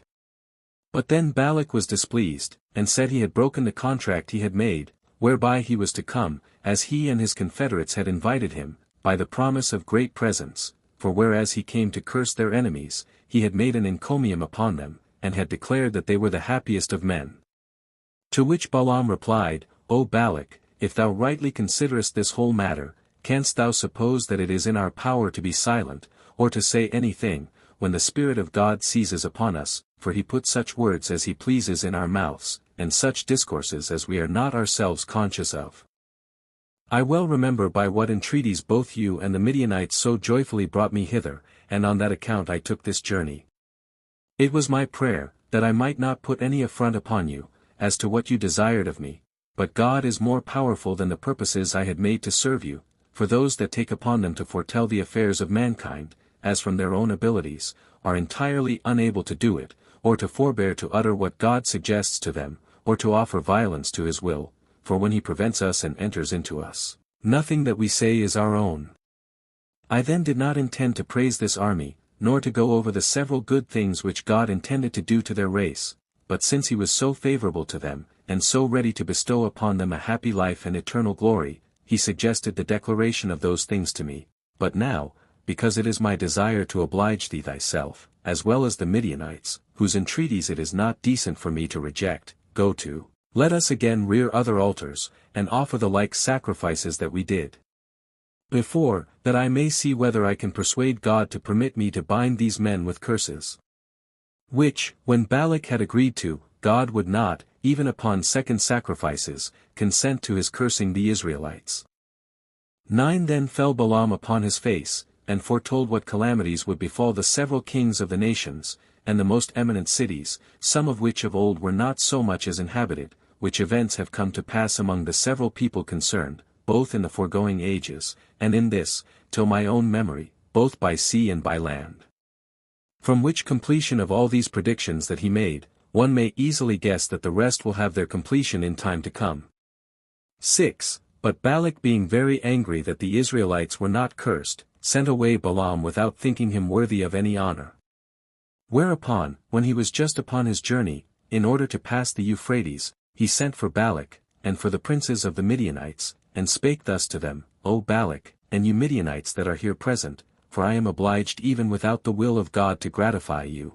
It is true no entire destruction can seize upon the nation of the Hebrews, neither by war, nor by plague, nor by scarcity of the fruits of the earth, nor can any other unexpected accident be their entire ruin, for the providence of God is concerned to preserve them from such a misfortune, nor will it permit any such calamity to come upon them whereby they may all perish, but some small misfortunes, and those for a short time, whereby they may appear to be brought low, may still befall them, but after that they will flourish again, to the terror of those that brought those mischiefs upon them. So that if you have a mind to gain a victory over them for a short space of time, you will obtain it by following my directions. Do you therefore set out the handsomest of such of your daughters as are most eminent for beauty, 10 and proper to force and conquer the modesty of those that behold them, and these decked and trimmed to the highest degree able.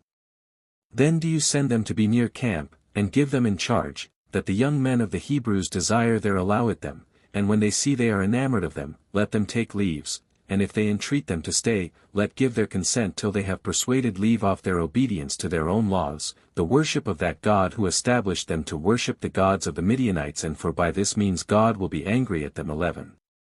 Accordingly, when Balaam had suggested counsel to them, he went his way. 7. So when the Midianites had sent their daughters, as Balaam had exhorted them, the Hebrew men were allured by their beauty, and came with them, and besought them not to grudge them the enjoyment of their beauty, nor to deny them their conversation.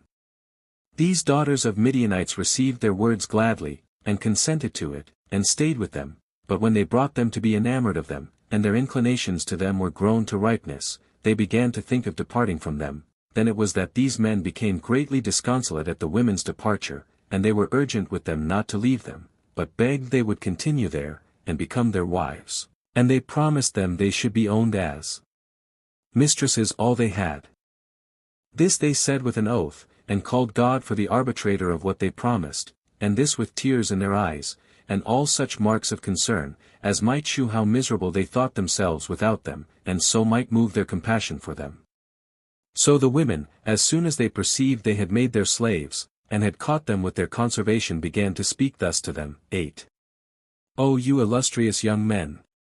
We have of our own at home, and great plenty of good things there, together with the natural, affectionate parents and friends, nor is it out of our want of any such things that we came to discourse with you, nor did we admit of your invitation with design to prostitute the beauty of our bodies for gain, but taking you for brave and worthy men, we agreed to your request, that we might treat you with such honors as hospitality required, and now seeing you say that you have a great affection for us, and are troubled when you think we are departing, we are not averse to your entreaties, and if we may receive such assurance of your goodwill as we think can be alone sufficient, we will be glad to lead our lives with you as your wives, but we are afraid that you will in time be weary of our company, and will then abuse us, and send us back to our parents, after an ignominious manner. And they desired that they would excuse them in their guarding against that danger. But the young men professed they would give them any assurance they should desire, nor did they at all contradict what they requested, so great was the passion they had for them. If then, said they, this be your resolution, since you make use of such customs and conduct of life as are entirely different from all other men, 12 insomuch that your kinds of food are peculiar to yourselves, and your kinds of drink not common to others, it will be absolutely necessary, if you would have us for your wives, that you do withal worship our gods. Nor can there be any other demonstration of the kindness which you say you already have, and promise to have hereafter to us, than this, that you worship the same gods that we do. For has any one reason to complain, that now you are come into this country, you should worship the proper gods of the same country? Especially while our gods are common to all men, and yours such as belong to nobody else but yourselves. So they said they must either come into such methods of divine worship as all others came into, or else they must look out for another world, wherein they may live by themselves, according to their own laws. 9. Now the young men were induced by the fondness they had for these women to think they spake very well, so they gave themselves up to what they persuaded them, and transgressed their own laws, and supposing there were many gods, and resolving that they would sacrifice to them according to the laws of that country which ordained them, they both were delighted with their strange food, and went on to do everything that the women would have them do, though in contradiction to their own laws, so far indeed that this transgression was already gone through the whole army of the young men, and they fell into a sedition that was much worse than the former, and into danger of the entire abolition of their own institutions, for when once the youth had tasted of these strange customs, they went with insatiable inclinations into them, and even where some of the principal men were illustrious on account of the virtues of their fathers, they also were corrupted together with the rest.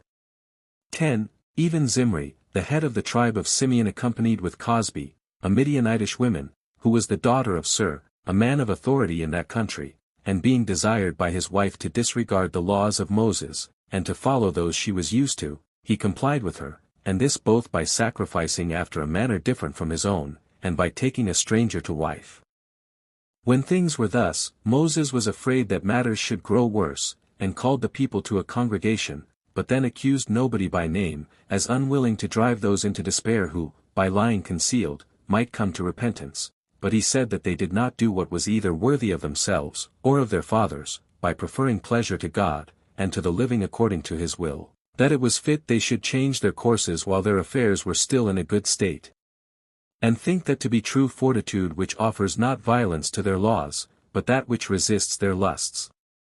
And besides that, he said it was not a reasonable thing, when they had lived soberly in the wilderness, to act madly now when they were in prosperity, and that they ought not to lose, now they have abundance, what they had gained when they had little, and so did he endeavor, by saying this, to correct the young inert, and to bring them to repentance for what they had done. 11. But Zimri arose up after him, and said, Yes, indeed, Moses, thou art at liberty to make use of such laws as thou art so fond of, and hast, by accustoming thyself to them, made them firm. Otherwise, if things had not been thus, thou hadst often been punished before now, and hadst known that the Hebrews are not easily put upon. But thou shalt not have me one of thy followers in thy tyrannical commands. For thou dost nothing else hitherto, but, under pretense of laws, and of God, wickedly impose on us slavery, and gain dominion to thyself, while thou deprivest us of the sweetness of life, which consists in acting according to our own wills, and is the right of free men, and of those that have no lord over them.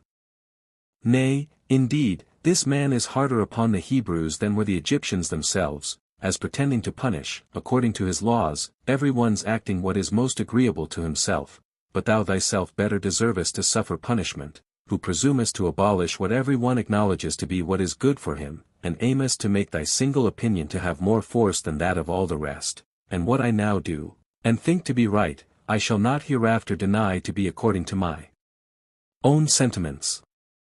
I have married, as thou sayest rightly, a strange woman, and thou hearest what I do from myself as from one that is free, for truly I did not intend to conceal myself. I also own that I sacrifice to those gods to whom you do not think it fit to sacrifice, and I think it right to come at truth by inquiring of many people, and not like one that lives under tyranny, to suffer the whole hope of my life to depend upon one man, nor shall any one find cause to rejoice who declares himself to have more authority over my actions than myself. 12. Now when Zimri had said these things, about what he and some others had wickedly done, the people held their peace, both out of fear of what might come upon them, and because they saw that their legislator was not willing to bring his insolence before the public any further, or openly to contend with him, for he avoided that, lest many should imitate the impudence of his language, and thereby disturb the multitude. Upon this the assembly was dissolved. However, the mischievous attempt had proceeded further, if Zimri had not been first slain, which came to pass on the following occasion. Phinehas, a man in other respects better than the rest of the young men, and also one that surpassed his contemporaries in the dignity of his father, for he was the son of Eleazar the high priest, and the grandson of Aaron, Moses' brother, who was greatly troubled at what was done by Zimri. He resolved in earnest to inflict punishment on him, before his unworthy behavior should grow stronger by impunity, and in order to prevent this transgression from proceeding further, which would happen if the ringleaders were not punished. He was of so great magnanimity, both in strength of mind and body, that when he undertook any very dangerous attempt, he did not leave it off till he overcame it, and got an entire victory.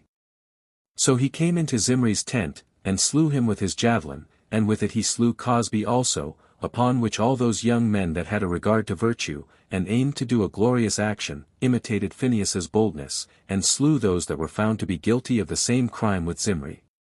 Accordingly many of those that had transgressed perished by the magnanimous valor of these young men, and the rest all perished by a plague, which distemper God himself inflicted upon them, so that all those their kindred, who, instead of hindering them from such wicked actions, as they ought to have done, had persuaded them to go on, were esteemed by God as partners in their wickedness, and died.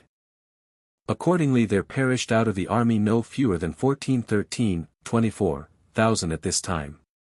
13. This was the cause why Moses was provoked to send an army to destroy the Midianites, concerning which expedition we shall speak presently, when we have first related what we have omitted, for it is but just not to pass over our legislators due encomium, on account of his conduct here, because, although this Balaam, who was sent for by the Midianites to curse the Hebrews, and when he was hindered from doing it by divine providence, did still suggest that advice to them, by making use of which our enemies had well nigh corrupted the whole multitude of the Hebrews with their wiles, till some of them were deeply infected with their opinions, yet did he do him great honor, by setting down his prophecies in writing.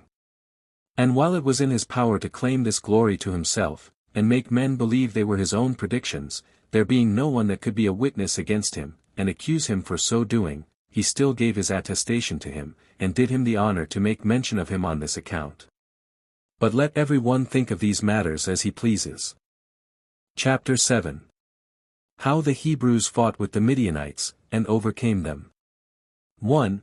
Now Moses sent an army against the land of Midian, for the causes forementioned, in all 12,000, taking an equal number out of every tribe, and appointed Phinehas for their commander, of which Phinehas we made mention a little before, as he that had guarded the laws of the Hebrews, and had inflicted punishment on Zimri when he had transgressed them. Now the Midianites perceived beforehand how the Hebrews were coming, and would suddenly be upon them, so they assembled their army together, and fortified the entrances into their country, and there awaited the enemy's coming.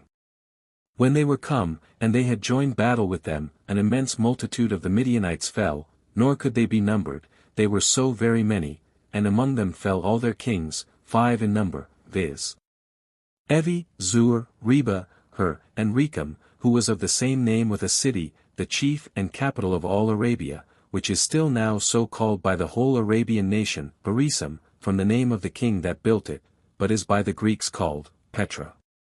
Now when the enemies were discomfited, the Hebrews spoiled their country, and took a great prey, and destroyed the men that were its inhabitants, together with the women, only they let the virgins alone, as Moses had commanded Phinehas to do, who indeed came back, bringing with him an army that had received no harm, and a great deal of prey, 52,000 beeves, 75,600 sheep, 60,000 asses, with an immense quantity of gold and silver furniture, which the Midianites made use of in their houses, for they were so wealthy, that they were very luxurious.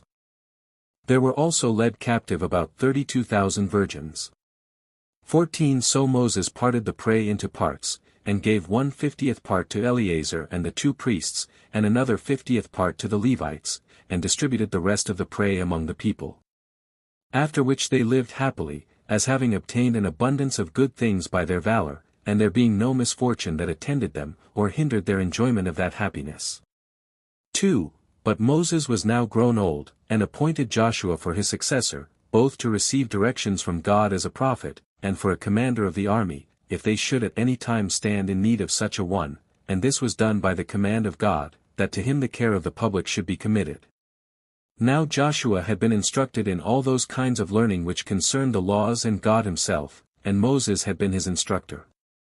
3. At this time it was that the 2 tribes of Gad and Reuben, and the half-tribe of Manasseh, abounded in a multitude of cattle, as well as in all other kinds of prosperity, whence they had a meeting, and in a body came and besought Moses to give them, as their peculiar portion, that land of the Amorites which they had taken by right of war, because it was fruitful, and good for feeding of cattle.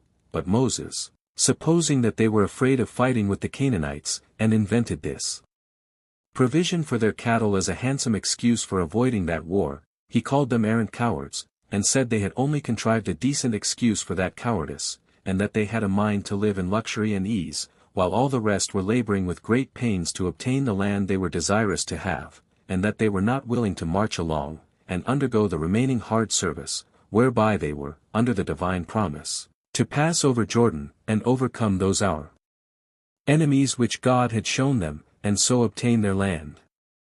But these tribes, when they saw that Moses was angry with them, and when they could not deny but he had a just cause to be displeased at their petition, made an apology for themselves, and said, that it was not on account of their fear of dangers, nor on account of their laziness, that they made this request to him, but that they might leave the prey they had gotten in places of safety, and thereby might be more expedite, and ready to undergo difficulties, and to fight battles. They added this also, that when they had built cities, wherein they might preserve their children, and wives, and possessions, if he would bestow them upon them, they would go along with the rest of the army. Hereupon Moses was pleased with what they said, so he called for Eleazar the high priest, and Joshua, and the chief of the tribes, and permitted these tribes to possess the land of the Amorites, but upon this condition, that they should join with their kinsmen in the war until all things were settled. Upon which condition they took possession of the country, and built them strong cities, and put into them their children and their wives, and whatsoever else they had that might be an impediment to the labors of their future marches. 4. Moses also now built those 10 cities which were to be of the number of the 48, for the Levites, 3 of which he allotted to those that slew any person involuntarily, and fled to them, and he assigned the same time for their banishment with that of the life of that high priest under whom the slaughter and flight happened, after which death of the high priest he permitted the slayer to return home. During the time of his exile, the relations of him that was slain may, by this law, kill the manslayer, if they caught him without the bounds of the city to which he fled, though this permission was not granted to any other person. Now the cities which were set apart for this flight were these: Bezer, at the borders of Arabia, Ramoth, of the land of Gilead, and Golan, in the land of Bashan. There were to be also, by Moses' command, 3 other cities allotted for the habitation of these fugitives out of the cities of the Levites, but not till after they should be in possession of the land of Canaan.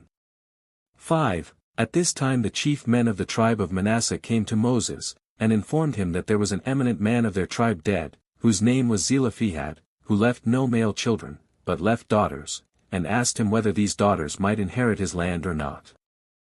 He made this answer, that if they shall marry into their own tribe, they shall carry their estate along with them, but if they dispose of themselves in marriage to men of another tribe, they shall leave their inheritance in their father's tribe. And then it was that Moses ordained, that every one's inheritance should continue in his own tribe. Chapter 8. The polity settled by Moses, and how he disappeared from among mankind. 1. When 40 years were completed, within 30 days, Moses gathered the congregation together near Jordan, where the city Abla now stands, a place full of palm trees, and all the people being come together, he spake thus to them: 2. O you Israelites and fellow soldiers, who have been partners with me in this long and uneasy journey, since it is now the will of God, and the course of old age, at 120, requires it that I should depart out of this life, and since God has forbidden me to be a patron or an assistant to you in what remains to be done beyond Jordan, I thought it reasonable not to leave off my endeavors even now for your happiness, but to do my utmost to procure for you the eternal enjoyment of good things, and a memorial for myself, when you shall be in the fruition of great plenty and prosperity. Come, therefore, let me suggest to you by what means you may be happy, and may leave an eternal prosperous possession thereof to your children after you, and then let me thus go out of the world, and I cannot but deserve to be believed by you, both on account of the great things I have already done for you, and because, when souls are about to leave the body, they speak with the sincerest freedom. O children of Israel! There is but one source of happiness for all mankind, the favor of God. 15 For he alone is able to give good things to those that deserve them, and to deprive those of them that sin against him, towards whom, if you behave yourselves according to his will, and according to what I, who well understand his mind, do exhort you to, you will both be esteemed blessed, and will be admired by all men, and will never come into misfortunes, nor cease to be happy. You will then preserve the possession of the good things you already have, and will quickly obtain those that you are at present in want of, only do you be obedient to those whom God would have you to follow. Nor do you prefer any other constitution of government before the laws now given you, neither do you disregard that way of divine worship which you now have, nor change it for any other form, and if you do this, you will be the most courageous of all men, in undergoing the fatigues of war, and will not be easily conquered by any of your enemies, for while God is present with you to assist you, it is to be expected that you will be able to despise the opposition of all mankind, and great rewards of virtue are proposed for you, if you preserve that virtue through your whole lives. Virtue itself is indeed the principal and the first reward, and after that it bestows abundance of others, so that your exercise of virtue towards other men will make your own lives happy, and render you more glorious than foreigners can be, and procure you an undisputed reputation with posterity. These blessings you will be able to obtain, in case you hearken to and observe those laws which, by divine revelation, I have ordained for you, that is, in case you withal meditate upon the wisdom that is in them. I am going from you myself, rejoicing in the good things you enjoy, and I recommend you to the wise conduct of your law, to the becoming order of your polity, and to the virtues of your commanders, who will take care of what is for your advantage. And that God, who has been till now your leader, and by whose goodwill I have myself been useful to you, will not put a period now to his providence over you, but as long as you desire to have him your protector in your pursuits after virtue, so long will you enjoy his care over you. Your high priest also Eleazar, as well as Joshua, with the senate, and chief of your tribes, will go before you, and suggest the best advices to you, by following which advices you will continue to be happy. To whom do you give ear without reluctance, as sensible that all such as know well how to be governed, will also know how to govern, if they be promoted to that authority themselves. And do not you esteem liberty to consist in opposing such directions as your governors think fit to give you for your practice, as at present indeed you place your liberty in nothing else but abusing your benefactors, which error if you can avoid for the time to come, your affairs will be in a better condition than they have hitherto been. Nor do you ever indulge such a degree of passion in these matters, as you have oftentimes done when you have been very angry at me, for you know that I have been oftener in danger of death from you than from our enemies. What I now put you in mind of, is not done in order to reproach you, for I do not think it proper, now I am going out of the world, to bring this to your remembrance, in order to leave you offended at me, since, at the time when I underwent those hardships from you, I was not angry at you, but I do it in order to make you wiser hereafter, and to teach you that this will be for your security, I mean, that you never be injurious to those that preside over you, even when you are become rich, as you will be to a great degree when you have passed over Jordan, and are in possession of the land of Canaan. Since, when you shall have once proceeded so far by your wealth, as to a contempt and disregard of virtue, you will also forfeit the favor of God, and when you have made him your enemy, you will be beaten in war, and will have the land which you possess taken away again from you by your enemies, and this with great reproaches upon your conduct. You will be scattered over the whole world, and will, as slaves, entirely fill both sea and land, and when once you have had the experience of what I now say, you will repent, and remember the laws you have broken, when it is too late. Whence I would advise you, if you intend to preserve these laws, to leave none of your enemies alive when you have conquered them, but to look upon it as for your advantage to destroy them all, lest, if you permit them to live, you taste of their manners, and thereby corrupt your own proper institutions. I also do further exhort you, to overthrow their altars, and their groves, and whatsoever temples they have among them, and to burn all such, their nation, and their very memory with fire, for by this means alone the safety of your own happy constitution can be firmly secured to you. And in order to prevent your ignorance of virtue, and the degeneracy of your nature into vice, I have also ordained you laws, by divine suggestion, and a form of government, which are so good, that if you regularly observe them, you will be esteemed of all men the most happy. 3. When he had spoken thus, he gave them the laws and the constitution of government written in a book. Upon which the people fell into tears, and appeared already touched with the sense that they should have a great want of their conductor, because they remembered what a number of dangers he had passed through, and what care he had taken of their preservation. They desponded about what would come upon them after he was dead, and thought they should never have another governor like him, and feared that God would then take less care of them when Moses was gone, who used to intercede for them. They also repented of what they had said to him in the wilderness when they were angry, and were in grief on those accounts, insomuch that the whole body of the people fell into tears with such bitterness, that it was past the power of words to comfort them in their affliction. However, Moses gave them some consolation, and by calling them off the thought how worthy he was of their weeping for him, he exhorted them to keep to that form of government he had given them, and then the congregation was dissolved at that time. 4. Accordingly, I shall now first describe this form of government which was agreeable to the dignity and virtue of Moses, and shall thereby inform those that read these antiquities, what our original settlements were, and shall then proceed to the remaining histories. Now those settlements are all still in writing, as he left them, and we shall add nothing by way of ornament, nor anything besides what Moses left us, only we shall so far innovate, as to digest the several kinds of laws into a regular system, for they were by him left in writing as they were accidentally scattered in their delivery, and as he upon inquiry had learned them of God. On which account I have thought it necessary to premise this observation beforehand, lest any of my own countrymen should blame me, as having been guilty of an offense herein.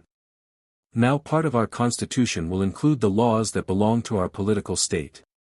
As for those laws which Moses left concerning our common conversation and intercourse one with another, I have reserved that for a discourse concerning our manner of life, and the occasions of those laws, which I propose to myself, with God's assistance, to write, after I have finished the work I am now upon.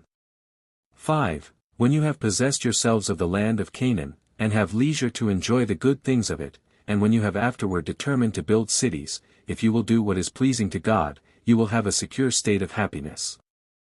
Let there be then one city of the land of Canaan, and this situate in the most agreeable place for its goodness, and very eminent in itself, and let it be that which God shall choose for himself by prophetic revelation.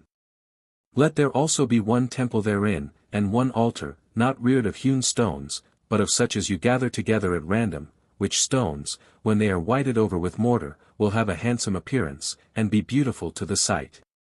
Let the ascent to it be not by step 16 but by an acclivity of raised earth. And let there be neither an altar nor a temple in any other city, for God is but one, and the nation of the Hebrews is but one. 6. He that blasphemeth God, let him be stoned, and let him hang upon a tree all that day, and then let him be buried in an ignominious and obscure manner. 7. Let those that live as remote as the bounds of the land which the Hebrews shall possess, come to that city where the temple shall be, and this 3 times in a year, that they may give thanks to God for his former benefits, and may entreat him for those they shall want hereafter, and let them, by this means, maintain a friendly correspondence with one another by such meetings and feastings together, for it is a good thing for those that are of the same stock, and under the same institution. Of laws, not to be unacquainted with each other, which acquaintance will be maintained by thus conversing together, and by seeing and talking with one another, and so renewing the memorials of this union, for if they do not thus converse together continually, they will appear like mere strangers to one another. 8. Let there be taken out of your fruits a tenth, besides that which you have allotted to give to the priests and Levites. This you may indeed sell in the country, but it is to be used in those feasts and sacrifices that are to be celebrated in the holy city, for it is fit that you should enjoy those fruits of the earth which God gives you to possess, so as may be to the honor of the donor. 9. You are not to offer sacrifices out of the hire of a woman who is a harlot. 17 For the deity is not pleased with anything that arises from such abuses of nature, of which sort none can be worse than this prostitution of the body. In like manner no one may take the price of the covering of a bitch either of one that is used in hunting, or in keeping of sheep, and then sacrifice to God. 10. Let no one blaspheme those gods which other cities esteem such. 18 Nor may any one steal what belongs to strange temples, nor take away the gifts that are dedicated to any god. 11. Let not any one of you wear a garment made of woolen and linen, for that is appointed to be for the priests alone. 12. When the multitude are assembled together unto the holy city for sacrificing every 7th year, at the Feast of Tabernacles, let the high priest stand upon a high desk, whence he may be heard, and let him read the laws to all the people, and let neither the women nor the children be hindered from hearing, no, nor the servants neither, for it is a good thing that those laws should be engraven in their souls, and preserved in their memories, that so it may not be possible to blot them out. For by this means they will not be guilty of sin, when they cannot plead ignorance of what the laws have enjoined them. The laws also will have a greater authority among them, as foretelling what they will suffer if they break them, and imprinting in their souls by this hearing what they command them to do, that so there may always be within their minds that intention of the laws which they have despised and broken, and have thereby been the causes of their own mischief. Let the children also learn the laws, as the first thing they are taught, which will be the best thing they can be taught, and will be the cause of their future felicity. 13. Let every one commemorate before God the benefits which he bestowed upon them at their deliverance out of the land of Egypt, and this twice every day, both when the day begins and when the hour of sleep comes on, gratitude being in its own nature a just thing, and serving not only by way of return for past, but also by way of invitation of future favors. They are also to inscribe the principal blessings they have received from God upon their doors, and show the same remembrance of them upon their arms, as also they are to bear on their forehead and their arm those wonders which declare the power of God, and his goodwill towards them, that God's readiness to bless them may appear everywhere conspicuous about them. 19:14. Let there be 7 men to judge in every city, 20 and these such as have been before most zealous in the exercise of virtue and righteousness. Let every judge have 2 officers allotted him out of the tribe of Levi. Let those that are chosen to judge in the several cities be had in great honor, and let none be permitted to revile any others when these are present, nor to carry themselves in an insolent manner to them, it being natural that reverence towards those in high offices among men should procure men's fear and reverence towards God. Let those that judge be permitted to determine according as they think to be right, unless any one can show that they have taken bribes, to the perversion of justice, or can allege any other accusation against them, whereby it may appear that they have passed an unjust sentence, for it is not fit that causes should be openly determined out of regard to gain, or to the dignity of the suitors, but that the judges should esteem what is right before all other things, otherwise God will by that means be despised, and esteemed inferior to those, the dread of whose power has occasioned the unjust sentence, for justice is the power of God. He therefore that gratifies those in great dignity, supposes them more potent than God himself. But if these judges be unable to give a just sentence about the causes that come before them, which case is not unfrequent in human affairs, let them send the cause undetermined to the holy city, and there let the high priest, the prophet, and the Sanhedrim, determine as it shall seem good to them. 15. But let not a single witness be credited, but 3 or 2 at the least, and those such whose testimony is confirmed by their good lives. But let not the testimony of women be admitted, on account of the levity and boldness of their sex. 21. Nor let servants be admitted to give testimony, on account of the ignobility of their soul, since it is probable that they may not speak truth, either out of hope of gain, or fear of punishment. But if any one be believed to have borne false witness, let him, when he is convicted, suffer all the very same punishments which he against whom he bore witness was to have suffered. 16. If a murder be committed in any place, and he that did it be not found, nor is there any suspicion upon one as if he had hated the man, and so had killed him, let there be a very diligent inquiry made after the man, and rewards proposed to any one who will discover him. But if still no information can be procured, let the magistrates and senate of those cities that lie near the place in which the murder was committed, assemble together, and measure the distance from the place where the dead body lies. Then let the magistrates of the nearest city thereto purchase a heifer, and bring it to a valley, and to a place therein where there is no land plowed or trees planted, and let them cut the sinews of the heifer. Then the priests and Levites, and the senate of that city, shall take water and wash their hands over the head of the heifer, and they shall openly declare that their hands are innocent of this murder, and that they have neither done it themselves, nor been assisting to any that did it. They shall also beseech God to be merciful to them, that no such horrid act may any more be done in that land. 17. Aristocracy, and the way of living under it, is the best constitution, and may you never have any inclination to any other form of government, and may you always love that form, and have the laws for your governors, and govern all your actions according to them, for you need no supreme governor but God. But if you shall desire a king, let him be one of your own nation, let him be always careful of justice and other virtues perpetually, let him submit to the laws, and esteem God's commands to be his highest wisdom, but let him do nothing without the high priest and the votes of the senators, let him not have a great number of wives, nor pursue after abundance of riches, nor a multitude of horses, whereby he may grow too proud to submit to the laws. And if he affect any such things, let him be restrained, lest he become so potent that his state be inconsistent with your welfare. 18. Let it not be esteemed lawful to remove boundaries, neither our own, nor of those with whom we are at peace. Have a care you do not take those landmarks away which are, as it were, a divine and unshaken limitation of rights made by God himself, to last forever, since this going beyond limits, and gaining ground upon others, is the occasion of wars and seditions, for those that remove boundaries are not far off an attempt to subvert the laws. 19. He that plants a piece of land, the trees of which produce fruits before the 4th year, is not to bring thence any first fruits to God, nor is he to make use of that fruit himself, for it is not produced in its proper season, for when nature has a force put upon her at an unseasonable time, the fruit is not proper for God, nor for the master's use, but let the owner gather all that is grown on the 4th year, for then it is in its proper season. And let him that has gathered it carry it to the holy city, and spend that, together with the tithe of his other fruits, in feasting with his friends, with the orphans, and the widows. But on the 5th year the fruit is his own, and he may use it as he pleases. 20. You are not to sow with seed a piece of land which is planted with vines, for it is enough that it supply nourishment to that plant, and be not harassed by plowing also. You are to plow your land with oxen, and not to oblige other animals to come under the same yoke with them, but to till your land with those beasts that are of the same kind with each other.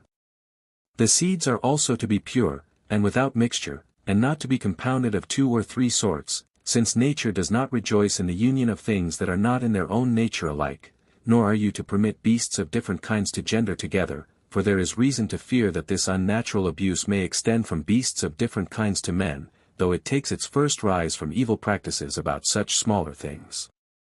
Nor is anything to be allowed, by imitation whereof any degree of subversion may creep into the constitution.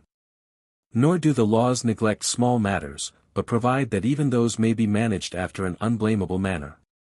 21. Let not those that reap, and gather in the corn that is reaped, gather in the gleanings also, but let them rather leave some handfuls for those that are in want of the necessaries of life, that it may be a support and a supply to them, in order to their subsistence.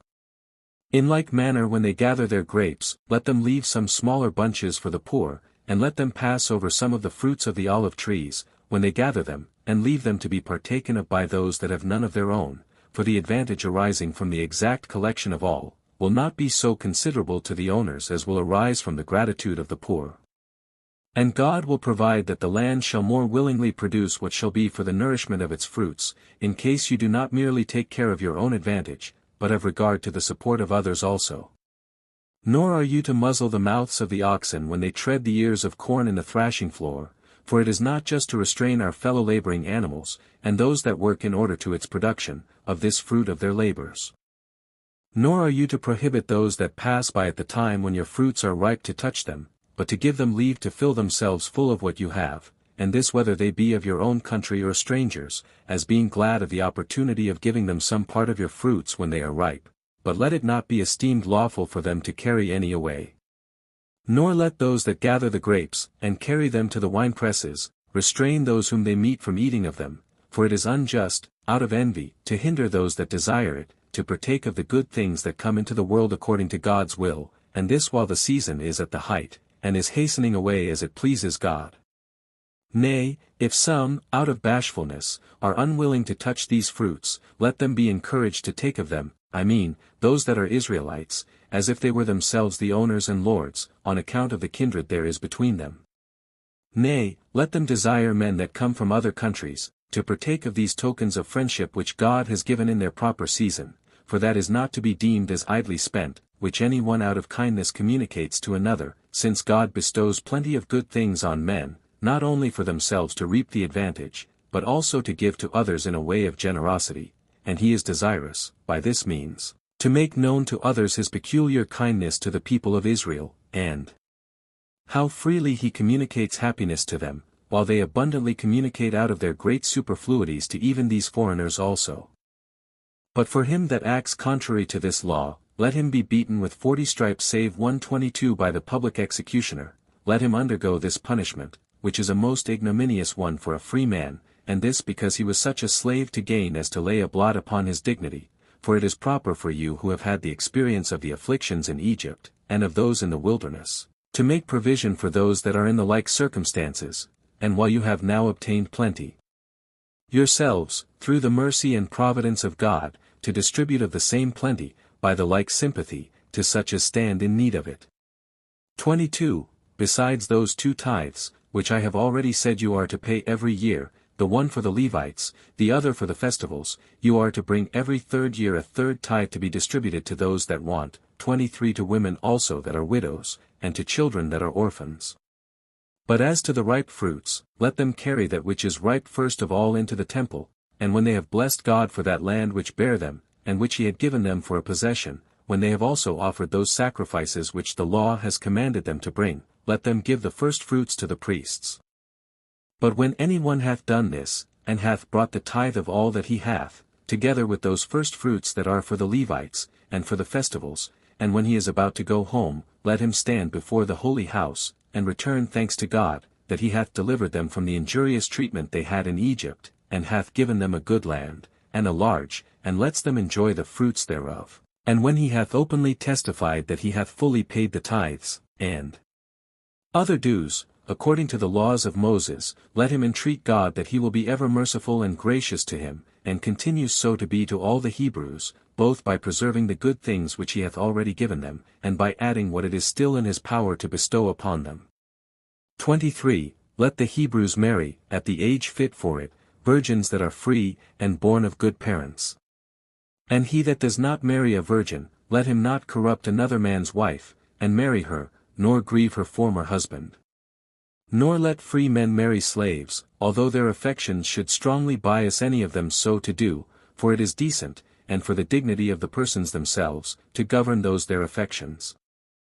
And further, no one ought to marry a harlot, whose matrimonial oblations, arising from the prostitution of her body, God will not receive, for by these means the dispositions of the children will be liberal and virtuous, I mean, when they are not born of base parents, and of the lustful conjunction of such as marry women that are not free.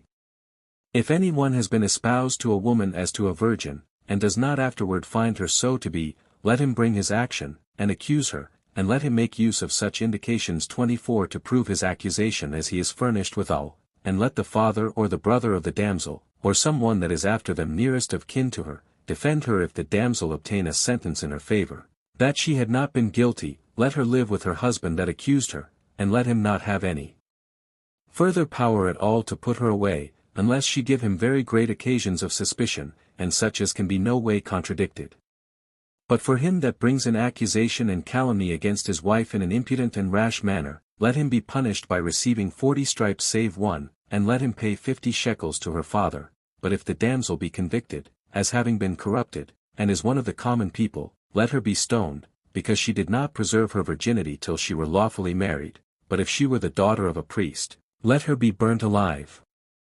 If any one has 2 wives, and if he greatly respect and be kind to one of them, either out of his affection to her, or for her beauty, or for some other reason, while the other is of less esteem with him, and if the son of her that is beloved be the younger by birth than another born of the other wife, but endeavors to obtain the right of primogeniture from his father's kindness to his mother, and would thereby obtain a double portion of his father's substance, for that double portion is what I have allotted him in the laws, let not this be permitted, for it is unjust that he who is the elder by birth should be deprived of what is due to him, on the father's disposition of his estate, because his mother was not equally regarded by him.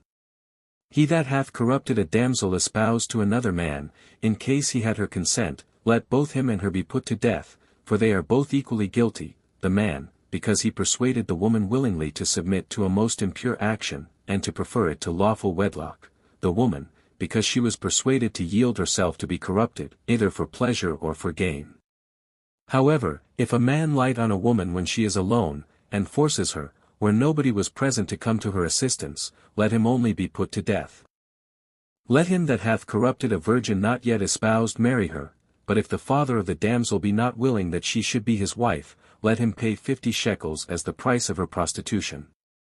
He that desires to be divorced from his wife for any cause 25 whatsoever, and many such causes happen among men, let him in writing give assurance that he will never use her as his wife any more, for by this means she may be at liberty to marry another husband, although before this bill of divorce be given, she is not to be permitted so to do, but if she be misused by him also, or if, when he is dead, her first husband would marry her again, it shall not be lawful for her to return to him.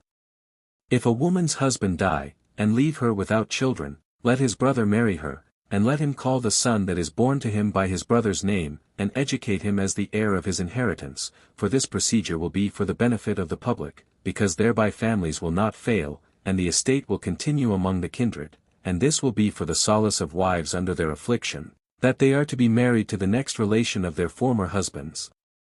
But if the brother will not marry her, let the woman come before the Senate, and protest openly that this brother will not admit her for his wife, but will injure the memory of his deceased brother, while she is willing to continue in the family, and to bear him children. And when the Senate have inquired of him for what reason it is that he is averse to this marriage, whether he gives a bad or a good reason, the matter must come to this issue, that the woman shall loose the sandals of the brother, and shall spit in his face, and say, he deserves this reproachful treatment from her, as having injured the memory of the deceased. And then let him go away out of the Senate, and bear this reproach upon him all his life long, and let her marry to whom she pleases, of such as seek her in marriage. But now, if any man take captive, either a virgin, or one that hath been married, 26 and has a mind to marry her, let him not be allowed to bring her to bed to him, or to live with her as his wife, before she hath her head shaven, and hath put on her mourning habit, and lamented her relations and friends that were slain in the battle, that by this means she may give vent to her sorrow for them, and after that may betake herself to feasting and matrimony, for it is good for him that takes a woman, in order to have children by her, to be complaisant to her inclinations, and not merely to pursue his own pleasure, while he hath no regard to what is agreeable to her. But when 30 days are past, as the time of mourning, for so many are sufficient to prudent persons for lamenting the dearest friends, then let them proceed to the marriage. But in case when he hath satisfied his lust, he be too proud to retain her for his wife, let him not have it in his power to make her a slave, but let her go away whither she pleases, and have that privilege of a free woman. 24. As to those young men that despise their parents, and do not pay them honor, but offer them affronts, either because they are ashamed of them or think themselves wiser than they, in the first place, let their parents admonish them in words, for they are by nature of authority sufficient for becoming their judges, and let them say thus to them, that they cohabited together, not for the sake of pleasure, nor for the augmentation of their riches, by joining both their stocks together, but that they might have children to take care of them in their old age, and might by them have what they then should want. And say further to him, that when thou wast born, we took thee up with gladness, and gave God the greatest thanks for thee, and brought time up with great care, and spared for nothing that appeared useful for thy preservation, and for thy instruction in what was most excellent.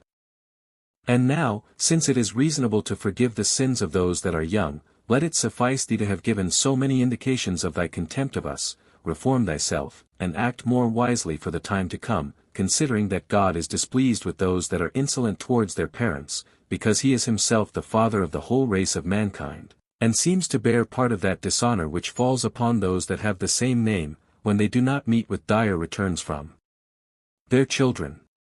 And on such the law inflicts inexorable punishment, of which punishment mayst thou never have the experience. Now if the insolence of young men be thus cured, let them escape the reproach which their former errors deserved, for by this means the lawgiver will appear to be good, and parents happy, while they never behold either a son or a daughter brought to punishment. But if it happen that these words and instructions, conveyed by them in order to reclaim the man, appear to be useless, then the offender renders the law's implacable enemies to the insolence he has offered his parents. Let him therefore be brought forth 27 by these very parents out of the city, with a multitude following him, and there let him be stoned, and when he has continued there for one whole day, that all the people may see him, let him be buried in the night. And thus it is that we bury all whom the laws condemn to die, upon any account whatsoever. Let our enemies that fall in battle be also buried, nor let any one dead body lie above the ground, or suffer a punishment beyond what justice requires. 25. Let no one lend to any one of the Hebrews upon usury, neither usury of what is eaten or what is drunken, for it is not just to make advantage of the misfortunes of one of thy own countrymen, but when thou hast been assistant to his necessities, think it thy gain if thou obtainest their gratitude to thee, and with all that reward which will come to thee from God, for thy humanity towards him.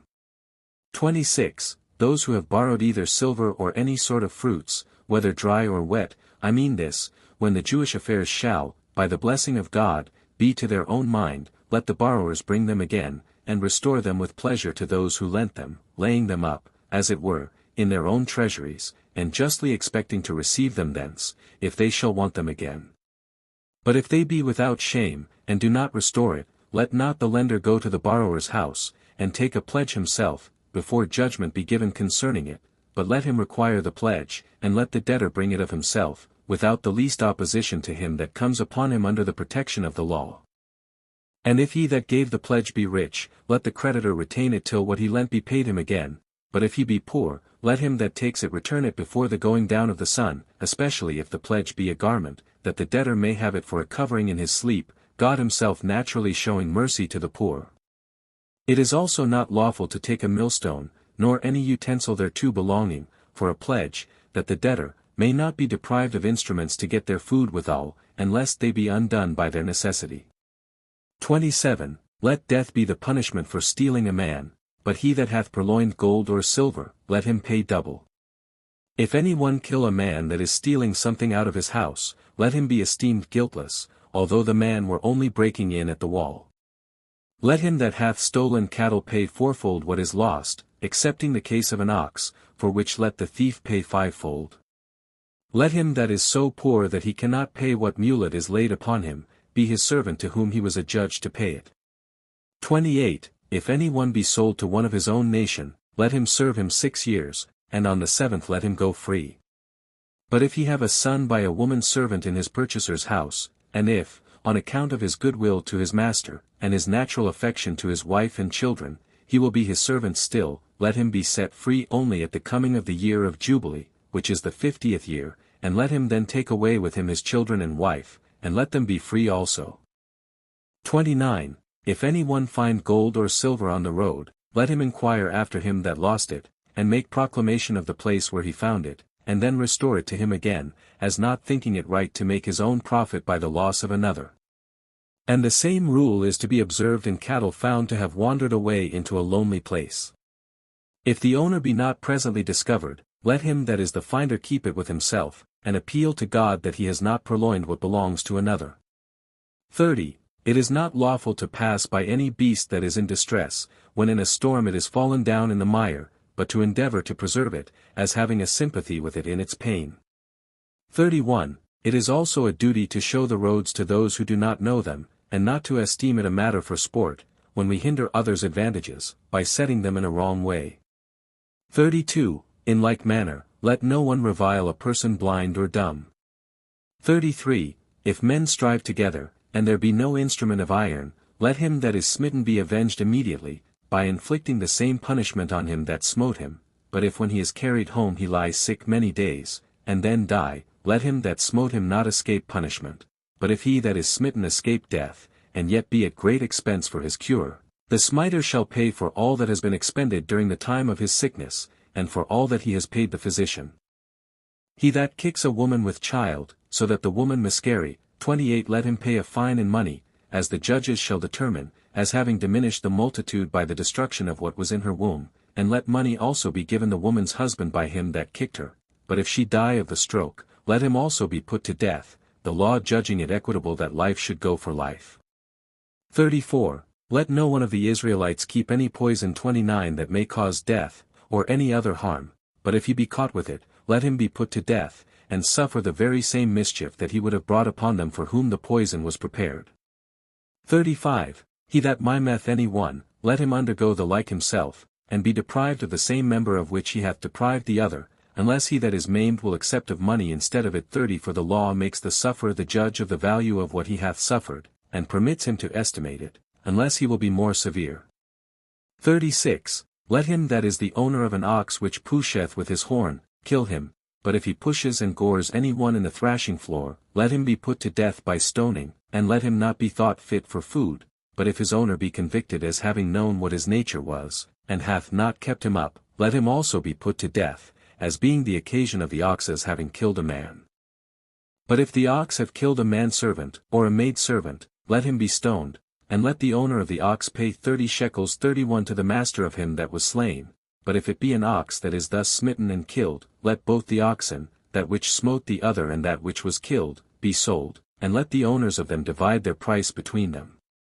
37. Let those that dig a well or a pit be careful to lay planks over them, and so keep them shut up, not in order to hinder any persons from drawing water, but that there may be no danger of falling into them. But if any one's beast fall into such a well or pit thus digged, and not shut up, and perish, let the owner pay its price to the owner of the beast. Let there be a battlement round the tops of your houses instead of a wall, that may prevent any persons from rolling down and perishing. 38. Let him that has received anything in trust for another, take care to keep it as a sacred and divine thing, and let no one invent any contrivance whereby to deprive him that hath entrusted it with him of the same, and this whether he be a man or a woman, no, not although he or she were to gain an immense sum of gold, and this where he cannot be convicted of it by any body, for it is fit that a man's own conscience, which knows what he hath, should in all cases oblige him to do well. Let this conscience be his witness, and make him always act so as may procure him commendation from others, but let him chiefly have regard to God, from whom no wicked man can lie concealed, but if he in whom the trust was reposed, without any deceit of his own, lose what he was entrusted withal, let him come before the 7 judges, and swear by God that nothing hath been lost willingly, or with a wicked intention, and that he hath not made use of any part thereof, and so let him depart without blame. But if he hath made use of the least part of what was committed to him, and it be lost, let him be condemned to repay all that he had received. After the same manner as in these trusts it is to be, if any one defraud those that undergo bodily labor for him.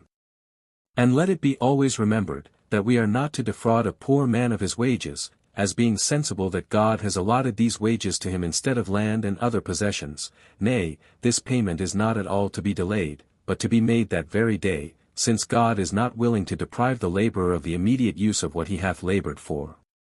39. You are not to punish children for the faults of their parents, but on account of their own virtue rather to vouchsafe them commiseration, because they were born of wicked parents, than hatred, because they were born of bad ones. Nor indeed ought we to impute the sin of children to their fathers, while young persons indulge themselves in many practices different from what they have been instructed in, and this by their proud refusal of such instruction. 40. Let those that have made themselves eunuchs be had in detestation, and do you avoid any conversation with them who have deprived themselves of their manhood, and of that fruit of generation which God has given to men for the increase of their kind. Let such be driven away, as if they had killed their children, since they beforehand have lost what should procure them, for evident it is, that while their soul is become effeminate, they have withal transfused that effeminacy to their body. Also, in like manner do you treat all that is of a monstrous nature when it is looked on, nor is it lawful to geld men or any other animals. 32:41. Let this be the constitution of your political laws in time of peace, and God will be so merciful as to preserve this excellent settlement free from disturbance, and may that time never come which may innovate anything, and change it for the contrary. But since it must needs happen that mankind fall into troubles and dangers, either undesignedly or intentionally, come let us make a few constitutions concerning them, that so being apprised beforehand what ought to be done, you may have salutary counsels ready when you want them, and may not then be obliged to go to seek what is to be done, and so be unprovided, and fall into dangerous circumstances. May you be a laborious people, and exercise your souls in virtuous actions, and thereby possess and inherit the land without wars, while neither any foreigners make war upon it, and so afflict you, nor any internal sedition seize upon it, whereby you may do things that are contrary to your fathers, and so lose the laws which they have established. And may you continue in the observation of those laws which God hath approved of, and hath delivered to you.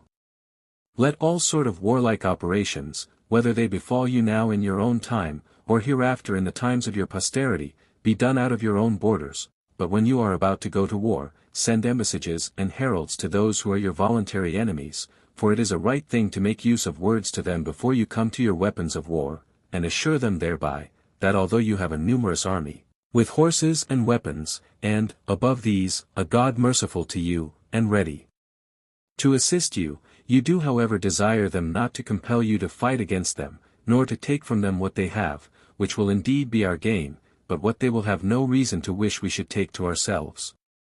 And if they hearken to you, it will be proper for you to keep peace with them, but if they trust in their own strength, as superior to yours, and will not do you justice, lead your army against them, making use of God as your supreme commander, but ordaining for a lieutenant under him one that is of the greatest courage among you, for these different commanders, besides their being an obstacle to actions that are to be done on the sudden, are a disadvantage to those that make use of them. Let an army pure, and of chosen men, composed of all such as have extraordinary strength of body and hardiness of soul, but do you send away the timorous part, lest they run away in the time of action, and so afford an advantage to your enemies. Do you also give leave to those that have lately built them houses, and have not yet lived in them a year's time, and to those that have planted them vineyards, and have not yet been partakers of their fruits, to continue in their own country, as well as those also who have betrothed, or lately married them wives, lest they have such an affection for these things that they be too sparing of their lives, and, by reserving themselves for these enjoyments, they become voluntary cowards, on account of their wives. 42. When you have pitched your camp, take care that you do nothing that is cruel.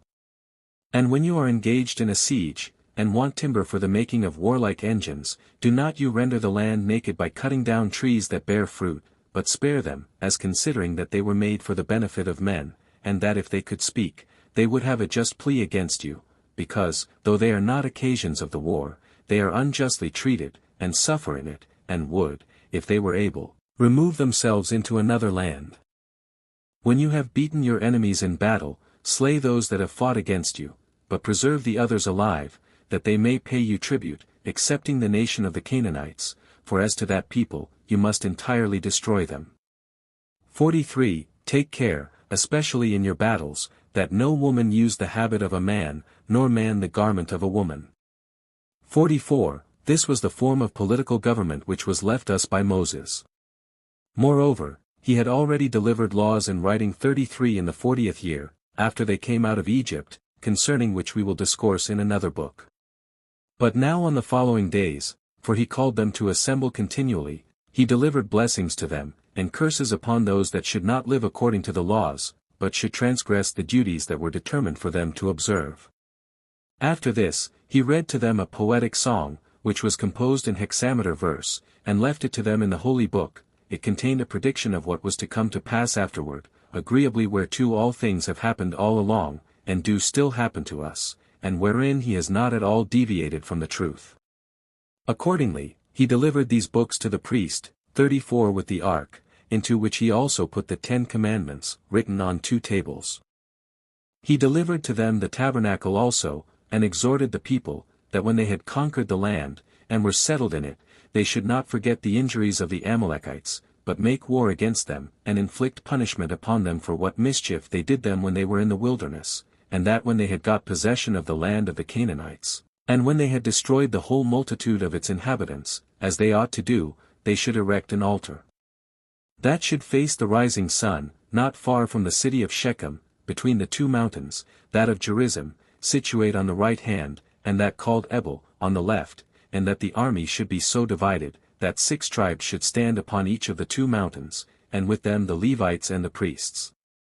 And that first, those that were upon Mount Gerizim should pray for the best blessings upon those who were diligent about the worship of God, and the observation of his laws, and who did not reject what Moses had said to them, while the other wished them all manner of happiness also, and when these last put up the like prayers, the former praised them.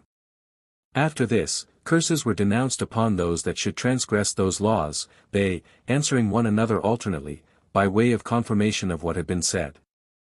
Moses also wrote their blessings and their curses, that they might learn them so thoroughly, that they might never be forgotten by length of time. And when he was ready to die, he wrote these blessings and curses upon the altar, on each side of it, where he says also the people stood, and then sacrificed and offered burnt offerings, though after that day they never offered upon it any other sacrifice, for it was not lawful so to do. These are the constitutions of Moses, and the Hebrew nation still live according to them. 45. On the next day, Moses called the people together, with the women and children, to a congregation, so as the very slaves were present also, that they might engage themselves to the observation of these laws by oath, and that, duly considering the meaning of God in them, they might not, either for favor of their kindred, or out of fear of any one, or indeed for any motive whatsoever, think anything ought to be preferred to these laws, and so might transgress them.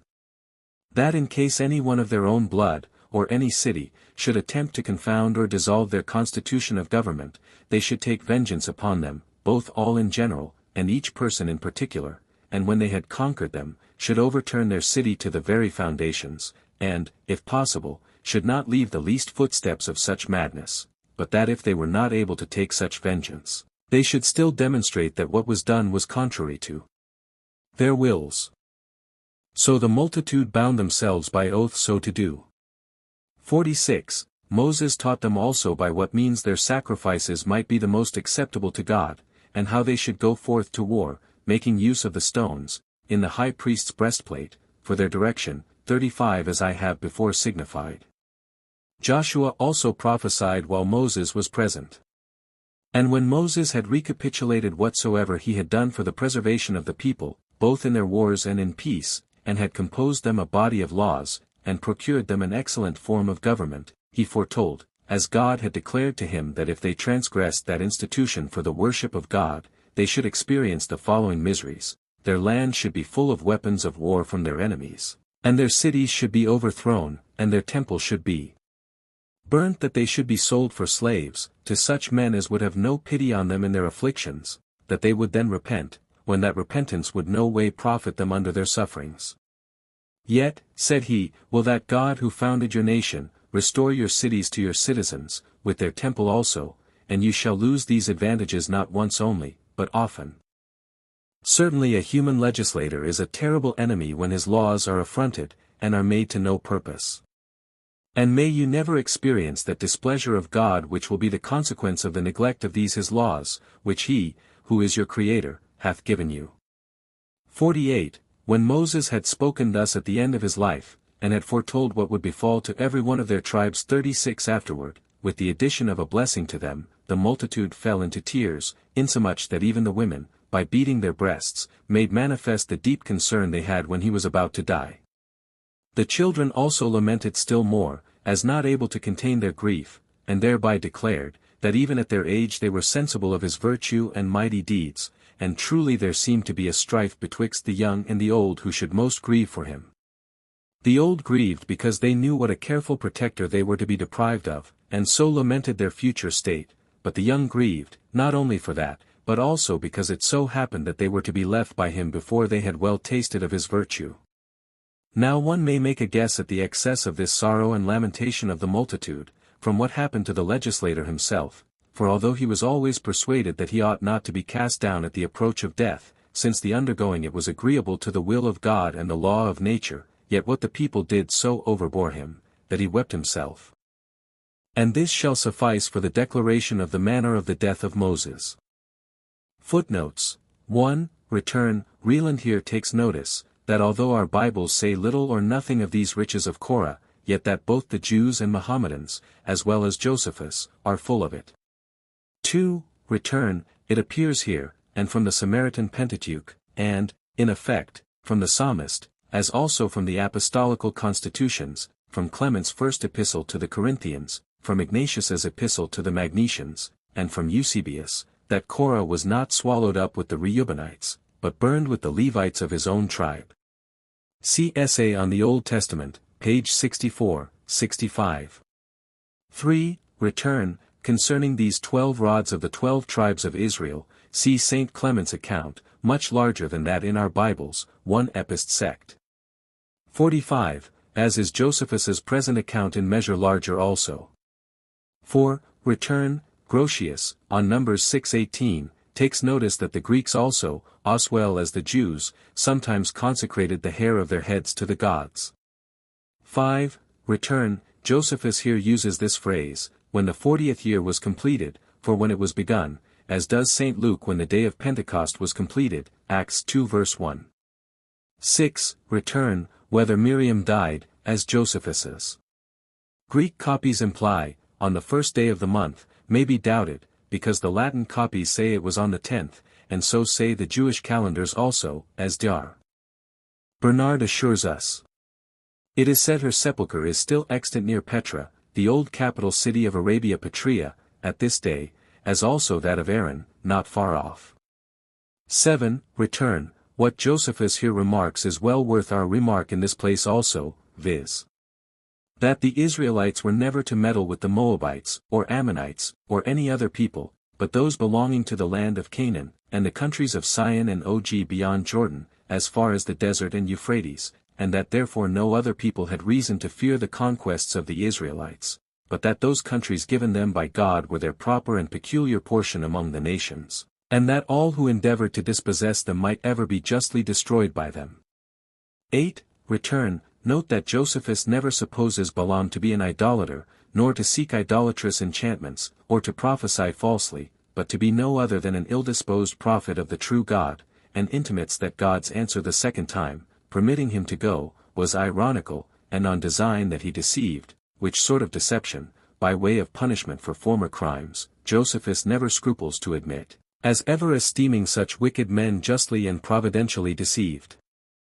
But perhaps we had better keep here close to the text which says Numbers 23:20, 21, that God only permitted Balaam to go along with the ambassadors, in case they came and called him, or positively insisted on his going along with them, on any terms, whereas Balaam seems out of impatience to have risen up in the morning, and saddled his ass, and rather to have called them, than stayed for their calling him. So zealous does he seem to have been for his reward of divination, his wages of unrighteousness, Numbers 23:7, 17, 18, 37, 2 Peter 2 verse 15, Jude 5, 11, which reward or wages the truly religious prophets of God never required nor accepted, as our Josephus justly takes notice in the cases of Samuel, Antique, B. v. ch. 4.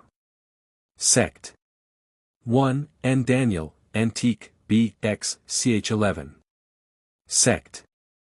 3. See also Genesis 14 verses 22 and 23, 2 Kings 5 verses 15 and 16, 26, 27, and Acts 8, 17-24. 9. Return, whether Josephus had in his copy but 2 attempts of Balaam in all to curse Israel, or whether by this his twice offering sacrifice, he meant twice besides that first time already mentioned, which yet is not very probable, cannot now be certainly determined. In the meantime, all other copies have 3 such attempts of Balaam to curse them in the present history. 10. Return, such a large and distinct account of this perversion of the Israelites by the Midianite women, of which our other copies give us but short intimations, Numbers 31:16, 2 Peter 2 verse 15, Jude 11, Revelation 2 verse 14, is preserved, as Reland informs us, in the Samaritan Chronicle, in Philo, and in other writings of the Jews, as well as here by Josephus.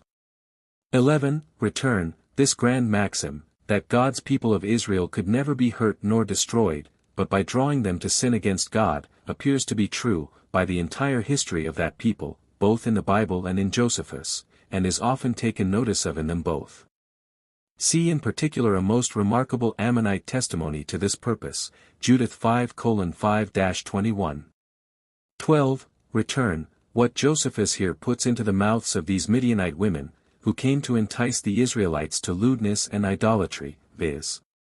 that their worship of the God of Israel, in opposition to their idol gods, implied their living according to the holy laws which the true God had given them by Moses, in opposition to those impure laws which were observed under their false gods, well deserves our consideration, and gives us a substantial reason for the great concern that was ever shown under the law of Moses to preserve the Israelites from idolatry, and in the worship of the true God, it being of no less consequence than whether God's people should be governed by the holy laws of the true God, or by the impure laws derived from demons, under the pagan idolatry.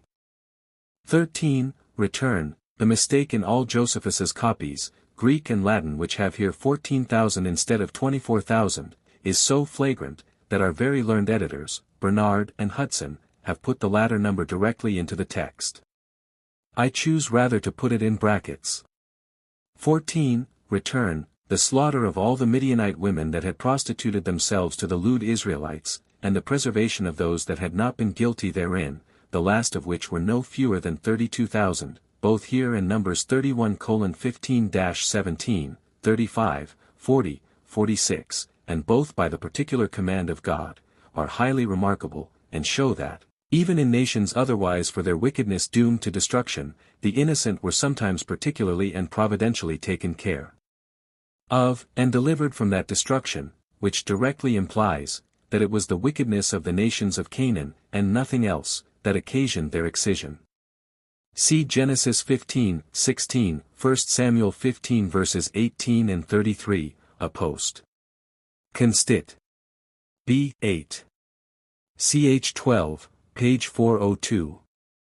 In the first of which places, the reason of the delay of the punishment of the Amorites is given, because their iniquity was not yet full. In the secured, Saul is ordered to go and destroy the sinners, the Amalekites, plainly implying that they were therefore to be destroyed, because they were sinners, and not otherwise. In the third, the reason is given why King Agag was not to be spared, viz. because of his former cruelty, as thy sword hath made the Hebrew women childless, so shall thy mother be made childless among women by the Hebrews.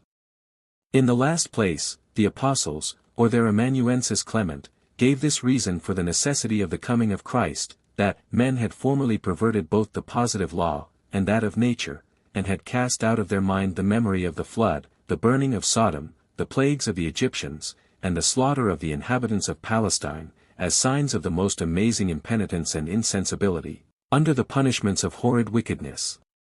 15. Return, Josephus here, in this one sentence, sums up his notion of Moses's very long and very serious exhortations in the book of Deuteronomy, and his words are so true, and of such importance, that they deserve to be had in constant remembrance. 16. Return, this law, both here and Exodus 20 verses 25 and 26, of not going up to God's altar by ladder steps, but on an acclivity, seems not to have belonged to the altar of the tabernacle, which was in all but 3 cubits high, Exodus 27 verse 4, nor to that of Ezekiel, which was expressly to be gone up to by steps, ch. 43:17, but rather to occasional altars of any considerable altitude and largeness, as also probably to Solomon's altar, to which it is here applied by Josephus, as well as to that in Zorobabel's and Herod's temple, which were, I think, all 10 cubits high. See 2 Chronicles 4 verse 1, and Antique, b. 8. Ch. 3. Sect. 7. The reason why these temples, and these only, were to have this ascent on an acclivity, and not by steps, is obvious, that before the invention of stairs, such as we now use, decency could not be otherwise provided for in the loose garments which the priests wore, as the law required. See Lamy of the Tabernacle and Temple, page 444. 17. Return. The hire of public or secret harlots was given to Venus in Syria, as Lucian informs us, page 878, and against some such vile practice of the old idolaters this law seems to have been made. 18. Return. The Apostolical Constitutions, b. 2. Ch. 26, sect. 31. Expound this law of Moses, Exodus 22, 28, Thou shalt not revile or blaspheme the gods, or magistrates, which is a much more probable exposition than this of Josephus, of heathen Gillis, as here, and against Apion, b. 2. Ch. 3, sect. 31. What book of the law was thus publicly read? See the note on Antique. B. X. Ch. 5. Sect. 5, and 1 ESD. 9:8-55, 19, Return, whether these phylacteries, and other Jewish memorials of the law here mentioned by Josephus, and by Muses, besides the fringes on the borders of their garments, Numbers 15:37, were literally meant by God, I much question. That they have been long observed by the Pharisees and rabbinical Jews is certain, however, the Quirites, who receive not the unwritten traditions of the elders, but keep close to the written law, with Jerome and Grotius, think they were not literally to be understood, as Bernard and Rieland here take notice. Nor indeed do I remember that, either in the ancienter books of the Old Testament, or in the books we call Apocrypha, there are any signs of such literal observations appearing among the Jews, though their real or mystical signification, i.e., the constant remembrance and observation of the laws of God by Moses, be frequently inculcated in all the sacred writings. 20. Return, here, as well as elsewhere, sect. 38, of his life, sect. 14, and of the war, b. 2. Ch. 20, sect. 5, are but 7 judges appointed for small cities, instead of 23 in the modern rabbins, which modern rabbis are always but of very little authority in comparison of our Josephus. 21. Return, I have never observed elsewhere, that in the Jewish government women were not admitted as legal witnesses in courts of justice. None of our copies of the Pentateuch say a word of it. It is very probable, however, that this was the exposition of the scribes and Pharisees, and the practice of the Jews in the days of Josephus. 22. Return, this penalty of 40 stripes save one, here mentioned, and sect. 23, was 5 times inflicted on St. Paul himself by the Jews, 2 Corinthians 11 verse 24, 23, Return, Josephus's plain and express interpretation of this law of Moses, Deuteronomy 14 verses 28 and 29, 26:12, etc., that the Jews were bound every 3rd year to pay 3 tithes, that to the Levites, that for sacrifices at Jerusalem, and this for the indigent, the widow, and the orphans, is fully confirmed by the practice of good old Tobit, even when he was a captive in Assyria, against the opinions of the rabbins, Tobit 1:6-8. 24. Return, these tokens of virginity, as the Hebrew and Septuagint style them, Deuteronomy 22 verses 15 and 17, 20, seem to me very different from what our later interpreters suppose. They appear rather to have been such close linen garments as were never put off virgins, after a certain age, till they were married, but before witnesses, and which, while they were entire, were certain evidences of such virginity. See these, Antique, B. 7. Ch. 8. Sect. 1. 2 Samuel 13 verse 18, Isaiah 6 verse 1. Josephus here determines nothing what were these particular tokens of virginity or of corruption. Perhaps he thought he could not easily describe them to the heathens, without saying what they might have thought a breach of modesty, which seeming breach of modesty laws cannot always wholly avoid. 25. Return. These words of Josephus are very like those of the Pharisees to our Savior upon this very subject. Matthew 19 verse 3, Is it lawful for a man to put away his wife for every cause? 26. Return. Here it is supposed that this captive's husband, if she were before a married woman, was dead before, or rather was slain in this very battle, otherwise it would have been adultery in him that married her. 27. Return. See Herod the Great insisting on the execution of this law, with relation to 2 of his own sons, before the judges at Berytus, Antique, B. 16. Ch. 11, Sect.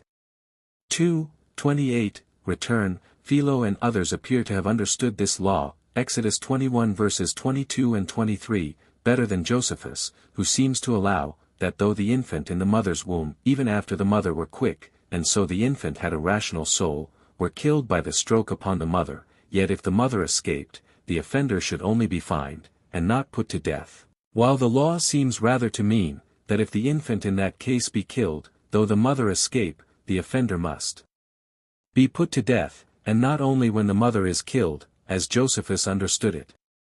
It seems this was the exposition of the Pharisees in the days of Josephus. 29. Return. What we render a witch, according to our modern notions of witchcraft, Exodus 22 verse 15, Philo and Josephus understood of a poisoner, or one who attempted by secret and unlawful drugs or philtra, to take away the senses or the lives of men. 30. Return. This permission of redeeming this penalty with money is not in our copies, Exodus 21 verses 24 and 25, Leviticus 24 verse 20, Deuteronomy 19 verse 21.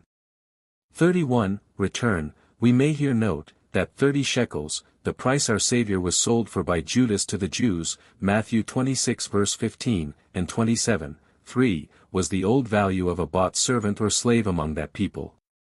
32. Return. This law against castration, even of brutes, is said to be so rigorous elsewhere, as to inflict death on him that does it, which seems only a pharisaical interpretation in the days of Josephus of that law, Leviticus 21 verse 20, and 22:24, only we may hence observe, that the Jews could then have no oxen which are gelded, but only bulls and cows, in Judea.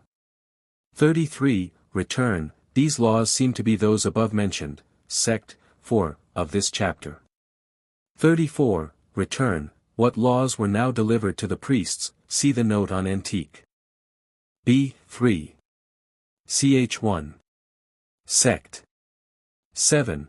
35. Return. Of the exact place where this altar was to be built, whether nearer Mount Gerizim or Mount Ebal, according to Josephus, see Essay on the Old Testament, pages 168 to 171.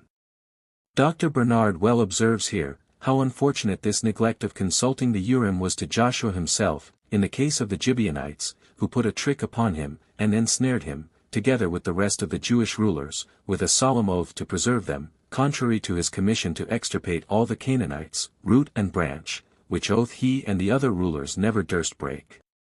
See Scripture Politics, page 55, 56, and this snare they were brought into because they did not ask counsel at the mouth of the Lord, Joshua 9 verse 14.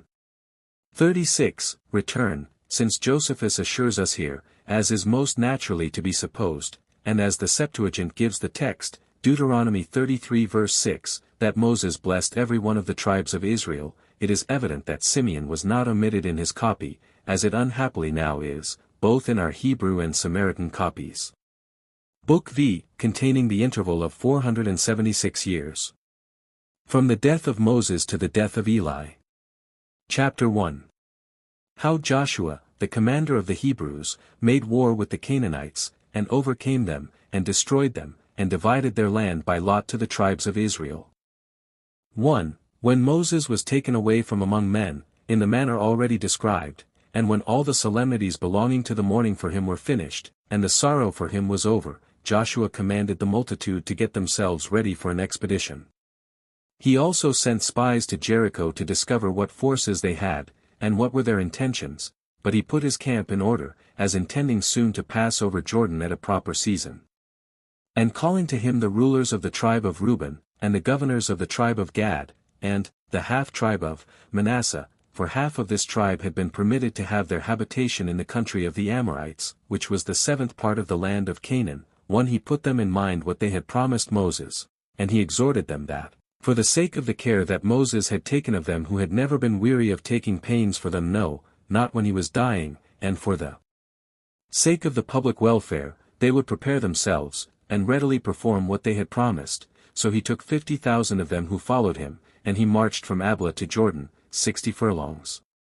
2. Now when he had pitched his camp, the spies came to him immediately, well acquainted with the whole state of the Canaanites, for at first, before they were at all discovered, they took a full view of the city of Jericho without disturbance, and saw which parts of the walls were strong, and which parts were otherwise, and indeed insecure, and which of the gates were so weak as might afford an entrance to their army.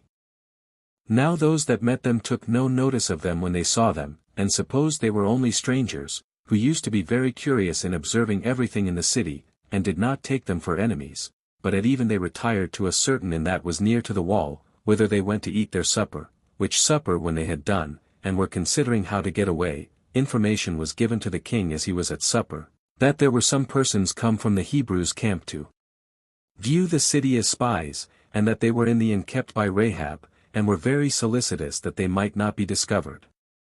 So he sent immediately some to them, and commanded to catch them, and bring them to him, that he might examine them by torture, and learn what their business was there. As soon as Rahab understood that these messengers were coming, she hid the spies under stalks of flax, which were laid to dry on the top of her house, and said to the messengers that were sent by the king, that certain unknown strangers had supped with her a little before sunsetting, and were gone away, who might easily be taken, if they were any terror to the city, or likely to bring any danger to the king. So these messengers being thus deluded by the woman, and suspecting no imposition, went their ways, without so much as searching the inn, but they immediately pursued them along those roads which they most probably supposed them to have gone, and those particularly which led to the river, but could hear no tidings of them, so they left off the pains of any further pursuit. But when the tumult was over, Rahab brought the men down, and desired them as soon as they should have obtained possession of the land of Canaan, when it would be in their power to make her amends for her preservation of them, to remember what danger she had undergone for their sakes, for that if she had been caught concealing them, she could not have escaped a terrible destruction, she and all her family with her, and so bid them go home, and desired them to swear to her to preserve her and her family when they should take the city, and destroy all its inhabitants, as they had decreed to do, for so far she said she had been assured by those divine miracles of which she had been informed. So these spies acknowledged that they owed her thanks for what she had done already, and withal swore to requite her kindness, not only in words, but in deeds. But they gave her this advice, that when she should perceive that the city was about to be taken, she should put her goods, and all her family, by way of security, in her inn, and to hang out scarlet threads before her doors, or windows, that the commander of the Hebrews might know her house, and take care to do her no harm, for, said they, we will inform him of this matter, because of the concern thou hast had to preserve us. But if any one of thy family fall in the battle, do not thou blame us, and we beseech that God, by whom we have sworn, not then to be displeased with us, as though we had broken our oaths. So these men, when they had made this agreement, went away, letting themselves down by a rope from the wall, and escaped, and came and told their own people whatsoever they had done in their journey to this city. Joshua also told Eleazar the high priest, and the senate, what the spies had sworn to Rahab, who continued what had been sworn. 3. Now while Joshua, the commander, was in fear about their passing over Jordan, for the river ran with a strong current, and could not be passed over with bridges, for there never had been bridges laid over it hitherto, and while he suspected, that if he should attempt to make a bridge, that their enemies would not afford him time to perfect it, and for ferry boats they had none, God promised so to dispose of the river, that they might pass over it, and that by taking away the main part of its waters, So Joshua, after 2 days, caused the army and the whole multitude to pass over in the manner following. The priests went first of all, having the ark with them, then went the Levites bearing the tabernacle and the vessels which belonged to the sacrifices, after which the entire multitude followed, according to their tribes, having their children and their wives in the midst of them, as being afraid for them, lest they should be borne away by the stream. But as soon as the priests had entered the river first, it appeared fordable, the depth of the water being restrained and the sand appearing at the bottom, because the current was neither so strong nor so swift as to carry it away by its force, so they all passed over the river without fear, finding it to be in the very same state as God had foretold he would put it in. But the priests stood still in the midst of the river till the multitude should be passed over, and should get to the shore in safety, and when all were gone over, the priests came out also, and permitted the current to run freely as it used to do before. Accordingly the river, as soon as the Hebrews were come out of it, arose again presently, and came to its own proper magnitude as before.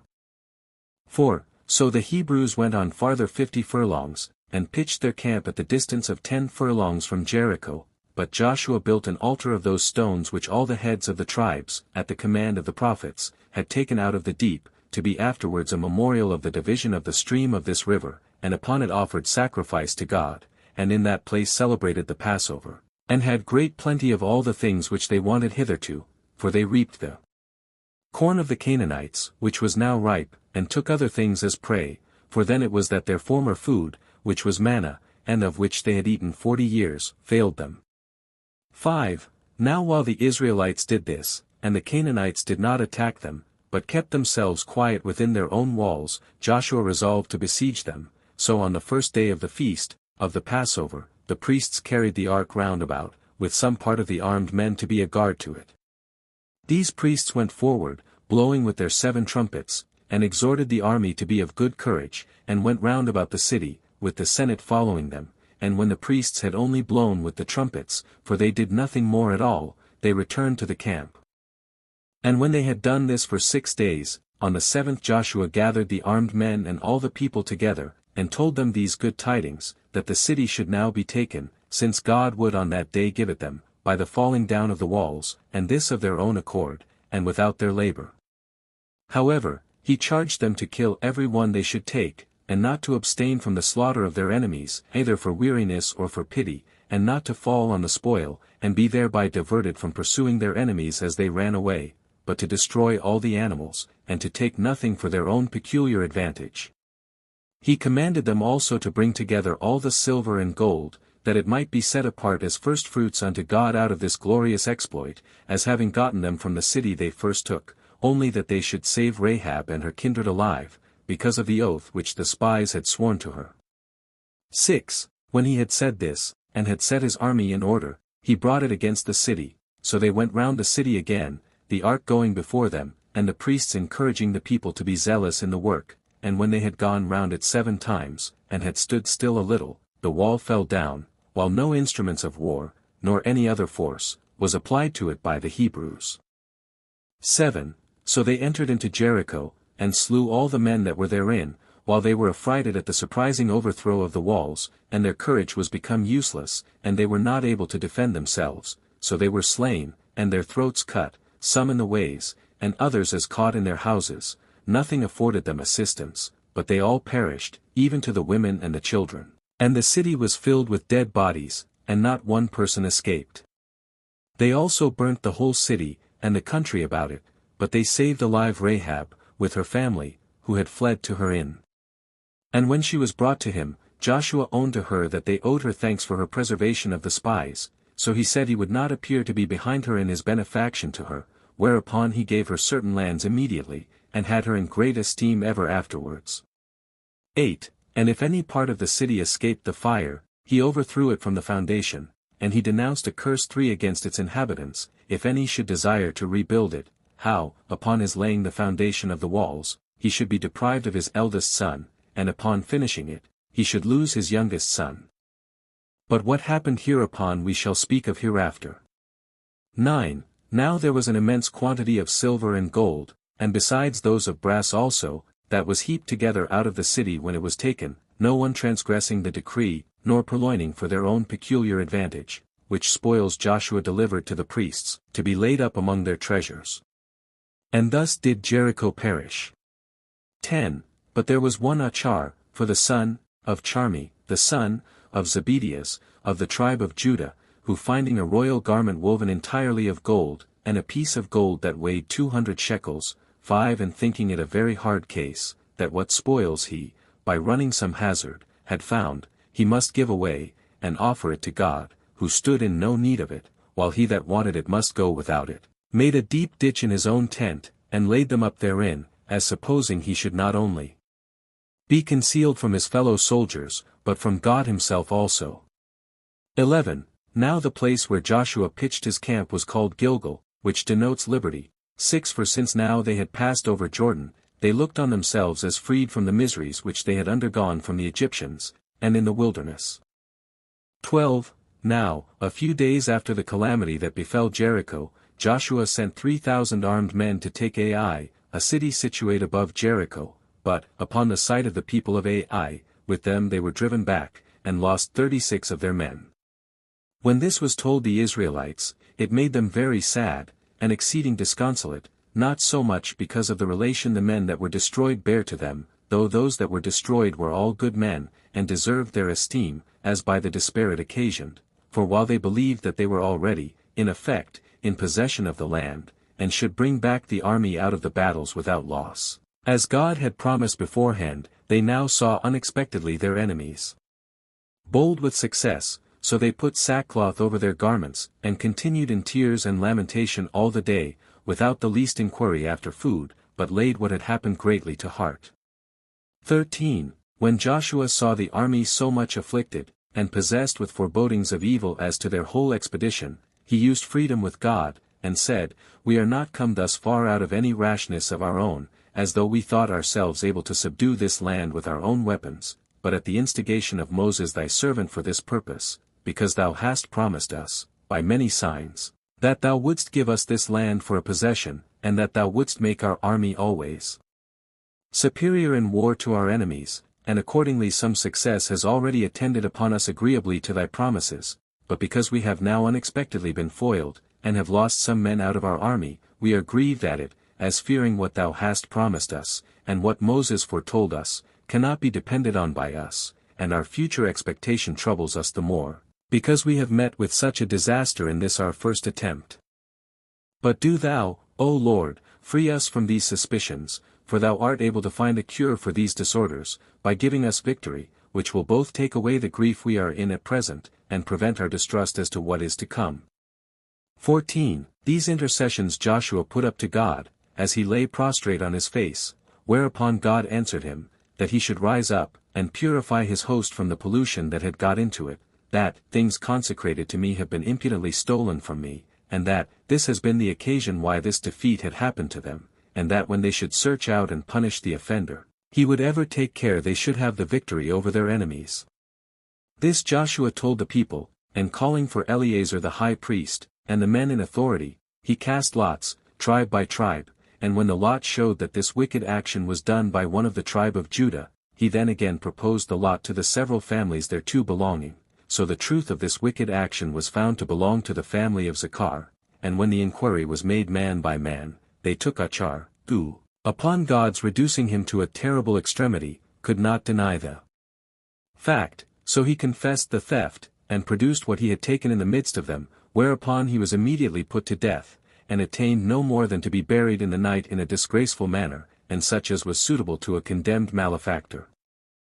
15. When Joshua had thus purified the host, he led them against Ai, and having by night laid an ambush round about the city, he attacked the enemies as soon as it was day, but as they advanced boldly against the Israelites, because of their former victory, he made them believe he retired, and by that means drew them a great way from the city, they still supposing that they were pursuing their enemies, and despised them, as though the case had been the same with that in the former battle, after which Joshua ordered his forces to turn about, and placed them against their front. He then made the signals agreed upon to those that lay in ambush, and so excited them to fight, so they ran suddenly into the city, the inhabitants being upon the walls, nay, others of them being in perplexity, and coming to see those that were without the gates. Accordingly, These men took the city, and slew all that they met with, but Joshua forced those that came against him to come to a close fight, and discomfited them, and made them run away, and when they were driven towards the city, and thought it had not been touched, as soon as they saw it was taken, and perceived it was burnt, with their wives and children, they wandered about in the fields in a scattered condition, and were no way able to defend themselves, because they had none to support them. Now when this calamity was come upon the men of Ai, there were a great number of children, and women, and servants, and an immense quantity of other furniture. The Hebrews also took herds of cattle, and a great deal of money, for this was a rich country. So when Joshua came to Gilgal, he divided all these spoils among the soldiers. 16. But the Gibeonites, who inhabited very near to Jerusalem, when they saw what miseries had happened to the inhabitants of Jericho, and to those of Ai, and suspected that the like sore calamity would come as far as themselves, they did not think fit to ask for mercy of Joshua, for they supposed they should find little mercy from him, who made war that he might entirely destroy the nation of the Canaanites. But they invited the people of Sapphira and Kiriathaim, who were their neighbors, to join in league with them, and told them that neither could they themselves avoid the danger they were all in, if the Israelites should prevent them, and seize upon them. So when they had persuaded them, they resolved to endeavor to escape the forces of the Israelites. Accordingly, upon their agreement to what they proposed, they sent ambassadors to Joshua to make a league of friendship with him, and those such of the citizens as were best approved of, and most capable of doing what was most advantageous to the multitude. Now these ambassadors thought it dangerous to confess themselves to be Canaanites, but thought they might by this contrivance avoid the danger, namely, by saying that they bear no relation to the Canaanites at all, but dwelt at a very great distance from them, and they said further, that they came a long way, on account of the reputation he had gained for his virtue, and as a mark of the truth of what they said, they showed him the habit they were in, for that their clothes were new when they came out, but were greatly worn by the length of they had been on their journey, for indeed they took torn garments, on purpose that they might make him believe so. So they stood in the midst of the people, and said that they were sent by the people of Gibeon, and of the circumjacent cities, which were very remote from the land where they now were, to make such a league of friendship with them, and this on such conditions as were customary among their forefathers. For when they understood that, by the favor of God, and his gift to them, they were to have the possession of the land of Canaan bestowed upon them, they said that they were very glad to hear it, and desired to be admitted into the number of their citizens. Thus did these ambassadors speak, and showing them the marks of their long journey, they entreated the Hebrews to make a league of friendship with them. Accordingly Joshua, believing what they said, that they were not of the nation of the Canaanites, entered into friendship with them, and Eleazar the high priest, with the Senate, sware to them that they would esteem them their friends and associates, and would attempt nothing that should be unfair against them, the multitude also assenting to the oaths that were made to them. So these men, having obtained what they desired, by deceiving the Israelites, went home, but when Joshua led his army to the country at the bottom of the mountains of this part of Canaan, he understood that the Gibeonites dwelt not far from Jerusalem, and that they were of the stock of the Canaanites, so he sent for their governors, and reproached them with the cheat they had put upon him, but they alleged, on their own behalf, that they had no other way to save themselves but that, and were therefore forced to have recourse to it. So he called for Eleazar the high priest, and for the Senate, who thought it right to make them public servants, that they might not break the oath they had made to them, and they ordained them to be so. Moreover, it happened that the day was lengthened 7 that the night might not come on too soon, and be an obstruction to the zeal of the Hebrews in pursuing their enemies, insomuch that Joshua took the kings, who were hidden in a certain cave at Makkedah, and put them to death. Now, that the day was lengthened at this and was longer than ordinary, is expressed in the books laid up in the temple. 18. These kings which made war with, and were ready to fight the Gibeonites, being thus overthrown, Joshua returned again to the mountainous parts of Canaan, and when he had made a great slaughter of the people there, and took their prey, he came to the camp at Gilgal. And now there went a great fame abroad among the neighboring people of the courage of the Hebrews, and those that heard what a number of men were destroyed, were greatly affrighted at it, so the kings that lived about Mount Libanus, who were Canaanites, and those Canaanites that dwelt in the plain country, with auxiliaries out of the land of the Philistines, pitched their camp at Beroth, a city of the upper Galilee, not far from Kadesh. which is itself also a place in Galilee. Now the number of the whole army was 300,000 armed footmen, and 10,000 horsemen, and 20,000 chariots, so that the multitude of the enemies affrighted both Joshua himself and the Israelites, and they, instead of being full of hopes of good success, were superstitiously timorous, with the great terror with which they were stricken. And when they had sacrificed, and denounced the blessings and the curses, and had left them engraven upon the altar, they returned to Shiloh. 20. And now Joshua was old, and saw that the cities of the Canaanites were not easily to be taken, not only because they were situate in such strong places, but because of the strength of the walls themselves, which being built round about, the natural strength of the places on which the cities stood, seemed capable of repelling their enemies from besieging them, and of making those enemies despair of taking them. For when the Canaanites had learned that the Israelites came out of Egypt in order to destroy them, they were busy all that time in making their cities strong. So he gathered the people together to a congregation at Shiloh, and when they, with great zeal and haste, were come thither, he observed to them what prosperous successes they had already had, and what glorious things had been done, and those such as were worthy of that God who enabled them to do those things, and worthy of the virtue of those laws which they followed. He took notice also, that 31 of those kings that ventured to give them battle were overcome, and every army, how great soever it were, that confided in their own power, and fought with them, was utterly destroyed, so that not so much as any of their posterity remained. And as for the cities, since some of them were taken, but the others must be taken in length of time, by long sieges, both on account of the strength of their walls, and of the confidence the inhabitants had in them thereby, he thought it reasonable that those tribes that came along with them from beyond Jordan, and had partaken of the dangers they had undergone, being their own kindred, should now be dismissed and sent home, and should have thanks for the pains they had taken together with them. As also, he thought it reasonable that they should send one man out of every tribe, and he such as had the testimony of extraordinary virtue, who should measure the land faithfully, and without any fallacy or deceit should inform them of its real magnitude. 21. Now Joshua, when he had thus spoken to them, found that the multitude approved of his proposal. So he sent men to measure their country, and sent with them some geometricians, who could not easily fail of knowing the truth, on account of their skill in that art. He also gave them a charge to estimate the measure of that part of the land that was most fruitful, and what was not so good, for such is the nature of the land of Canaan, that one may see large plains, and such as are exceeding fit to produce fruit, which yet, if they were compared to other parts of the country, might be reckoned exceedingly fruitful, yet, if it be compared with the fields about Jericho, and to those that belong to Jerusalem, will appear to be of no account at all, and although it so falls out that these people have but a very little of this sort of land, and that it is, for the main, mountainous also, yet does it not come behind other parts, on account of its exceeding goodness and beauty, for which reason Joshua thought the land for the tribes should be divided by estimation of its goodness, rather than the largeness of its measure, it often happening that 1 acre of some sort of land was equivalent to 1,000 other acres. Now the men that were sent, which were in number 10, travelled all about, and made an estimation of the land, and in the 7th month came to him to the city of Shiloh, where they had set up the tabernacle. 22. So Joshua took both Eleazar and the senate, and with them the heads of the tribes, and distributed the land to the 9 tribes, and to the half-tribe of Manasseh, appointing the dimensions to be according to the largeness of each tribe.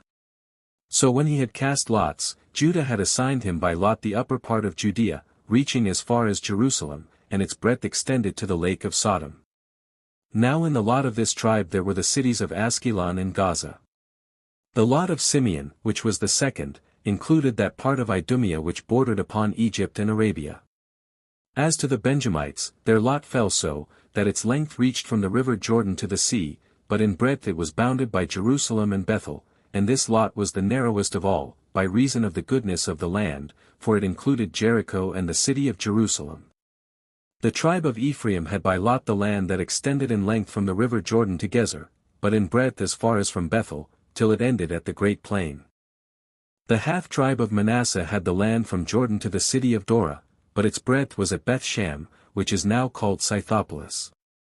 And after these was Issachar, which had its limits in length, Mount Carmel and the river, but its limit in breadth was Mount Tabor. The tribe of Zebulun's lot included the land which lay as far as the lake of Gennesareth, and that which belonged to Carmel and the sea.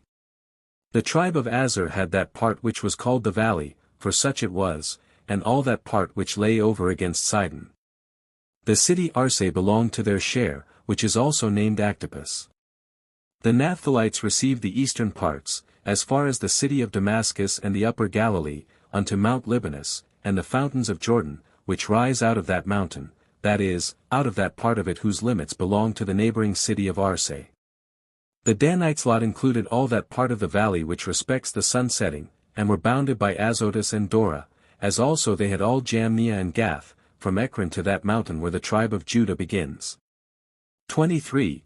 After this manner did Joshua divide the 6 nations that bear the name of the sons of Canaan, with their land, to be possessed by the 9 tribes and a half, for Moses had prevented him, and had already distributed the land of the Amorites, which itself was so called also from one of the sons of Canaan, to the 2 tribes and a half, as we have shown already. But the parts about Sidon, as also those that belonged to the Archites, and the Amathites, and the Aradians, were not yet regularly disposed of. 24. But now was Joshua hindered by his age from executing what he intended to do, as did those that succeeded him in the government, take little care of what was for the advantage of the public, so he gave it in charge to every tribe to leave no remainder of the race of the Canaanites in the land that had been divided to them by lot, that Moses had assured them beforehand, and they might rest fully satisfied about it, that their own security and their observation of their own laws depended wholly upon it. Moreover, he enjoined them to give 38 cities to the Levites, for they had already received 10 in the country of the Amorites, and 3 of these he assigned to those that fled from the manslayers, who were to inhabit there, for he was very solicitous that nothing should be neglected which Moses had ordained. These cities were, of the tribe of Judah, Hebron, of that of Ephraim, Shechem, and of that of Naphtali, Kadesh, which is a place of the upper Galilee. He also distributed among them the rest of the prey not yet distributed, which was very great, whereby they had an affluence of great riches, both all in general, and every one in particular, and this of gold and of vestments, and of other furniture, besides a multitude of cattle, whose number could not be told.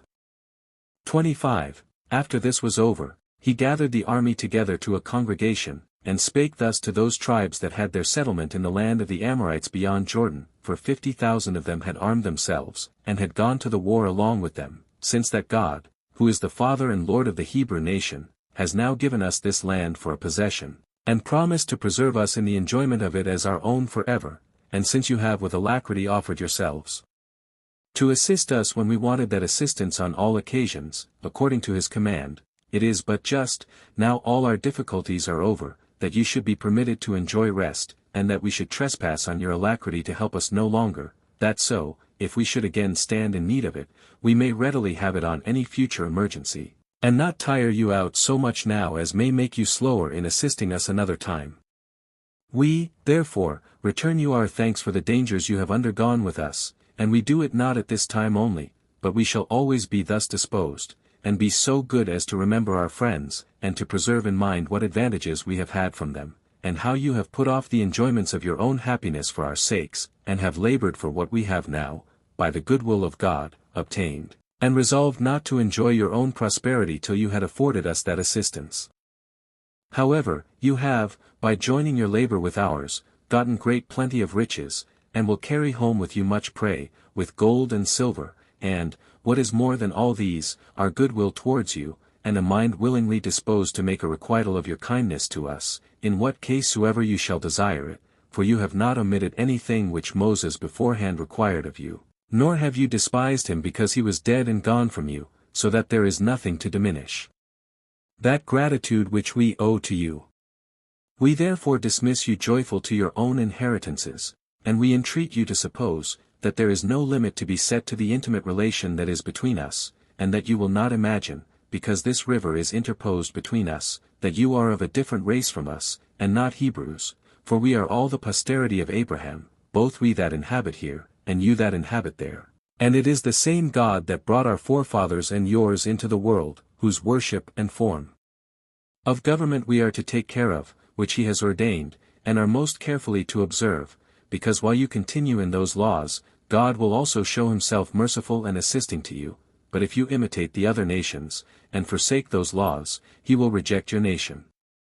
When Joshua had spoken thus, and saluted them all, both those in authority one by one, and the whole multitude in common, he himself stayed where he was, but the people conducted those tribes on their journey, and that not without tears in their eyes, and indeed they hardly knew how to part one from the other.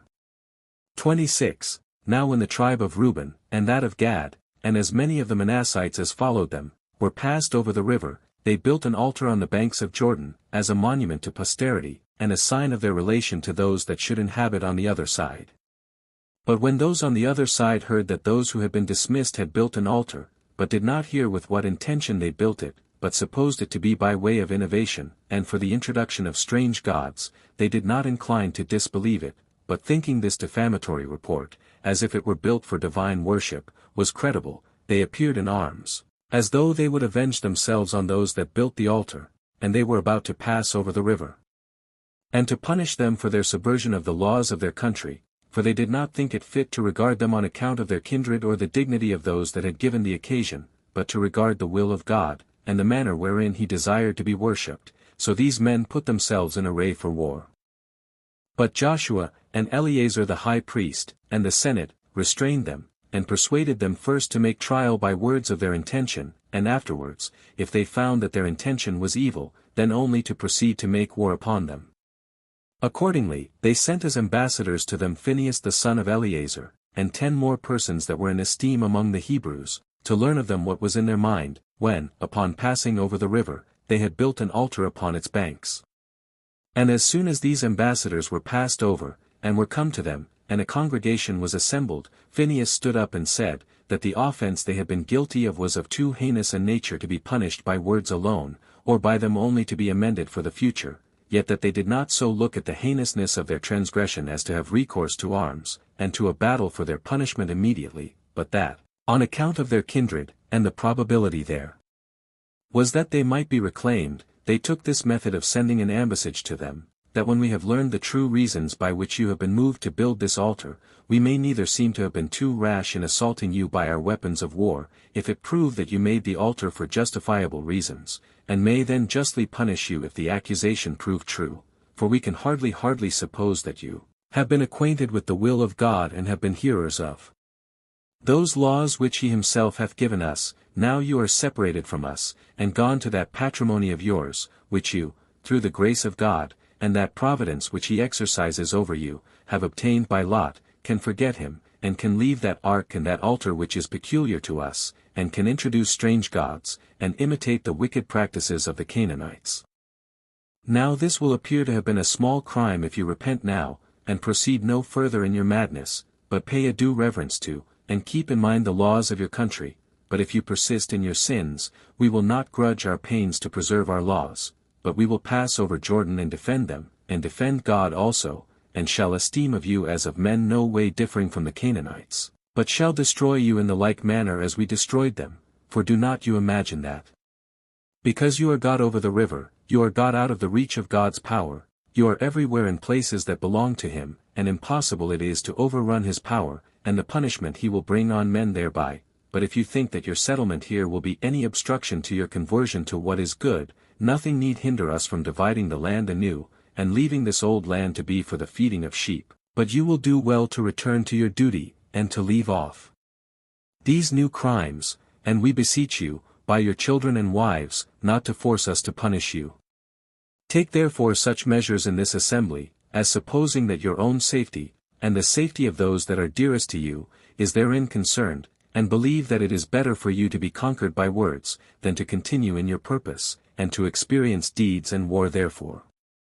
27. When Phinehas had discoursed thus, the governors of the assembly, and the whole multitude, began to make an apology for themselves, concerning what they were accused of, and they said, that they neither would depart from the relation they bare to them, nor had they built the altar by way of innovation, that they owned one and the same common God with all the Hebrews, and that brazen altar which was before the tabernacle, on which they would offer their sacrifices, that as to the altar they had raised, on account of which they were thus suspected, it was not built for worship, but that it might be a sign and a monument of our relation to you forever, and a necessary caution to us to act wisely, and to continue in the laws of our country, but not a handle for transgressing them, as you suspect, and let God be our authentic witness, that this was the occasion of our building this altar, whence we beg you will have a better opinion of us, and do not impute such a thing to us as would render any of the posterity of Abraham well worthy of perdition, in case they attempt to bring in new rites, and such as are different from our usual practices. 28. When they had made this answer, and Phinehas had commended them for it, he came to Joshua, and explained before the people what answer they had received. Now Joshua was glad that he was under no necessity of setting them in array, or of leading them to shed blood, and make war against men of their own kindred, and accordingly he offered sacrifices of thanksgiving to God for the same. So Joshua after that dissolved this great assembly of the people, and sent them to their own inheritances, while he himself lived in Shechem. But in the 20th year after this, when he was very old, he sent for those of the greatest dignity in the several cities, with those in authority, and the Senate, and as many of the common people as could be present, and when they were come, he put them in mind of all the benefits God had bestowed on them, which could not but be a great many, since from a low estate they were advanced to so great a degree of glory and plenty, and exhorted them to take notice of the intentions of God, which had been so gracious towards them, and told them that the deity would continue their friend by nothing else but their piety, and that it was proper for him, now that he was about to depart out of this life, to leave such an admonition to them, and he desired that they would keep in memory this his exhortation to them. 29. So Joshua, when he had thus discoursed to them, died, having lived 110 years, 40 of which he lived with Moses, in order to learn what might be for his advantage afterwards. He also became their commander after his death for 25 years. He was a man that wanted not wisdom nor eloquence to declare his intentions to the people, but very eminent on both accounts. He was of great courage and magnanimity in action and in dangers, and very sagacious in procuring the peace of the people, and of great virtue at all proper seasons. He was buried in the city of Timnab, of the tribe of Ephraim. 9. About the same time died Eleazar the high priest, leaving the high priesthood to his son Phinehas. His monument also, and sepulchre, are in the city of Gabbatha. Chapter 2.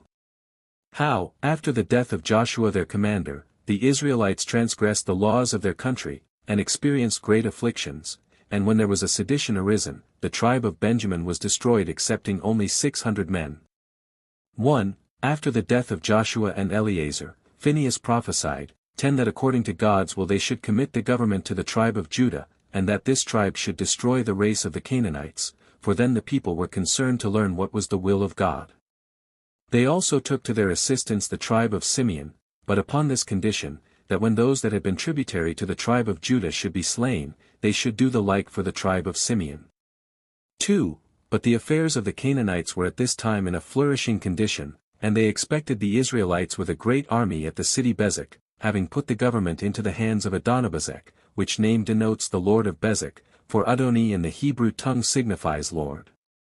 Now they hoped to have been too hard for the Israelites, because Joshua was dead, but when the Israelites had joined battle with them, I mean the two tribes before mentioned, they fought gloriously, and slew above 10,000 of them, and put the rest to flight, and in the pursuit they took Adonibezek, who, when his fingers and toes were cut off by them, said, Nay, indeed, I was not always to lie concealed from God, as I find by what I now endure, while I have not been ashamed to do the same.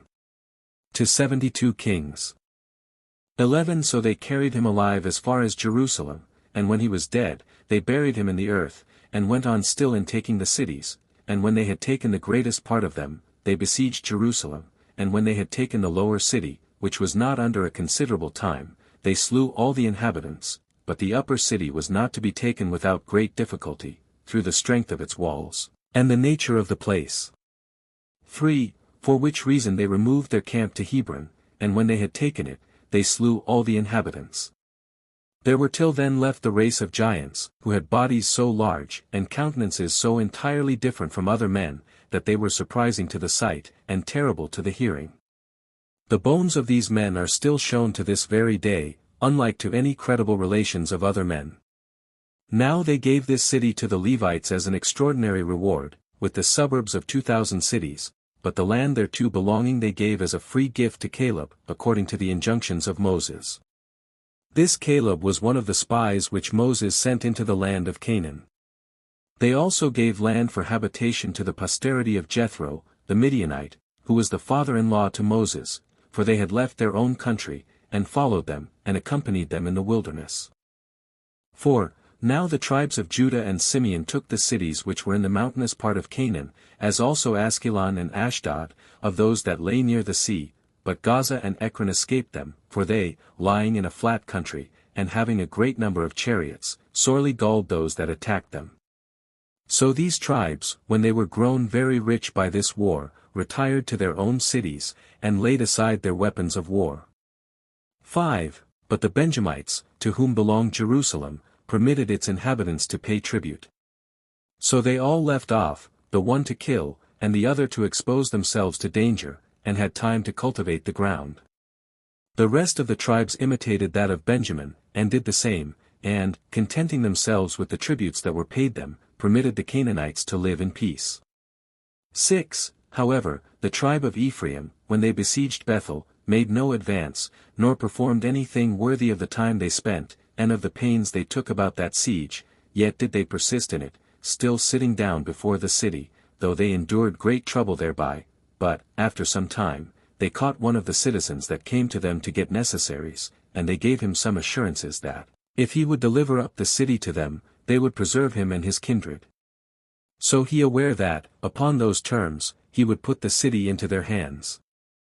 Accordingly, he that thus betrayed the city was preserved with his family, and the Israelites slew all the inhabitants, and retained the city for themselves.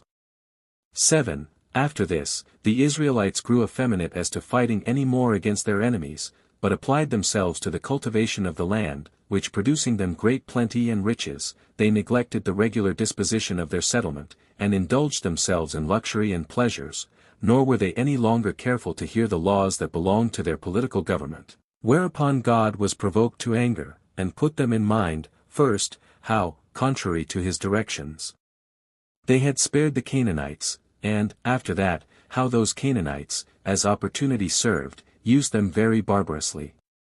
But the Israelites, though they were in heaviness at these admonitions from God, yet were they still very unwilling to go to war, and since they got large tributes from the Canaanites, and were indisposed for taking pains by their luxury, they suffered their aristocracy to be corrupted also, and did not ordain themselves a senate, nor any other such magistrates as their laws had formerly required, but they were very much given to cultivating their fields, in order to get wealth, which great indolence of theirs brought a terrible sedition upon them, and they proceeded so far as to fight one against another, from the following occasion. 8.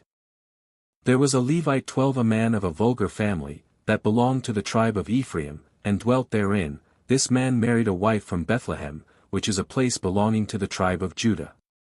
Now he was very fond of his wife, and overcome with her beauty, but he was unhappy in this, that he did not meet with the like return of affection from her, for she was averse to him, which did more inflame his passion for her, so that they quarrelled one with another perpetually, and at last the woman was so disgusted at these quarrels, that she left her husband, and went to her parents in the 4th month. The husband being very uneasy at this her departure, and that out of his fondness for her, came to his father and mother-in-law, and made up their quarrels, and was reconciled to her, and lived with them there 4 days, as being kindly treated by her parents. On the 5th day he resolved to go home, and went away in the evening, for his wife's parents were loath to part with their daughter, and delayed the time till the day was gone.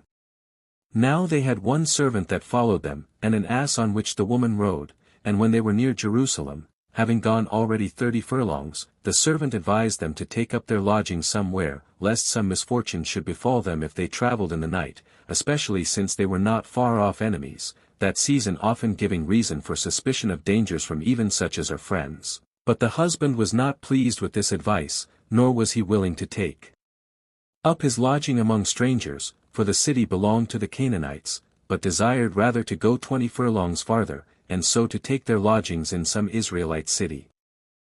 Accordingly, he obtained his purpose, and came to Gibeah, a city of the tribe of Benjamin, when it was just dark, and while no one that lived in the marketplace invited him to lodge with him, there came an old man out of the field, one that was indeed of the tribe of Ephraim, but resided in Gibeah, and met him, and asked him who he was, and for what reason he came thither so late, and why he was looking out for provisions for supper when it was dark. To which he replied, that he was a Levite, and was bringing his wife from her parents, and was going home, but he told him his habitation was in the tribe of Ephraim. So the old man, as well because of their kindred as because they lived in the same tribe, and also because they had thus accidentally met together, took him in to lodge with him. Now certain young men of the inhabitants of Gibeah, having seen the woman in the marketplace, and admiring her beauty, when they understood that she lodged with the old man, came to the doors, as contemning the weakness and fewness of the old man's family, and when the old man desired them to go away, and not to offer any violence or abuse there, they desired him to yield them up the strange woman, and then he should have no harm done to him. And when the old man alleged that the Levite was of his kindred, and that they would be guilty of horrid wickedness if they suffered themselves to be overcome by their pleasures, and so offend against their laws, they despised his righteous admonition, and laughed him to scorn. They also threatened to kill him if he became an obstacle to their inclinations, whereupon, when he found himself in great distress, and yet was not willing to overlook his guests, and see them abused, he produced his own daughter to them, and told them that it was a smaller breach of the law to satisfy their lust upon her, than to abuse his guests, supposing that he himself should by this means prevent any injury to be done to those guests. When they no way abated of their earnestness for the strange woman, but insisted absolutely on their desires to have her, he entreated them not to perpetrate any such act of injustice, but they proceeded to take her away by force, and indulging still more the violence of their inclinations, they took the woman away to their house, and when they had satisfied their lust upon her the whole night, they let her go about daybreak. So she came to the place where she had been entertained, under great affliction at what had happened, and was very sorrowful upon occasion of what she had suffered, and durst not look her husband in the face for shame, for she concluded that he would never forgive her for what she had done, so she fell down, and gave up the ghost, but her husband supposed that his wife was only fast asleep, and, thinking nothing of a more melancholy nature had happened, endeavored to raise her up, resolving to speak comfortably to her, since she did not voluntarily expose herself to these men's lust, but was forced away to their house. But as soon as he perceived she was dead, he acted as prudently as the greatness of his misfortunes would admit, and laid his dead wife upon the beast, and carried her home, and cutting her, limb by limb, into 12 pieces, he sent them to every tribe, and gave it in charge to those that carried them, to inform the tribes of those that were the causes of his wife's death, and of the violence they had offered to her. 9. Upon this the people were greatly disturbed at what they saw, and at what they heard, as never having had the experience of such a thing before, so they gathered themselves to Shiloh out of a prodigious and a just anger, and assembling in a great congregation before the tabernacle, they immediately resolved to take arms, and to treat the inhabitants of Gibeah as